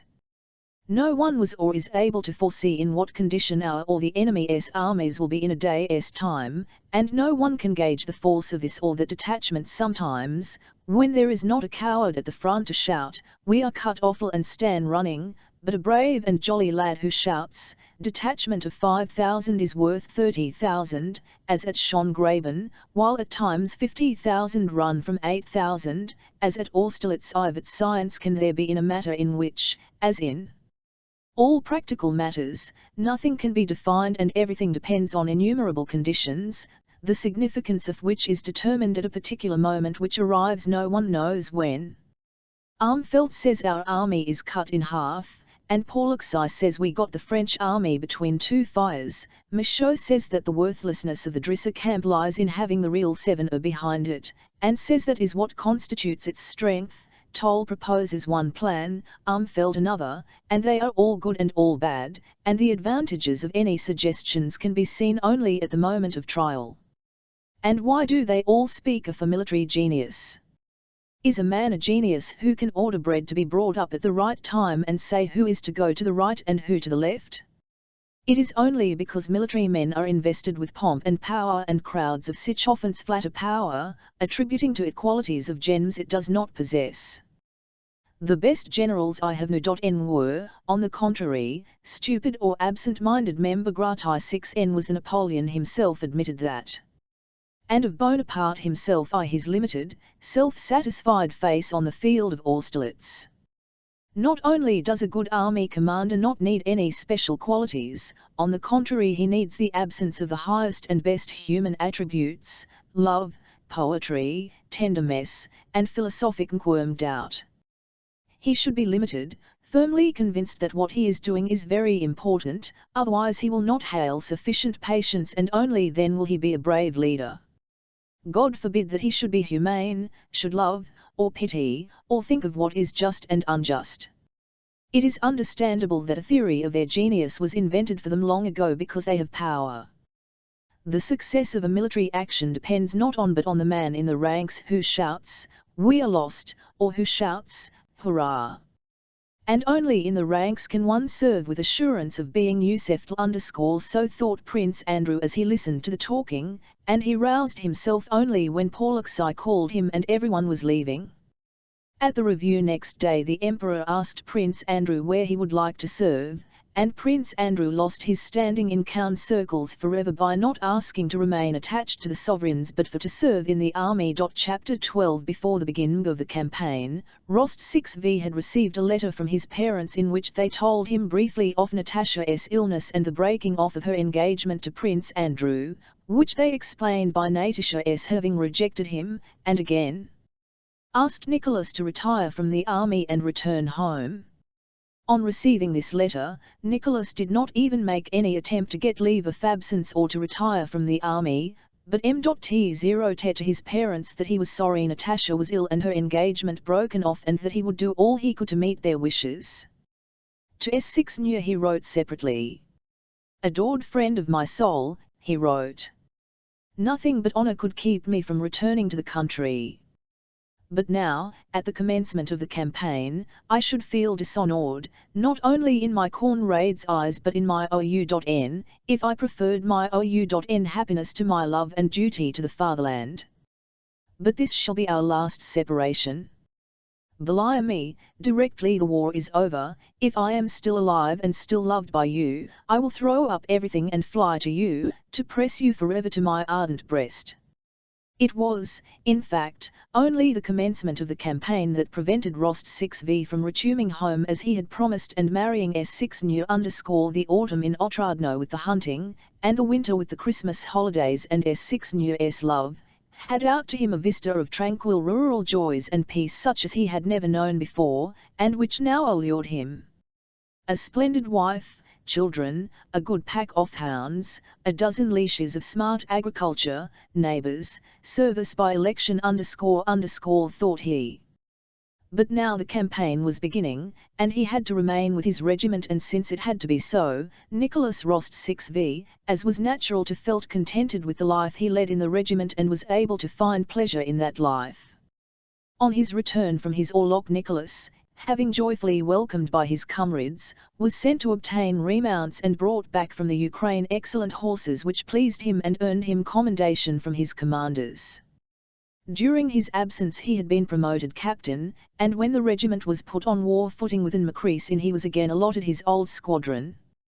The campaign the regiment was moved into Poland on double pay, new officers arrived, new men and horses, and everybody was infected with the merrily excited mood that goes with the commencement of a war, and Rost 6v, conscious of his advantages in the regiment, devoted himself entirely to the pleasures and interests of military service, though he knew that sooner or later he would have to relinquish them. The troops retired from Vilna for various complicated reasons of state, political and strategic. Each step of retreat was accompanied by a complicated interplay of interests, arguments, and passions at headquarters. For the Pavlograd Hussars, however, the whole of this retreat during the finest of summer and with sufficient supplies was a very simple and agreeable business. It was only at headquarters that there was depression, uneasiness, and intriguing. In the body of the army they did not ask themselves where they were going or why. If they regretted having to retreat, it was only because they had to leave 7 billets they had grown accustomed to, or some pretty young Polish lady if the thought that things looked bad chanced to enter anyone's head. He tried to be as cheery as earth's a good soldier and not to think off general trend of affairs, but only of the task nearest to hand. First they camped Galilee before Vilna, making acquaintance with the Polish landowners, preparing for reviews and being reviewed by the other high commanders.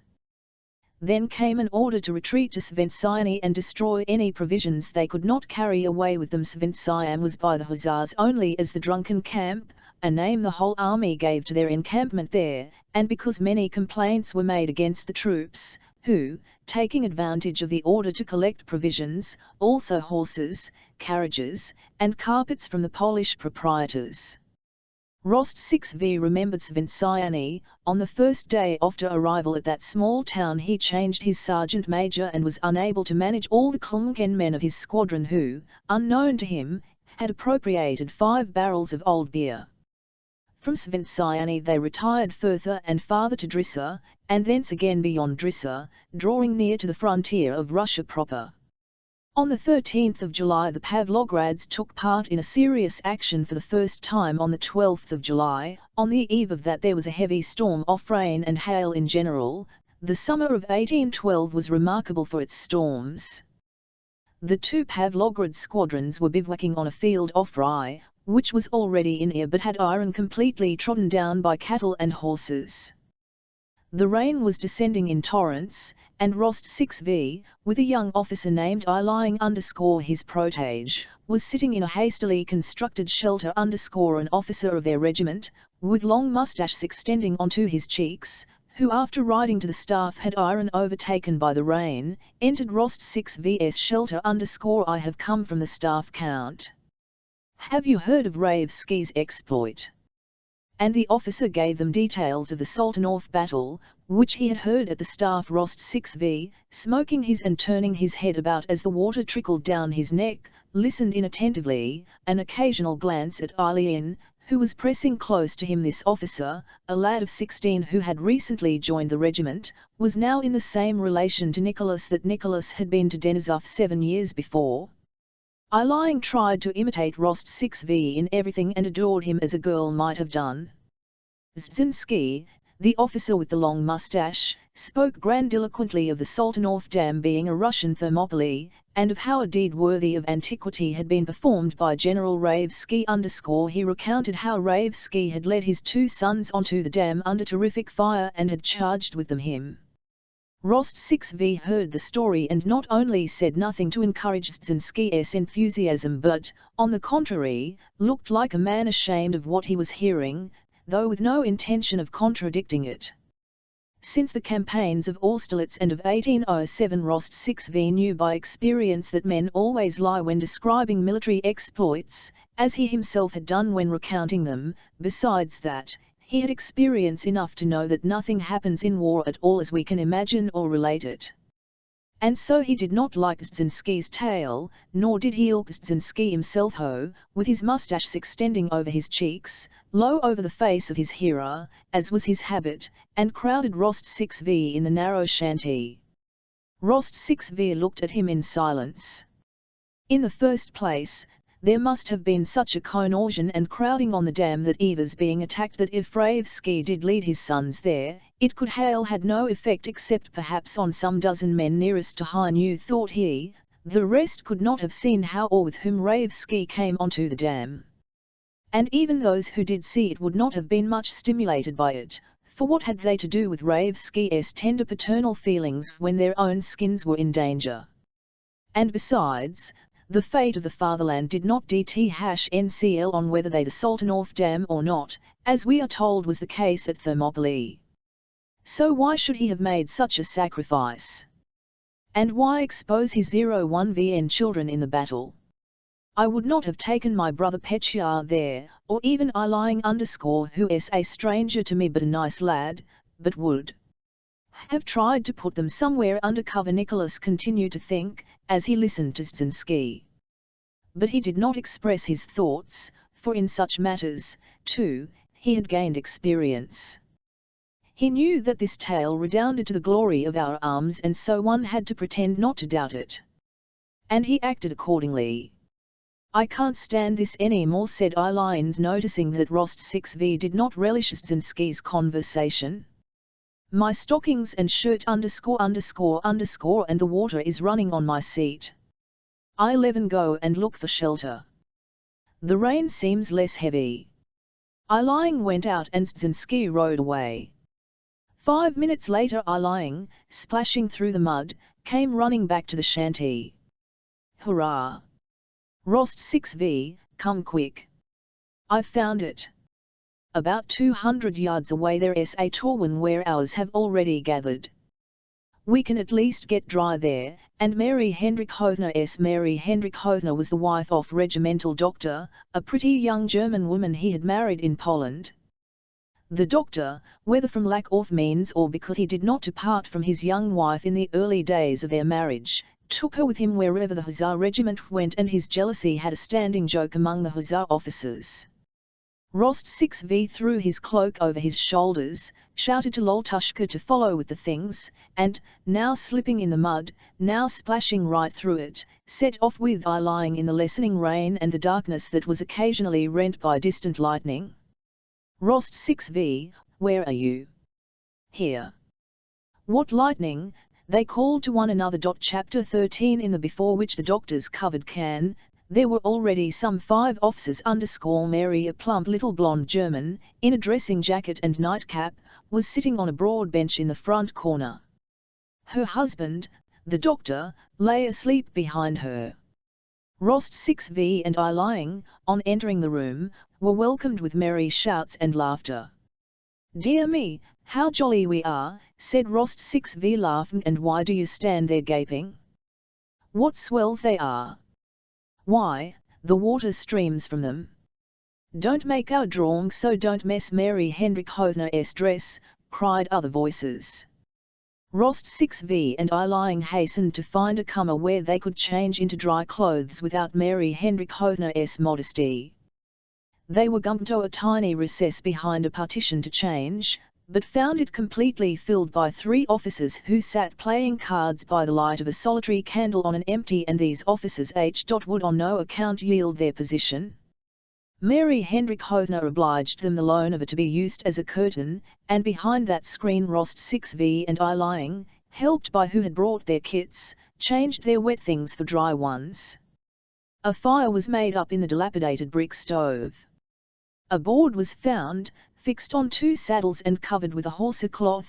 A small samovar was produced and a cellaret and half a bottle of rum, and having asked Mary Hendrickhovna to preside, they all crowded round her. One her clean handkerchief to wipe her charming hands, another spread a jacket under her little feet to keep them from the damp, another hung his coat over the even dow to keep out the dram, and yet another ward the flies off her husband's lest he should wake up. "Leave him alone," said Mary Hendrickhovna, smiling timidly and happily. "He is sleeping well as it is, after a sleepless night." "Oh, no, Mary Hendrickhovna," replied the officer, "one must look after the doctor. Perhaps he'll take pity on me some day, when it comes to cutting off a leg or an arm for me." There were only 3 tumblers. The water was so muddy that one could not make out whether the tea was strong or weak, and the samovar held only 6 tumblers of water, but this made it all the pleasanter to take turns in order of seniority to receive one's tumbler from Mary Hendrickhovna's plump little hands, their short and not 0 Rucklian nails. All the officers read to be, and really were, in love her that even those playing cards behind the partition left their game and came over to the samovar, yielding to the general mood of courting Mary Hendrickhovna. She, seeing herself surrounded by such brilliant and polite young men, would try as she might to hide it, and perturbed as she evidently was each time her husband moaned in his sleep.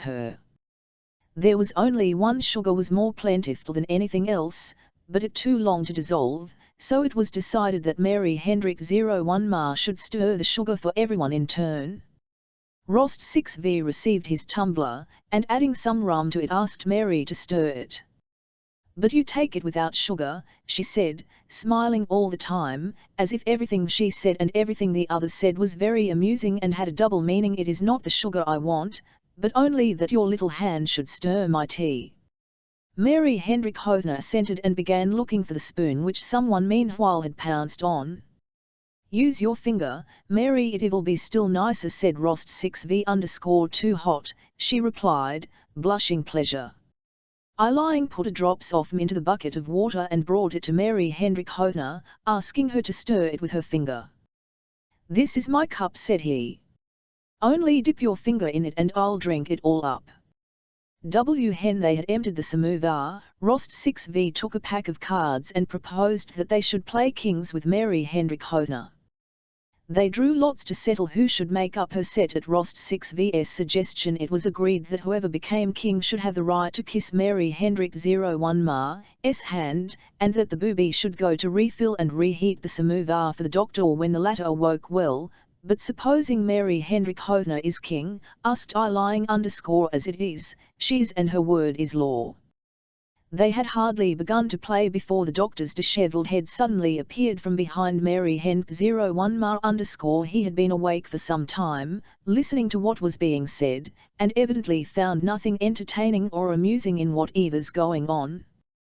His face was sad and depressed. Without greeting the officers, he scratched himself and asked to be allowed to pass as they were blocking the way. As soon as he had left the room all the officers burst into loud laughter and Mary Hendrickhovna blushed till her eyes filled with tears and thereby became still more attractive to them.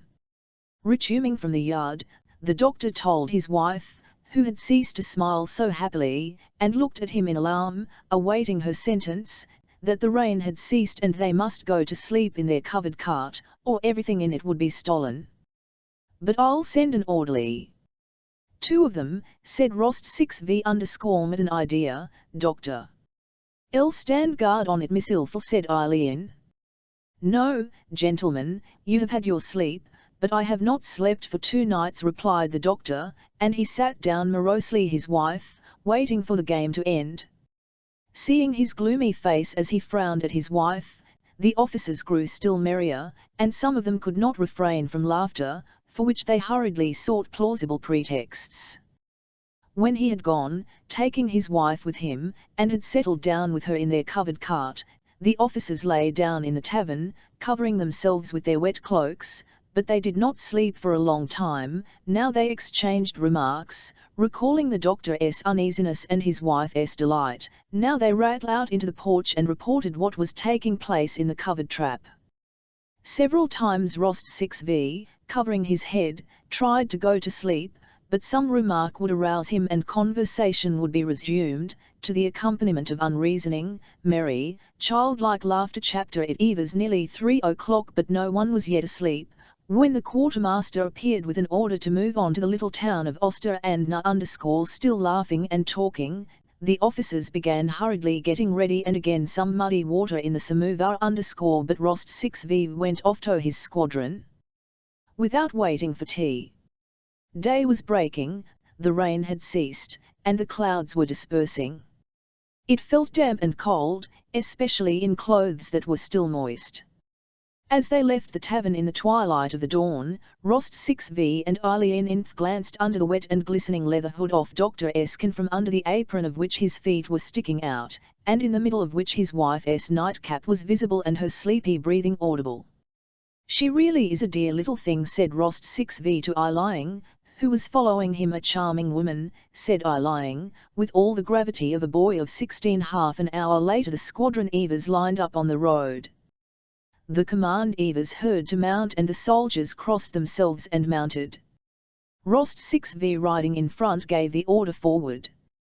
And the hussars, with clanking sabres and subdued talk, their horses, hoof splashing in the mud, defiled in fours and moved along the broad road planted with birch trees on each side, following the infantry and a battery that had gone on in front.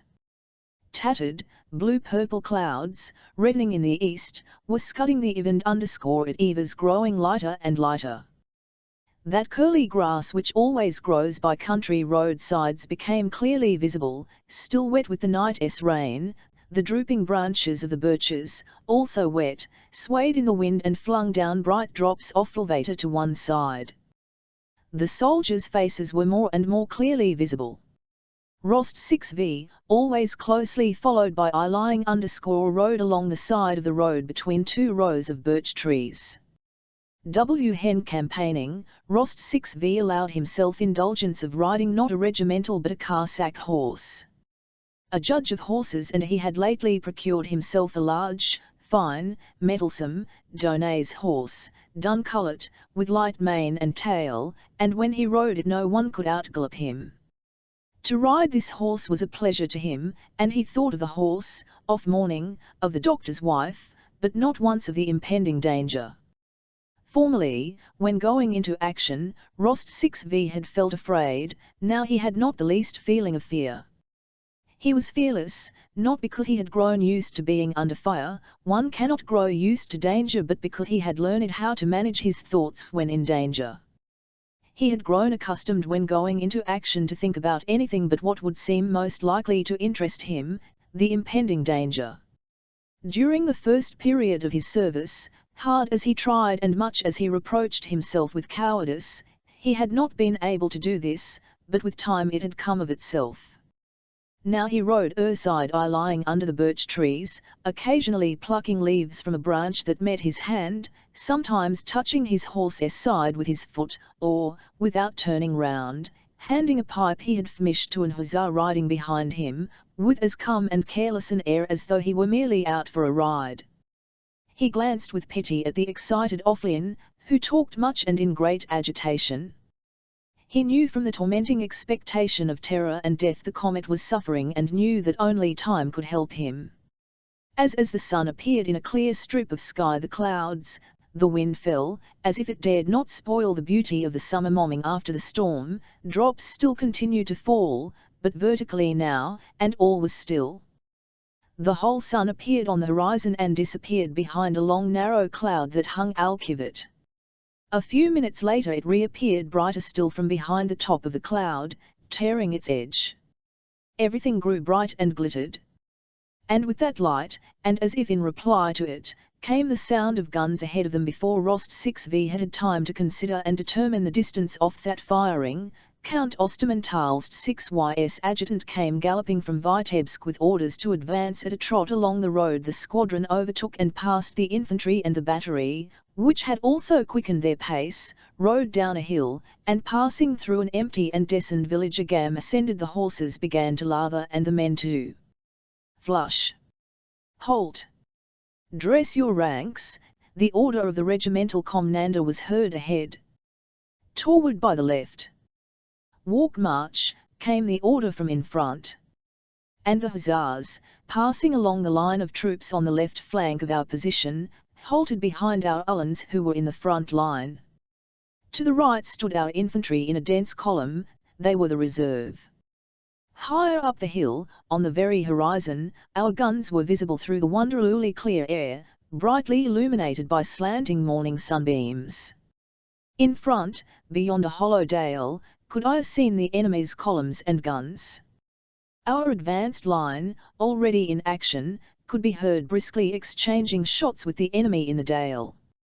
At these sounds, long unheard, Rost 6V's spirits rose, as at the strains of the merriest music. Trap-ta-ta-tap. Cracked the shots, now together, now several quickly one after another. Again all was silent, and then again it sounded as if someone were walking on detonators and exploding them. The hussars remained in the same place for an hour.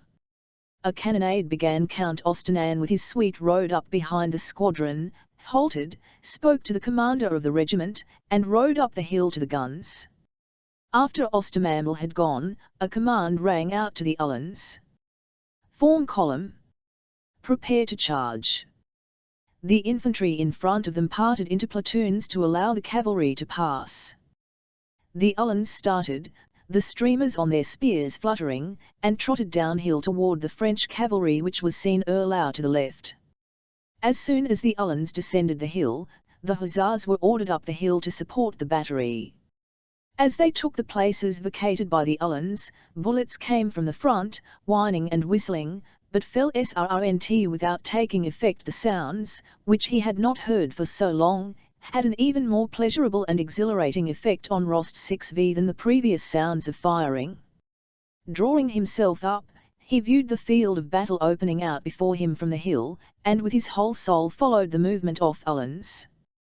They swoke down close to the French dragoons. Something confused happened there amid the smoke, and 5 minutes later our Uhlans were galloping back, not to the place they had occupied but more to the left, and among the orange-coloured Uhlans on chestnut horses, and behind them, in a large group, blue French dragoons on grey horses could seem. Chapter 15. Rost 6V, with his keen sportsman's eye, was one of the first to catch sight of these blue French dragoons pursuing our Uhlans. Nearer and nearer in disorderly crowds came the Uhlans and the French dragoons pursuing them. He could already see how these men, who looked so small at the foot of the hill, jostled and overlooked one another, waving their arms and their salves in the air. Rost 6V gazed at what was happening before him as at a hunt.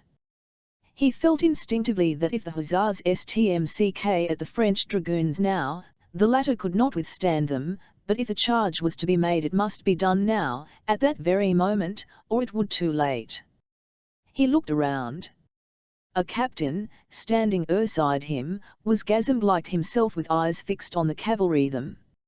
Andrew Sevestyunik, said Rost 6V you know, we could crush them. A fine thing too, replied the captain, and really.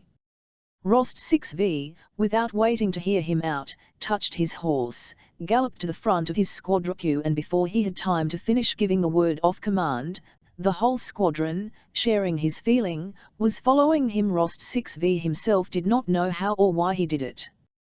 He acted as he did when hunting, without reflecting or considering. He saw the dragoons near and that they were galloping in disorder. He knew they could not withstand an attack, knew their evers only that moment, and that if he let it slip it would not return.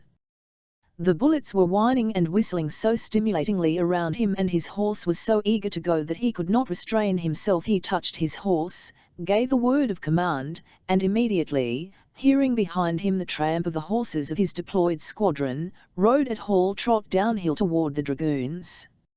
Hardly had they reached the bottom of the hill their pace instinctively changed to a gallop, which grew faster and faster as they drew nearer to our Uhlans and the French dragoons who galloped after them. The dragoons were now close at hand. On seeing the hussars, the foremost began to chew while those behind began to halt. With the same feeling with which he had galloped across the path of a wolf, Rost 6V gave rein to his Donnay's horse and galloped to intersect the path of the dragoons' disordered lines. One Uhlan stopped, another who was on foot flung himself to the ground toward being knocked over, and a riderless horse fell in among the hussars. Nearly all the French dragoons were galloping back. Rost 6V, picking out one on a grey horse, dashed after him. On the way he came upon a bush, his gallant horse cleared it, and almost before he had righted himself in his saddle he saw that he would immediately overtake the enemy he had selected. That Frenchman, by his uniform an officer, was going at a gallop, crouching on his grey horse and urging it on with his. In another moment Rost 6V's horse dashed its breast against the hindquarters of officer's horse, almost knocking it over, and at the same instant Rost 6V, without knowing why, raised his sabre and struck the Frenchman with it. The instant he had done this, all Rost 6V's animation vanished. The officer fell not so much from the blow, which had but slightly cut his arm above the elbow, as from the shock to his horse and from fright. Rost 6V reined in his horse, and his eyes sought his foe to see whom he had vanquished. The French dragoon officer was hopping with one foot on the ground, the other being caught in the stirrup. His eyes, screwed up with fear as if he every moment expected another blow, gazed up at Rost 6V with shrinking terror. His pale and mud-stained face, fair and young, with a dimple in the chin and light blue eyes, was not an enemy's face at all suited to a battlefield, but a most ordinary, home-like face. Before Rost 6V had decided what to do with him, the officer cried, "El surrender." He hurriedly but vainly tried to get his foot out off stirrup and did not remove his frightened blue eyes from Rost 6 vs. Some hussars who galloped up disengaged his foot and helped him into the saddle. On all sides, the hussars were busy with the dragoons. One was wounded, but though his face was bleeding, he would not give up his horse. Another was perched up behind an hussar with his arms round him. A third was being helped by an hussar to mount his horse. In front, the French infantry were firing as they ran. The hussars galloped hastily back with their prisoners. Rost 6v galloped back with the rest, aware of an unpleasant feeling of depression in his heart. Something vague and caused, which he could not at all account for, had come over him with the capture of that officer and the blow he had dealt him. Count Osterman Tolstoy 6y met the returning hussars, sent for Rost 6v, thanked him, and said he would report his gallant deed to the Emperor and would recommend him for a St. George's Cross. When sent for by Count Osterman, Rost 6v, remembering that he had charged without orders, felt sure his commander was sending for him to punish him for breach of discipline. Osterman's flattering words and promise of a reward should therefore have struck him all the more pleasantly, but he still felt that same vaguely disagreeable feeling of moral nausea. "But what on earth is worrying me?" he asked himself as he rode back from the general. "I lying? No, he's safe. Have I disgraced myself in any way? No, that's not it. Something else, resembling remorse, tormented him. Yes, oh yes, that French officer with the dimple. And I remember how my arm paused when I raised it." Rost 6v saw the prisoners being led away and galloped after them to haul a look at his Frenchman with the dimple on his chin. He was sitting in his foreign uniform on an hussar pack horse and looked anxiously about him. The sword cut on his arm could scarcely be called a wound. He glanced at Rost 6v with a faint smile and waved his hand in greeting. Rost 6v still had the same indefinite feeling, as of shame. All that day and the next his friends and comrades noticed that Rost 6v, without dull or angry, was silent, thoughtful one, and preoccupied. He drank reluctantly, tried to remain alone, and kept turning something over in his mind. Rost 6v was always thinking about that brilliant exploit of his, which to his amazement had gained him the St. George's Cross and even given him a reputation for bravery, and there was something he could not at all understand. "So others are even more afraid than I am," he thought. "So that's all there is in what is called heroism. And did I do it for my country's sake? And how was he to blame, with his dimple and blue eyes? And how frightened he was! He thought that I should kill him. Why should I kill him? My hand trembled. And they have given me a St. George's Cross .. I can't make it out at all." But while Nicholas was considering these questions and still could reach no clear solution of what puzzled him so, the wheel of fortune in the service, as often happens, turned in his favor. After the affair at Oster 61 he was brought into notice, received command of an hussar battalion, and when a brave officer was needed he was chosen chapter WI. On receiving news of Natasha's illness, the Countess, though not quite well yet and still weak, went to Moscow with Petya and the rest of the household, and the whole family McNichol from Marya Dmitrievna's house to their OU.N and settled down in town. Natasha's illness was so serious that, fortunately for her and for her parents, the consideration of all that had caused the illness, her conduct and the breaking off of her engagement, receded into the background. She was so ill that it was impossible for them to consider in how far she was to blame for what had she could not eat or sleep, grew visibly thinner, coughed, and, as the doctors made them feel, was in danger. They could not think of anything but how to help her. Doctors came to see her singly and in consultation, talked much in French, German, and Latin, blamed one another, and prescribed a great variety of medicines for all the diseases known to them, but the simple idea never occurred to any of them that they could not know the disease Natasha was suffering from, as no disease suffered by a live man can be known, for every living person has his 01VN peculiarities and always has his own personal, novel, complicated disease, unknown to medicine, not a disease of the lungs, liver, skin, heart, nerves, and so on mentioned in medical, but a disease consisting of one of innumerable combinations of the maladies of those organs. This simple thought could not occur to the doctors, as it cannot occur to a wizard that he is unable to work his charms, because the business of their lives was to cure, and they received money for it and had spent the best years of their lives on that business. But, all that thought was kept out of their minds by the fact that they saw they were really UCL1, as in fact they were to the whole Rost 6V family. Their usefulness did not dth-NCL on making the patients who allow substances for the most part harmful. The harm was scarcely perceptible, as they were given in small doses, but they were necessary, and indispensable because they satisfied a mental need of the invalid and of those who loved her, and that is why there are, and always be, pseudo-healers, women, homeopaths, and allopaths. They satisfied that eternal human need for hope of relief, for sympathy, and that something should be done, which is felt by those who are suffering. They satisfied the need seen in its most elementary form in a child, when it wants to have a place rubbed that has been huff. A child knocks itself and runs at once to the arms of its mother or nurse to have the aching spot or kissed, and it feels better when this is done. The child cannot believe that the strongest and wisest of its people know remedy for its pain, and the hope of relief and the expression of its mother's sympathy while she nubs the bump comforts it. The doctors were of use to Natasha because they kissed and rubbed her bump, assuring her that it would soon pass if only the coachman went to the chemist's in the Arbat and got a powder and some pills in a pretty for a ruble and 70 kopecks, and if she those powders in water at intervals of precisely 2 hours, neither more nor less.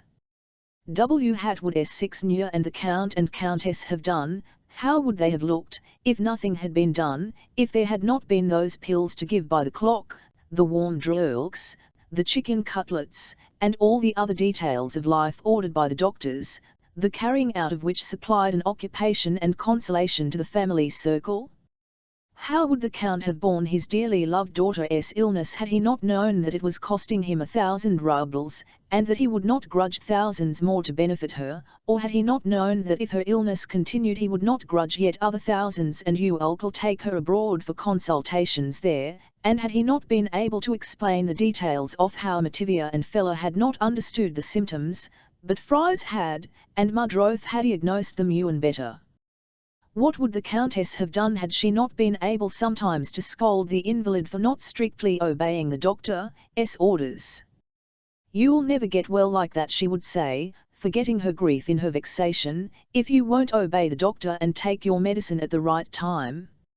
You mustn't trifle with it, you know, or it may turn to pneumonia," she would go on, deriving much comfort from the utterance of that foreign word, incomprehensible to others as well as to herself.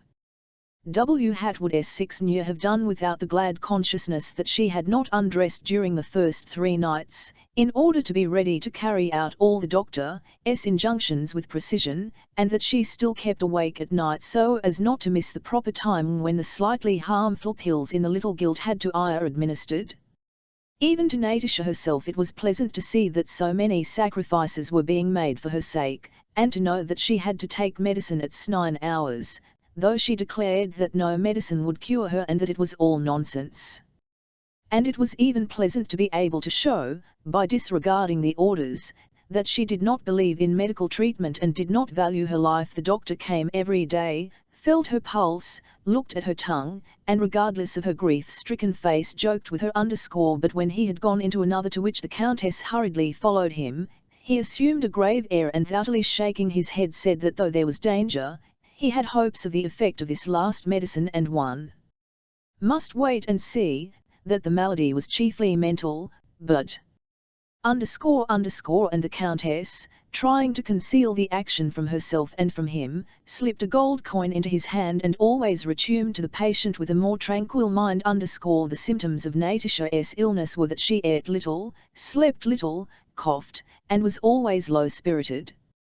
The doctors said that she could not get on without medical treatment, so they kept her in the stifling atmosphere of the town, and the Rost 6Vs did not move to the country that summer of 1812 in spite of the many pills she swallowed and the drops and powders out of the little bottles and boxes of which Madame Skos, who was fond of such things, made a large collection, and in spite of being deprived of the country life to which she was accustomed, youth prevailed.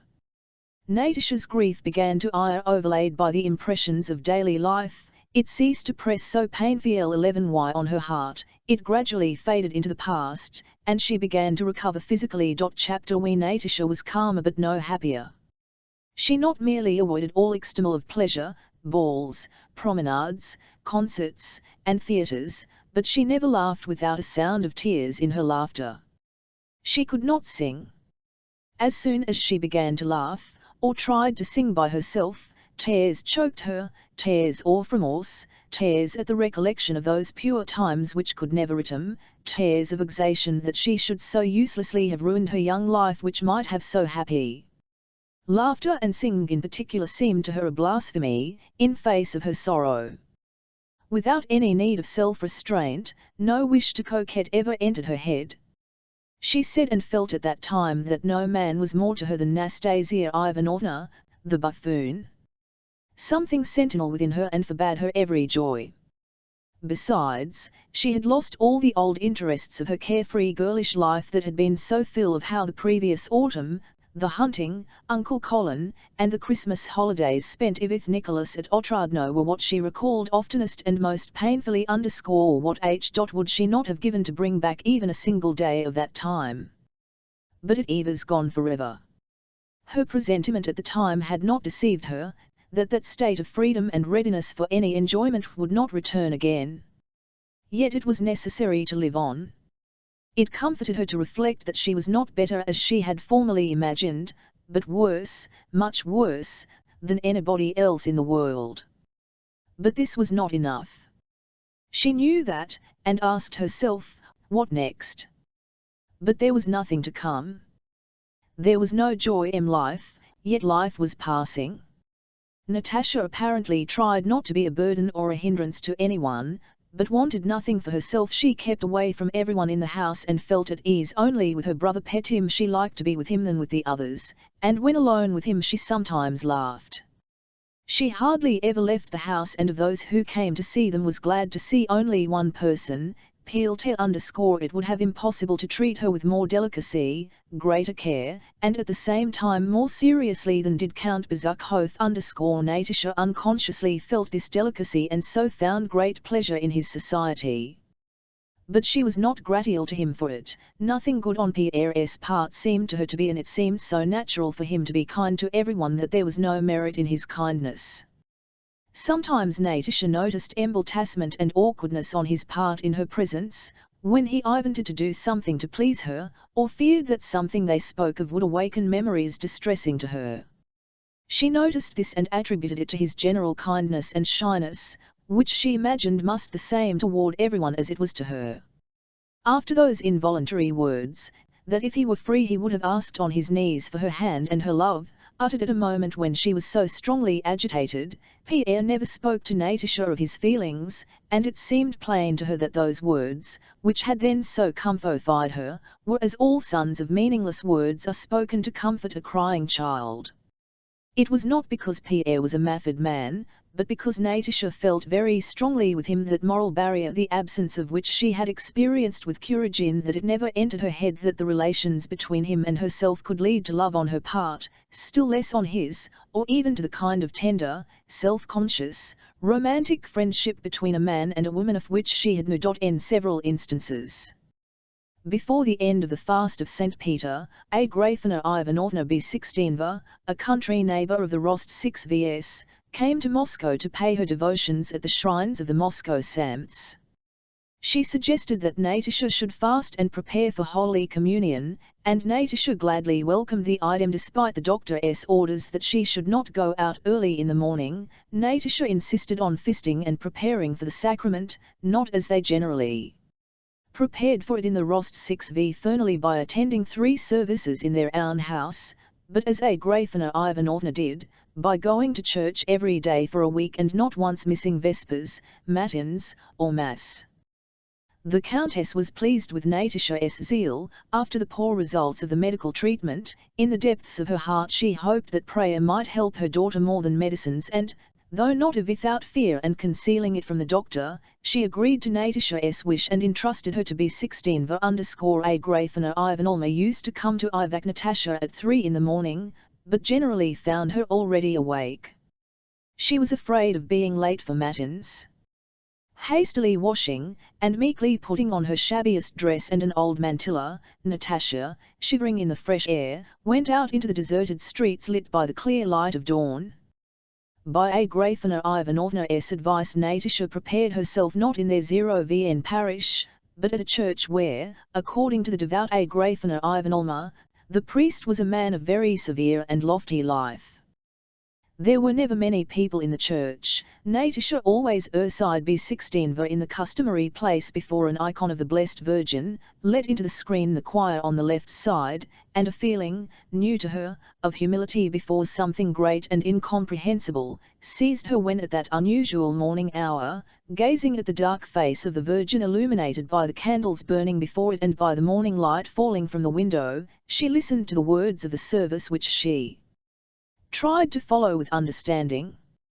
When she understood them her personal feeling became interwoven in the prayers with shades of its own. When she did not understand, it ever still to think that the wish to understand everything is pride, that it is impossible to understand all, that it is only necessary to belie and to commit oneself to God, whom she felt guiding her soul at those moments. She crossed herself, low, and when she did not understand, in horror at her own vileness, simply asked God to forgive her everything, to have mercy upon her.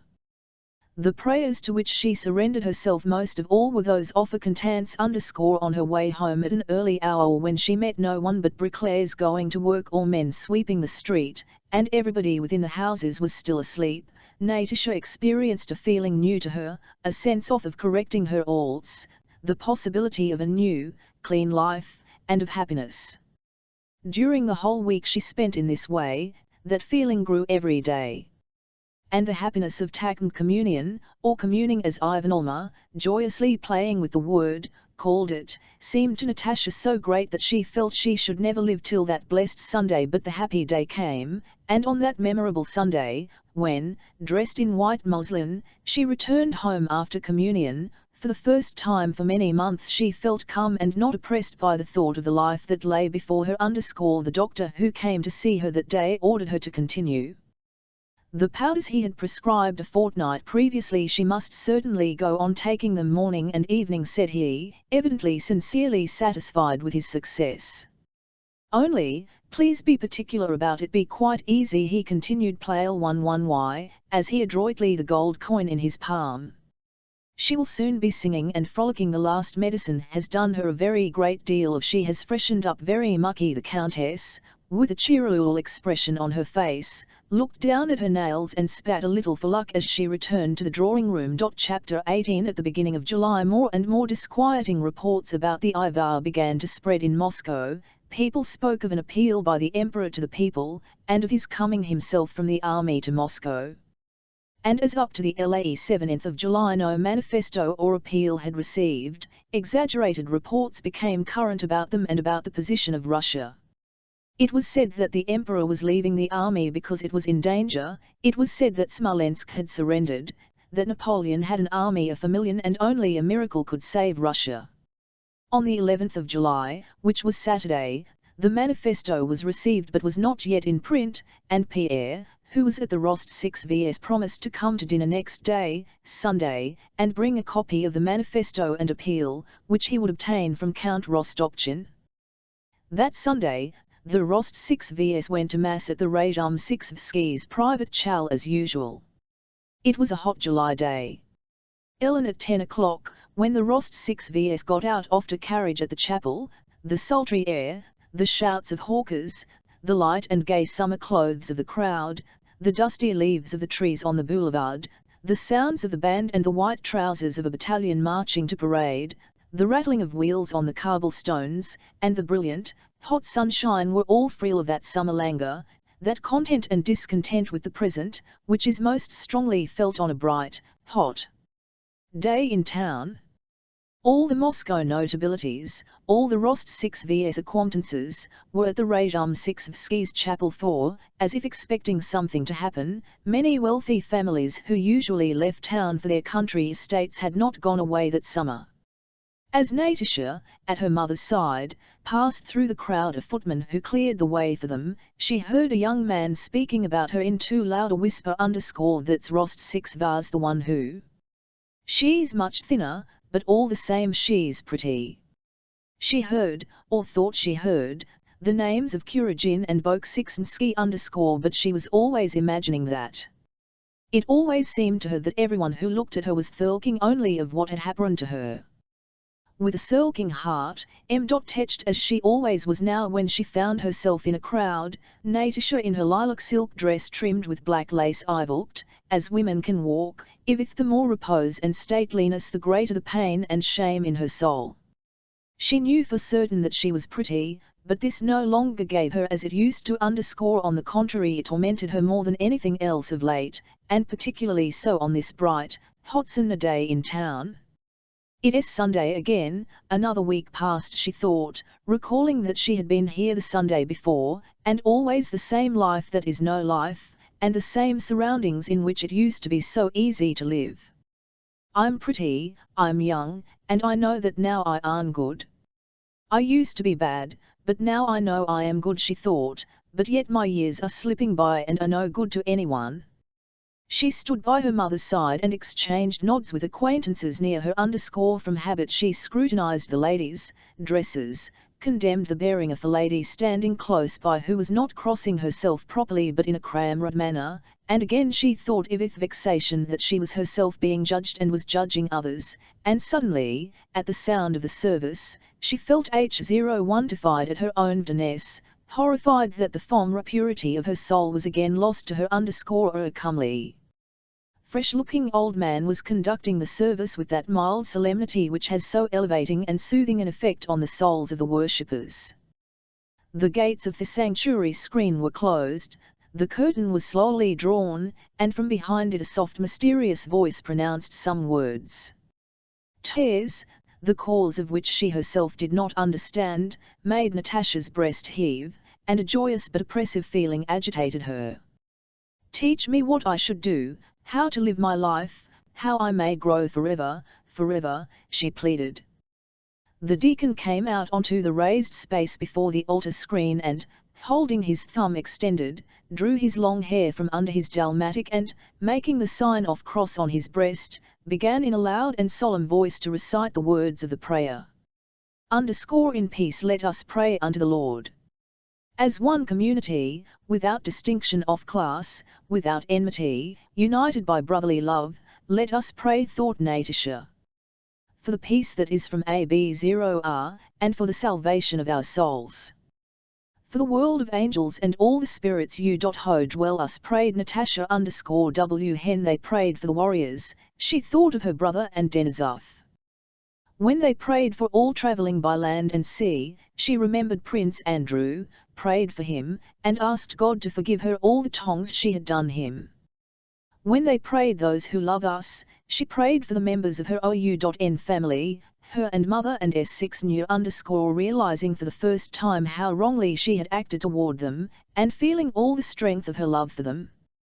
Hen they prayed for those who hate us, she tried to think of her enemies and people who hated her, in order to pray for them. She included among her enemies the creditors and all who had business dealings with her father, and always at the thought of enemies and those who hated her she remembered Anatole who had done her so much harm, and though he did not hate her she gladly prayed for him as for an enemy. Only at prayer did she feel able to think clearly and calmly of Prince Andrew and Anatole, as men for whom her feelings were as nothing compared with her awe and devotion to God.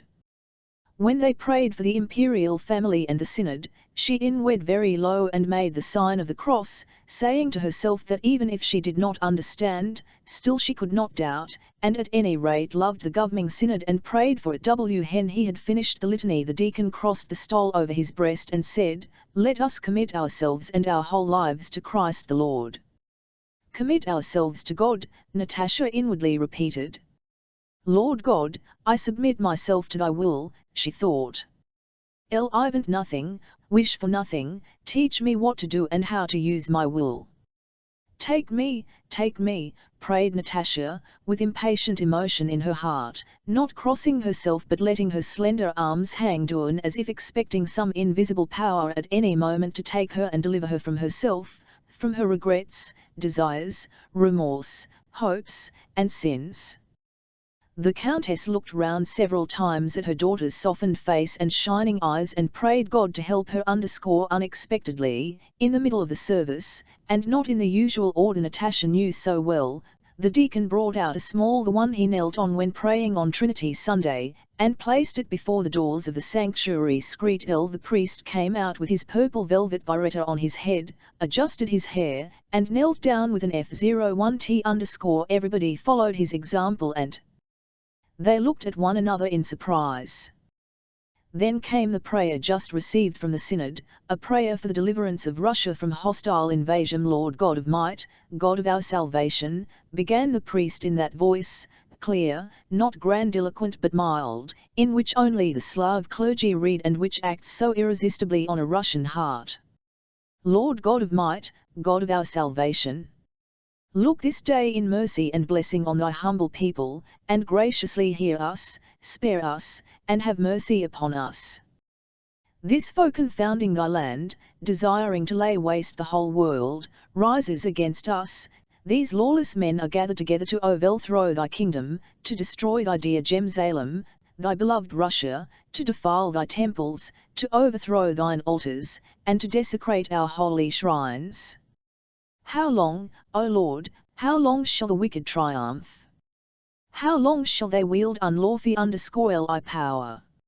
Lord God, hear us when we pray to thee, strengthen with thy might our most gracious sovereign Lord, the Emperor Alexander Pavlovich, be mindful of his uprightness and meekness, reward him according to his righteousness, and let it preserve us, thy chosen Israel. Bless his counsels, his undertakings, and his work, strengthen his kingdom by thine almighty hand, and give him victory over his enemy, even as thou gavest Moses the victory over Amalek, Gideon over Midian, and David over Goliath. Preserve his army, put a bow of brass in the hands of those who have armed themselves in thy name, and gird their loins with strength for the fight. Take up the spear and shield and arise to help us. Confound and put to shame those who howl 7 devised evil against us. May they be before the faces of thy faithful warriors as dust before the wind, and may thy mighty angel confound them and put them to flight. May they ensnared when they know it not, and may the plots they have laid secret be turned against them. Let them fall thy servants' feet and be laid low by our hosts. Lord, thou art able to save great and small. Thou art God, and man cannot prevail against thee. God of our faiths, remember thy bounteous mercy and loving kindness which are from of old. Turn not thy face from us, but be gracious to our unwon heinous, and in thy great and thy many mercies regard not our transgressions and iniquities. Create in us a clean heart and renew a right spirit within us. Strengthen us all in thy faith, fortify our hope. Inspire us with love one for another, arm us with unity of spirit in the righteous defence of the heritage thou gavest to us and to our fathers, and let not the sceptre of the wicked be exalted against the destiny of those thou hast sanctified. O Lord our God, in whom we believe and in whom we put our trust, let us not be confounded in our hope of thy mercy, and give us a token of thy blessing, that those who hate us and our orthodox faith may see it and put to shame and perish. And may all the nations know that thou art the Lord and we are thy people. Show thy mercy upon us this day, O Lord, and grant us thy salvation. Make the hearts of thy ants to rejoice in thy mercy. Smite down our enemies and destroy them swiftly the feet of thy faithful servants. For thou art the defence, the succour, and the victory of them that put their trust in thee, and to thee are all glory, to Father, Son, and Holy Ghost, now and forever, yield without end. Amen. In Natasha's receptive condition of soul, this prayer affected her strongly. She listened to every word about the victory of Moses over Amalek, of Gideon over and of David over Goliath, and the destruction of Tyre Jerusalem, and she prayed to God with the tenderness and emotion with which her heart was overflowing, but without fully understanding what she was asking of God in that prayer. She shared all her heart in the prayer for the spirit of righteousness, for the strengthening of heart by faith and hope, and its animation by love. But she could not pray that her enemies might be trampled underfoot when but a minutes before she had been wishing she had more oft him that she might pray for them, but neither could she doubt the righteousness of the prayer that Eva's being read on knees.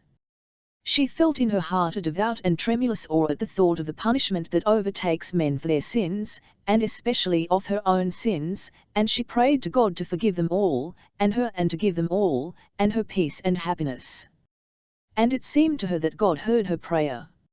Chapter 19. From the day when Pierre, after leaving the Rost 6 with Natasha's gratial look fresh in his mind, had gazed at the comet that seemed to be fixed in the sky and felt that something new was appearing on his own horizon, from that day the problem of the vanity and uselessness of all earthly things, that had incessantly tormented him, no longer presented itself. That terrible question, why? I therefore, which had come to him amid every occupation, was now replaced, not by another question or by a reply to the former question, but by her image. When he listened to, or himself took part trivial conversations, when he read or heard of human baseness or folly, he was not horrified as formerly, and did not ask himself why men struggled so about these things when all is so transient and incomprehensible, but he her as he had last seen her, and all his doubts vanished, not because she had answered the questions that had haunted him, but because his conception of her transferred him instantly to another, a brighter, realm of spiritual activity, in which no one could be justified or guilty, a realm of beauty and love which it was worth living for. TV% et ever worldly baseness presented itself to him. He said to himself, well, supposing NN has swindled the country and the Tsar, and the country and the Tsar confer honors upon him, what does that matter? She smiled at me yesterday and asked me to come again, and I love her, and no one will ever know it.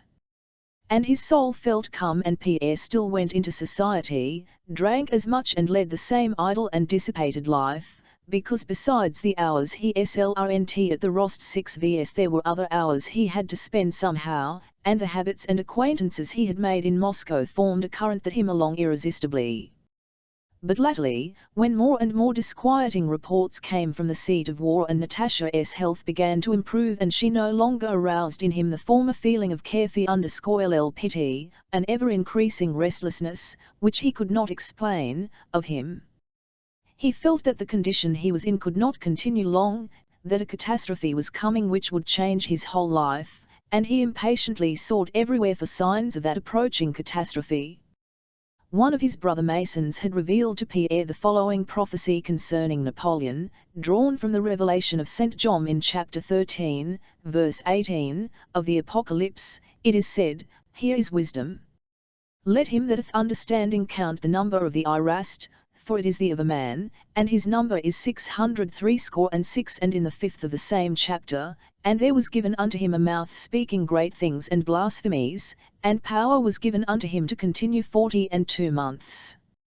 The French alphabet, I've written out with the same numerical values as the Hebrew, in which the first 9 letters denote units and the others tens, will the following significance, A B C D F G H I K 1 2 3 4 5 5 7 1 M Nopkas 2 0 3 0 4 0 5 0 6 0 8 9 1 0 7 0 8 0 9 0 1 0 0 1 1 0 1 2 0 1 3 0 1 4 0 1 5 0 1 6 0. Writing the words L Emperor Napoleon M numbers, it appears that the sum of them is 666, and that Napoleon Evas therefore the beast foretold in the Apocalypse.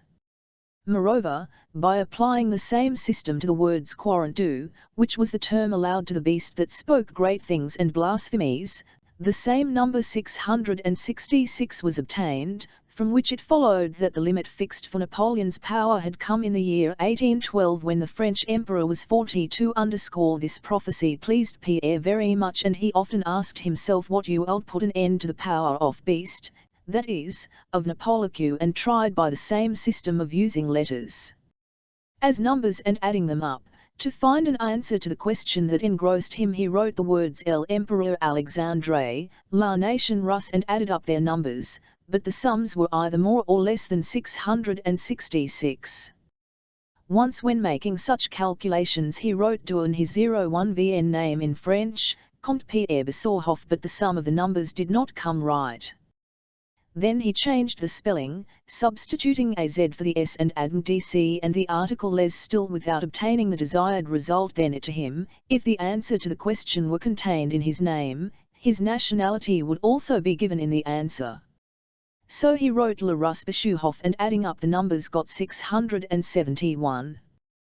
This was only 5 much, and 5 was represented by E, the very letter elided from the article Le before the word emperor _ by omitting the E, though incorrectly. Pierre got the answer he sought.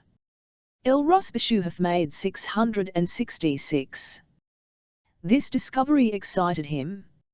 How, or by what means, he was connected with the great event foretold in the Apocalypse he did not know, but he did not doubt that connection for a moment. His love for Natasha, Antichrist, Napoleon, the invasion, the comet, 666, l'Empereur Napoleon, and Le Russe Bezukhov, all this had to mature and culminate, to leave him out of that spellbound, petty sphere of Moscow habits in which he felt himself held captive, and lead him to a great achievement and great happiness. On the eve of the Sunday when the Social prayer was read, Pierre had promised the Rost 6 Vs to bring them, from Count whom he knew well, the appeal to the people and the news from the army. In the morning, when he went to call at Rostopchin's, he met there a courier fresh from the army, an acquaintance of his own, who often danced at Moscow balls. "Do, please, for heaven's sake, relieve me of something," said the courier. "I have a sackle one of letters to parents. Among these letters was one from Nicholas Rost 6V to his father." Pierre took that letter, and Rostopchin also gave him the Emperor's appeal to Moscow, which had just printed, the last army orders, and his own most recent bulletin. Glancing through the army orders, Pierre found in one in the lists of killed, wounded, and rewarded, the name of Nicholas Rost 6V, awarded a St. George's Cross of the 4th class for courage shown in the Oster-and-Nuh affair, and in the same order the name of Prince Andrei Bolkonsky, to the command of a regiment of chasseurs.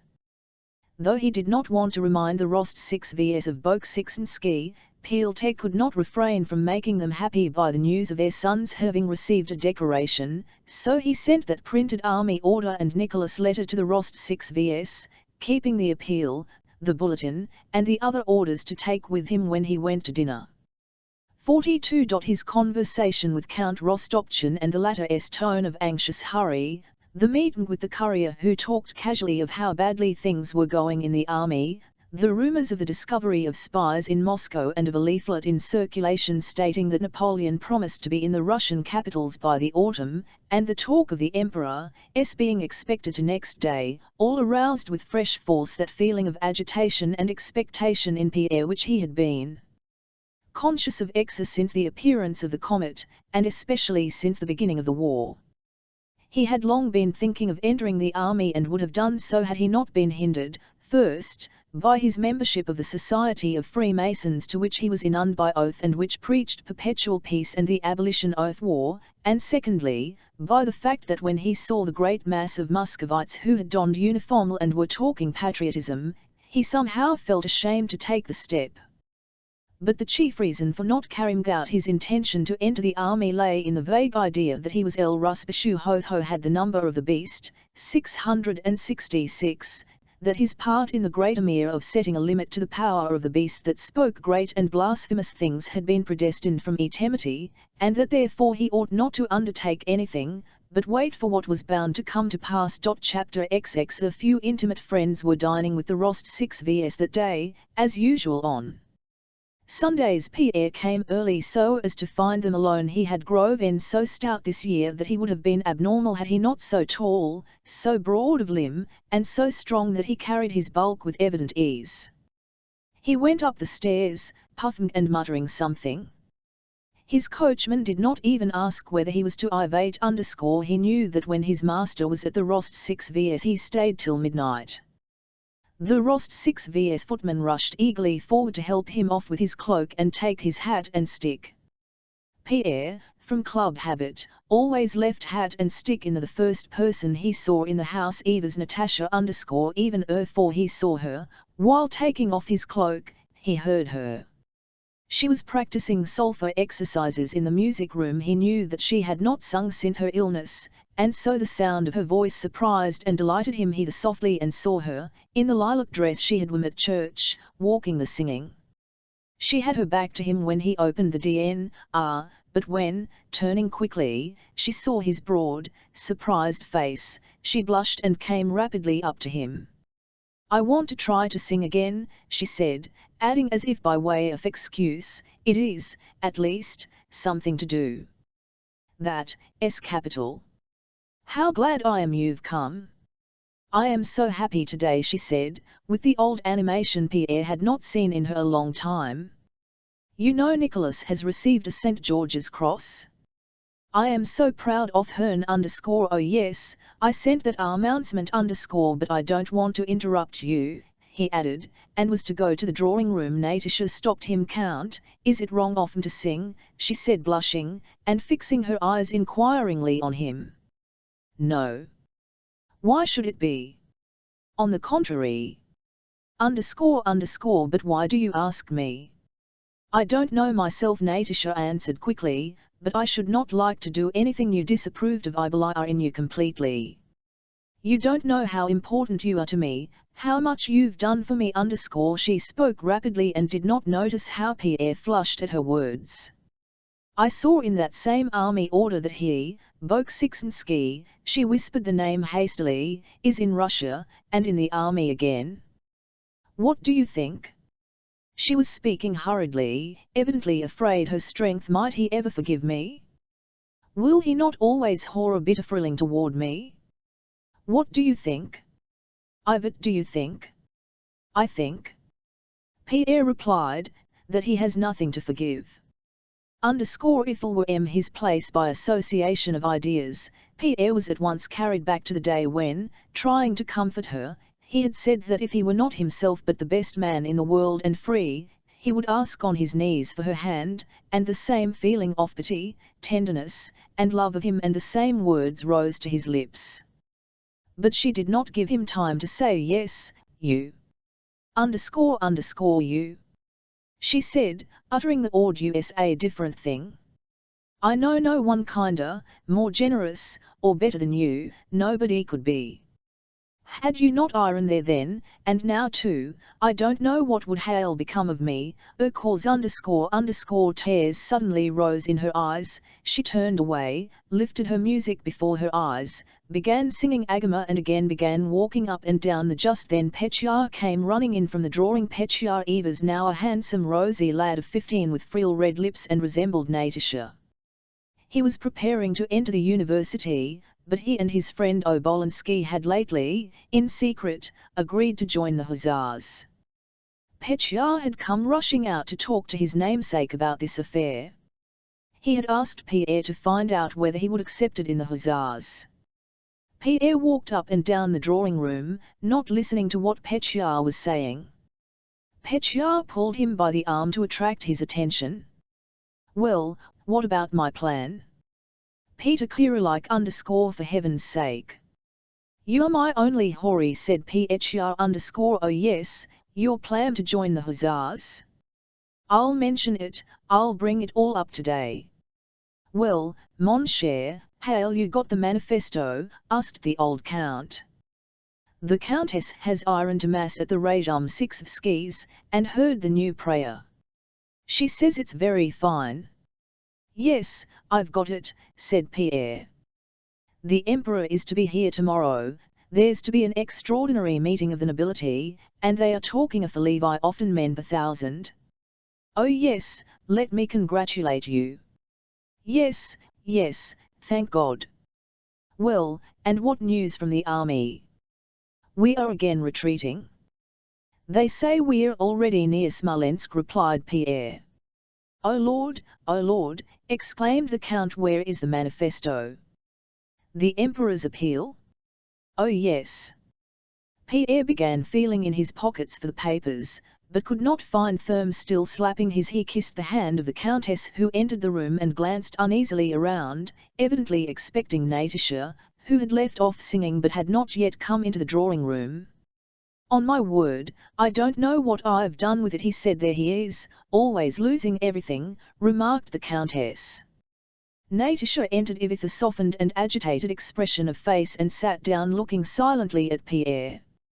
As soon as she entered, Pierre's features, which had iron gloomy, suddenly lighted up, and while still searching for the papers he glanced at her several times. No, really. I-11 drive home, I must have left them there. I-11 certainly, but you'll I late for dinner. Oh, and my coachman has gone, but S6, who had gone to look for the papers in the anteroom, had found them in Pierre's hat, where he had carefully tucked them under the lining. Pierre was about to begin reading. No, after dinner, said the old Count, evidently extracting much enjoyment from that reading. At dinner, at which champagne was drunk to the health of the new Chevalier of St. George, Shin told them the town news, of the illness of the old Georgian princess, of Mativia's disappearance from Moscow, and of how some German fellow had been brought to Rostopchin and accused of being a French spy. So Count had told the story, and how Rostopchin let him go and assured the people that he was not a spy at all, but only an old German ruin. People are being arrested, said the Count. I've told the Countess she should not _k French so much. It's not the time for it now. And have you heard? Shin asked. Prince Golitsyn has engaged a master to teach him Russian. It is becoming dangerous to speak French in the streets. And how you, Count Peter Clear alike?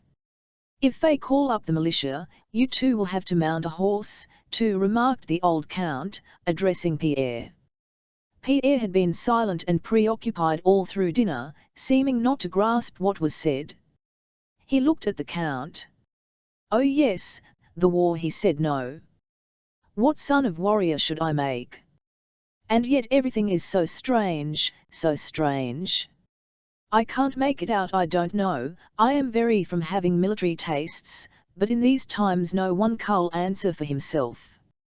After dinner the Count settled himself comfortably in an easy chair and with a serious face asked S6, who was considered an excellent reader, to read the appeal. To Moscow, our ancient capital. The enemy has entered the borders of Russia with immense forces. He comes to despoil our beloved country. S6 read painstakingly in her high-pitched voice. The Count listened with closed eyes, heaving abrupt sighs at certain passages. Natasha sat erect, gazing with a searching look now at her and now at Pierre, her eyes on him, and tried not to look round. The Countess shook her head disapprovingly and angrily at every solemn expression in the manifesto. In all these words she saw only that the danger threatening her son would not soon be over.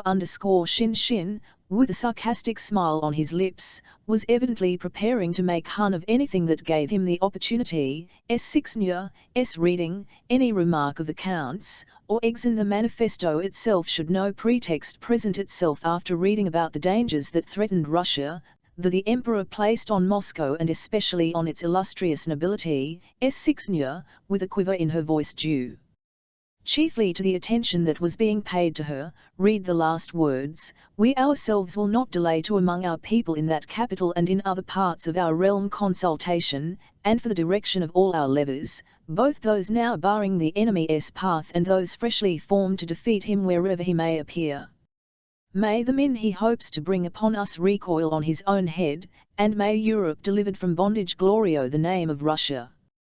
Yes, that's it, cried the Count, opening his moist eyes and sniffing repeatedly, as if a strong vinaigrette had iron held to his nose, and he added, let the Emperor but say the word and we 11 sacrifice everything and begrudge nothing. Before Shin had time to utter the joke he was ready to make on the Countess. Natasha jumped up from her place and ran to her father. What a darling our papa is, she cried, kissing him, and she again looked at Pierre with the unconscious coquetry that had returned to her with her better spirits.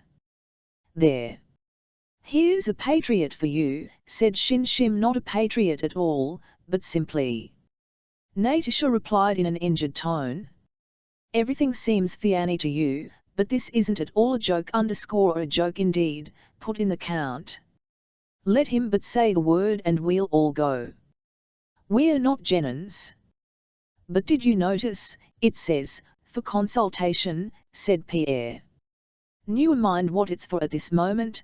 Pétya, to whom nobody was paying any attention, came up to his father with a very flushed face and said in his breaking dice that was now deep and now shrill, well, Papa, I tell you definitely, and Mama too, it's as you please, but I say definitely that you must let me enter the army, cause I can't That's all. The Countess, in dismay, looked up to heaven, clasped her hands, and turned angrily to her husband. That comes of your talking, said she. But the Count had already recovered from his excitement. Come, said he. Here's a fine warrior. No. Nonsense. You must study. It's not nonsense, Papa. Fyodor Bolkonsky is younger than I, and he's going besides, all the same I can't study now when. Pétya stopped short, flushed till he aspired, but still got out the words, Ivan, our fatherland is in danger. That'll do, nonsense but you said yourself that we would sacrifice everything. Pétya. Be quiet, I tell you, cried the Count, with a glance at his wife, who had turned pale and was staring fixedly at her son. And I tell you, Peter Clearlike here will also tell you nonsense, I tell you. Your mother's milk has hardly dried on your lips and you want to go into the army. There, I tell you. And the Count moved to go out of the taking the papers, probably to reread them in his study before having a nap. Well, Peter Clearlike, let's go and have a smoke, he said. Pierre was agitated and undecided. Natasha's unwontedly brilliant eyes, continually glancing at him with a more than cordial look, had reduced him to this condition. No, I think I'll go home. Home? Why, you meant to the evening with us. You don't often come nowadays as it is, and this girl of mine, said the Count good-naturedly, to Natasha, only brightens up when you're here. Yes, I had forgotten. I really must go home, business, said Pierre hurriedly. Well, then, au revoir, said the Count, and went out of the. Why are you going? Why are you upset? Asked Natasha and she looked challengingly into Pierre's eyes. Because you, was what he wanted to say, but he did not say it, and only blushed till the tears came, and lowered his eyes. Because it is for me to come less one because no, simply I have business why? No, tell me. Natasha began resolutely and suddenly stopped. They looked at each other with dismayed and embarrassed faces. He tried to smile but could not, his smile expressed suffering, and he silently kissed her hand and went out.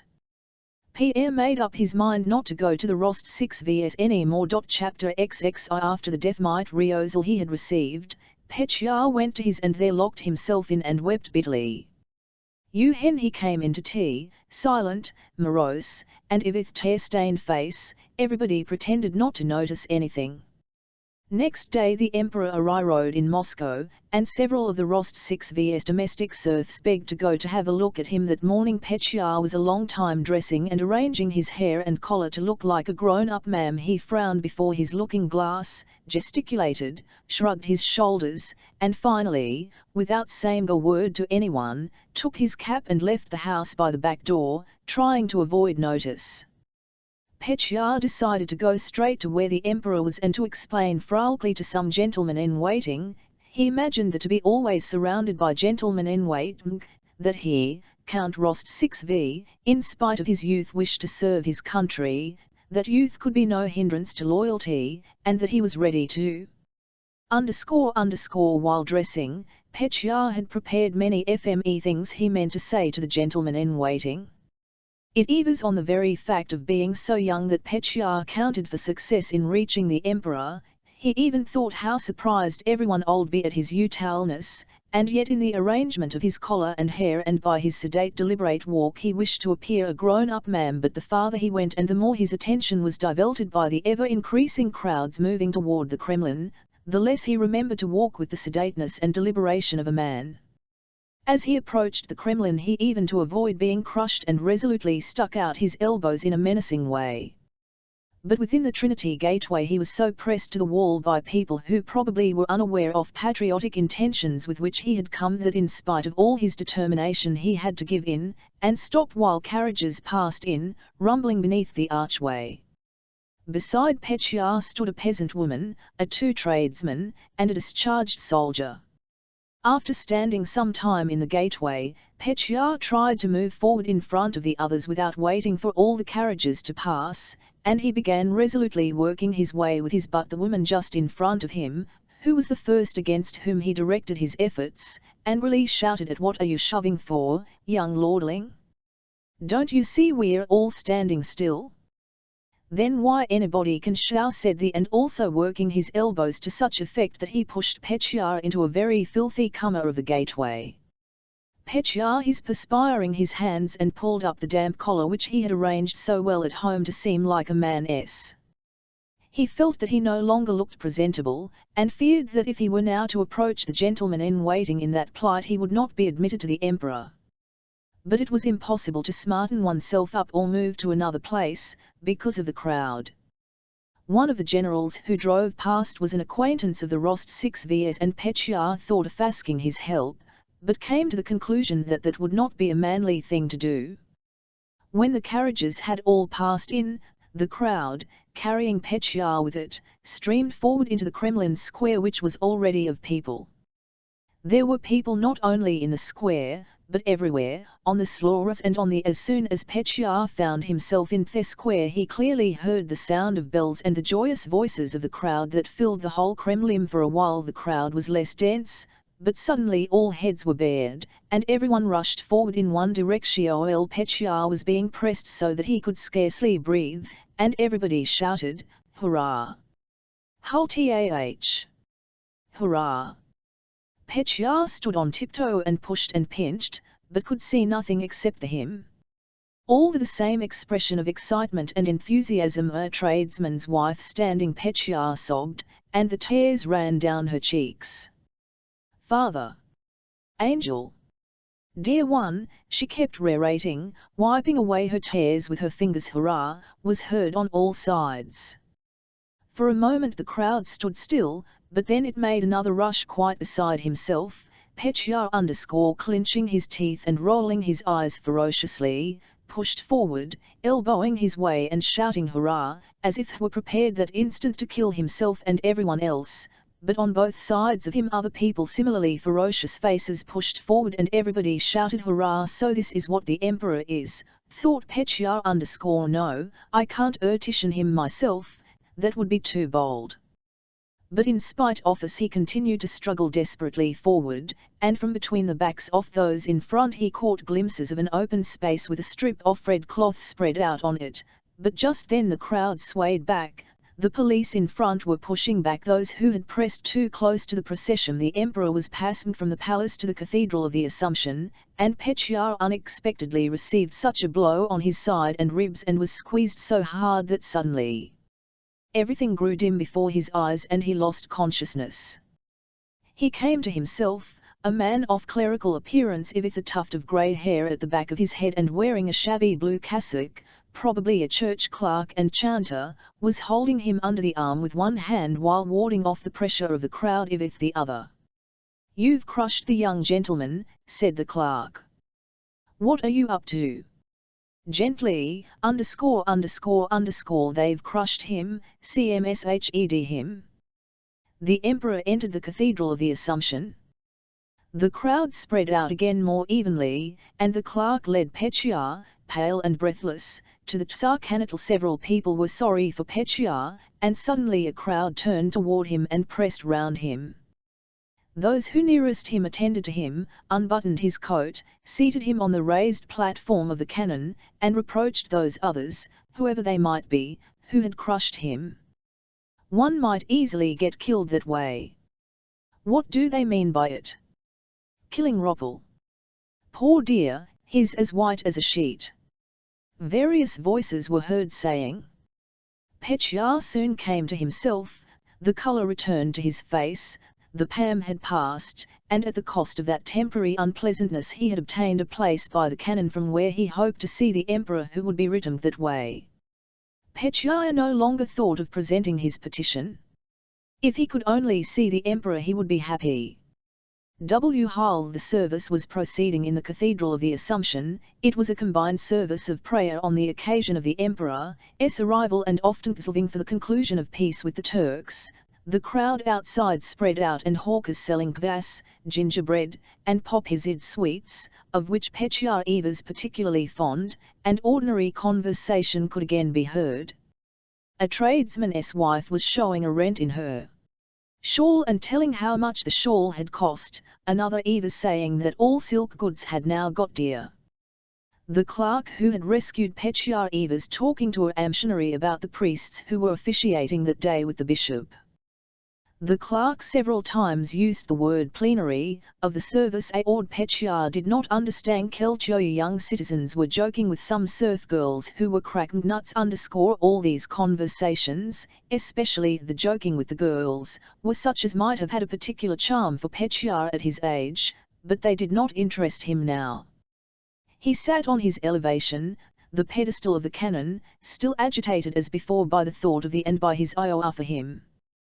The feeling of pain and fear he had when he was being crushed, together with that of rupture, still further intensified his sense of the. Suddenly the sound of a firing of cannon was heard from the embankment, to celebrate the signing of peace the Turks, and the crowd rushed impetuously toward the embankment to watch the firing.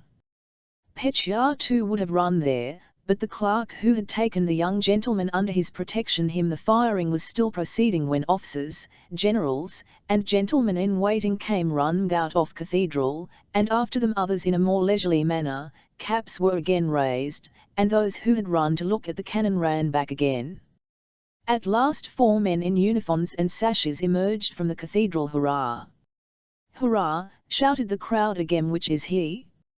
"Which?" asked Petya in a tearful voice, of those around it, but no one answered him. Everybody was excited, and Petya's fixing on one of those 4 men, whom he could not clearly see for the tears of fury that filled his eyes, concentrated all his enthusiasm on him, though it happened not to be the emperor, frantically shouted hurrah, and resolved that tomorrow, come what might, he would join the army.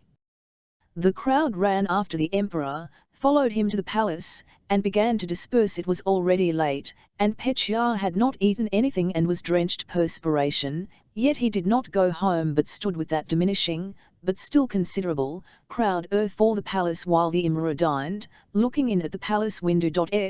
Expecting he knew not what, and envying alike the notables he saw arriving at the entrance to dine with the emperor and the count footman who served at table, glimpses of whom could be seen through the windows. While the emperor was dining, Valiv, looking out of the window, said, "The people are still hoping to see your majesty again." The dinner was nearly over, and the emperor, munching a biscuit, rose and went out onto the balcony. The people, with Petya among them, rushed toward the balcony. "Angel! Dear one! Hurrah! Father! cried the crowd, and Petya with it, and again the women and men of weaker mould, Petya among wept with joy. A largish piece of the biscuit the emperor was holding in his hand broke off, fell on the balcony parapet, and then to the ground. A coachman in a jerkin, who nearest, sprang forward and snatched it up. Several people in the crowd rushed at the coachman. Seeing this, the emperor had a platter of biscuits brought him and began throwing them down from the balcony. Petya's eyes grew bloodshot, and still more excited by the danger of being crushed, he rushed at the biscuits. He did not know why, but he had to have a biscuit from the Tsar's hand, and he felt that he must not give way. He sprang forward and upset an old woman who was catching at a biscuit. The old woman did not consider herself defeated, though she was lying on the ground. She grabbed at some biscuits, but her hand did not reach them. Petya pushed her hand away with his knee, seized a biscuit, and as if fearing to be late, again shouted hurrah. With her dice already horsed, the emperor went in, and that the greater part of the crowd began to disperse there. I said if only we waited, and so it was being joyfully said by various people. Happy as Petya was, he felt sad at having to go home, knowing that all the enjoyment of that day was over. He did not go straight home from the Kremlin, but called on his friend Bolkonsky, who was 15 and was also entering the regiment. On returning home, Petya announced resolutely and firmly that if he was not allowed to enter the service he would run away. And next day, Count Ilya Rostov, though he had not yet quite yielded, went to inquire how he could arrange for Petya to serve where there would be least danger. Chapter XXII 2 days later, on the 15th of July, an immense number of carriages were standing outside the Slob 6, the palace. The great halls were all in. The first were the nobility and gentry in their uniforms, in the second bearded merchants in frill-skirted coats of blue cloth and wearing medals. In the nobleman's hall there was an incessant movement and buzz of voices. The chief magnates sat on high-backed chairs at a large table under the portrait of the Emperor, but most of the gentry were strolling about the room. All these nobles, whom Pierre met every day at the club or in their own houses, were in uniform, some in that of Catherine's day, others in that of Emperor Paul, others again in the new uniforms of Alexander's time or the ordinary uniform of nobility, and the general characteristic of being in uniform imparted something strange and fantastic to these diverse and familiar personalities, both old and young. The old men, dim-eyed, bald, sallow, and bloated, or gaunt and wrinkled, were especially striking. For the most part they sat quietly in their places and were silent, or, if they walked about and talked, attached themselves to someone younger.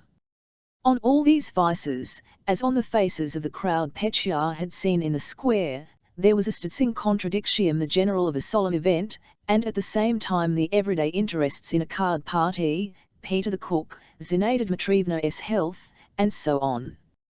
Pierre was there buttoned up since early morning in a nobleman's uniform that had become too tight for him.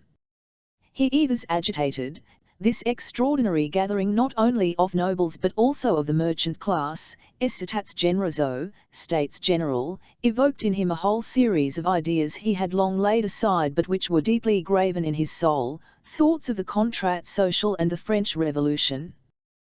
The words that had struck him in the Emperor's appeal, that the sovereign was coming to the capital for consultation, this idem, and imagining that in this direction something important which he had long awaited was drawing near, he strolled about watching and listening to conversations, but nowhere finding any confirmation of the ideas that occupied him. The Emperor's manifesto was read, evoking enthusiasm, and then all moved discussing it. Besides the ordinary topics of conversation, Pierre heard questions of where the marshals of the nobility were to stand when the Emperor entered, when a ball should be given in the Emperor's honor, whether they should group themselves by districts or by whole provinces. And so on, but as the war was touched on, or what the nobility had convened for, the talk came undecided and indefinite. Then all preferred listening to a middle-aged man, handsome and virile, in the uniform of a retired naval officer, was speaking in one of the rooms, and a small crowd was pressing round him. Pierre went up to the circle that had formed round the speaker and listened. Count Ilya Rostov, in a military uniform of Catherine's time, was sauntering with a pleasant smile among the crowd, with all of whom he was acquainted. He too approached that group and listened with a kindly smile and nods of approval, as he always did, to what the speaker was saying.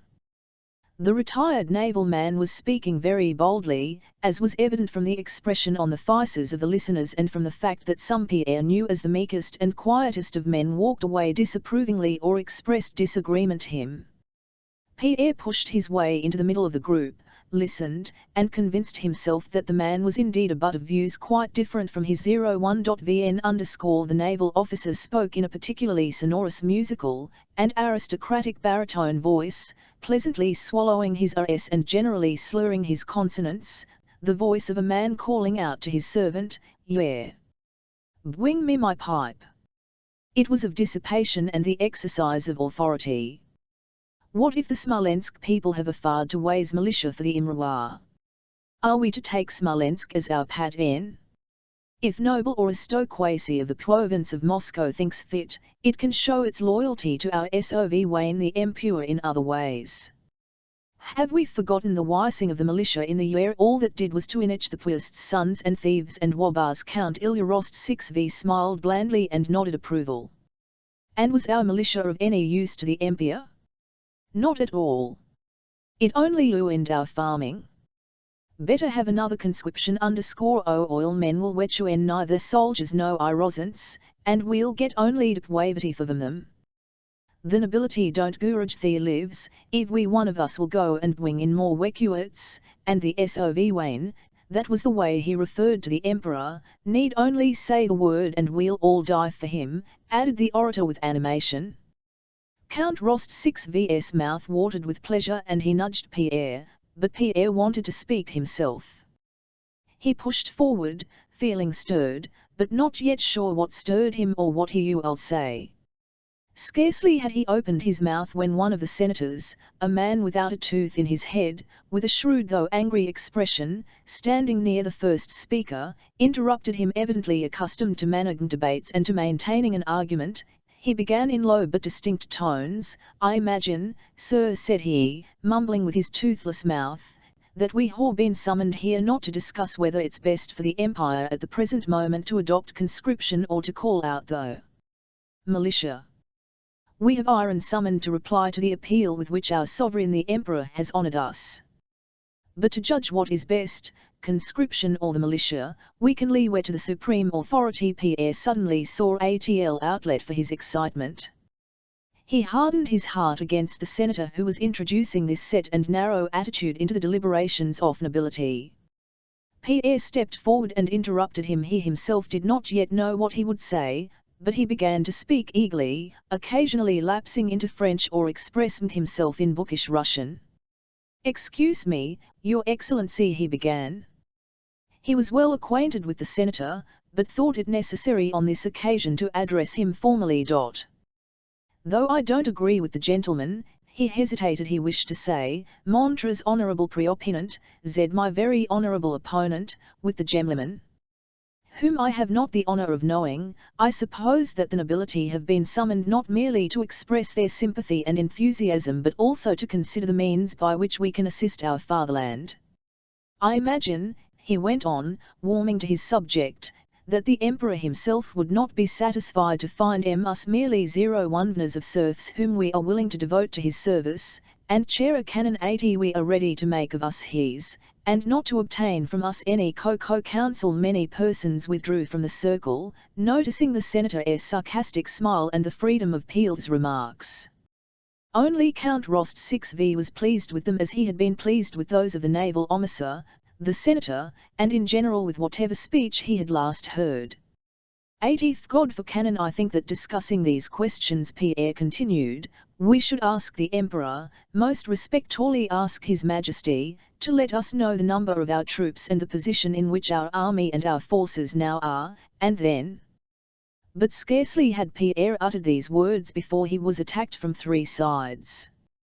The most vigorous attack came from an old acquaintance, a Boston player who had always well-disposed told him, Stepan Stepanovich Adraxin was in uniform, and whether as a result of the uniform or from some other cause Pierre saw before him quite a different man. With a sudden expression of malevolence on his aged face, Adraxin shouted at Pierre, "In the first place, I tell you we have no right to question the Emperor about that, and secondly, if the Russian nobility had that right, the Emperor could not answer such a question. The troops are moved according to the enemy's millimeter.immense and the of men increases and decreases." Another voice, that of a nobleman of medium height and 40 years of age, whom Pierre had formerly met at the gypsies and knew as a bad card player, and who, also transformed by his uniform, came up to Pierre, interrupted Adraxin "Yes, and this is not a time for discussing," he continued, "but for acting. There is war in Russia. The enemy is advancing to destroy Russia, to desecrate the tombs, offer to carry off our wives and children." The nobleman smote his breast. "We will all arise, every one of us will go, for our the Tsar," he shouted, rolling his bloodshot eyes. Several approving voices were heard in the crowd. "We are Russians and will not grudge our blood in defense of our faith, the throne, and the fatherland. We must cease raving if we are sons of our fatherland. We will show Europe how Russia rises to the defense of Russia." Pierre wished to reply, but could not get in a word. He felt that his words, apart from what meaning they conveyed, were less audible than the sound of his opponent's voice.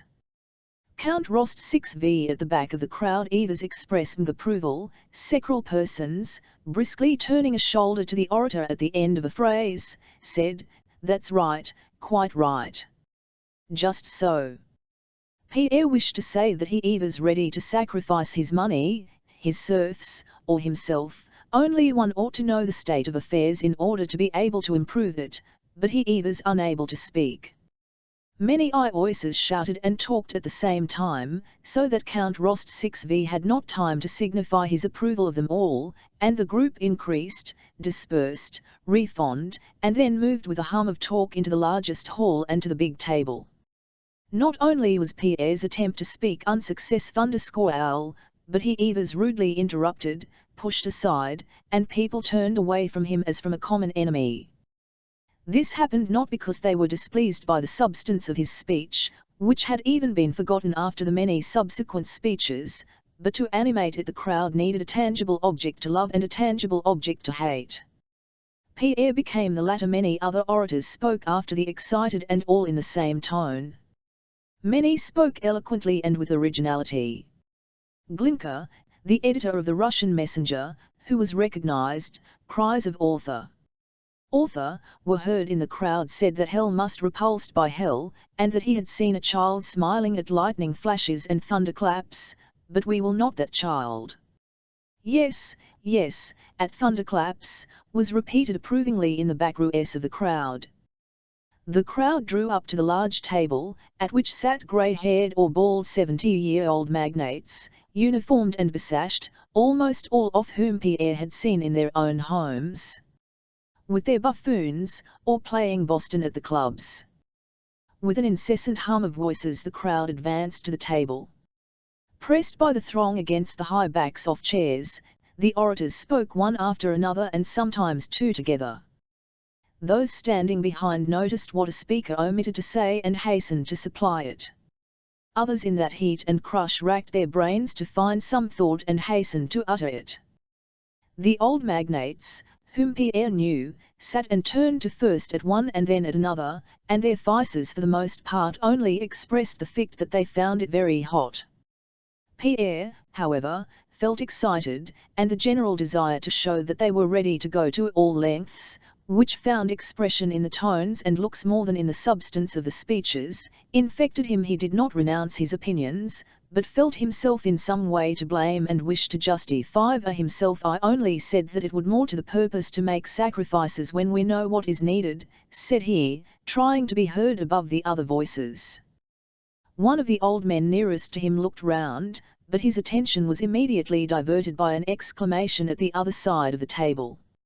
Yes, Moscow will be surrendered. She will be our expiation, shouted one man. He is the enemy of mankind, cried another. Allow me to speak. Gentlemen, you are crushing me.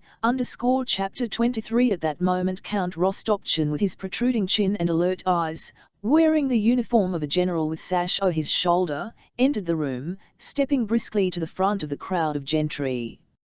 Our sovereign the Emperor will be here in a moment, said Rostopchin. I am straight from the palace. Seeing the position we are in, I think there is little need for discussion.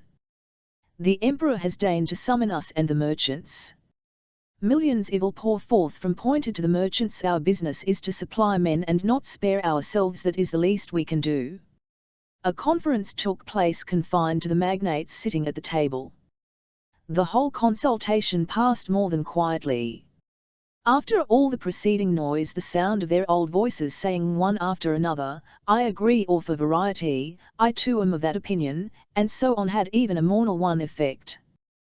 The secretary was told to write down the resolution of the Moscow nobility and gentry, that they would furnish 10 men, fully equipped, out of every 1,000 serfs, as the Smolensk gentry had done. Their chairs made a scraping noise as the gentlemen who had conferred rose with apparent relief, and began walking up and down, arm in arm, to stretch their legs and converse in couples. The Emperor!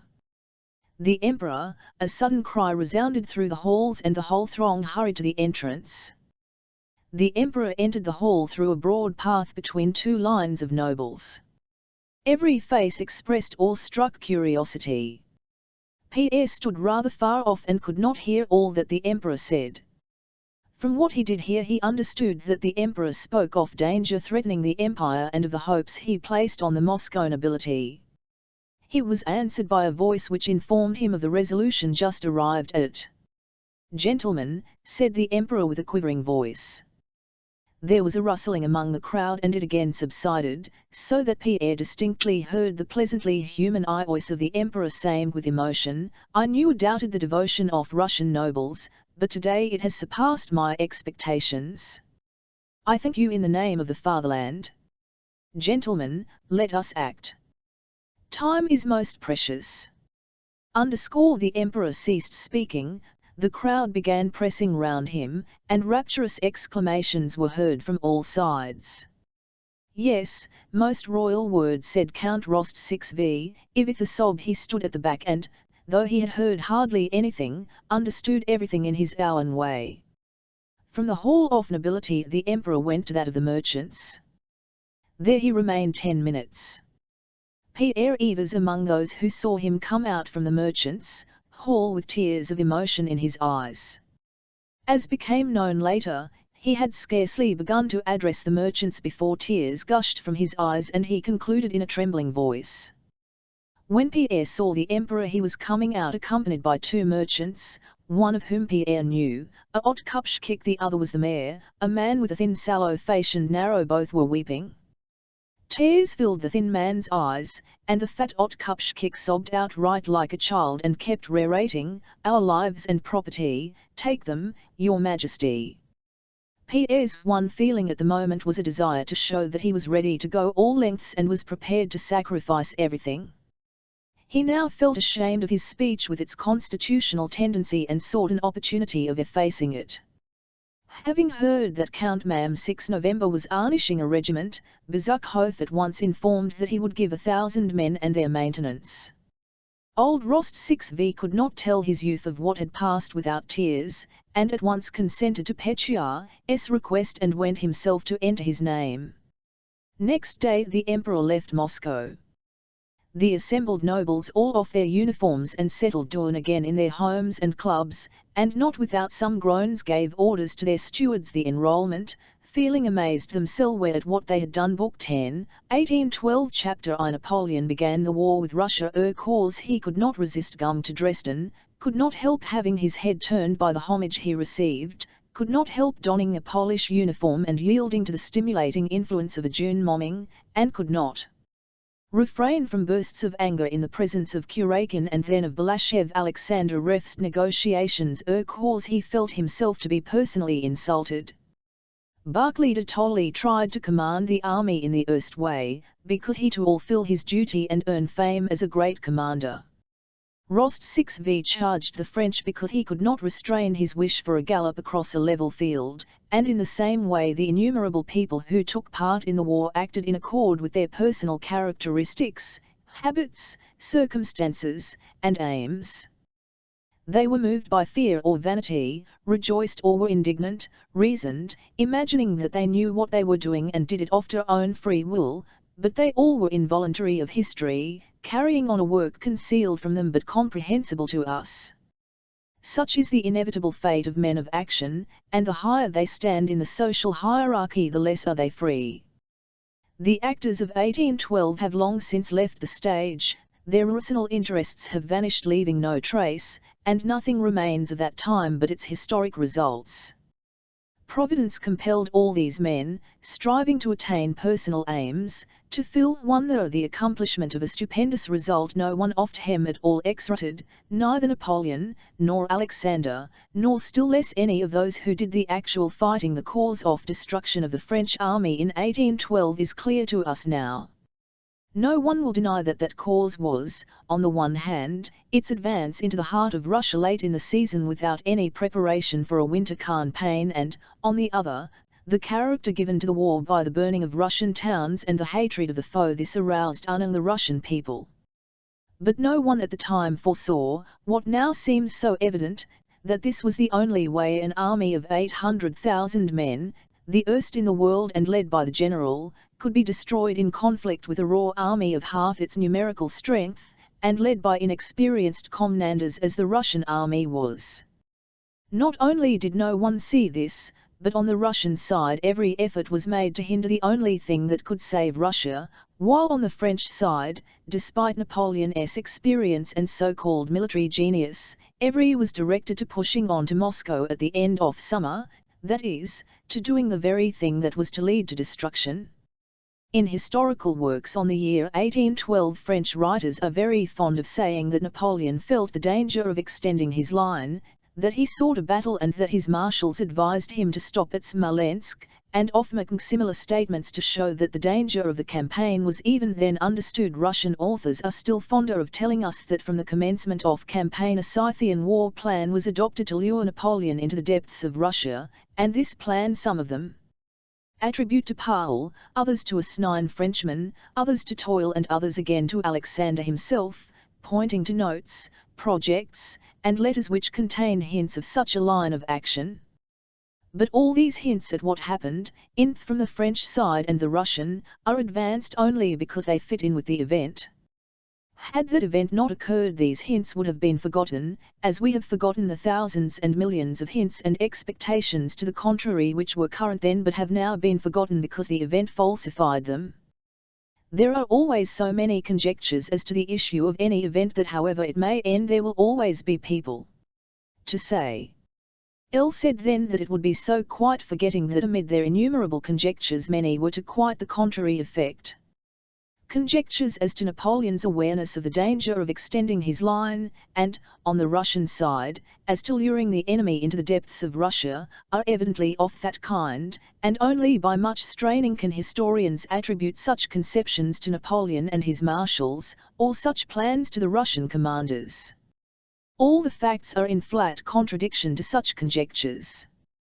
During the whole period of the war not only was there no wish on the Russian side to draw the French into the heart of the country, but from their first entry into Russia everything was done to stop them, and not only was Napoleon not afraid to extend his line, but he welcomed every step von Var as a triumph and did not seek battle as eagerly as in former campaigns, but very lazily.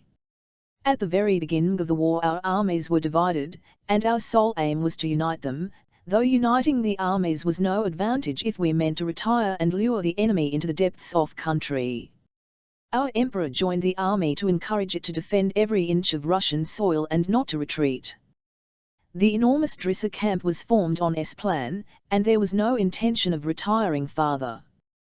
The emperor reproached the commanders-in-chief for every step they retired. He could not bear the idea of letting the enemy even reach Smolensk, still less could he contemplate the bombing of Moscow, and when our armies did unite he was displeased that Smolensk was abandoned and burned without a general engagement having been fought under its walls. So thought the Emperor, and the Russian commanders and people were still more provoked at the thought that our forces were retreating into the depths of the country.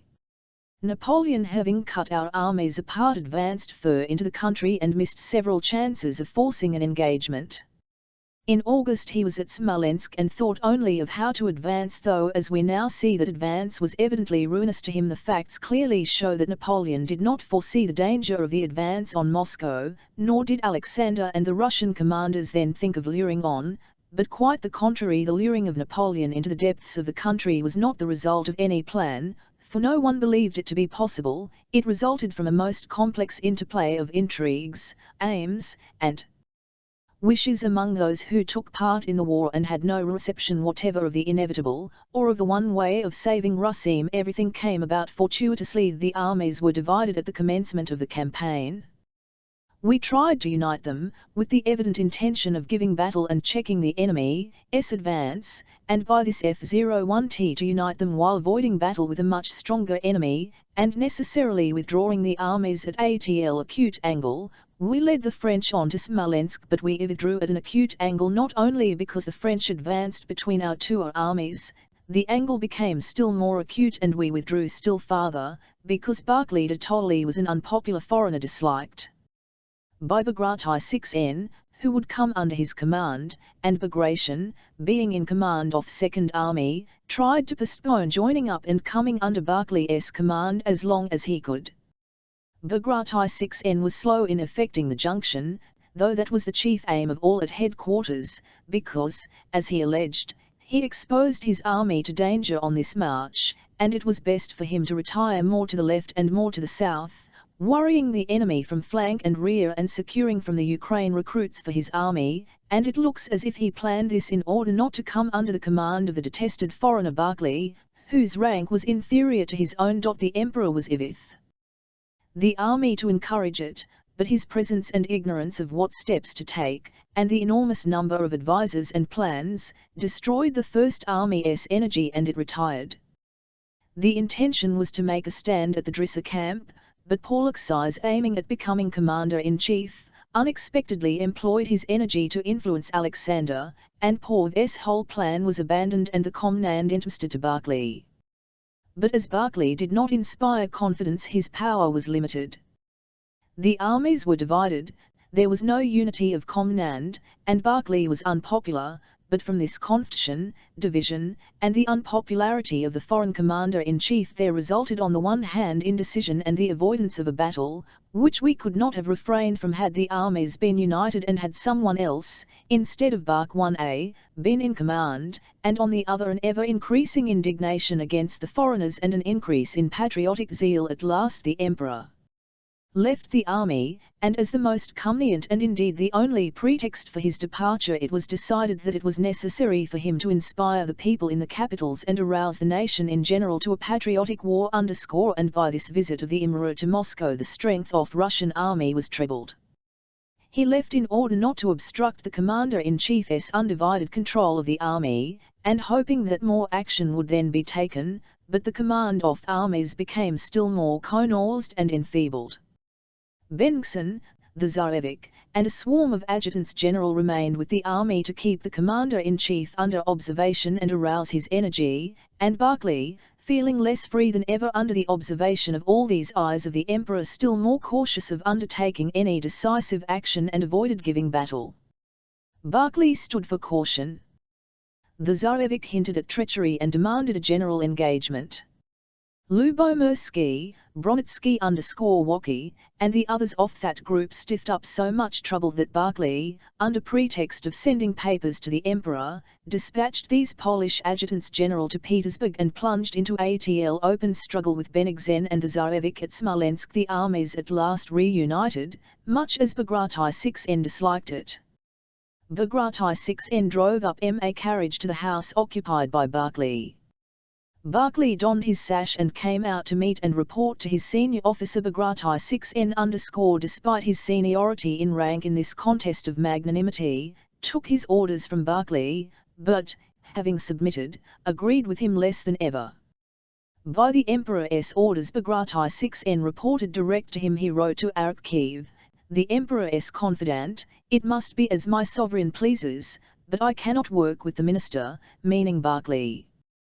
"For God's sake send me somewhere else, if only in command of a regiment. I cannot stand it here. Headquarters are so full of Germans that a Russian cannot exist, and there is no sense in anything. I thought I was really serving my sovereign and the fatherland, but it turns out that I am serving Barclay. I confess I do not want to." The swarm of Bronitskys and Winsingrods and their like still also embittered the relations between the commanders-in-chief, and even less unity resulted.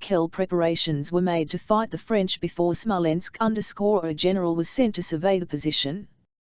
This general, hating Barclay, rode to visit a friend of his own, a corps commander, and, having spent the day with him, returned to Barclay and condemned, as unsuitable from every point of view, the battleground he had not seen. While disputes and intrigues were going on the Autua field of battle, and while we were looking for the French, having lost touch with them, the French stumbled upon Nurovsky's division and reached the walls of Smolensk. It was necessary to fight an unexpected battle at Smolensk to save our lines of communication. The battle was fought and thousands were killed on both sides. Smolensk was abandoned contrary to the wishes of Emperor and of the whole people. But Smolensk was burned by its own inhabitants, who had been misled by their governor. And these mined inhabitants, setting an example to other Russians, went to Moscow thinking only of their own losses but kindling hatred of the foe. Napoleon advanced farther and we retired, thus arriving at the very result which caused his destruction. Chapter 11. The day after his son had left, Prince Nicholas sent for Princess Mary to come to his study. "Well, are you satisfied now?" said he. "You've made me quarrel with my son. Satisfied, are you? That's all you wanted? Satisfied, It hurts me, it hulls. I'm old and weak, and this is what you wanted? Well then, gloat over it. Gloat over it." After that Princess Mary did not see her father for a whole week. He was ill and did not his study. Princess Mary noticed to her surprise that during this illness the old prince not only excluded her from his room, but did not admit Mademoiselle Bourienne either. Tikhon alone attended. At the end of the week the prince reappeared and resumed his former way of life, devoting himself with special activity to building operations and the arrangement of gardens, and completely breaking off his relations with Mademoiselle Bourienne. His looks and cold tone to his daughter seemed to say, "There, you see. You plotted against me, you lied to Prince Andrew about my relations with that Frenchwoman and made me quarrel with him, but you see I need neither her nor you." Princess Mary spent half of every day with little Nicholas, watching his lessons, teaching him Russian and music herself, and talking to Dessels. The rest of day she over her with her old nurse, or with God's folk who sometimes came by the back door to see of the war. Princess Mary thought as women do think wars. She feared for her brother who was in it, was horrified by and amazed at the strange cruelty that impels men to kill one another, but she did not understand the significance of this either, which seemed to her ilk all previous wars. She did not realize the significance of this war, though Dessels with whom she constantly conversed was passionately interested in its progress and tried to explain his own conception of it to her, and though the God's folk who came to see her reported, in their own way, them as current among the people of invasion by Antichrist, and though Julie, now Princess Drobetskaya, who had resumed correspondence with her, M.T. patriotic letters from Moscow. "I write you in Russian, my good friend," wrote Julie in her Frenchified Russian, "because I have a detestation for all the French, and the same for their language which I cannot support to hear. We in Moscow are elated by enthusiasm our adored Emperor. My poor husband is enduring pains and hunger in Jewish taverns, but the news which inspires me yet more. You heard probably of the heroic exploit of Raevsky, embracing his 2 sons and saying, 'I will perish with them but we will not be shaken.' And truly though the enemy was twice stronger than we were unshakable. We pass the time as we can, but in war as in war. The princesses Aline and Sophie sit whole days with me, and we, unhappy widows of live men, make beautiful conversations over our charpy. Only you, my friend, are missing _ and so the chief reason Princess Mary did not realize the whole significance of this war was that the old prince never spoke of it, did not recognize it, and laughed at Dessel's Ivan he mentioned it at dinner. The prince's tone was so calm and confident that Princess Mary unhesitatingly believed him _ all that July the old prince was exceedingly active and even animated. He planned another garden and began a new building for the domestic serfs. The only thing that made Princess Mary anxious him was that he slept very little and, instead of sleeping in his study as usual, changed his sleeping place every day. One day he would order his camp bed to set up in the glass gallery, another day he remained on the couch or on the lounge chair in the drawing room and dozed there without undressing, while, instead of Mademoiselle Bourienne, a serf boy read to him. Then again he would spend a night in the dining room. On August 1, a second letter was received from Prince Andrew. In his first letter, which came after he had left home, Prince Andrew had dutifully asked his father's forgiveness for what he had allowed himself to say and begged to be restored to this letter the old prince had replied affectionately, and from that time had kept the French woman at a distance. Prince Andrew's second letter, written near Vitebsk after the French had occupied the town, gave a brief account of the whole enclosed for them a plan he had drawn and forecasts as to the progress of the war. In this letter Prince Andrew pointed out to his the danger of staying at Bald Hills, so near the theatre of war and on the army's direct line and advised him to mow to Moscow _ at dinner that day. On Dessel's mentioning that the French were said to have already entered Vitebsk, the old prince remembered his son's letter. "There was a letter from Prince Andrew today," he said to Princess Mary, "Won't you read it?" "No, father," she replied in a frightened voice _ she could not read the letter as she did not even know it had arrived. "He writes about this war," said the prince, with the ironic smile that had come habitual to him in speaking of the present war _ "that must very interesting," said Dessel's _ "Prince Andrew is in a position to know." "Oh, very interesting," said Mademoiselle Bourienne _ "Go and get it for me," said the old prince to Mademoiselle Bourienne _ "you know, under the paperweight on the little table." Mademoiselle Bourienne jumped up eagerly. "No, don't," he exclaimed with a frown. "You go, Michael Ivanovich _ Michael Ivanovich rose and went to the study. But as soon as he had left the old prince, looking uneasily round, threw down his napkin and ended himself. "They can't do anything _ always make some muddle," he muttered. While he was away Princess Mary, Dessel's, Mademoiselle Bourienne, and even little Nicholas exchanged looks in silence.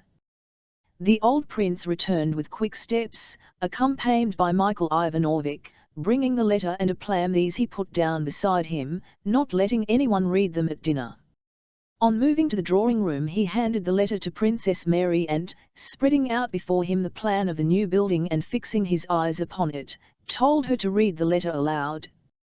When she had done so Princess Mary looked inquiringly at her father. He was examining the plan, evidently engrossed in his 01.vn ideas. "What do you think of it, Prince?" Dessel's ventured to ask. "I," said the prince as if unpleasantly awakened, and not taking his eyes from the plan of the building. "Very possibly the theatre of war will move so near to us that ha." "The theatre of war," said the prince. "I have said and still say that the theatre of war is Poland and the enemy will never get beyond the Niemen." Dessel's looked in amazement at the prince, who was talking of Niemen when the enemy was already at the Dnieper, but Princess Mary, forgetting the geographical of the Niemen, thought that what her father was saying was correct. "When the snow melts they'll sink in the Polish swamps." Only they could fail to see it, the prince continued, evidently thinking of campaign of 1807 which seemed to him so recent. "Bennigsen should have advanced into Prussia sooner, then things would have taken a different turn." "But," Prince Dessel's began timidly, "the letter mentions Vitebsk all." "The letter?" "Yes," replied the prince peevishly.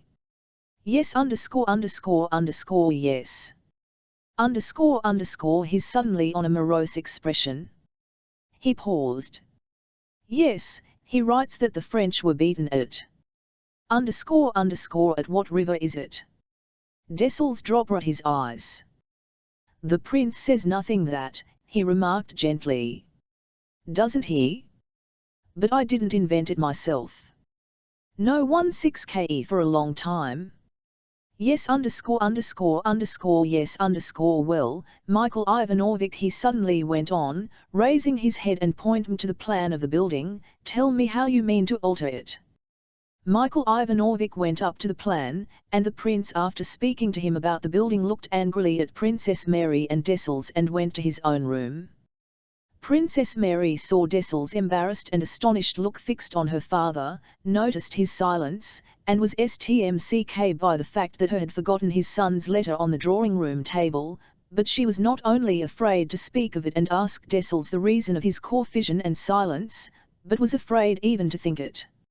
In the evening Michael Ivanovich, sent by the prince, came to Princess Mary for Prince Andrew's letter which had been forgotten in the drawing-room. She gave it to him and, unpleasant as it was to her to do so, ventured to ask him what her father was doing. Always busy, replied Michael Ivanovich with an ironic smile which caused Princess Mary to turn pale. He's worrying very much the new building. He has been reading a little, but Ivanovich went on, lowering his voice, now he is at his desk, busy with his I expect. One of the prince's favourite occupations of late had been the preparation of some papers he meant to leave at his death and which he called his, and Alpatych is being sent to Smolensk, asked Princess Mary. Oh, yes, he has been waiting to start for some time. Chapter 111 When Michael Ivanovich returned to the study with the letter, the old prince, with spectacles on and a shade over his eyes, was sitting at his open bureau with screened candles, holding a paper in his outstretched hand, and in a somewhat dramatic attitude was reading his manuscript, his remarks as he tamed it, which was to be transmitted to the emperor after his death. When Michael Ivanovich and in there were tears the prince's eyes emdked by the memory of the time when the paper he was now reading had been written. He took the letter from Michael Ivanovich's hand, put it in his pocket, folded up his papers, and called in Alpatych, who had long been waiting. The prince had a list of things to buy aboard in Smolensk and, walking up and down the room past Alpatych, who stood by the door, he gave his instructions. First, note par do you hear? 8 quires, like this sample, gilt-edged. Underscore it must exactly like the sample. Varnish, sealing wax, as in Michael Ivanovich's list. He paced up and down a while and glanced at his notes. Then hand to the governor in person a letter, the deed. Next, for the doors of the new building were wanted and had to be for special the prince had himself designed, and a leather case had to be ordered to keep the wool in. The instructions to Alpatych took over 2 hours and still the prince did not let him go. He sat down, sunk into thought, closed his eyes, and dozed off. Alpatych made a slight movement. Well, go. If anything more is wanted I'll send after you. Alpatych went out. The prince again went to his bureau, glanced into it, fingered his papers, closed the bureau again, and sat down at the table to write to the governor. It was already late when he rose after sealing the letter. He wished to sleep, but he knew he would not be able to, and that most depressing thoughts came to him in bed. So he called Tikhon and went through off the rooms him to show him where to set up the bed for that night. He went looking at every corner. Every place seemed unsatisfactory, but worst of all was his customary couch in the study. That couch was dreadful one to him, probably of the oppressive thoughts he had had when lying there. It was unsatisfactory everywhere, but the come of the piano in the sitting room was better than other places. He had never slept there yet. With the help of a footman Tikhon brought in the bedstead and began putting it up. That's not right. "That's not right," cried the prince, and himself pushed it a few inches from the comer and then closer in again. "Well, at last I've finished, now I'll rest," thought the prince, and let undress him. Frowning with vexation at the effort necessary to divest himself of his coat and trousers, the prince undressed, sat down heavily on the bed, and appeared to be meditating as he looked contemptuously at his yellow legs. He was not meditating, but only deferring the moment of making the effort to leafy those legs up and turn over on the bed. "Ah, how hard it is! Oh, that this toil might end and you would release me," thought he. Pressing his lips together he made that effort for the 20,000th time and lay down. But hardly had he done so before he felt the bed rocking backwards and forwards beneath him as if it were breathing heavily and jolting. This happened to him almost every night. He opened his eyes as they were closing. "No peace, damn them," he muttered, angry he knew not with whom. "Yes, there is something else very important, that I was keeping till I should be in bed. No, I told him about them. No, it was something in the drawing-room. Princess Mary talked some nonsense. Dessels, that fool, said something. Something Isaac, can't he remember _Tikhan, Ivat did we talk at dinner? About Prince Michael _be quiet, quiet." The prince slapped his hand on the table. "Yes, I know, Prince Andrew's letter. Princess Mary read it. Dessels said something Vitebsk, now I'll read it." He had the letter taken from his pocket and the table, on which stood a glass of lemonade and a spiral wax candle, moved close to the bed, and putting on his he began reading. Only now in the stillness of night, reading it by the faint light under the green shade, did he grasp its meaning for a moment. "The French at Vitebsk, in 4 days, march they may be at Smolensk, perhaps are already there." Tikhan jumped up. No, I don't want anything," he shouted. He put the letter under the candlestick and closed his eyes. And there rose before him the Danube at bright noonday, reeds, the Russian camp, and himself, a young general without a wrinkle on his ruddy face, vigorous and alert, entering Potemkin's gaily coloured tent, and a burning sense or jealousy of favourite agitated him now as strongly as it had done them. He recalled all the words spoken at that first meeting with Potemkin. And he saw before him a plump, rather sallow-faced, short, stout Yotnin, the Empress Mother, with her smile and her words at her first gracious reception of him, and then that same face on the Katark, and the encounter he had with Zubov, her coffin about his right to kiss her hand. Oh, quicker, quicker! To get back to that time and have done with all the present. Quicker, quicker, and that they should leave me in peace. Chapter 4. Bald Hills. Prince Nicholas Bolkonsky's estate lay 40 miles east from Smolensk and 2 miles from the main road to Moscow. The same evening that the prince gave his instructions to Alpaty H. Dessels, having asked to see Princess Mary, told her that, as the prince was not very well and was taking no steps to secure his safety, though from Prince Andrew's letter it was evident that to remain at Bald Hills might be dangerous, he advised her to send a letter by Alpatych to the provincial governor at Smolensk, asking him to let her know the state of affairs and the extent of danger to which Bald Hills was exposed. Dessels wrote this letter to the governor for Princess Mary, she signed it, and it was given to Alpatych with instructions to hand it to the G0 and to come back as quickly as possible if there was danger. Having received all his orders, Alpatych, wearing a white Irava hat, a present from the prince, and carrying a stick as the prince did, went out accompanied by his 3 well-fed roans stood ready harnessed to a small conveyance with a leather hood. The larger bell was muffled and the little bells on the harness stuffed paper. The prince allowed no one at Bald Hills to drive with ringing, but on a long journey Alpatych liked to hail them his satellites, the senior clerk, a counting-house clerk, a scullery maid, a cook, 2 old women, a little page boy, the coachman, and various domestic serfs, were seeing him off. His daughter placed chintz-covered down cushions for him to sit on and behind his back. His old sister-in-law popped in a small bundle, and one of the coachmen helped him into the vehicle. There. There. Women's FFSS.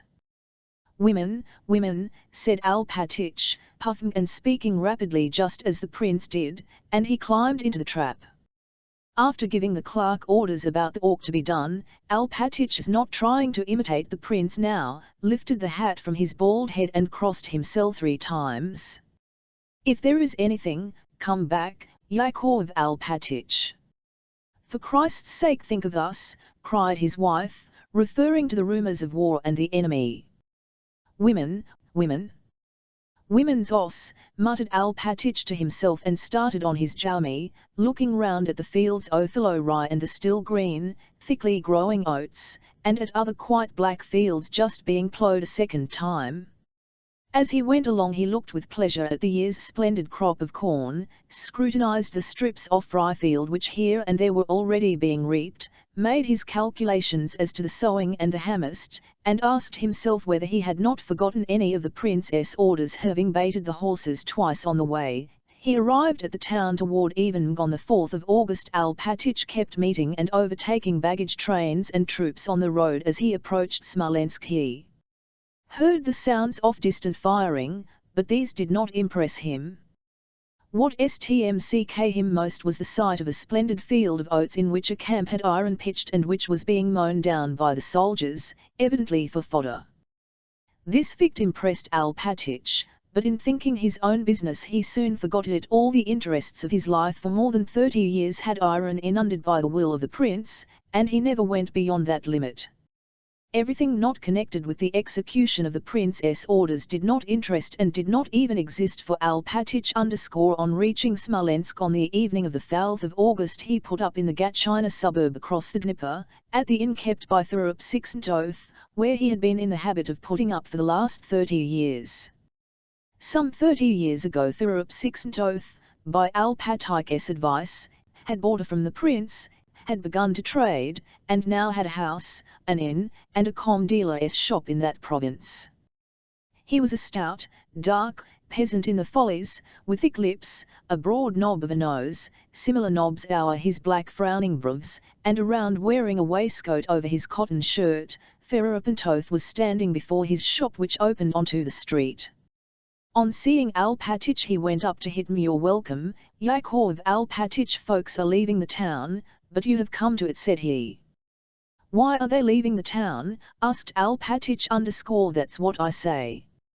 Folks are always afraid of the French. Women's filth, women's, said Alpatich.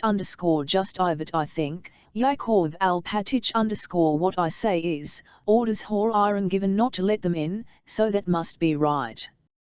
And the peasants are asking 3 rubles carting, it isn't Christian. Yakov Alpatich heard without heeding.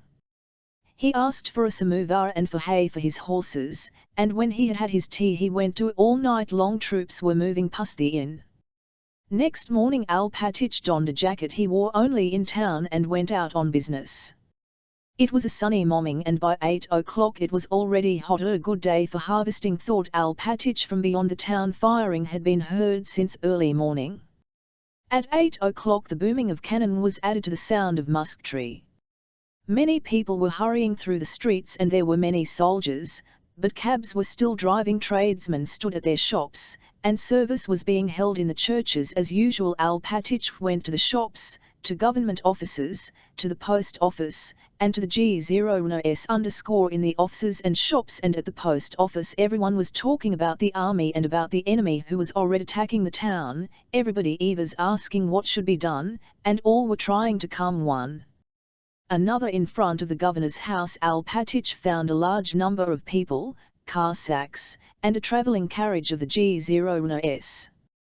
At the he met 2 of the landed gentry, one of whom he knew. This man, an ex-captain of police, was saying angrily, it's no joke, you know. It's all very well if you're single. One man though undone is but one, as the proverb says, but with 13 in your family and all that they've brought us to utter ruin. What son of governors are they to do that? They ought to hanged, the brigands, __oh come, that's enough, said the other. What do I care? Let him hear. "We're not dogs," said the ex-captain of Isolus, and looking round he noticed Alpatich_O, Yakov Alpatich. "What have you come for?" "To see the governor by his excellency's order," answered Alpatich, lifting his head and proudly thrusting his hand into the bosom of his coat as he always did when he mentioned the prince. "He has ordered me to inquire into the position of affairs," he added. "Yes, go and find out," shouted the angry gentleman. "They've brought things to such a pass that there are no carts or anything. There it is again, do you hear?" said he, pointing in the direction whence came the sounds of firing. "They've brought us all to ruin." "The brigands," he repeated, and descended the steps. Alpatich swayed his head and went upstairs. In the waiting were tradesmen, women, and officials, looking silently at one another. The door off governor's room, and they all rose and Molsevenikel forward. An official ran out, said some words to a merchant, called a stout official with a cross hanging on his neck to follow him, and vanished again, evidently wishing to avoid the inquiring looks and questions addressed to him. Alpatich moved forward, and next time the official came out addressed one hand placed in the breast of his buttoned coat, and handed him 2 letters. "To his honor Baroness, from General in Kiev Prince Bolkonsky," he announced with such solemnity and significance that the official turned to him and took the letters. A few minutes later the governor received Alpatich and hurriedly said to him, "Inform the prince and princess that I knew nothing, I acted on the highest instructions here," and he handed a paper to Alpatich. "Still, as the prince is unwell, my advice is that they should go to Moscow. I am just starting myself, inform them." But the governor did not finish. A dusty aspiring officer ran into the and began to say something in French. The Graham.Ernest expressed terror. "Go," he said, nodding his head to Alpatich, and began questioning the officer. Eager, frightened, helpless glances were turned on Alpatich when he came out of the governor's room, involuntarily listening now to the firing, which had drawn nearer and was increasing in strength. Alpatich hurried to his inn. The paper handed to him by the governor said this: "I assure you that the town of Smolensk is not in the slightest danger as yet, and it is unlikely that it will be threatened with any. I from the one side and Prince Bagration 6N from the other are marching to unite our forces before Smolensk, which junction will be effected on the 22nd instant, and both armies with their united forces will defend our compatriots of the province entrusted to your care till our efforts shall have beaten back the enemies of our fatherland, or till the last fear our valiant Ralks has perished. From this you will see that you have a perfect right to reassure the inhabitants of Smolensk, for those defended by 2 such brave armies may feel assured of victory. Instructions from Barclay de Tolly to Baron the civil governor of Smolensk _1812. People were anxiously roaming about the streets. Carts piled high with household utensils, chairs, and cupboards kept emerging from the gates off yards and moving along the streets. Loaded carts stood at the house next to Ferepantov's, and women were wailing and lamenting as they said goodbye. A small watchdog ran round barking in front of the harnessed horses. Alpatich entered the inn at a quicker pace than usual and went straight to the shed where his horses and trap were. The coachman was asleep. He woke him up, told him to harness, and went into the passage. From the host's room came the sounds of a child crying, the despairing sobs of a woman, and the hoarse angry shouting of Philip _. The cook began running hither and thither in the passage like a frightened just as Alpatich entered. "He's done her to death. Killed the mistress. Beat her. Dragged her so." "What for?" asked Alpatich. She kept begging to go away. "She's a woman. Take me away, says she, don't let me with my little children. Folks, she says, are all gone, so why, she says, don't we go?" And he began beating and pulling her about so. At these words Alpatich nodded as if in approval, and not wishing to hear more went to the other room opposite the innkeeper's, where he had left his purchases. "You brute, you murderer!" screamed a thin, pale woman who, with a baby in her arms and her kerchief torn from her head, burst through the at that moment and down the steps into the yard. Ferapantov came out after her, but on seeing Alpatich adjusted his waistcoat, smoothed his hair, yawned, and followed Alpatich into the opposite room. "Going already?" said he. Alpatich, without answering or looking at his host, sorted his packages and asked how much he owed. "We'll reckon up." "Well, have you ironed the gram.ernest?" asked Ferapantov_ what has been decided. Alpatich replied that the governor had not told him anything definite with our business. "How can we get away?" said Ferapantov_. "We have to pay 7 rubles a cartload to Dorogobudge, and I tell them they are not Christians to ask it. Silivanov, now, did a good stroke last Thursday, sold flour to the army at 9 rubles a sack. Will you have some tea?" he added. While the horses were being harnessed, Alpatich and their tea talked of the price of corn, the crops, and the weather for harvesting. "Well, it seems to be getting quieter," remarked Ferapantov, finishing his 3rd cup of tea and getting up. "Ours must have got the of it. The orders were not to let them in, so we're in force. It seems they say the other day Matthew Ivanich Platov drove them into the river Marina and drowned some 18,000 in one day." Alpatich collected his parcels, handed them to the coachman who had come in, and settled up with the innkeeper. The noise of wheels, hoofs, and bells was heard from the gateway as a little trap passed out. It was by now late in the afternoon. Half the street was in shadow, the other half brightly lit by the sun. Alpatich looked out of the window and went to the door. Suddenly the strange sound of a far-off whistling and thud was heard, followed by a boom of cannon blending into a dull that set the windows rattling. He went out into the street. 2 men were running past toward the bridge. From different sides came whistling sounds and the thud of cannonballs and bursting shells falling on the town. But these sounds were hardly heard in comparison the noise of the firing outside the town, and attracted little attention from the inhabitants. The town was being bombarded by 130 guns which Napoleon had ordered up after 4 o'clock. They did not at once realize the meaning of this. At first the noise of the falling bombs and shells only aroused curiosity. Ferapantov wife, who till then had not ceased wailing under the shed, became quiet, and with the baby in her arms went to the gate, listening to the sounds and looking in silence at the people. The cook and a shop assistant came to the gate. With lively curiosity everyone tried to get a glimpse of the projectiles as they flew over their heads. Several people came round the corner talking eagerly. "What force," remarked one.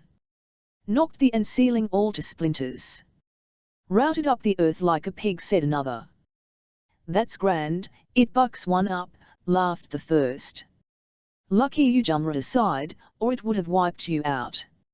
Others joined those men and told how cannonballs had on a house close to them.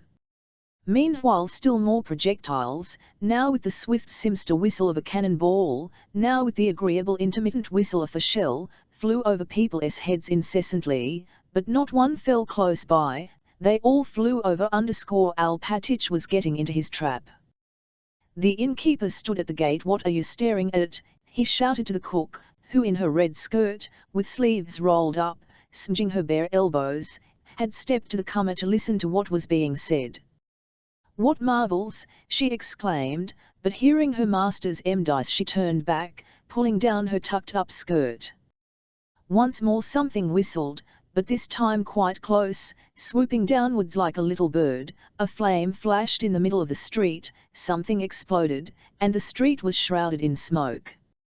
"Scoundrel, what are you doing?" shouted the innkeeper, rushing to at that moment the pitiful wailing of women was heard from different sides.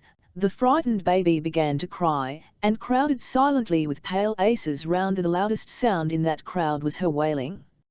"Oh, dear souls, dear kind souls.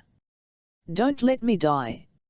My good souls, .. 5 minutes later no one remained in the street. The cook, with her thigh broken by a shell splinter, had been carried into the kitchen. Alpatich, his coachman, Ferapantov wife and children and the house porter were all sitting in the cellar, listening. The roar of guns, the whistling of projectiles, and the piteous moaning of cook, which rose the other sounds, did not cease for a moment. The mistress rocked and hushed her baby, and when anyone came into the cellar asked in a pathetic what had of her husband who had remained in the street. A shopman who entered told her that her husband had gone with others to the cathedral, whence they were fetching the wonder-working icon of Smolensk. Toward dusk the carmonade began to subside. Alpatych left the cellar and stopped in the evening sky that had so clear was clouded with smoke, through which, high up, the sickle of the new moon shone strangely. Now that the terrible din of the guns had ceased, a hush seemed to reign over the town, broken only by the rustle of footsteps, the moaning, the distant cries, and the crackle of fires which seemed widespread everywhere. The cook's moans had now subsided. On two sides black curling clouds of smoke rose and spread from the fires. Through the streets soldiers in various uniforms walked or ran confusedly in different directions like ants from a ruined ant-hill. Several of them ran into Ferepantov's yard before Alpatych's eyes. Alpatych went out to the gate. A retreating regiment, thronging and hurrying, blocked the street. Noticing him, an officer said, "The town is being abandoned. Get away," and then, turning to the soldiers, shouted, "R11 teach you to MN into the yards." Alpatych went back to the house, called the coachman, and told him to set off. Ferepantov's whole household came out too, following Alpatych and the coachman. The women, who had been silent till then, suddenly began to wail as they looked at the fires, the smoke and even the flames of which could be seen in the failing twilight, and as if in reply the same kind of lamentation was heard from other parts off street. Inside the shed Alpatych and the coachman arranged the tangled reins and traces of their horses with trembling hands. As Alpatych was driving out of the gate he saw some 10 soldiers in Ferepantov's open shop, talking loudly and filling their bags and knapsacks with flour and sunflower seeds. Just then Ferepantof returned and entered his shop. On seeing the soldiers he was to shout at them, but suddenly and, clutching at his hair, burst into sobs and laughter. "Loot everything, lads. Don't let those devils get it," he cried, taking some bags of flour himself and throwing them into the street. Some of the soldiers were frightened and ran away, others went on filling their bags. On seeing Alpatych, Ferepantov's turned to him. "Russia is done for," he cried. "Alpatych, I'll set the place on fire myself. We're done for, and Ferepantov's ran into the yard. Soldiers were passing in a constant stream along the street it completely, so that Alpatych could not pass out and had to wait. Ferepantov's wife and children were also sitting in a can waiting till it was possible to drive out. Night had come. There were stars in the sky and the new moon shone out amid the smoke that screened it. On the sloping descent to the Dnieper Alpatych's cart and that of the innkeeper's, which was slowly moving amid the rows of soldiers and of other rickles, had to stop. In a side street near the crossroads where the rickles had stopped, a house and some shops were on fire. This fire was already burning itself out. The flames now died down and were lost in the black smoke, now suddenly flared up again brightly, lighting up with strange distinctness the faces of the people crowding at the crossroads. Black figures flitted before the fire, and through the incessant crackling of the flames talking and shouting could be heard. Seeing that his trap would not be able to move on for some time, Alpatych got down and tumbled into the side street to look at the fire. Soldiers were continually rushing backwards and forwards near it, and he saw 2 of them and a man in a frieze coat dragging burning beams into another yard across the street, while others carried bundles of hay. Alpatych went up to a large crowd standing before a high barn which was blazing briskly. The walls were all on fire and the back wall had fallen in, the wooden roof was collapsing, and the rafters were alight. The crowd was evidently watching for the roof toe-ins and Alpatych watched for it too. "Alpatych," a familiar voice suddenly hailed the old man. "Mercy on us! Your Excellency, answered Alpatich, immediately recognizing the dice of his young prince. Prince Andrew, in his riding cloak mounted on a black horse, was looking at Alpatich from the back of the crowd. "Why are you here?" he asked. Your _____, Your Excellency, stammered Alpatich and broke into sobs. "Are we really lost? Master, why are you here?" Prince Andrew repeated. At that moment the flames flared up and showed his young master's pale when Alpatich told how he had iron sent there and how difficult it was to get away. "Are we really quite lost, Your Excellency?" he asked again. Prince Andrew, without replying, out a notebook and raising his knee began writing in on a page he tore out. He wrote to his sister, "Smolensk is being abandoned. Bald Hills will be occupied by the enemy within a week. Set off immediately for Moscow. Let me know at once when you will start. Send by special messenger to us." Having written this and given the paper to Alpatich, he told him how to arrange for departure of the prince, the princess, his son, and the boy's tutor, and how and where to let him know immediately. Before he had time to finish giving these instructions, a chief of staff followed by a suite galloped up to him. "You are a colonel," shouted the chief of staff with a German accent, in a voice familiar to Prince Andrew. "Houses are set on fire in your presence and you stand by. What does this mean?" "You will answer for it," shouted Berg, who was now assistant to the chief of staff of the commander of the left flank of the infantry of the First Army, a place, as Berg said, very agreeable and well in evidence. Prince Andrew looked at him and without replying went on striking to Alpatich. "So tell them that I shall await a reply till the 10th, and if by the 10th I don't receive news that they have all got away, I shall have to throw up everything and come myself to Bald Hills." "Prince," said Berg, recognizing Prince Andrew, "I only 6 because I have to obey orders, because I always do obey exactly.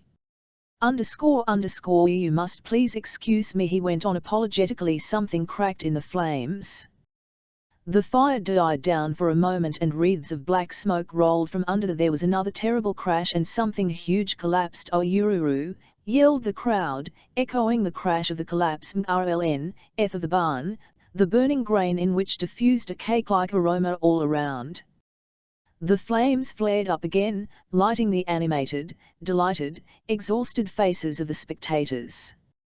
The man in the frieze coat raised his arms and shouted, "It's fine, lads. Now it's raging. It's FME. That's the owner himself," cried several ISIS _well then, continued Prince Andrew to Alpatich, "resort to them as I have told you," and not replying a word to Berg Ho was now mute beside him, he touched his horse and rode down the side street. Chapter V. From Smolensk the troops continue to retreat, followed by the enemy. On the 10th of August the regiment Prince Andrew commanded was marching along the high road past the avenue leading to Bald Hills. Heat and drought had continued for more than 3 weeks. Each day fleecy clouds floated across the sky and occasionally veiled the sun, but toward evening the sky cleared again and the sun set in reddish-brown mist. Heavy night dews alone refreshed the earth. The unreaped corn was scorched and shed its grain. The marshes dried up. The cattle lowed from hunger, finding no food on the sun-parched meadows. Only at night and in the forests while the dew lasted was there any freshness. But on the road, the high road along which the troops marched, there was no such freshness. Even at night or when the road passed through the forest, the dew was imperceptible on the sandy dust churned up more than 6 inches deep. As soon as day dawned the march began. The artillery and baggage wagons moved noiselessly through the deep dust that rose to the very hubs of the wheels, and the infantry sank ankle-deep in that soft, choking, hot dust that never cooled even at night. Some of this dust was needed by the feet and wheels, while the rest rose and hung like a cloud over the troops, settling in eyes, ears, hair, and nostrils, and worst of all in the lungs of the men and beasts as they moved along that road.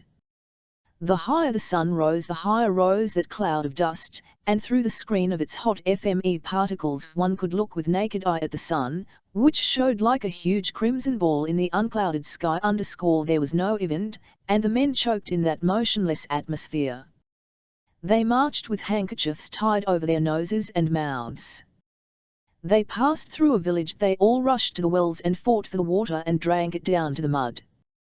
Prince Andrew was in command of a regiment, and the management of that regiment, the welfare of the men and the necessity of receiving and giving orders, engrossed him. The burning of Smolensk and its abandonment made an epoch in his life. A novel feeling of anger against the foe made him forget his own sorrow. He was entirely devoted to the affairs of his regiment and was considerate and kind to his men and officers. In the regiment they called him our prince, were proud of him and lauded him, but he was kind and gentle only to those of his regiment, to Tim's six kin and the like, people quite new to him, belonging to a different world and who could not know and understand his past. As soon as he came across a former acquaintance or anyone from the staff, he bristled up immediately and grew ironical and contemptuous. Everything that reminded him of his past was repugnant to him, and so in his relations with that former circle he confined himself to trying to do his duty and not to be. In truth, everything presented itself in a dark and gloomy light to Prince Andrew, especially after the abandonment of Smolensk on the 6th of August. He considered that it could and should have been defended, and after his sick father had had to flee to Moscow, abandoning to pillage his dearly bald hills which he had built and peopled. But despite this, thanks to his regiment, Prince Andrew had something to think about entirely apart from general questions. 2 days previously he had received news that his father, son, and sister had left for Moscow, and though there was nothing for him to do at Bald Hills, Prince Andrew, with a characteristic desire to foment his own grief, decided that he must ride there. He ordered his horse to saddle and, leaving his regiment on the march, rode to his father's estate where he had been born and spent his childhood. Riding past the pond where there used always to be dozens of omen chattering as they rinsed their linen or beat it with wooden beetles, Prince Andrew noticed that there was not a soul about and that the little washing wharf, torn from its place and half submerged, was floating on its side in the middle of the pond. He rode to the keeper's lodge. No one was at the stone entrance gates of the drive and the doors stood open. Grass had already begun to grow on the garden paths, and horses and calves were straying in the English park. Prince Andrew rode up to the hothouse. Some of the glass panes were broken, and of the trees in tubs some were all tuned and others dried up. He called for Taras the gardener, but no one replied. Having gone round the corner of the hothouse to the ornamental garden, he saw that the carved garden fence was broken and branches of the plum trees had been torn off with the fruit. An old peasant whom Prince Andrew in his childhood had won and seen at the gate was sitting on a green garden seat, plaiting a bast shoe. He was deaf and did not hear Prince Andrew ride up. He was sitting on the seat the old prince used to sit on, and beside him strips of bast were hanging on the broken and withered branch of a magnolia. Prince Andrew rode up to the house. Several limes in the old garden had been cut down and a piebald mare and her foal were wandering in front of the house among the rose bushes. The shutters were all closed, except at one window which was open. A little serf boy, seeing Prince Andrew, rattled into the house. Alpatych, having sent his family away, was alone at Bald Hills and was sitting indoors reading the lives of the saints. On hearing that Prince Andrew had come, he went out with his spectacles on his nose, buttoning his coat, and, hastily stepping up, without a word began weeping and kissing Prince Andrew's knee. Then, vexed at his weakness, he turned away and began to report on the position of affairs. Everything precious and valuable had been removed to Bogucharovo. 70 quarters of grain had also been caned away. The hay and the spring corn, of which Alpatych said there had been a remarkable crop that year, had been commandeered by the troops and mown down while still green. The peasants were mined, some of them had gone to Bogucharovo, only a few remained. Without waiting to hear him out, Prince Andrew asked, "When did my father and sister leave?" meaning when did they leave for Moscow? Alpatych, understanding the question to refer to their departure for Bogucharovo, replied that they had left on the 7th and again went into details concerning the estate management, asking for instructions. "Am I to let the troops have the oats, and to take a receipt for them? We're still 600 quarters left," he inquired. What am I to say to him, thought Prince Andrew, looking down on the old man's bald head shining in the sun and seeing by the expression on his face that the old man himself how untimely such questions were, and only asked them to allay his grief. Yes, let them whore it, replied Prince Andrew. If you noticed some disorder in the garden, said Alpatych, it was impossible to prevent it. 3 regiments have been here and spent the night, dragoons mostly. I took down the name and rank of their commanding officer, to hand in a complaint about it. Well, and what are you going to do? Will you stay here if the enemy occupies the place? Asked Prince Andrew. Alpatych turned his face to Prince Andrew, looked at him, and suddenly with a solemn gesture raised his arm. He is my refuge. His will be done, he exclaimed. A group of bareheaded peasants was approaching across the meadow toward the prince. Well, goodbye, said Prince Andrew, bending over to Alpatych. You must go away, take away what you can and tell the serfs to go to the Ryazan estate or to the one near Moscow. Alpatych clung to Prince Andrew's leg and burst into sobs. Gently disengaging himself, the prince spurred his horse and rode down the avenue at a gallop. The old man was still sitting in the ornamental garden, like a fly impassive on the ace of a loved one who is dead, tapping the last on which he was making the bast shoe, and little girls, running out from the hothouse carrying in their skins plums they had plucked from the trees there, came upon Prince Andrew. On seeing the young master, the elder one with frightened look clutched her younger companion by the hand and hid with her behind a birch tree, not stopping to pick up some green plums they had dropped. Prince Andrew tumbled away with startled haste, unwilling to let them see that they had been observed. He was sorry for the pretty frightened little girl, was afraid of looking at her, and yet felt an irresistible desire to do so. A new sensation of comfort and relief came over him when, seeing these girls, he realized the existence of other human interests entirely aloof from his own and just as legitimate as those that occupied him. Evidently these girls passionately desired one thing, to carry away and eat those green plums without being caught, and Prince Andrew shared their wish for the success of their enterprise. He could not resist looking at them once more.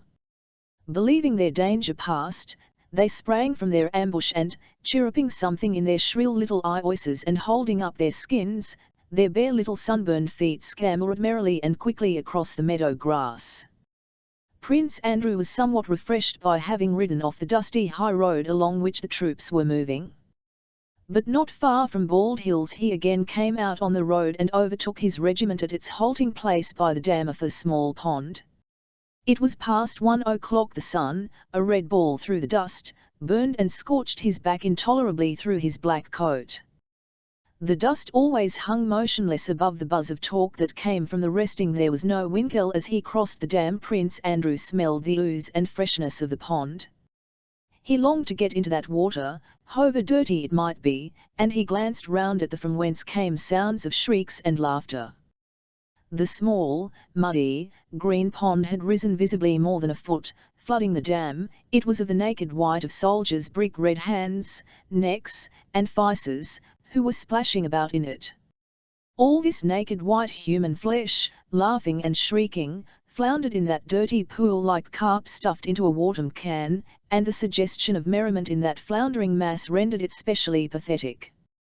One fair-haired young soldier of the 3rd Company, whom Prince Andrew knew and who had a strap round the calf of one leg, crossed himself, stepped back to get a good run, and plunged into the water. Another, a dark non-commissioned officer who was always shaggy, stood up to his waist in the water joyfully wriggling his muscular figure and snowfied with satisfaction as he poured the water over his head with hands blackened to the wrists.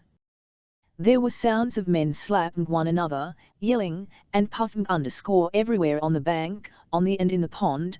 There was healthy, white, muscular flesh.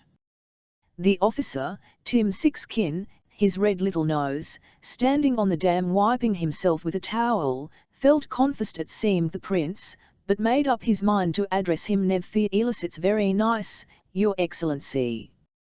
Wouldn't you too, said he. It is dirty, replied Prince Andrew, making a grimace. "We'll clear it out for you in a mute," said Tim Sixkin, and, still undressed, ran off to clear the men out of the pond. "The prince wants to bathe." "What prince?"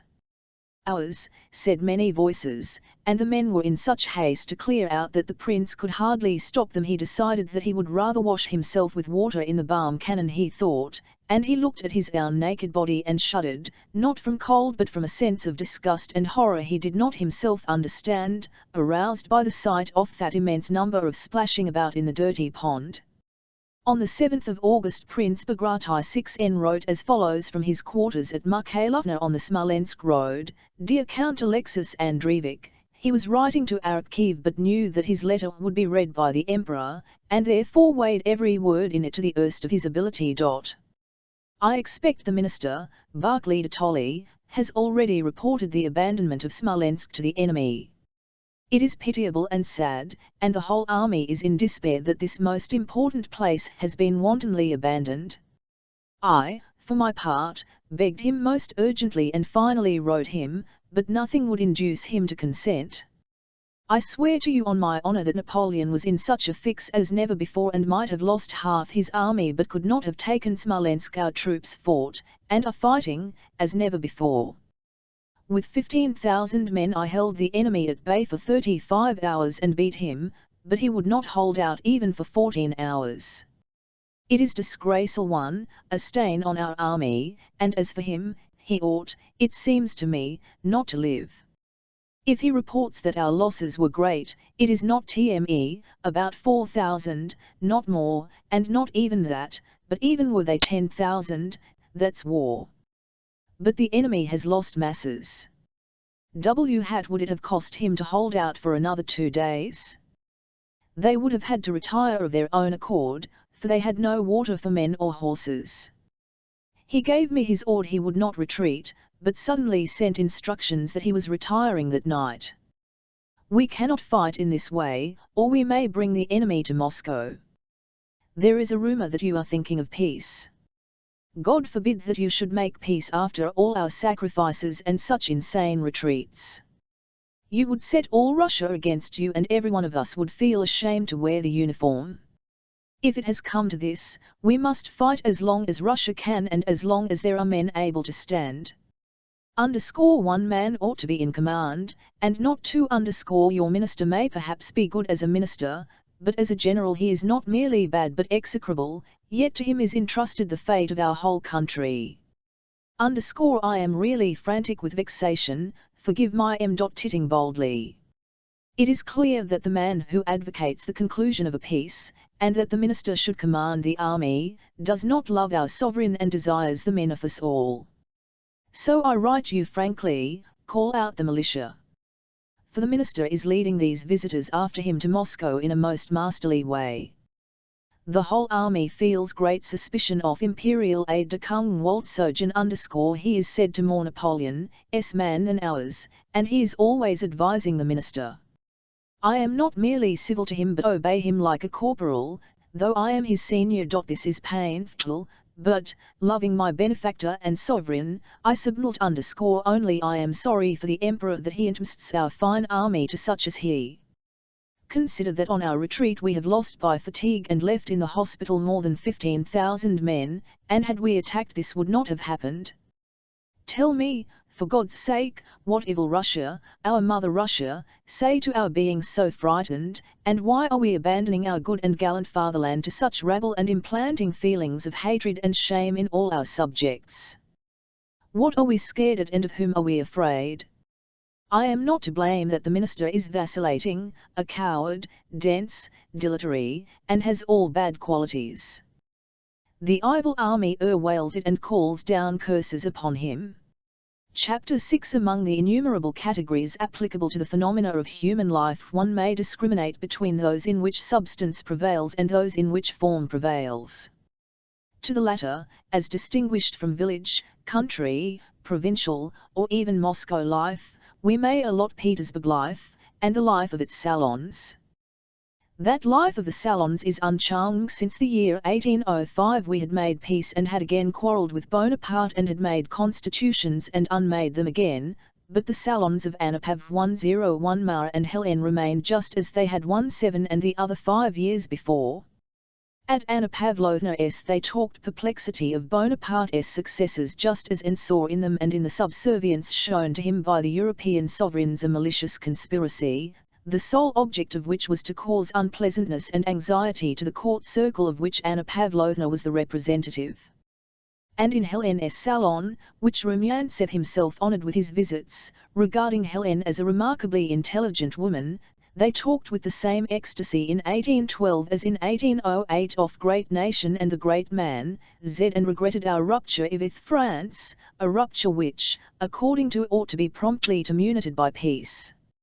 Of late, since the Imrah's return from the army, there had been some excitement in these conflicting salon circles and some demonstrations of hostility to one another, but each camp retained its own tendency. In Anna Pavlovna's circle only those Frenchmen were admitted who were deep-rooted legitimists, and patriotic views were expressed to the effect that one ought not to go to the French theatre and that to maintain the French troop was costing the government as much as a whole army corps.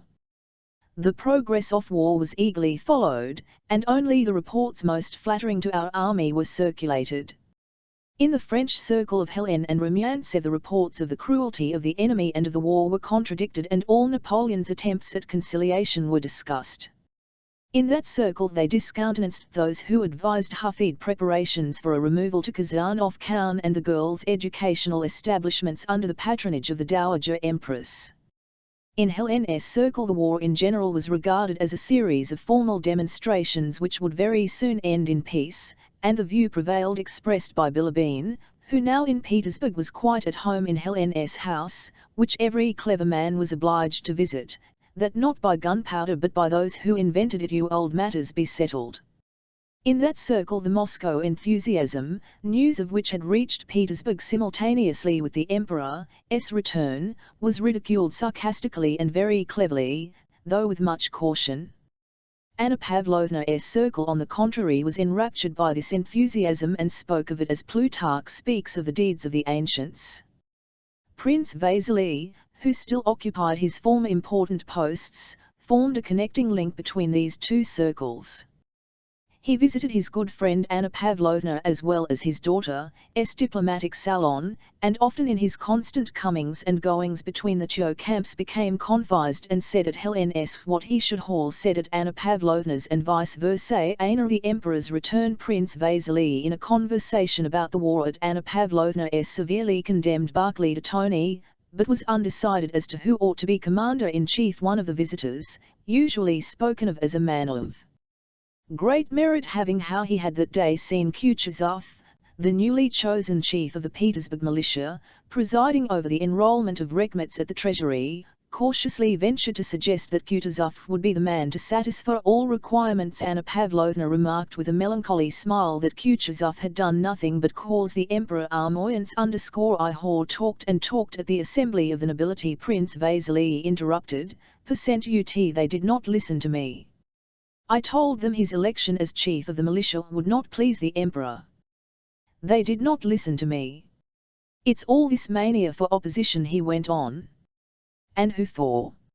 It is all because we want to aid the foolish enthusiasm of those Muscovites, Prince Vasily continued, forgetting for a moment that though at Helen's one had to ridicule the Moscow enthusiasm, at Anna Pavlovna's one had to be ecstatic about it.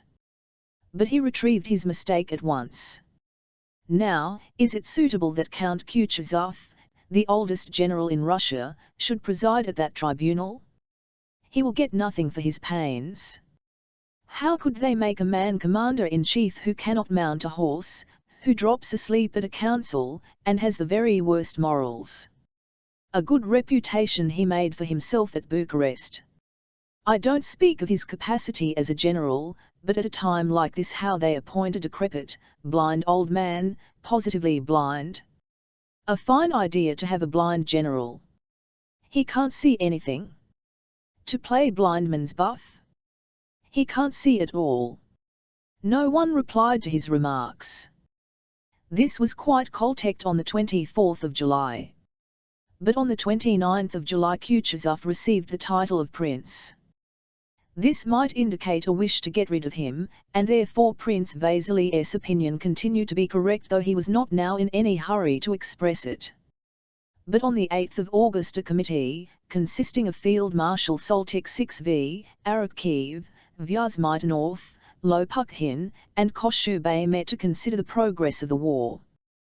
This committee came to the conclusion that all were due to a want of unity in the command, and though the members of the committee were aware of the Emperor's dislike of Kutuzov, on deliberation they agreed to advise his as Commander-in-Chief. That same day Kutuzov was appointed Commander-in-Chief with full powers over the armies and the whole region occupied by them. On the 9th of August Prince Vasily at Anapav-10I. again met the man of great merit. The latter was very attentive to Anna Pavlovna because he wanted to be appointed director of one of the educational establishments for young ladies. Prince Vasily entered the room with the air of a happy conqueror who has attained the object of his desires. "Well, have you heard the great news? Prince Kutuzov is field marshal. All dissensions are at an end. I am so glad, so delighted. At last we have a man," said he, glancing sternly and significantly round at everyone in the drawing. The man of great merit, despite his desire to obtain the post of director, could not refrain from reminding Prince Vasily of his former opinion. Though this was impolite to Prince Vasily in Anna Pavlovna's drawing-room, and also to Anna Pavlovna herself who had received the news with delight, he could not resist the temptation. "But, Prince, they say he is blind," said he, reminding Prince Vasily of his 01.vn words. "Nonsense.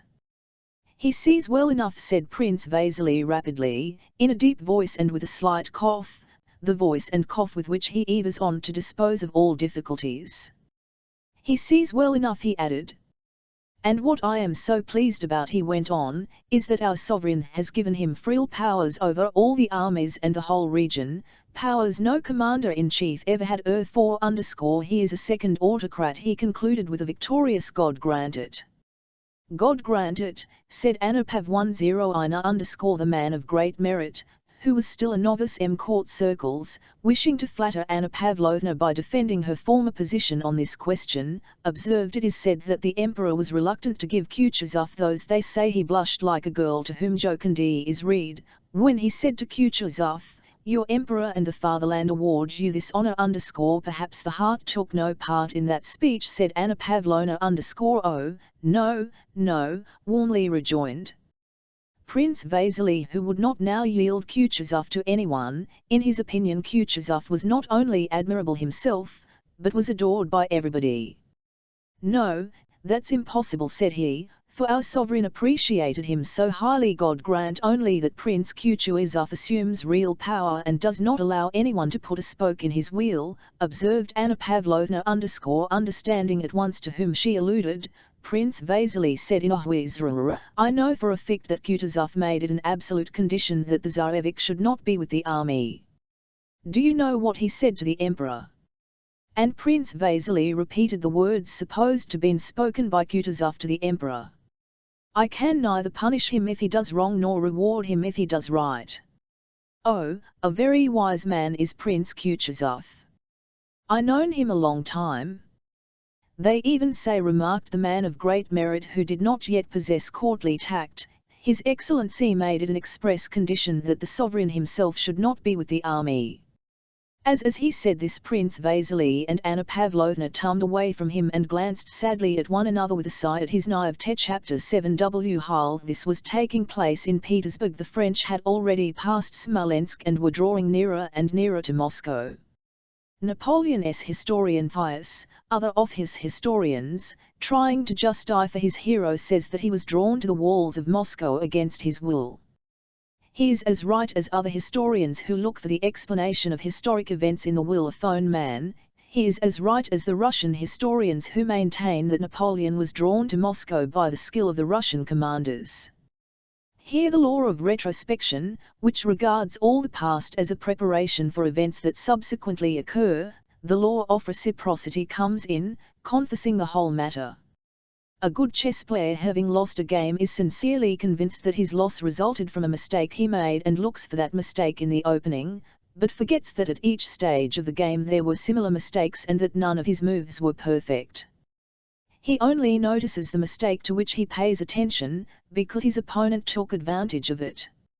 How much more complex than this is the game of war, which occurs under 9 limits of time, and where it is not one will that manipulates lifeless objects, but everything results from innumerable conflicts of various wills.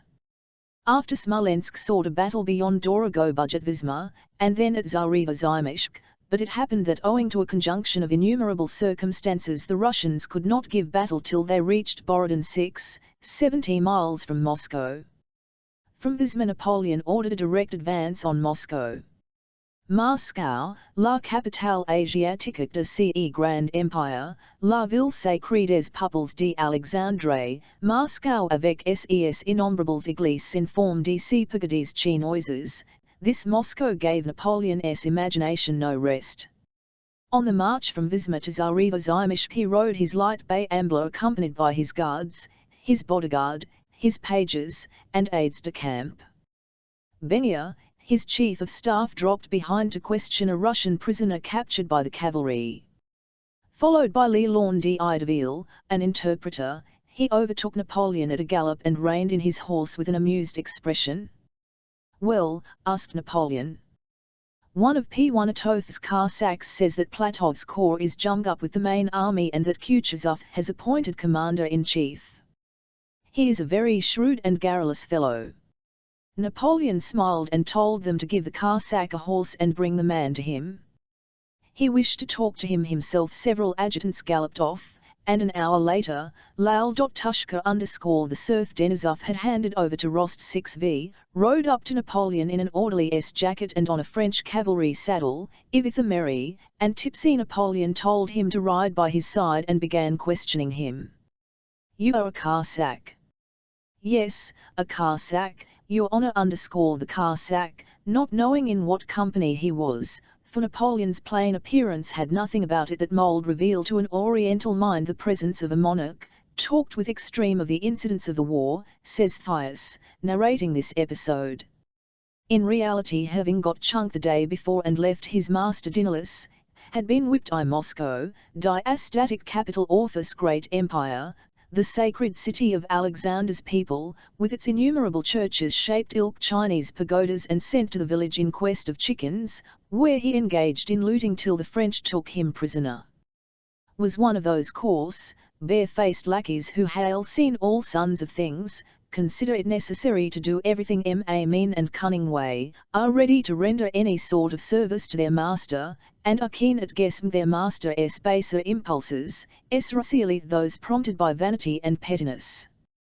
Finding himself in the company of Napoleon, whose identity he had easily and surely recognized, Lavnishka was not in the least abashed but merely did his utmost to gain his new masters. He knew very well that this was Napoleon, but Napoleon's presence could no more intimidate him than Rost 6vs, or a sergeant major, with the rods, would have done, for he had nothing that either the sergeant major or Napoleon could deprive him of. So he rattled on, telling all the gossip he had heard among the orderlies.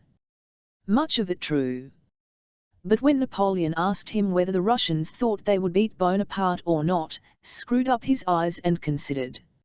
In this question he saw subtle cunning, as men of his type see cunning in everything, so he frowned and did not answer immediately. "It's like this," he said doubtfully, "if there's a battle soon, yours will win, that's right. But if 3 days pass, then after that, well, then that same battle will not soon." Our Leland d'Ideville smilingly interpreted this speech to Napoleon thus: "If a battle takes place within the next 3 days the French will even, but if later, God knows what will happen." Napoleon did not smile, though he was evidently in high good humour, and he ordered these words to be reiterated noticed this and to entertain him Al-Wonder, pretending not to know who Napoleon was, added, "We know that you have Bonaparte and that he has beaten everybody in the world, but we are a different matter." Without knowing why or how this bit of patriotism slipped out at the end, the interpreter translated these words without the last phrase, and Bonaparte smiled. The young Cossack made his mighty interlocutor smile, says Thias. After riding a few paces in silence, Napoleon turned to Benia and said he wished to see how the news that he was talking to the emperor himself, to that very emperor who had written his immortally victorious name on the pyramids, would affect this Fang du Don. The fact was accordingly conveyed to Lal.Ka, understanding that this was done to perplex him and that Napoleon expected him to be frightened. To gratify his new masters, promptly pretended to be astonished and awestruck, opened his eyes wide, and assumed the expression he usually put on when taken to whipped. As soon as interpreter had spoken to, says Thias, Cossack, seized by amazement, did not utter another word, but rode on, his eyes fixed on the conqueror whose fame had reached him across the steppes off east. All his loquacity was suddenly arrested and replaced by a naive and silent feeling of admiration. Napoleon, after making the Cossack a present, had him set free like a bird restored to its native fields. Napoleon rode on, dreaming of the Moscow that so appealed to his imagination, and the bird restored to its native fields galera to our outposts, inventing on the way all that had not child of the Don taken place but that he meant to relate to his comrades. Had really taken place he did not wish to relate because it seemed to him not worth telling. He found the Cossacks, inquired for the regiment operating with Platov's detachment, and by evening found his master, Nicholas Rost 6V, quartered at Yank 6vo Rost 6V was just mounting to go for a ride round the neighbouring villages with lying. He let Lal.Tushka whore another horse and took him along with him. Chapter 8. Princess Mary was not in Moscow and out of danger as Prince Andrew supposed. After the return of Alpatych from Smolensk, the old prince suddenly seemed to awake as from a dream. He ordered the militiamen to be called up from the villages and armed, and wrote a letter to the commander-in-chief informing him that he had resolved to remain at Bald Hills to the last extremity and to defend it, leaving to the commander-in-chief's discretion to take measures or not for the defence of Bald Hills, where one of Russia's oldest generals would be captured or killed, and he announced to his household that he would remain at Bald Hills, but while himself remaining, he gave instructions for the departure of the princess and Dessels with the little prince to Bogucharovo and thence to Moscow. Princess Mary, alarmed by her father's feverish and sleepless activity after his previous apathy, could not bring herself to leave him alone, and for the first time in her life ventured to disobey him. She to go away, and her flare broke over her in a telltale storm. He repeated every injustice he had ever inflicted on her. Trying to convict her, he told her she had worn him out, had caused his quarrel with his son, had harboured nasty suspicions of him, making it the object of her life to poison his existence, and he drove her from his study, telling her that if she did not go away it was all the same to him. He declared that he did not wish to remember her existence and warned her not to dare to let him see her. The fact that he did not, as she had feared, order her to be carried away by force but only told her not to let him see her cheered Princess Mary. She knew it was a proof that in the depth of his soul he was glad she was remaining at home and had not gone away. The morning after little Nicholas had left, the old prince donned his frill uniform and prepared to visit the commander-in-chief. His kalach was already at the door. Princess Mary saw him walk out of the house in his uniform wearing all his orders and go down the garden to review his armed peasants and domestic serfs. She sat by the window listening to his voice which reached her from the garden. Suddenly several men came running up the avenue with frightened faces. Princess Mary ran out to the porch, down the flower-coated path, and into the avenue. A large crowd of militiamen and domestics were moving toward her, and in their midst several men were supporting by the armpits and dragging along a little old man in a uniform and decorations. She ran up to him and, in the play of the sunlight that fell in small round spots through the shade off Lime Tree Avenue, could not be sure what change there was in his face. All she could see was that his former stern and determined expression had altered to one of timidity and submission. On seeing his daughter he moved his helpless lips and made a hoarse sound. It was impossible to make out what he wanted. He was lifted up, carried to his study, and laid on the very couch he had so feared of late. The doctor, who was fetched that same night, bled him and said that the prince had had a seizure paralysing his right side. It was becoming more and more dangerous to remain at Bald Hills, and next day they moved the prince to Bogochorovo, the doctor accompanying him. By the time they reached Bogochorovo, Dessalles and the little prince had already left for Moscow. For 3 weeks the old prince lay stricken by paralysis in the new house Prince Andrew had built at Bogochorovo, ever in the same state, getting neither better nor worse. He lay unconscious and lay like a stone corpse. He muttered unceasingly, his eyebrows and lips twitching, and it was impossible to tell whether he understood what was going on around him or not. One thing was certain, that he was suffering and wished to say something. But what it was, no one could tell. It might some caprice of a sick and half-crazy man, or it might relate to public affairs, or to concerns. The doctor said this restlessness did not mean anything and was due to physical causes, but Princess Mary thought he wished to tell her something, and that her presence always increased his restlessness confirmed her opinion. He was evidently suffering both physically and mentally. There was no hope of recovery. It was impossible for him to travel. It would not do to let him die on the road. Would it not be better if end did come, the very end?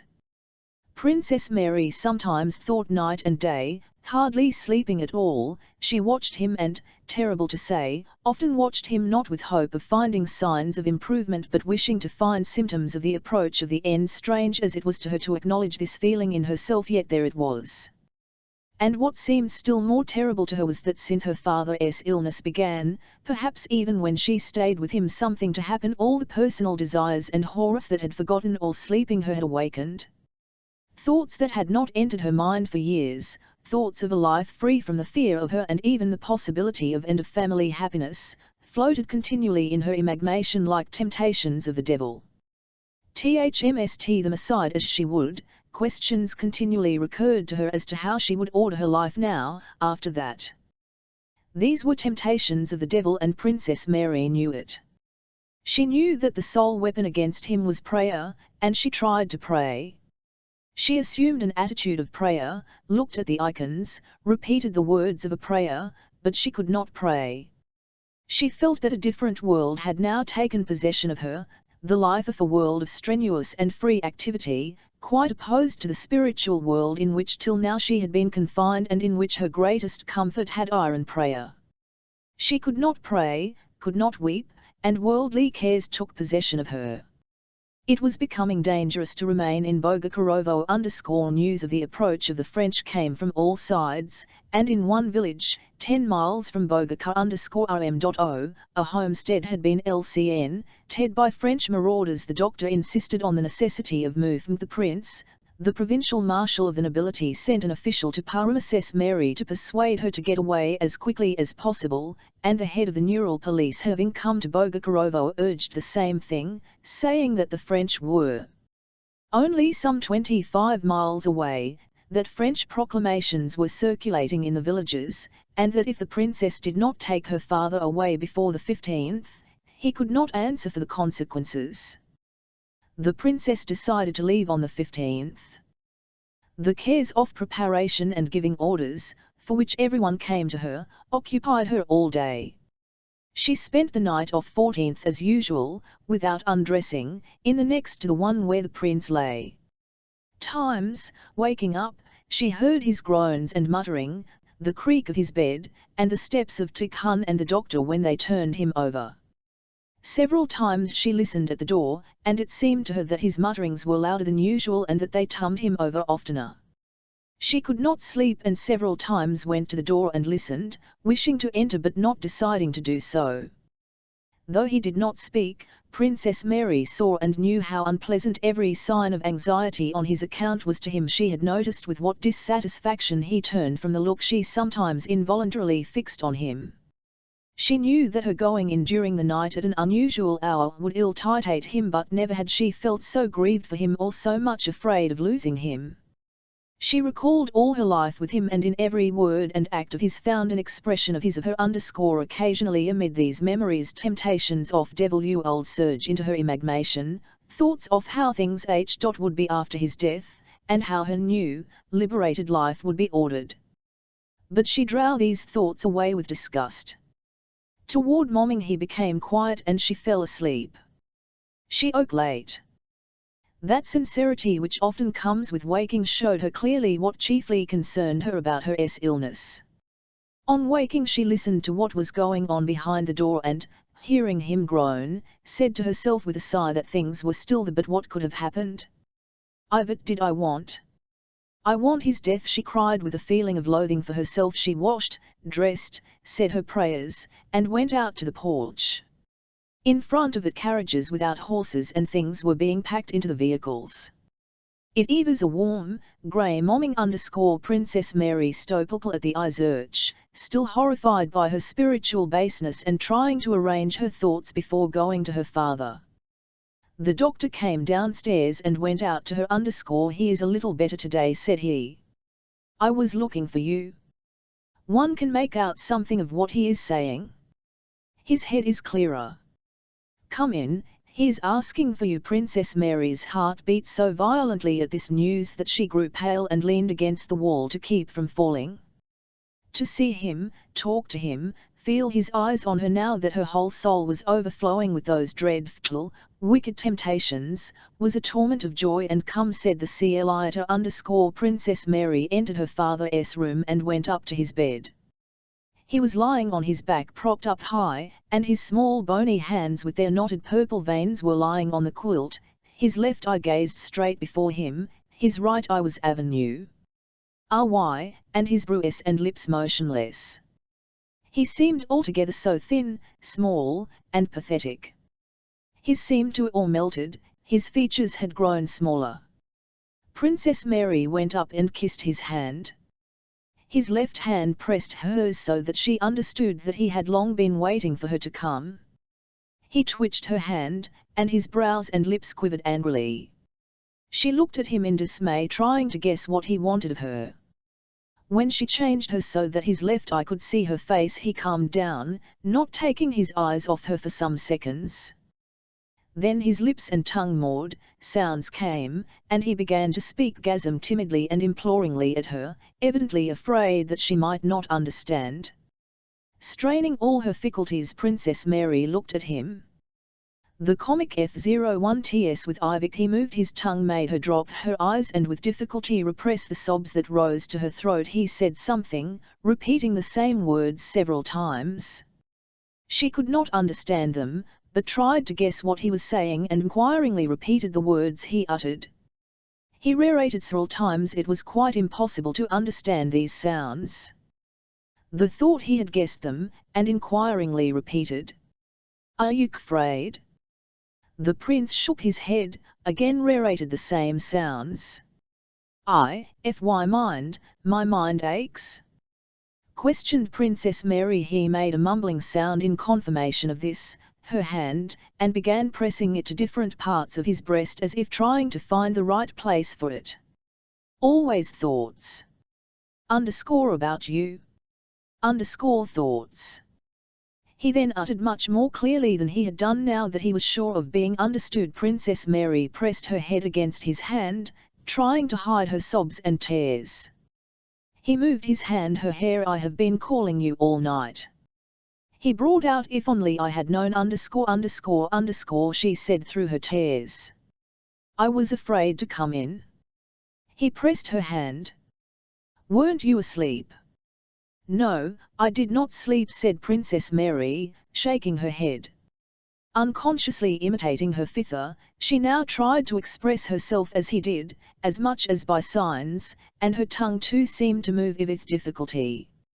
"Dear one dearest Princess Mary could not quite make out what he had said, but from his look it was clear that he had uttered a tender caressing word such as he had never used to her before.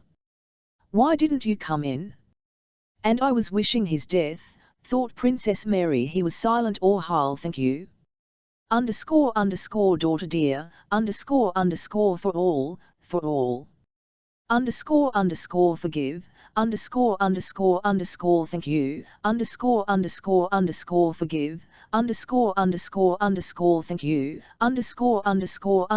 and tears began to flow from his eyes. "Call Andrew," he said suddenly, and a childish, timid expression of doubt showed itself on his face as he spoke. He himself seemed aware that his demand was meaningless. "So at least it seemed to Princess. I have a letter from him," she replied. He glanced at her with timid surprise. "Where is he?" "He is with the army, father, at Smolensk." He closed his eyes and remained silent a long time. Then, as if in answer to his doubts and to confirm the fact that now he understood and remembered everything, he nodded his head and reopened his eyes. "Yes," he said, softly and distinctly. "Russia has erased. They've destroyed her." And he began to sob, and again tears flowed from his eyes. Princess Mary could no longer restrain herself and wept while she gazed at his. Again he closed his eyes. His sobs ceased. He pointed to his eyes, and Tikhon, understanding him, wiped away the tears. Then he again opened his eyes and said something none of them could understand for a long time, till at last Tikhon and repeated it. Princess Mary had sought the meaning of his words in the mood in which he had just been speaking. She thought he either speaking of Russia, or Prince Andrew, of herself, of his grandson, or of his own death, and so she could not guess his words. "Put on your white dress. I like it," was what he said. Having understood this, Princess Mary sobbed still louder, and the doctor, taking her arm, led her out to the veranda, soothing her and trying to persuade her to prepare for her journey. When she had left the room, the prince again began speaking about his son, about the war, and the Imra, angrily twitching his brows and raising his hoarse voice, and then he had a second and final stroke. Princess Mary stayed on the veranda. The day had cleared, it was hot and sunny. She could understand nothing, think of nothing and feel nothing, except passionate love for her father, love such as she thought she had never felt till that moment. She ran out sobbing into the garden and as far as the pond, along the avenues of young lime trees Prince Andrew had planted. Yes. I wished for his death. Yes, I wanted ditto n quicker wish to beat peace. And what will become of me? What use will peace be when he is no longer here? Princess Mary murmured, packing the garden with hurried steps and pressing her hands to her which hemmed with convulsive sobs. When she had completed the tour of the garden, which brought her again to the house, she saw Mademoiselle Bourienne, who had remained at Bogochorovo and did not wish to leave it, coming toward her with a stranger. This was the marshal of the nobility of the district, who had come personally to point out to the princess the necessity for her prompt departure. Princess Mary listened without understanding him. She led him to the house, offered him lunch, and sat down him. Then, excusing herself, she went to the old prince's room. The doctor came out with an agitated and said she could not enter. "Go away, princess. Go away." She returned to the garden and sat down on the grass at the foot of the slope by the pond, where no one could see her. She did not know how long she had been there when she was aroused by the sound of a woman's footsteps running along the path. She rose and saw Dunyasha, her maid, who was evidently looking for her, and who stopped suddenly as if in alarm on seeing her mistress. "Please come, princess." "The prince," said Dunyasha in a breaking voice. "Immediately, I'm coming," replied the princess hurriedly, not giving Dunyasha time to finish what she was saying, and trying to avoid seeing the girl she ran toward the house. "Princess, it's God's will. You must I are prepared for everything," said the marshal, meeting her at the house door. "Let me alone, it's not true," she cried angrily to him. The doctor tried to stop her. She pushed him aside and ran to her father's door. "You hire these people with frightened faces stopping me? I don't want any of them. And what are they doing here?" she thought. She opened the door and the bright daylight in that previously darkened room startled her. In the room were her nurse and other women. They all drew back from the bed, making way for her. He was still lying on the bed as before, but the stern expression of his quiet face made Princess Mary stop short on the threshold. "No, he's not dead," It's impossible, she told herself and approached him, and repressing the terror that seized her, she pressed her lips to his cheek but she stepped back immediately. All the force of the tenderness she had been feeling for him vanished instantly and was replaced by a feeling of horror at what lay there before her. No, he is no more. He is not, but there where he was is something unfamiliar and hostile, some dread terrifying, and repellent mystery. And hiding her face in her hands, Princess Mary sank into the arms of the doctor, who held her up. In the presence of Tikhon and the doctor the women washed what had ironed the prince, tied his head up with a handkerchief that the mouth should not stiffen while and with another handkerchief tied together the legs that were already spreading apart. Then they dressed him in uniform with his decorations and placed his shriveled little body on a table. Only knows who arranged all this and when, but it all got done as if of its own accord. Toward night candles were burning round his coffin, a pall was spread over it, the floor was strewn with sprays of jumper, a printed bandy was tucked in under his shriveled head, and in a corner of the room sat a chanter reading the psalms just as horses shy and snort and gather about a dead horse. So the inmates of the house and strangers crowded into the drawing-room round the coffin, the marshal, the village elder, women, and all with fixed and frightened eyes, crossing themselves, bowed and kissed the old prince's cold and stiffened hand. Chapter 9 Until Prince Andrew settled in Bogucharovo its owners had always been absentees, and its were of quite a different character from those of Bald Hills. They differed from them in speech, dress, and disposition. They were called steppe peasants.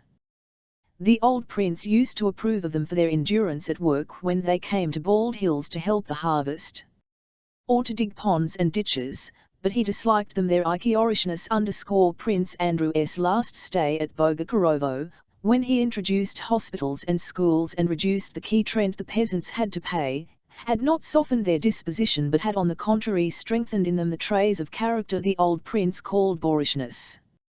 Various obscure rumours were always current among them, at one time that they would all be enrolled as Cossacks, at another of a new religion to which they were all to be converted, then of some proclamation of the Tsars and of an oath to the Tsar Paul in 1797, in connection with which it was rumoured that freedom had granted them but the landowners had stopped it. Then of Peter Fedorovich return to the throne in 7 years' time, when everything would be made free and so simple that there would be no restrictions. Rumours of war with Bonaparte and his invasion were connected in their minds with the same sort of vague notions of Antichrist, the end of the world, and pure freedom. In the vicinity of Bogucharovo were large villages belonging to the crown or to owners whose serfs paid key rent and could work where they pleased. There were very few resident landlords in the neighbourhood and also very few domestic or literate serfs, and in the of the peasantry of those parts the mysterious undercurrents in the life of the Russian people, the causes and meaning of which are so baffling to contemporaries, were more clearly and strongly noticeable than among others. One instance, which had occurred some 20 years before, was a movement among the peasants to emigrate to some unknown warm rivers. Hundreds of peasants, among them the Bogucharovo folk, suddenly began selling their cattle and moving in whole families toward the southeast.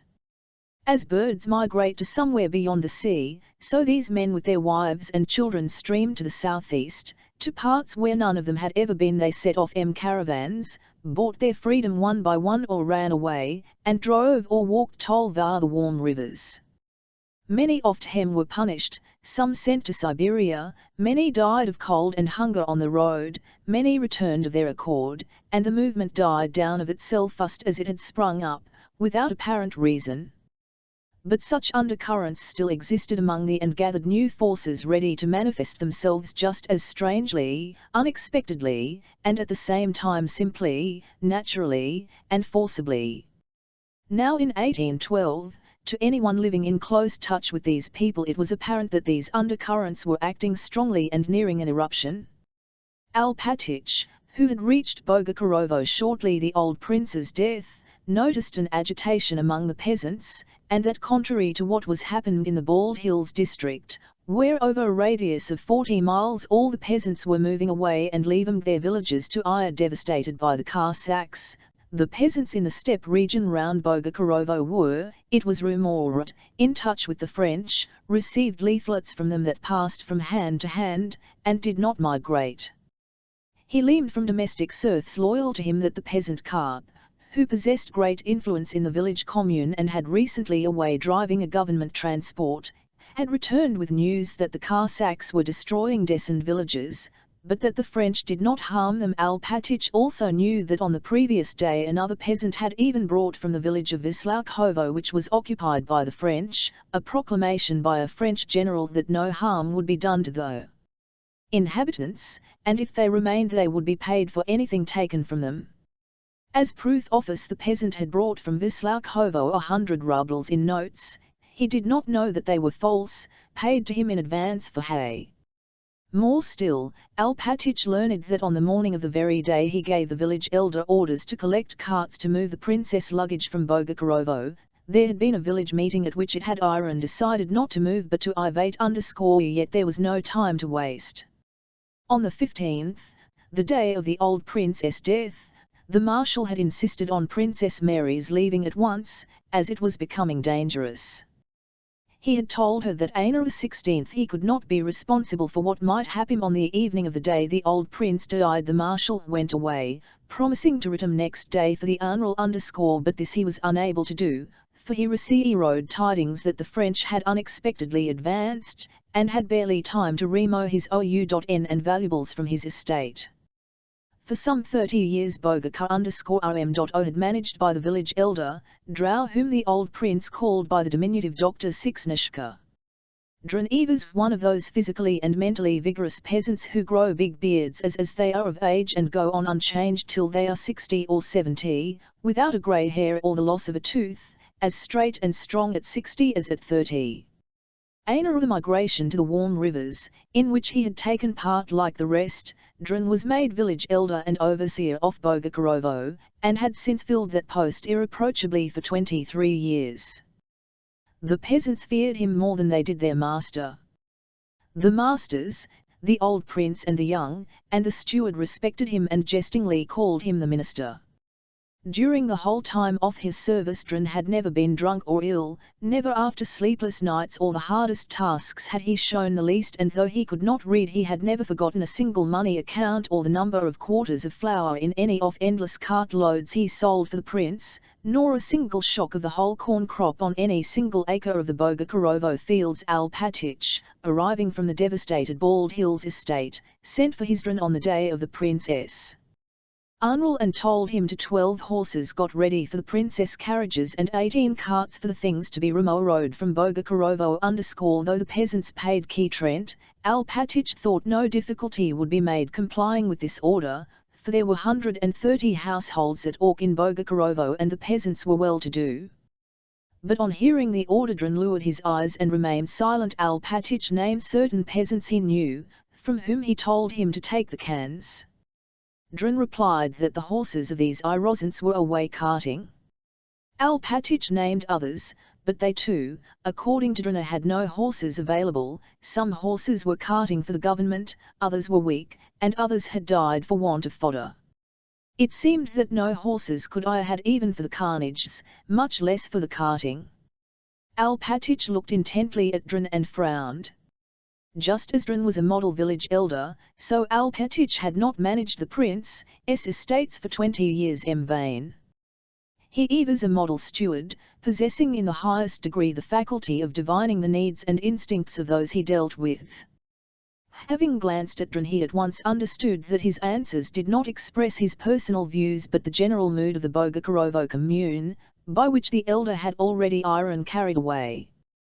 But he also knew that Dran who had acquired property and was hated by the commune, must be hesitating between the two camps, the masters, and the sir, and he noticed this hesitation in Dran's look and therefore frowned and moved closer up to him. Now just Dr. Sixnishka, said he.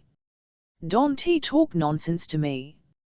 His Excellency Prince Andrew himself gave me orders to move all the people away and not leave them with the enemy, and there is a order from the Tsar about it. Anyone who stays is a traitor to the Tsar. Do you hear? I hear, Dran answered without lifting his eyes. Alpatych was not satisfied with this reply. Drin, it will turn out badly, he said, shaking his head. The power is in your hands, Drin rejoined sadly. Drin, drop it. Alpatych railrated, withdrawing his hand from his bosom and solemnly to the floor at Drin's feet. I'll see through you and 3 yards into the ground under you, he continued, gazing at the floor in front of Drin. Drin was disconcerted, glanced furtively at Alpatych and again lowered his eyes. You drop this nonsense and tell the people to get ready to leave their homes and go to Moscow and to get carts ready for tomorrow morning for the princess things. And don't go to any meeting yourself, do you hear? Drin suddenly fell on his knees. Yakov Alpatych, discharge me. Take the keys from me and discharge me, for Christ's sake. Stop that, cried Alpatych sternly. I see through you and 3 yards under you, he repeated, knowing that his skill in beekeeping, his knowledge of the right time to sow the oats, and the fact that he had been able to retain the old prince's favour for 20 years had long since gained him the reputation of being a wizard, and that the power of seeing 3 yards under a man is considered an attribute of wizards. Drin got up and was to say something, but Alpatych interrupted him. What is it you have got into your heads, what are you thinking of, What am I to do with the people, said Drin, they are quite themselves, I have already told them, I dare say, said Alpatych are they drinking, he asked abruptly. Quite beside themselves, Yakov Alpatych, they've fetched another barrel. Well, then, listen. I go to the police officer, and you tell them so, and that they must stop this and the cans must be got ready. I understand. Alpatych did not insist he had managed people for a long time and knew that the chief way to make them obey is to show no suspicion that they can possibly disobey. Having wrung a submissive I understand from Drin, Alpatych contented himself with that, though he not only doubted but felt almost certain that without the help of troops the carts would not be forthcoming. And so it was, for when even came no carts had been provided. In the village, outside the drink shop, another meeting was being held, which decided that the horses should be driven out into the and the carts should not be provided. Without saying anything of this to the princess, Alpatych had his own belongings taken out of the carts which had arrived from Bald Hills and had those horses got ready for the princess carriages. Meanwhile he went himself to the authorities. Chapter X After her father's funeral, Princess Mary shut herself up in her and did not admit anyone. A maid came to say that Alpatych was asking for orders their departure. This was before his talk with Drott. Princess Mary raised herself on the sofa on which she had been lying and replied through the closed door that she did not mean to go away and begged to be left in peace. The windows of the room in which she was lying looked westward. She lay on the sofa with her to the wall, fingering the buttons of the leather cushion and seeing nothing but that, and her connosed thoughts were centered on one subject, the irrevocability of death and her own spiritual baseness, which she had not but which had shown itself during her father's illness. She wished to pray but did not dared not in her present state of mind address herself to God. She lay for a long time in that position. The sun had reached the other side of house, and its slanting rays shone into the open window, lighting up the room and part of Morocco cushion at which Princess Mary was looking. The flow of her thoughts suddenly unconsciously she sat up, smoothed her hair, got up, and went to the window, involuntarily inhaling the freshness of the clear but windy evening. Yes, you can well enjoy the evening now. He is gone and no one will hinder you, she said to herself, and sinking into a chair she let her head fall on the window sill. Someone spoke her name in a soft and tender voice from the garden and kissed her head. She looked up. It was Mademoiselle Bourienne in a black dress and weepers. She softly approached Princess Mary, sighed, kissed her, and immediately began to cry. The princess looked up at her. All their former disharmony and her own jealousy recurred to her mind. But she remembered too how he had changed of late toward Mademoiselle Bourienne and could not bear to see her, thereby showing how unjust were the reproaches Princess Mary had mentally addressed to her. Besides, is it for me who desired his death, to condemn anyone, she thought. Princess Mary vividly pictured to herself the position of Mademoiselle Bourienne, whom she had of late kept at a distance, but who yet was detached on her and living in her house. She felt sorry for her and held out her hand with a glance of gentle inquiry. Mademoiselle Bourienne at once began crying again and kissed that hand, speaking of the princess' sorrow and making herself a partner in it. She said her only consolation was that the princess allowed her to share her sorrow, that all the old misunderstandings should sink into nothing but this great grief, that she felt herself blameless in regard to everyone, and that he, saw her affection and gratitude. The Princess heard her, not heeding her words but occasionally looking up at her and listening to the sound of her voice. "Your position is doubly terrible, dear princess," said Mademoiselle Bourienne after a pause. "I'll understand that you could not, and cannot, think of yourself, but with my love for you I must do so. Has Alpatych been to you? Has he spoken to you of going away?" she asked. Princess Mary did not answer. She did not understand who was to go or where to. Is it to plan or think of anything now?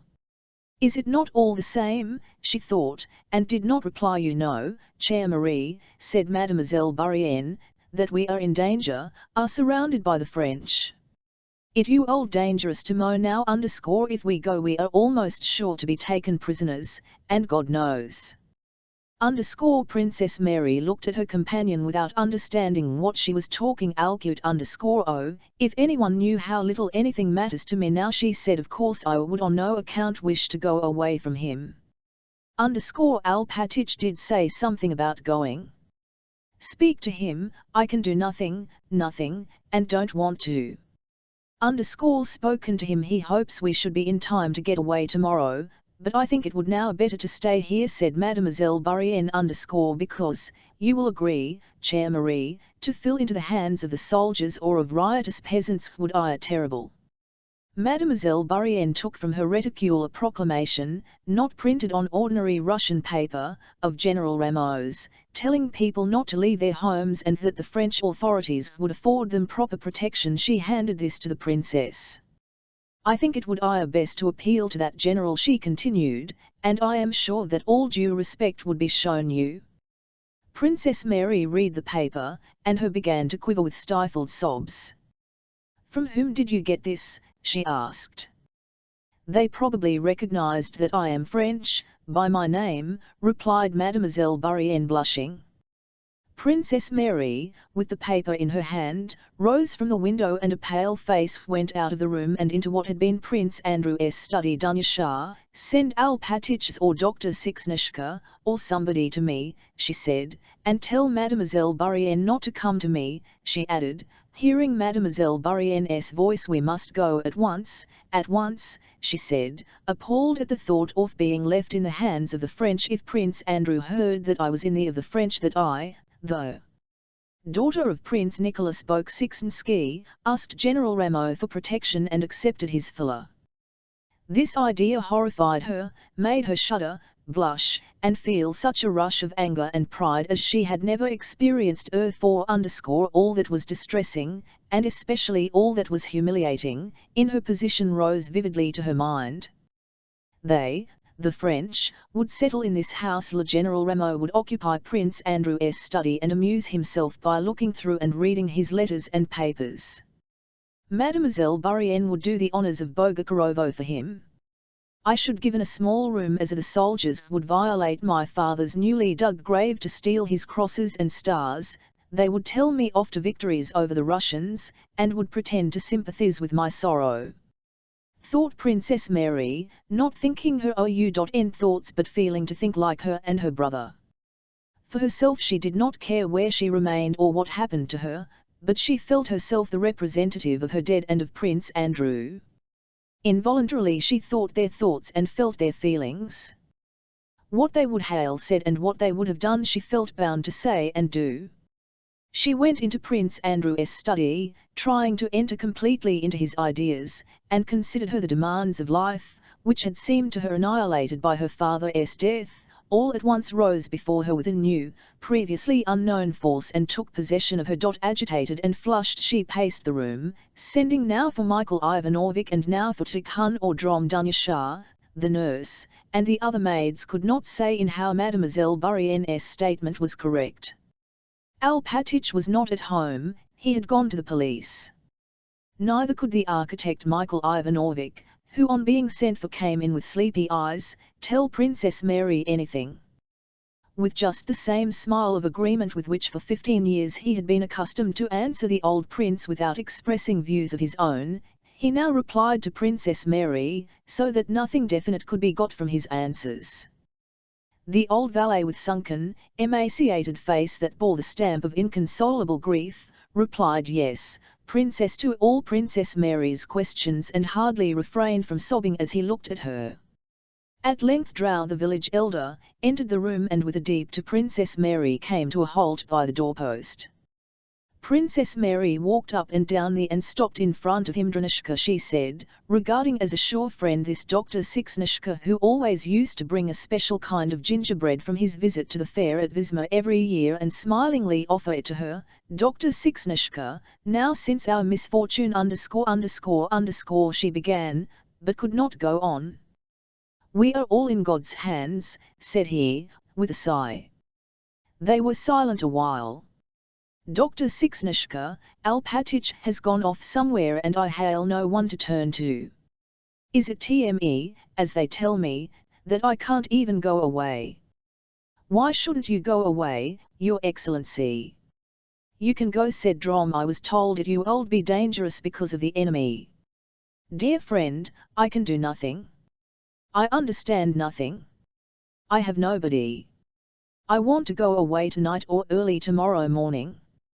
Dran paused. He looked askance at Princess Mary and said, there are no horses, I told Yakov Alpatych so. Why are there none? Asked the princess.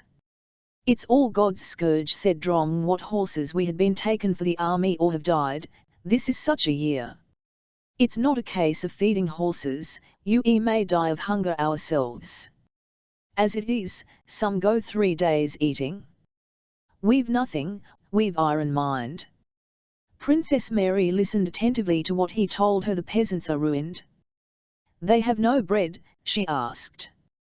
They are dying of hunger, said Drom. It's not a case of carton _ but why didn't you tell me, Dr. Sixnishka? Isn't it to help them? I'll do all I can _ to Princess Mary. It was strange that now, at a moment when such sorrow was filling her soul, there could be rich people and poor, and the rich could refrain from helping the poor. She had heard vaguely that there was such a thing as landlord's com, which was sometimes given to the peasants. She also knew that neither her father nor her brother would refuse to help the in need. She only feared to make some mistake in speaking the distribution of the grain she wished to give. She was glad such cares presented themselves, enabling her without scruple to forget her own grief. She began asking Dran about the needs and what there was in Bogucharovo that belonged to the landlord. But we haul grain belonging to my brother, she said.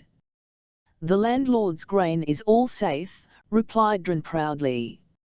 Our prince did not order it to sold. Give it to the peasants, let them have all they need, I give you leave in my brother's name, said she. Dran made no answer but sighed deeply. Give them that corn if there is enough of it. Distribute it all, I give this order in my brother's name, and tell them that what is ours is theirs. We do not grudge them anything. Tell them, Dran intently at the princess while she was speaking, discharge me, little mother, for God's sake. Order the keys to taken from me, too, said he. I have seemed 23 years and have done no wrong. Discharge me, for God's sake. Princess Mary did not understand what he wanted of her or why he was asking to discharged. She replied that she had never doubted his devotion and that she was ready to do anything for him and for the peasants. Chapter 11. An hour later Dunya came to tell the princess that Dran had come, and all the peasants had assembled at the barn by the princess' order and wished to have ord with their mistress. But I never told them to come, said Princess Mary. El only told Dran to let them have only, for God's sake, princess dear, Have them sent away and don't go out to them. It's all a trick, said Dunyasha, and when Yakov Alpatich returns let us get away ____ and please don't _____. What is a trick? Asked Princess Mary in surprise. I know it is, only listen to me for God's sake. Ask nurse, they say they don't agree to leave Bogokarovo as you ordered. You're making some mistake. I never ordered them to go away, said Princess Mary. Call Dr. Sixnishka_Dran came and confirmed Dunyasha's words. The Irozents had come by the princess order. But I never sent for them, declared the princess. You must have given my message wrong. I only said that you were to give them the grain. Dran only sighed in reply. If you order it they will go away, said he. No, no. I'll go out to them, said Princess Mary, and in spite of the nurses and Dunyasha's protests she went out into the porch, Dran, Dunyasha, the nurse, and Michael Ivanovich following her. They probably think I am offering them the grain to bribe them to remain here, while I myself go away leaving them to the mercy of French, thought Princess Mary. Ill will them monthly rations and housing at our Moscow estate. I am sure Andrew would do even more in my place, she thought as she went out in the twilight toward the crowd standing on the pasture by the barn. The men crowded closer together, stirred, and rapidly off their hats. Princess Mary lowered her eyes and, tripping over her skirt, came close up to them. So many different eyes, old and young, were fixed on her, and there were so many different faces, that she could not distinguish any of them and, feeling that she must to them all at once, did not know how to do it. But again the sense that she represented her father and her brother gave her courage, and she boldly began her ___. I am very glad you have come, she said without raising her eyes, and feeling her heart beating quickly and violently. Dr. Sixnishka tells me that the war has ruined you. That is our common misfortune, and I shall grudge nothing to help you. I am myself going away because it is dangerous here, the enemy is near. Because. I am giving you everything, my friends, and I beg you to take everything, all our grain, so that you may not suffer want. And if you have been told that I am giving you the grain to keep you here, that is not true. On the contrary, I ask you to go with all your belongings to our estate near Moscow, and I promise you I will see to it that there you shall want for nothing.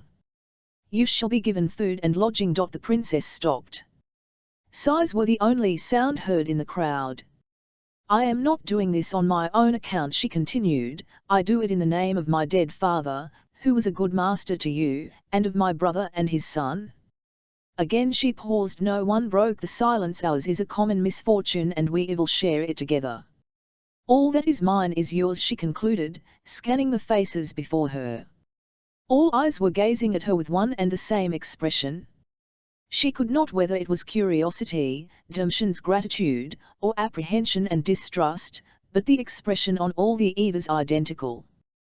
We are all very thankful for your bounty, but it won't do for us to take the landlord's grain, said a voice at the back of the crowd. But why not? Asked the princess. No one replied, and Princess Mary, looking round at the crowd, that every eye she met now was immediately dropped. But why don't you want to take it? She asked again. No one answered.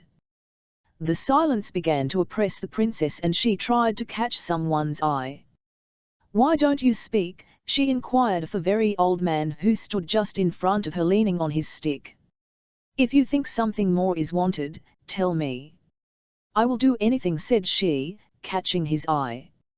But as if this angered him, he turned his head quite low and muttered, Why should we agree? We don't want the grain. Why should we give up everything? We don't agree. Don't agree. We are sorry for you, but we are not willing. Go away yourself alone came from various sides of the crowd, and again all the faces in that crowd bore an identical expression, though now it was certainly not an expression of curiosity or gratitude, but of angry resolve.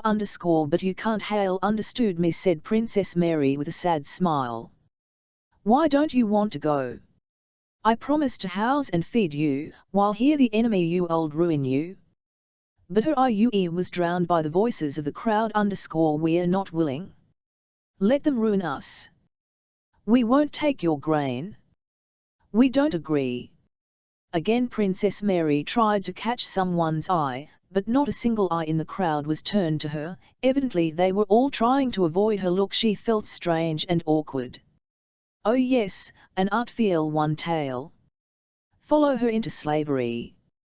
Pull down your houses and go into bondage. I dare say. I 11 give you grain, indeed, she says, voices in the crowd were heard saying. With drooping head Princess Mary left the crowd and went back to the house.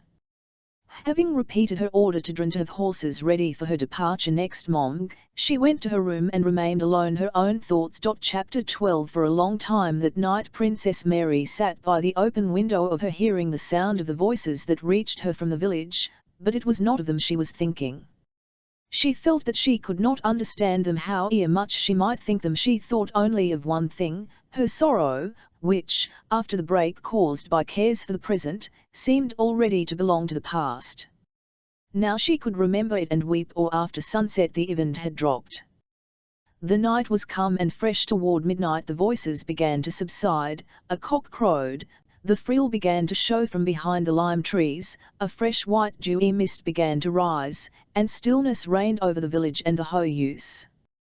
Pictures of the past, her father's illness and last moments, rose one after another to her memory.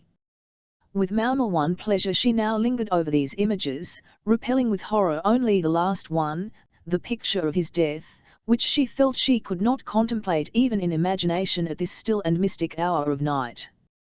And these pictures presented themselves to her so clearly and in such detail that they seemed now present, now past, and now future. She vividly recalled the moment when he had his first stroke and was being dragged along by his armpits through the garden at Bald Hills, muttering something, his helpless tongue, twitching his grey eyebrows and looking uneasily and timidly at her.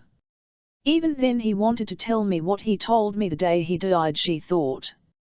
He had always thought what he said then, too, and she recalled in all its detail the night at Bald Hills before he had the last stroke, when with a foreboding of disaster she had remained at home against his will.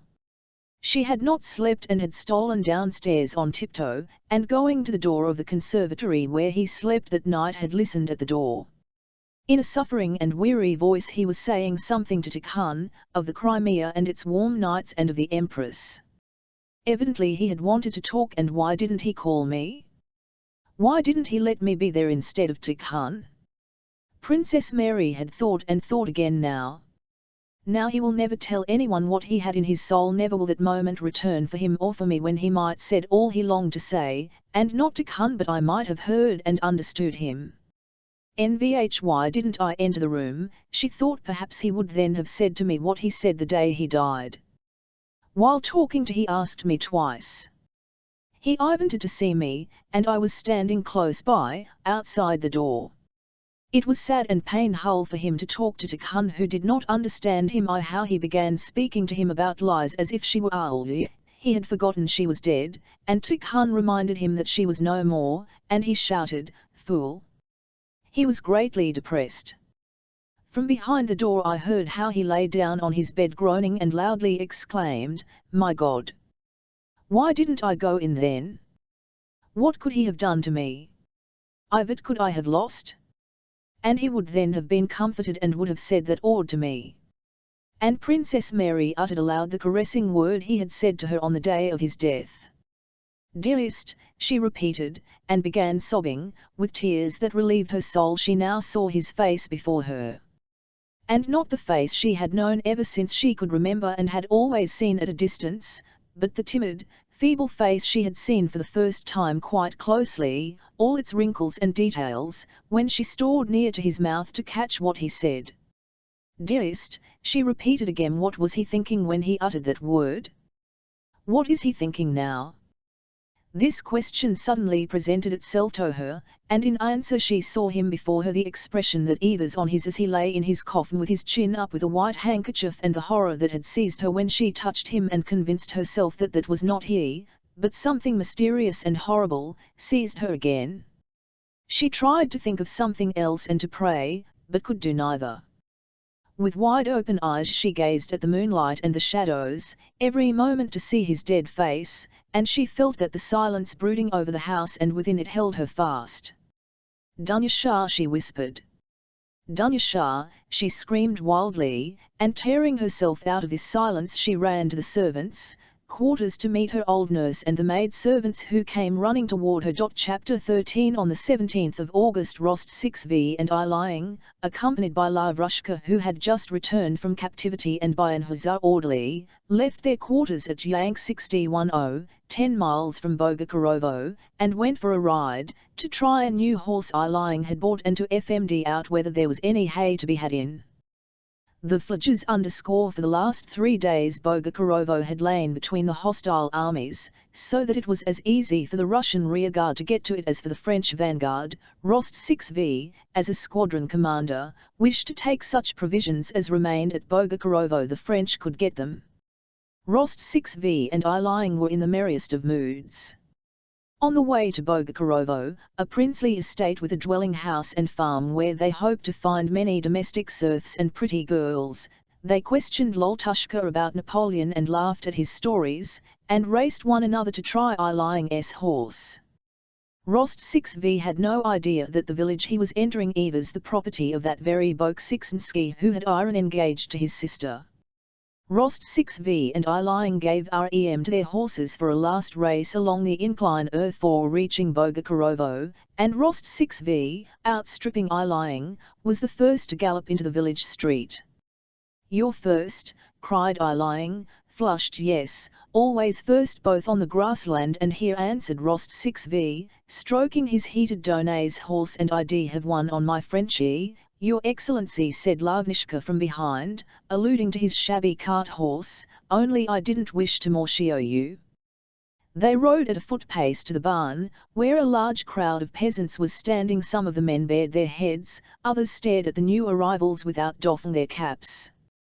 2 tall old peasants with wrinkled faces and scanty beards emerged from the tavern, smiling, staggering, and singing some incoherent song, and approached the officers. "Fine fellows," said Rost 6v, laughing. "Is there any hay here?" "And how like one another," said I, lying, "moostmrry coom power_, sang one of the peasants with a blissful smile. One of the men came out of the crowd and went up to Rost 6v_, "Who do you to?" he asked. "The French," replied I, lying jestingly, "and here is Napoleon himself," and he pointed to Elenishka_. "Then you are Russians?" the peasant asked again. "And is there a large force of you here?" said another, a short man, coming up. "Very large," answered Rost 6v_, "but why have you collected here?" he added. "Is it a holiday?" "The old men have met to talk over the business of the commune," replied the irosant, moving away. At that moment, on the road leading from the big house, 2 women and a man in a white hat were seen coming toward the officers. "The one in pink is mine, so keep off," said I, lying, on seeing Dunyasha run resolutely toward him. "She'll be ours," said Latishka to I, lying, winking. "What do you want, my pretty?" said I, lying, with a smile. "The princess ordered me to ask your regiment and your name." "This is Count Rost 6v, squadron commander, and I am your humble servant Koom Power NY, roared the tipsy peasant with a beatific smile as he looked at I, lying, talking to the girl. Following Dunyasha, Alpatich advanced to Rost 6v, having bared his head while still at a distance. "May I make bold to trouble your honor?" said he respectfully, but with a shade of contempt for the youthfulness of this officer, and with a hand thrust into his bosom. "My mistress, daughter of General-in-Chief Prince Nicholas Bolkonsky, who died on the 15th of this month, finding herself in difficulties owing to the boorishness of these people," he pointed to the you to come up to the house _, "won't you, please, ride on a little farther?" said Alpatich with a melancholy smile, "as it is not convenient in the presence of—" he pointed to the 2 peasants who kept as close to him as horseflies to a horse. Alpatich ___all, Yakov Alpatich _grand. "Forgive us for Christ's sake, ill," said the Rossants, smiling joyfully at him. Rost 6v looked at the tipsy Irozents and smiled. "Or perhaps they amuse your honesty," remarked Alpatych with a staid air, as he pointed at the old men with his free hand. "No, there's not much to be amused at here," said Rost 6v, and rode on a little way. "What's the matter?" he asked. "I make to inform your honour that the rood here don't wish to let the mistress leave the estate, and threaten to unharness her horses, so that though everything has iron packed up since morning, Her Excellency cannot get away." "Impossible!" exclaimed Rost 6v. "I have the honour to report to you the actual truth," said Alpatych. Rost 6v dismounted, gave his horse to the orderly, and followed Alpatych to the house, questioning him as to the state of affairs. It appeared that the princess' offer of corn to the previous day, and her talk with Dran and at the meeting, had actually had so bad an effect that Dran had finally given up the keys and joined the Irozents and had not read when Alpatych sent for him, and that in the morning when the princess gave orders to harness for her Jaume, the peasants had come in a large crowd to the barn and sent word that they would not let her leave the village, that there was an order not to move, and that they would unharness the horses. Alpatych had gone out to admonish but was told, it was chiefly Karp who did the talking, Dran not showing himself in the crowd, that they could not let the princess go, that there was an order to the contrary, but that if she stayed they would seem her as and obey her in everything. At the moment when Rost 6v and Eiling were galloping along the road, Princess Mary, despite the dissuasions of Alpatych, her nurse, and the maids, had given orders to harness and intended to start, but when the cavalrymen were espied they were taken, for the coachman ran away, and the women in the house began to wail, "Father! Benefactor! God has sent you!" exclaimed deeply mm.ed voices as Rost 6v passed through. The Princess Mary was sitting helpless and bewildered in the large sitting when Rost 6v was shown in. She could not grasp who he was and why he had come, or what was to her underscore when she saw his Russian face, and by his walk and the first words he uttered recognized him as a man of her own class. She glanced at him with her deep radiant look and began speaking in a voice that faltered and trembled with emotion. This meeting immediately struck Rost 6v as a romantic event. A helpless girl, overwhelmed with grief, left to the mercy of coarse, rioting peasants. And what a strange fate sent me here. Gentleness and nobility there are in her features and expression, thought he as he looked at her and listened to her timid story. When she began to tell him that all this had happened the day after her funeral, her voice trembled. She turned away, and then, as if fearing he might take her words as meant to move him to pity, looked at him with an apprehensive glance of inquiry. There were tears in Rost 6v's eyes. Princess Mary noticed this and glanced gratefully at him, that radiant look which caused the plainness of her face to lie forgotten. "I cannot express, Princess, how glad I am that I happened to ride here and am able to show my readiness to serve you, too," said Rost 6v, rising. "Go when you please, and I give you my word of honour that no one shall dare to cause you annoyance if only you will allow me to act as your escort." And bowing respectful 1y, as if to a lady of royal blood, he moved toward the door. Rost 6v's deferential tone seemed to indicate that though he would consider himself happy to be acquainted with her, he did not wish to take advantage of her misfortunes to intrude upon Princess Mary. Understood this and appreciated his delicacy. "I am very, very grateful to you," she said in French, "I hope it was all a misunderstanding and that no one is to blame for it." She suddenly began to cry. "Excuse me," she said. Rost 6v, knitting his brows, left the room with another low chapter. "Well, is she pretty?" "All, friend, my pink one is delicious, her name is Dunyasha." But on glancing at Rost 6v's Eiling stopped short. He saw that his hero and commander was following quite a different train of thought. Rost 6v glanced angrily at Eiling and without replying strode off with rapid steps to the village. "I'll show them, I'll give it to the brigands," said he to himself. Alpatych, at a gliding trot, only just managing not to run, kept up with him with difficulty. "What decision have you been pleased to come to?" said he. Rost 6v stopped and, clenching his fists, suddenly and sternly tummed on Alpatich_decision. 4/hat decision. Old dotard! Cried he. What have you been, eh? The rioting, and you can't manage them? You're a traitor yourself, I know you, I'll flay you all alive. And as if afraid of wasting his store of anger, he left Alpatich and went rapidly forward. Alpatich, mastering his offended feelings, kept pace with Rost6v at a gliding gait and continued to impart his vibes. He said the peasants were obdurate and that at the present moment it might be imprudent to over-assist them without an armed force, and would it not better first to send for the military? "I'll give them armed over-assist them," uttered Rost6v meaninglessly, breathless with irrational animal fury and the need to vent it without considering what he'll do. He moved unconsciously quick, resolute steps toward the crowd. And the nearer he drew to it the more Alpatich felt that this unreasonable action might produce good results. The in the crowd were similarly impressed when they saw Rost6v's rapid, firm steps and resolute, frowning after the hussars had come to the village and Rost6v had gone to see the princess. A snide confusion and dissension had arisen among the crowd. Some of the peasants said that these new arrivals were Russians and might take it amiss that the mistress was being detained. Dran was of this opinion, but as he expressed it, Karp and others attacked their ex-elder. "How many years have you been on the commune?" Karp shouted at him. "It's all one to you. You, 11, dig up your pot of money and take it away with you. What does it matter to you whether our homes are ruined or not? We've been told to keep order, and that no one is to leave their homes or take away a single grain, and that's all it," cried another.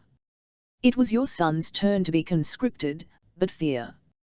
You begrudged your lump of a son." A little old man suddenly began attacking Dran, "and so they my vanka to shaved for a soldier.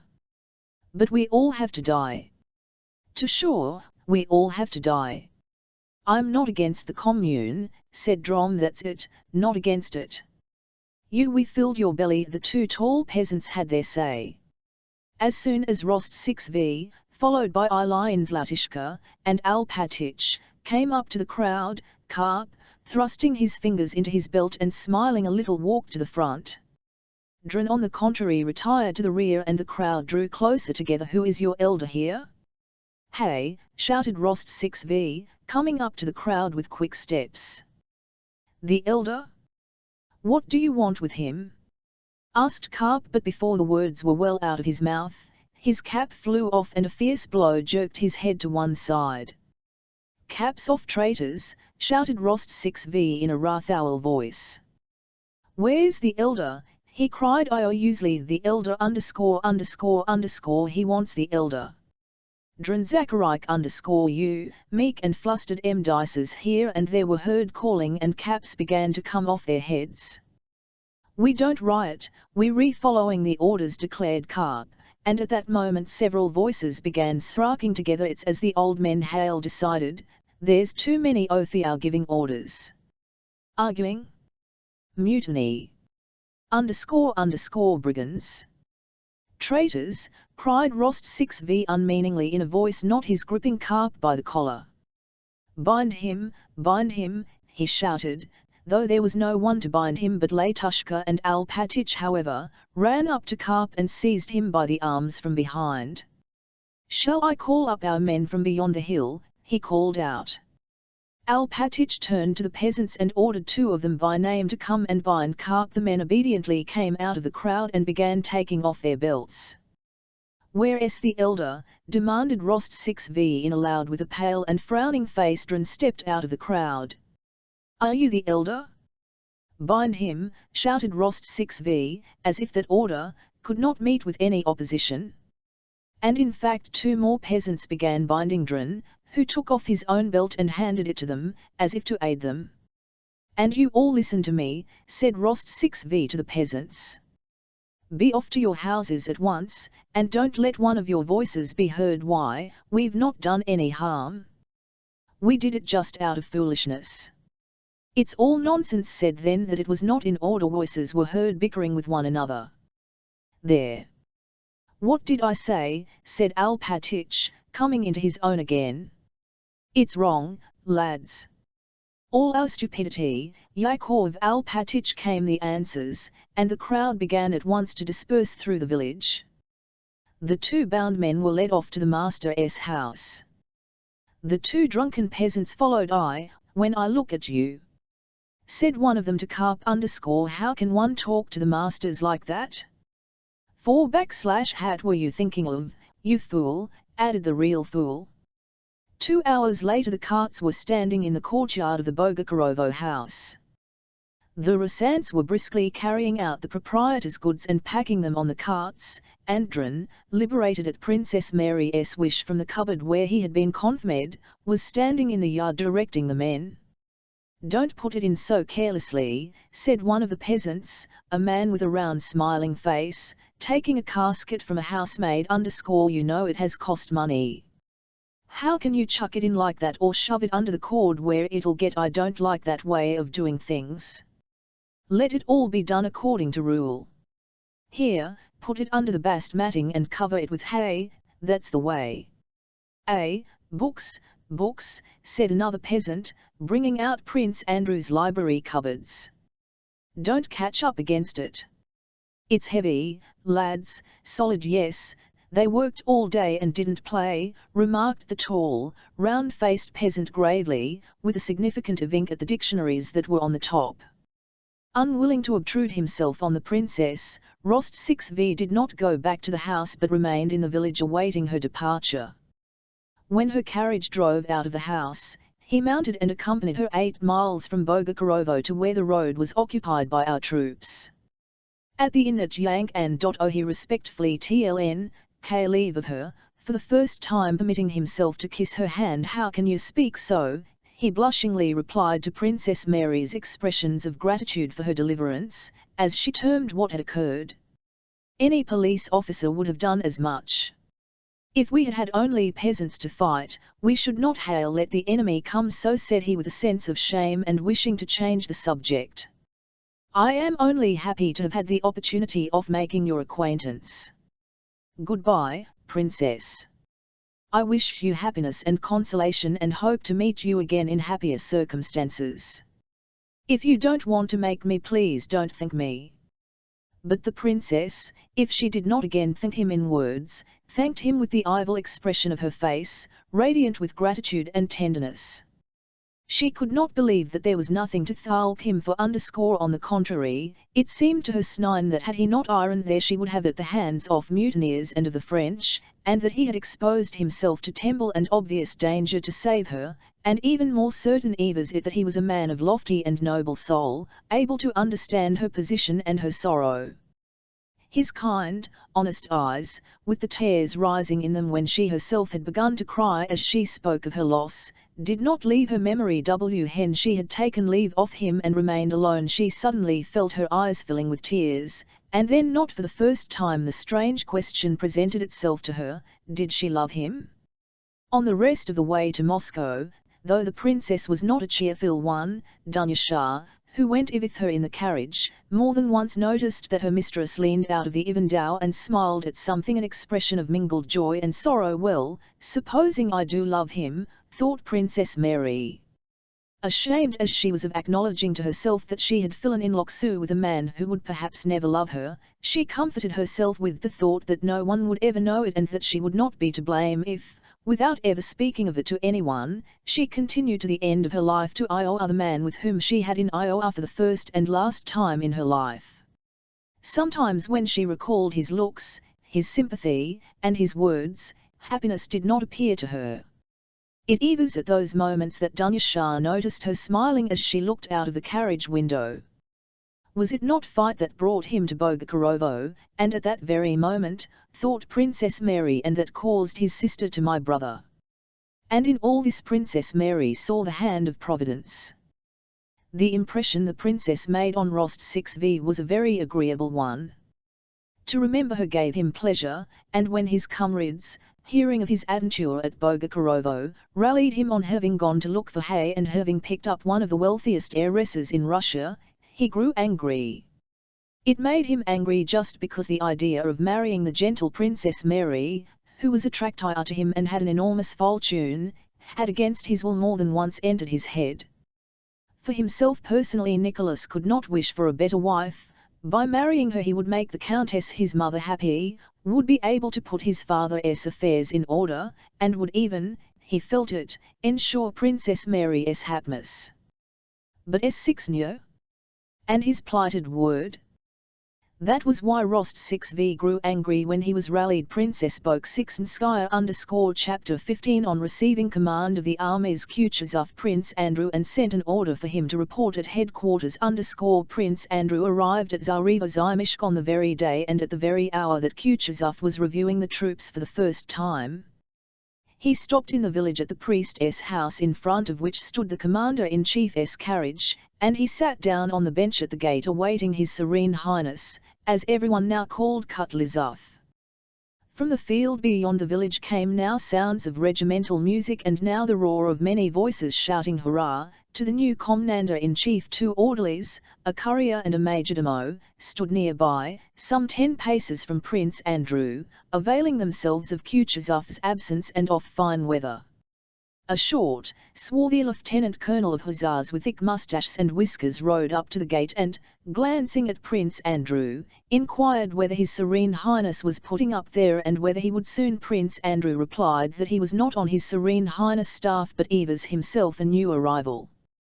The lieutenant colonel turned to a smart orderly, who, with the peculiar contempt with which a commander-in-chief's orderly speaks to officers, replied, "What? His Serene Highness?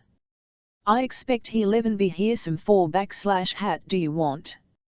The lieutenant colonel of hussars smiled beneath his moustache at the orderly's tone, dismounted, gave his horse to a dispatch runner, and approached Boksixnsky with a slight. Boksixnsky made room for him on the bench and the lieutenant colonel sat down beside. "You're also waiting for the commander-in-chief," said he. "They say he receives Eve wine, thank God. It's a wall with those sausage eaters." 610V had reason to ask to be promoted to be a German. Now P-Wapsvishans will get a look as it was, devil only knows what was happening. "We kept wetwetting and wetwetting. Did you take part in the campaign?" he asked. "I had the pleasure," replied Prince Andrew, "not only of taking part in the retreat but of losing in that retreat all I held dear, not to mention the estate and home of my birth, my father, who died of grief. I belong to the province of Smolensk r. Your Prince Boksixnsky? Very glad to make your acquaintance."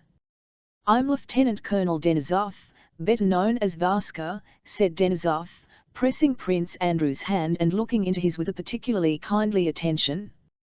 "Yes, I heard," said he sympathetically, and after a short pause added, "Yes, it's Scythian warfare.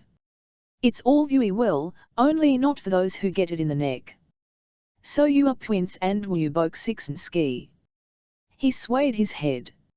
"Very pleased, Prince, to make your acquaintance," he repeated again, smiling sadly, and he again pressed Prince Andrew's hand. Prince Andrew knew Denisov from what Natasha had told him of her first suitor. This memory carried him sadly and sweetly back to those painful feelings of which he had not thought lately, but which still found place in his soul.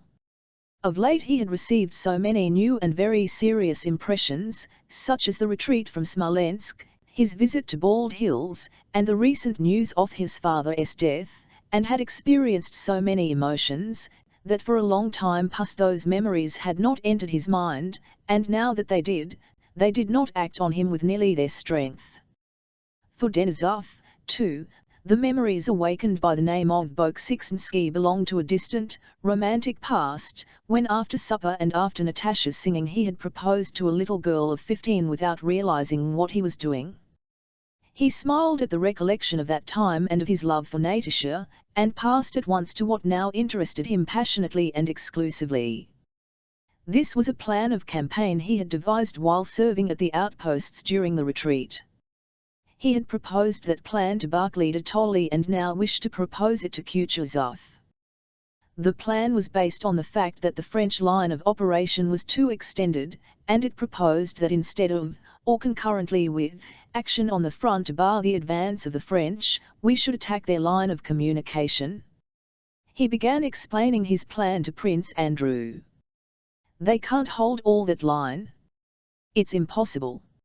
I will undertake to give me 100 men and I will break the line, that's certain.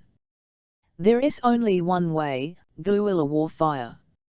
Denisov rose and began gesticulating as he explained his plan to Bolkonsky. In the midst of his explanation, shouts were heard from the army, growing more incoherent and more diffused, mingling with music and songs and coming from the field where the review was held. Sounds of hoofs and shouts were nearing the village. "He's coming! He's coming!" shouted a Cossack standing at the gate. Bolkonsky and Denisov moved to the gate, at which a knot of soldiers, a guard of honor, was standing, and they saw Kutuzov coming down the street mounted on a rather small sorrel horse. A huge suite of generals rode behind him. Barclay was riding almost beside him, and a crowd of officers ran after and around them shouting, "Hurrah!" His adjutants galloped into the yard before him. Kutuzov was impatiently urging on his horse, which ambled smoothly under his weight, and he raised his hand to his white horse guard's cap with a red band and no peak, nodding his head continually. Ivan he came up to the guard of honor, a fine set of grenadiers mostly wearing decorations, who were giving him the salute. He looked at them silently and attentively for nearly a minute with the steady gaze of a commander and then turned to the crowd of generals and officers surrounding him. Suddenly his face assumed a subtle expression. He shrugged his shoulders with an air of perplexity. "And if it's such FME fellows to retreat and retreat. Well, goodbye, General," he added, and rode into the yard past Prince Andrew and Denisov. "Hurrah! Hurrah! Hurrah!" shouted those behind him. Since Prince Andrew had last seen him, Kutuzov had grown still more corpulent, flaccid, and fat. But the bleached eyeball, the scar, and the familiar weariness of his expression were still the same. He was wearing the white horse guard's cap and a military overcoat with a whip hanging over his shoulder by a thin strap.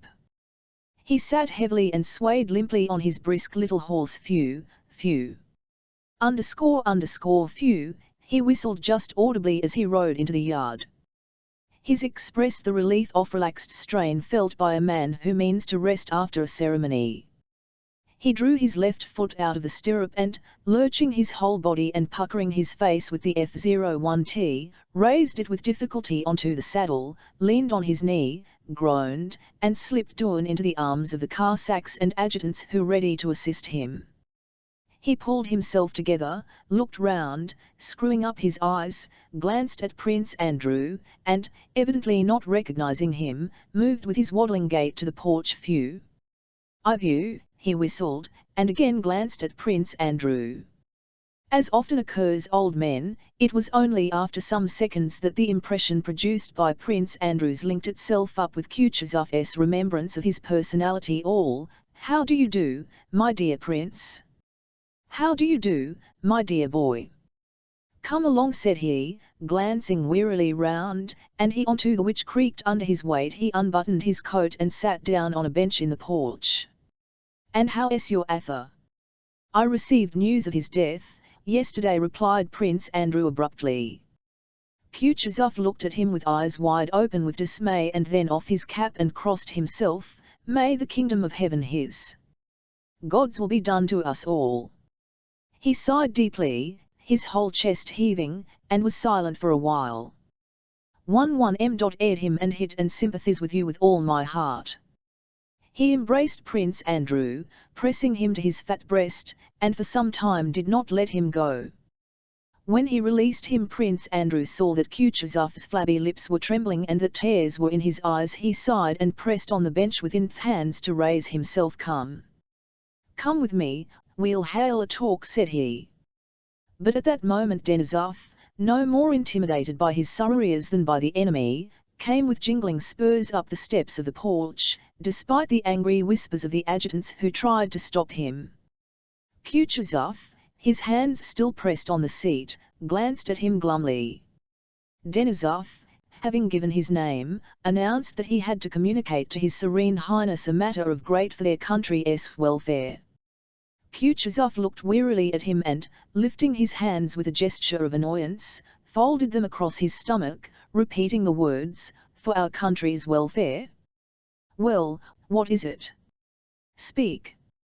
Denisov blushed like a girl. It was strange to see the colour rise in that shaggy, bibulous, time-worn face, and boldly began to expound his plan of cutting the enemy's lines of communication between Smolensk and Vyzma. Denisov came from those parts and knew the country well. His plan seemed decidedly a good one, especially from the strength of conviction with which he spoke. Kutuzov looked down at his own legs, occasionally glancing at the door of the adjoining hut as if expecting something unpleasant to emerge from it. And from that hut, while Denisov was speaking, a general with a portfolio under his arm really did appear. "What," said Kutuzov, in the midst of Denisov's explanations, "are you ready so soon?" "Ready, Your Serene Highness," replied the general. Kutuzov swayed his head, as much as to say, "How is one man to deal with it all?" and again listened to Denisov. "I give my word of honor as a Russian officer," said Denisov, "I can weak Napoleon's line of communication." "What relation are you to Intendant General Kirill Andreevich Denisov?" asked Kutuzov, interrupting him. "He is my uncle, Your Serene Highness. We were friends," said Kutuzov cheerily. All right, friend, stay here at the staff and tomorrow we'll have a talk." With a nod to Denisov he turned away and put out his hand for the papers Konovnitsin had brought him. "Would not Your Serene Highness like to come inside?" said the general on duty in a discontented. "Plans must be examined and several papers have to be signed." An adjutant came out and announced that everything was in readiness within. But Kutuzov evidently did not wish to enter that room till he was disengaged.